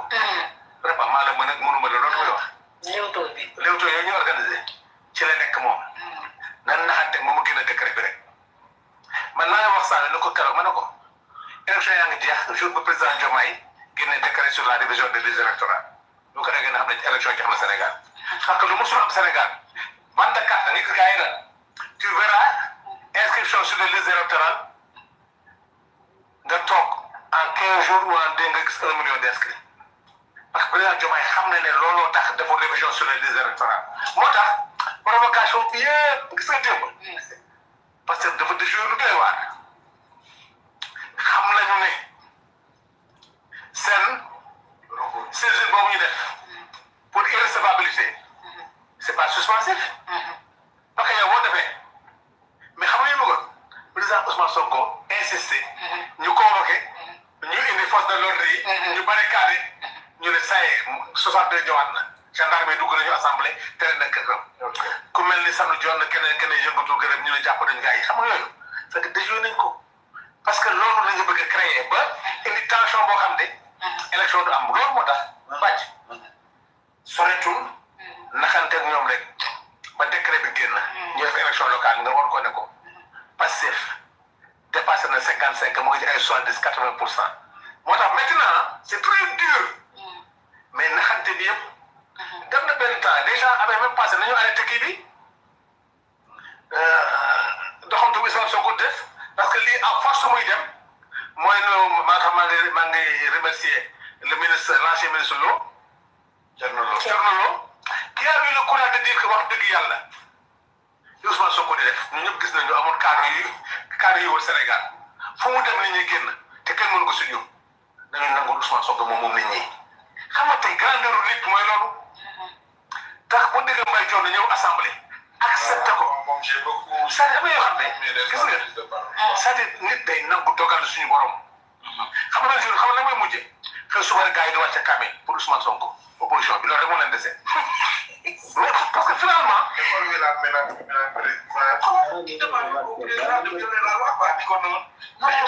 parce que yow mënoo nekk déglu te bés bu ko defee. doy na wax de Samba les élections locales yi gis nañu sonn jot na ci anticiper booba tey ñu ngi wax kañ lay njiite réew mi di convoqué li nga xam ne moom moo di le corps électoral xamaguñu calendrier bi nu muy demee mbir yi moom est-ce que jàpp nga ni dana mën a nekk à date issue.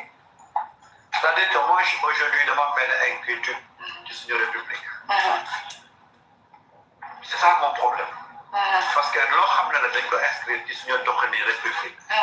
mais dañ koy jël di ko autre part di ko transgresser te dara du ci am dara. c'est-à-dire que man tey dama toog si ak ma ne mais bon sang ñun fi ñu jógee ak fi ñu daal. parce que question yi ñëpp a doon jóg. di ko régler mais tey on a des doutes ci tenue déclaration de politique générale. on a des doutes ci tenue élection locale. mais on ne parle pas, à part les cris de passif, on ne parle pas. C'est-à-dire que moi, c'est ça mon problème. Alors que moi, je me rappelle en 2007, il fallait reporter l'élection. Et à l'époque, Wade avait le courage non seulement de dire qu'il devait reporter, mais de trouver des motivations. Motivation, à l'époque, il y avait une inondation. Que avec inondation, contexte bien, on ne pouvait pas organiser des élections. Mais à l'époque, il y avait une levée de bouclier, aussi bien des partis de l'opposition que des membres de la société civile. Bien vrai que 2007, il y a une inondation, mais à l'époque, l'opposition, la société civile, mais d'ailleurs, il y a de reporter l'élection. Moi, je vais reporter après, vous couplez comme moi, vous couplez local et administratif. L'opposition, vous boycottez votre. Mais il y avait une levée de bouclier. Il n'y a aucun motif pour justifier le report aux élections locales. Mais disons, quelle est la société civile que tu vois? Il y a une concertation. Il y a une concertation. Oui, mais non, parce que quand même, tout ça, c'est pas Stéphane. xam nga nag passé tey li am yëpp passé boo koy di parce que passé bi mu yegsee dafa yóbbu retraite forcé formation politique yu bari traditionnel maanaam saa dañu waxante dëgg bu dee parti traditionnel fii benn parti amu fi coow lee bari plat ñuy dem ci plat c'est des politiciens de plateau xam nga légitimité populaire ak légitimité médiatique waaw c'est-à-dire que légitimité populaire ak légitimité médiatique du benn ñoom dañoo dese légitimité médiatique moo tax doo leen gis bu samedi jot bañ ne ñu ngi wàcc ci terrain Saalum jot nañu muy honorable bu samedi vendredi ngay commencé nam ay daas ay kiyam dem ci terrain bi keneen ak keneen gis nga ko mon ami Moustapha kenn mënatul ko teg loxo parce que ñu koy xaar waaye sax moom je l'ai perdu maintenant mais loolu waa passé voilà loolu waa passé am mais dafa ci laaga politique yi kenn mënu ko fi def kenn bactérie bi jaar dafa commencé woon dox moom lu la ko arrêté dox moom parce que war na ba sonn gisul mbokkam kay wax benn affaire benn stratégie dañoo parce que boobu dund turam nag bu fayee doy dafa commencé tourné amul mbooloo gis benn waaye dama provoqué force de l'ordre yi saa ñu gën a naan pour ñëwee dañoo ko saxal gaa da lay faxale non day def xoolal beneen bi fu organisé affaire bi amul dara yàqu mu ne provoqué dañu provoqué force de l'ordre yi ñu sànni gën a naan affaire bu tax c'est que en vérité gis nga nam dafa bokk gis nga nam dafa bokk ci stratégie mais c'est ça en réalité tey de tey li ñu war a mën a reconnaître mooy benn formation politique moo fi nekk ñu def animation politique ak guddi yu bëri boo xam ne waaw am combat def entraînement fexe ba dóor et bizarrement Asnel ci élection de bizarrement Asnel parce que mënatul gañ élection non déglu xoolal gis nga as mooy Jomaay as xam nga du kii moo si gañe dëgg la waaw xam nga la tax gañe dëgg xam nga as à son problème c'est qu'il faut qu'il parle pour exister s'il ne parle pas il n'existe pas loolu ko dese loolu moo ko dese nee naa la nañu toog benn 1 mois ñu arrêté site yeeg télé yi nga xool doo toog ci gisati benn homme politique c'est des politiciens de plateau bu amul woon télé ak rajo mais déggoo ma la bu télé amul amutoon média bu amutoon ñoom bàyyi nañ politique bu jógoon tey ne day def politique fan lay commencé. tum dëkk tamit. tamit dem sàmm as daa xamul. tamit. bànneexu victoire. waaw bi koy door a am. ba mu ñëwee laa xamul ci Pastef. ñëw mooy gars yi dañ naan à la 25e heure. wala à passe moom. 29e heure la nee na nag si élection législative yi. bu ko gën a métti mu loolu si la bokk daf cee sonn. kan la sonn. wër la jël temps def lu ne campagne ba ngeen jël ba ngeen jël ba ngeen am majorité parce que majorité bi ñu ne c'est Diomaye parce que da ngeen doon wër di wax ni da ngeen doon jox majorité. ngeen jël ngeen travail. ñoo bokk te ngeen jël xam na muy def de. xam muy wax est-ce que da ngay gis ñoo xam ne wax comme ñu wax effectivement. mais xam nga sur le terrain maa la benn mbir de. parce que comme ànd di politique sur le terrain. boo defoon naa kenn du la gis. kenn du la gis. parce que ñun ni ñuy mobiliser daf lay noyé. parce que loolu yàlla dogal. c'est-à-dire même le personnel électoral, les bureaux de vote, les mandataires, les plénipotentiaires, ñëpp c'est Pastef. parce que yow de mën ngaa ñëw andi sa 2 mars ñaar dërëm nga joxe.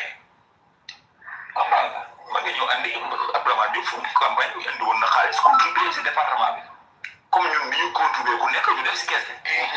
xam nga man li yàlla dogal ne woon na sax day jox oto L200 yoo xam ne daf si taf turam daf si taf photo ak kii da koy jox candidat yàlla dafa li muy def. man sama bos jëluma ko dama ne ko garaw am naa mooy ma campagne benn suppléant bu doon gaas amul mooy moom laa nekk jox ko kooku dem na kii rajo.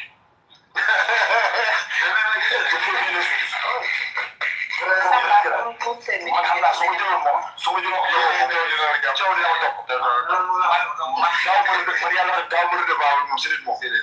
man moom gaaw man du ma laaj. boo andee nag moom jël ma jël un problème. oto boobu jëlu ma ko yàlla muy def jëlu ko kam ma ko joxoon dem na kii raay. gis nga loolu xam nga loolu c'est tout à fait normal nga dem coalition. faaw nga amee nit ñi njariñ. dañuy cotiser. li doon fa newoon yëpp dañoo cotiser. parti bi cotiser ñeneen ñi cotiser ñu ko loolu la. loolu bu taxee nag mu yaakaar ne moom moo tax nag ñu gagné. parce que bëri nga ci mbartal la. dañ mel ni 2024 rek. bu 2024 ba ñu dem élection gis nañ fi ñoom dañoo toog au dernier moment xam ne bu ci jàppul gàcceem dal leen ñu def communiqué ne dañuy ñëw jaay jàppale ko. benn part boobu may tudd. léegi nag bu fekkee te loolu te loxo bi nga teg ci bërigo bi nekk ci mbartal bi moo tax nga jàpp ne loolu tax bërigo bi yegg suuf yaa ngi nasa woo. kon moom mu mën ko boppam. ñàkk affronté le terrain moo tax coalition bu dem day bokk ci pour communication. ci pour communication. ñi nekk ci pour communication ñooy dem ci télé yi. pour fës. mais Samba. yaakaar ni yow la fekk si dara. mais Samba dégg nañu aussi léeg-léeg ay xibaar yi ma jot mu di Mame Boye Diao xam nga dañ ko tàkkaloon bracelet électronique yi yëpp nañ ko levé nañ ko. moom rek xam moom rek yëngoon ne mu ngaa bracelet yi de waaye Sénégal yëpp jàppoon nañ ne bracelet. levé nañ ko de. waaye levé nañ ko. il faut que daal di waaw mais Pikine aussi génn waaw génn na waaw génn na waay. honorable salut par rapport ak élection locale yi gisoo bu ñu dara lu tukkee ci mbir mi njiital réew mi mi ngi may patt bi rek xaw ma nga may patt xaw ma de waaye te wax ba ñu gis pour mën a patt de te it Sénégalais ñoo leen di xaar ñu communiquer si li ñu soxla parce que ñoom seen gouvernement dañoo problème communication ñoom il ne communique quand Ousmane Sonko peut-être a fait une sortie wala yooyu noonu pour waaw ministre wax na ne heure bu leen génnee léegi ñoom dañuy génn. ñoom non en fait ñu ngi def nag lu dangereux pour ñoom ma dimbali leen sax jox leen conseil xam naa li ma leen waxee stratégie war nak nag la ñuy def Sénégalais dañ leen si yëppi parce que réew mi toll na fa nga xamante ne Sénégalais ñu ngi xaar communication gis nga ñun bi ñu soog a jël réew mi on n'a pas quitté les plateaux doyen salon yi nii chaque jour mu neex mu naxari mu dem wax dafa am solo yeneen kii tamit responsable non ñun député yi pareil mais ñoom kan ngay gis kenn bu ñu génne c'est pour parler de politique actuellement nii war nañu wax Sénégalais lu leer parce que nag yow nga nekk président de la République nekk chef de parti parce que léegi nag il est dans la mêlée nekk au-dessus de la mêlée léegi yow nga nekk chef de parti xam nga tu es partie prenante fekkee ne yow réaliser yi mën nga ko biaiser mën nga def lu la neex les autres acteurs nag les autres parties prenantes noo leen def mais déjà am na amatul équité amatul équilibre ce jeu bi parce que yow am na loo xamante ne yaa ko bokk nit ñi nga jël ko téye ko ba sa bopp parce que président Diomaye dafa war a respecter ñi ma ko seqal il est président de parti comme les autres je parle à un président de parti Bassirou Diomaye Faye président de Kiraay léegi dafa war a respecter yeneen acteurs yi mooy la nga communiquer ak ñoom li ñu bokk nga ci waxtaan ak ñoom mais mënoo toog yow nga xam ne mënoo reporter élection sans passer par l'Assemblée nationale élection kenn mënu ko reporter sans passer par l'Assemblée nationale c'est le domaine de la loi c'est le code électoral faut ko war a reporter c'est l'Assemblée nationale moo la ci habilité pour nga mën a reporter les élections léegi yow nga ne xaaral assemblée bi daal mënuma defante ak ñoom ña fa nekk mooy loolu bu doon dafa am des raisons valables mu ñëw toog ñu waxtaan nag tous les acteurs politiques ñu déposé peut-être am problème waaye li tax yow waxtaan moo defoo dal toog mooy xam ne am na looy nëbb léegi nag est-ce que da nga war a toog def sa calcul wéet ñu naan saisir na conseil constitutionnel saisir ko def sa calcul xaar ba yow lu la arrangé nga koy soog a def biaisé nga le jeu donc nag par chef de parti la daf ko seq ak moroomam ci langue politique bi na jël décret bi convoquer le corps électoral bu parewul nit ñi pare nañ mbir yi war ko organiser jamono ji mu paree ndax mbir yi du mbiram moomu ko buy organiser meetingam buy organiser sabaram buy organiser jour bi mu waxee moom lay ngénte parti na ko def bu ko neex xam nga bu rafet ngénte parti fii convoqué woote Dakar Arena bëtal ngénte li bu ko neexee na bëtal ngénte ba 2030 saa yu paree rek bu jàppee ne mën naa mobiliser 50 personnes mu woote yor na nawet bi la ñu prétexté woon nag mois d'août bi waaye nag boobu dama yaakaar xamagul woon ne parti bi parapluie mooy symbole bi mais bu ñu nee ba xam ne parapluie la donc nag comme moom parapluie yor na parapluie na organiser seen nawet bi am problème ñu dem ko yor parapluie looy ragal nawet ngénte parti mën na ko def heure bu ko neexee waaye organiser les élections dépendre aussi moom c'est encadré par la loi constitution mu ngi fi code électoral mu fi ne respecte loolu mu convoquer le corps électoral mu jël décret bi convoquer le corps électoral ñu jublu si processus bi ñu ngi wax 150 jours yi nga xamante ne c'est war a fixer les kii là nu mu tudd sax la caution ou le parrainage je ne sais pas la caution 150 jours donc nag mbir yi moom war a ko bokk ak moom moo ne juddu tey màgg tey ëpp doole tey daan tey waaye sëñ bi kon lu ko tere organiser élection yi tey fii lii fi jëlee organiser tey mooy élection yi lii fi war a am tey mooy décret bi sam juddu tey màgg tey suñu yoon nekku si waaye décret bi tey jël ko tey ñun loolu ñu yitteel boo ñu mënee daan tey nag ñu dem nag ñu xool kan moo mën a daan tey waaye décret bi jël ko tey ba pare ñu soog a lijjanti kan mooy daan tey waaw comme nag juddu nga tey màgg tey am doole tey jël décret bi tey. très bien mu jël sa baax. am na binta Sadio tënk naa parce que L47 ak L247 article bu code électoral L247 ak L282 di wax lu leer nañ na yaa ngi dégg tey jii jeudi le ministre de l'Intérieur devait convoquer partie prenante yi bu génnee ba arrêté le montant de la caution dina def xam nga bay bi mi ngi bëgg a bari dem bay bi mi ngi bëgg a bari moo tax Sénégal am na ñu bari dañu nekk ci indignation sélective te ci ngay xamee dëgg-dëgg ni nga baal ma ci kàddu bi parfois c'est de la fumisterie sax yenn position yi nit ñi di am yenn donneurs de leçons mal placés yi parce que actuellement on est en train de violer la loi électorale waroon nañu publier le décret bi convoqué le corps électoral Macky Sall ak loo ko mënti wax xam nga Macky Sall moom wax dëgg yàlla la patrie avant le parti mosu koo dox mais ba mu waree fixé date élection yi en janvier le 10 mai ngir jël na décret bi danaa bu ko poussé mais pousse yi sax dafa jàlloon ci voie légale bi docteur doyen sax mi ngi nii dafa jaaroon assemblée nationale bu voté ko ay loi di pousse date élection yi parce que pousse date élection yi dafa am ak conséquence parce que mandat bi ak yow nit mat boo mën a def ak tàppale boo mën a def code électoral ak code des collectivités territoriales daf ko fixé ci lu rigide. da ko tënk. waaw dañ naan la mandat bi tey day commencé période bii lay jeex.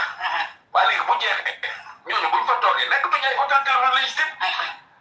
lii tax ñu continuer di toog pour ñu puusaat délai bi. loolu loi buy jógee assemblée nationale rek moo ko mën a. te assemblée nationale gis nañu président assemblée lu mu si wax. très bien report moom ànd si benn. waa léegi pourquoi kon ñu bëgg a violer allègrement la loi. où sont les partis de l'opposition?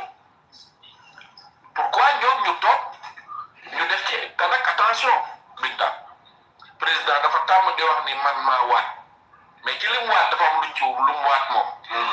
dafa waat ni dina respecter dina faire respecter la constitution ak les lois et règlements de ce pays là du dëgg donc moom loolu mu waatoon moom kese mu ne daa waat te it au Sénégal du moom rek a waat.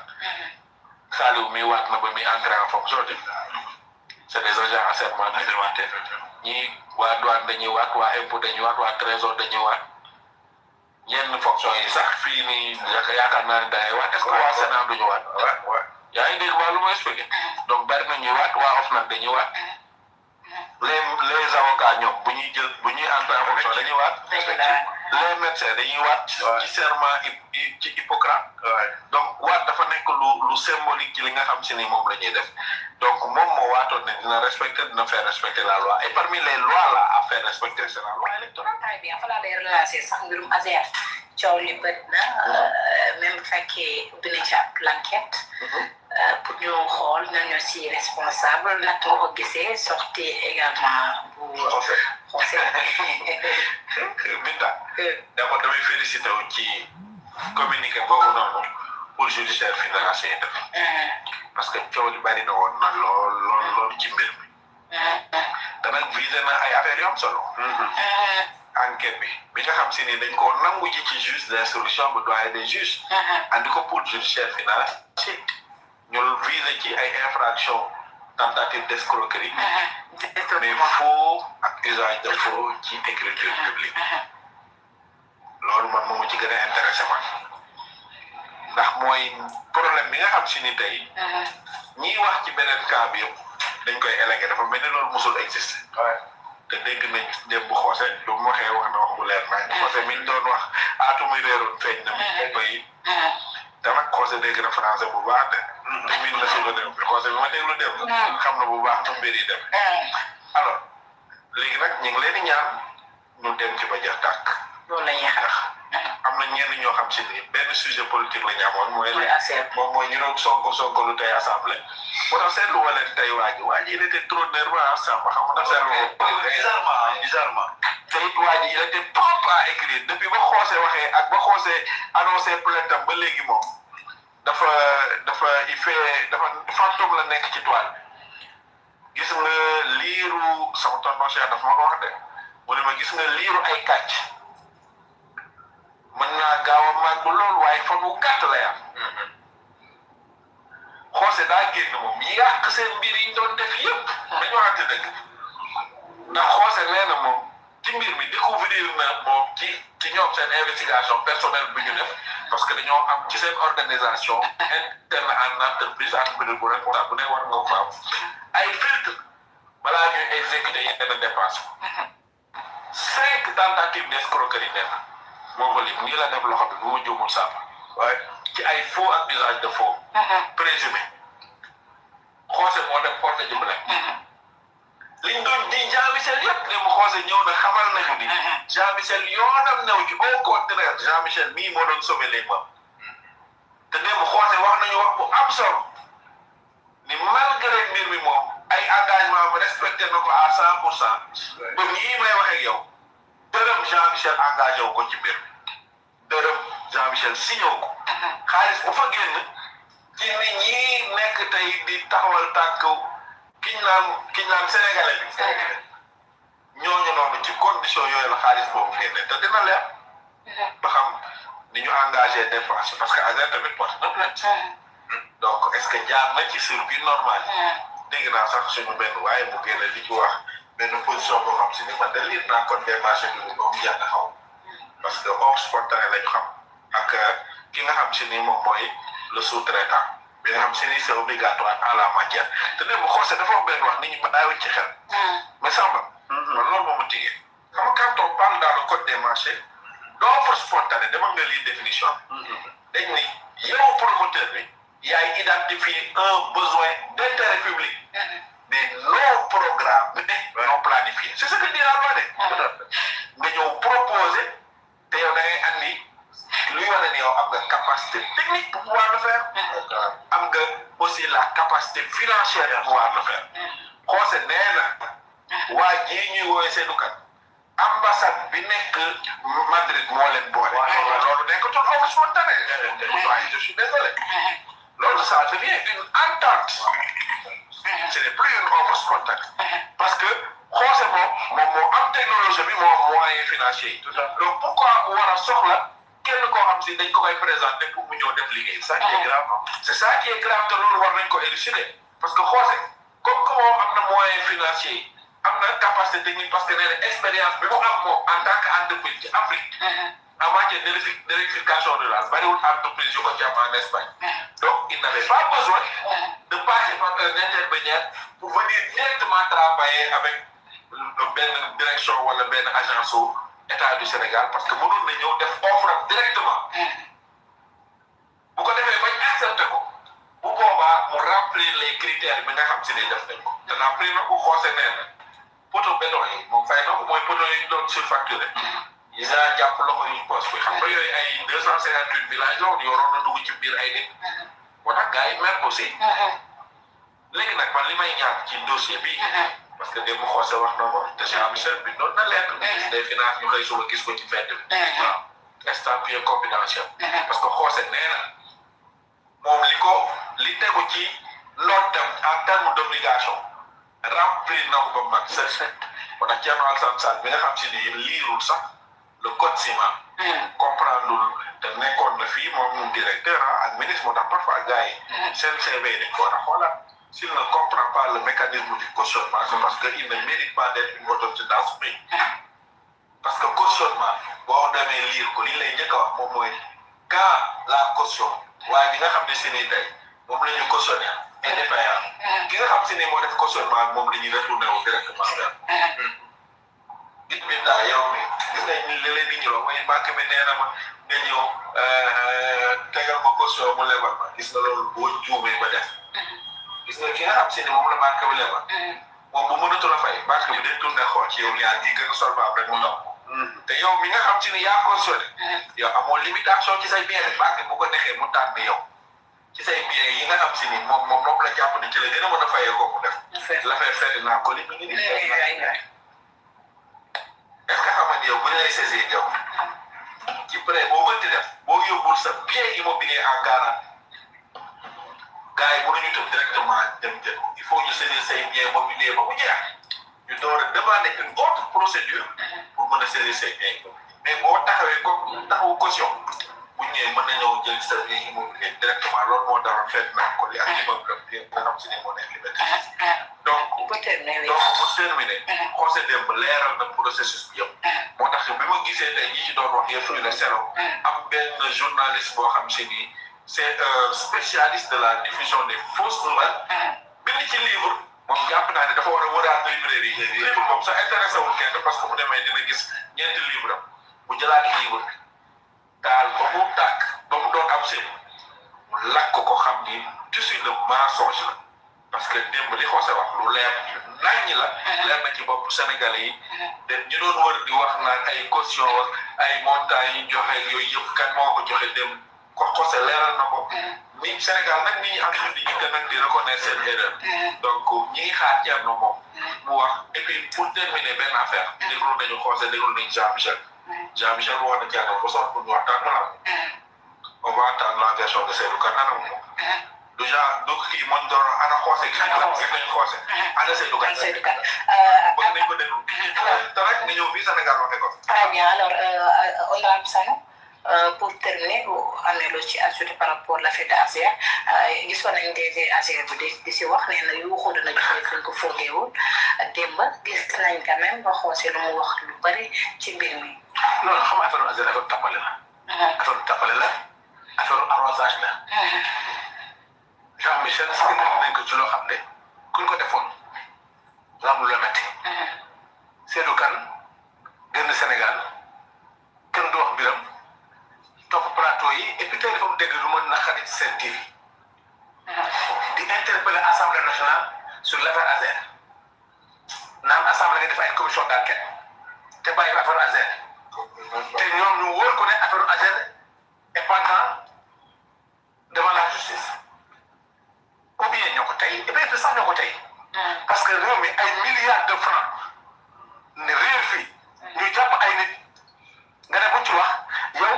ñu visé benn nit mooy Jean Michel dañu visé te toutes les preuves dafa disculper que Jean Michel bay toute assemblée nationale bi def liggéeyam yow yaa ngi wax nañu saytu assemblée de saytu ay milliards de francs tey nga ñëwaat naan woy assemblée alors assemblée yoonam nekkul ci dossier bu nekk ci justice moo tax Ousmane Sonko ne leen su ngeen bëggee mbir mi leer bàyyi di ko dugal justice en vérité Sénégal moom toll fam ne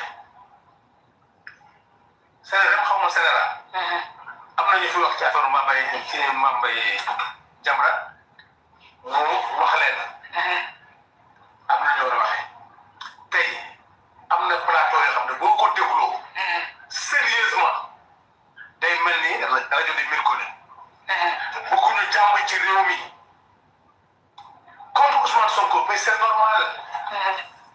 normal mais li may lancer appel mooy seen patron de presse yooyu dañoo am seen média mais dañuy politique nañu am seen fierté ñoom même bu ñu contré ngir yàlla ñuy informer juste et vrai mënuñu ko nañu xam ne c'est à changer bu leen neexee am nañu média yàlla may na leen ku ñu bëgg a attaquer nañ ko attaquer mais le Sénégal a choisi le Sénégal a choisi te binte loolu le président Diomaye waxoon la am na loo xam ne sama bët bu soo ko bàyyee sax sama xol du ko nangu la vérité du média du kenn ci àddina moo tere li nga xam ne moom la yàlla may Ousmane Sonko ak Pastef nit mun ko entraver donc cette campagne de diabolisation di wax ak le Sénégal rëy yëpp Ousmane Sonko bu wax na nañu fexe ba encadrer les fonds politiques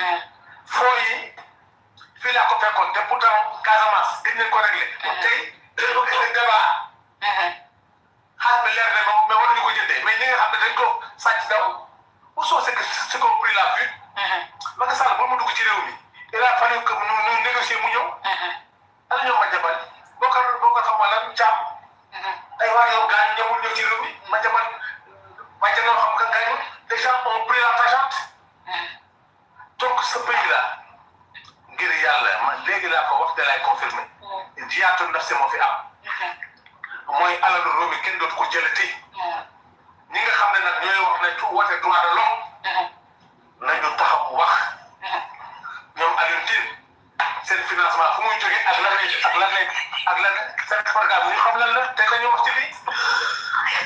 Très bien. On va pour terminer. Hein? waaw nañu wax seen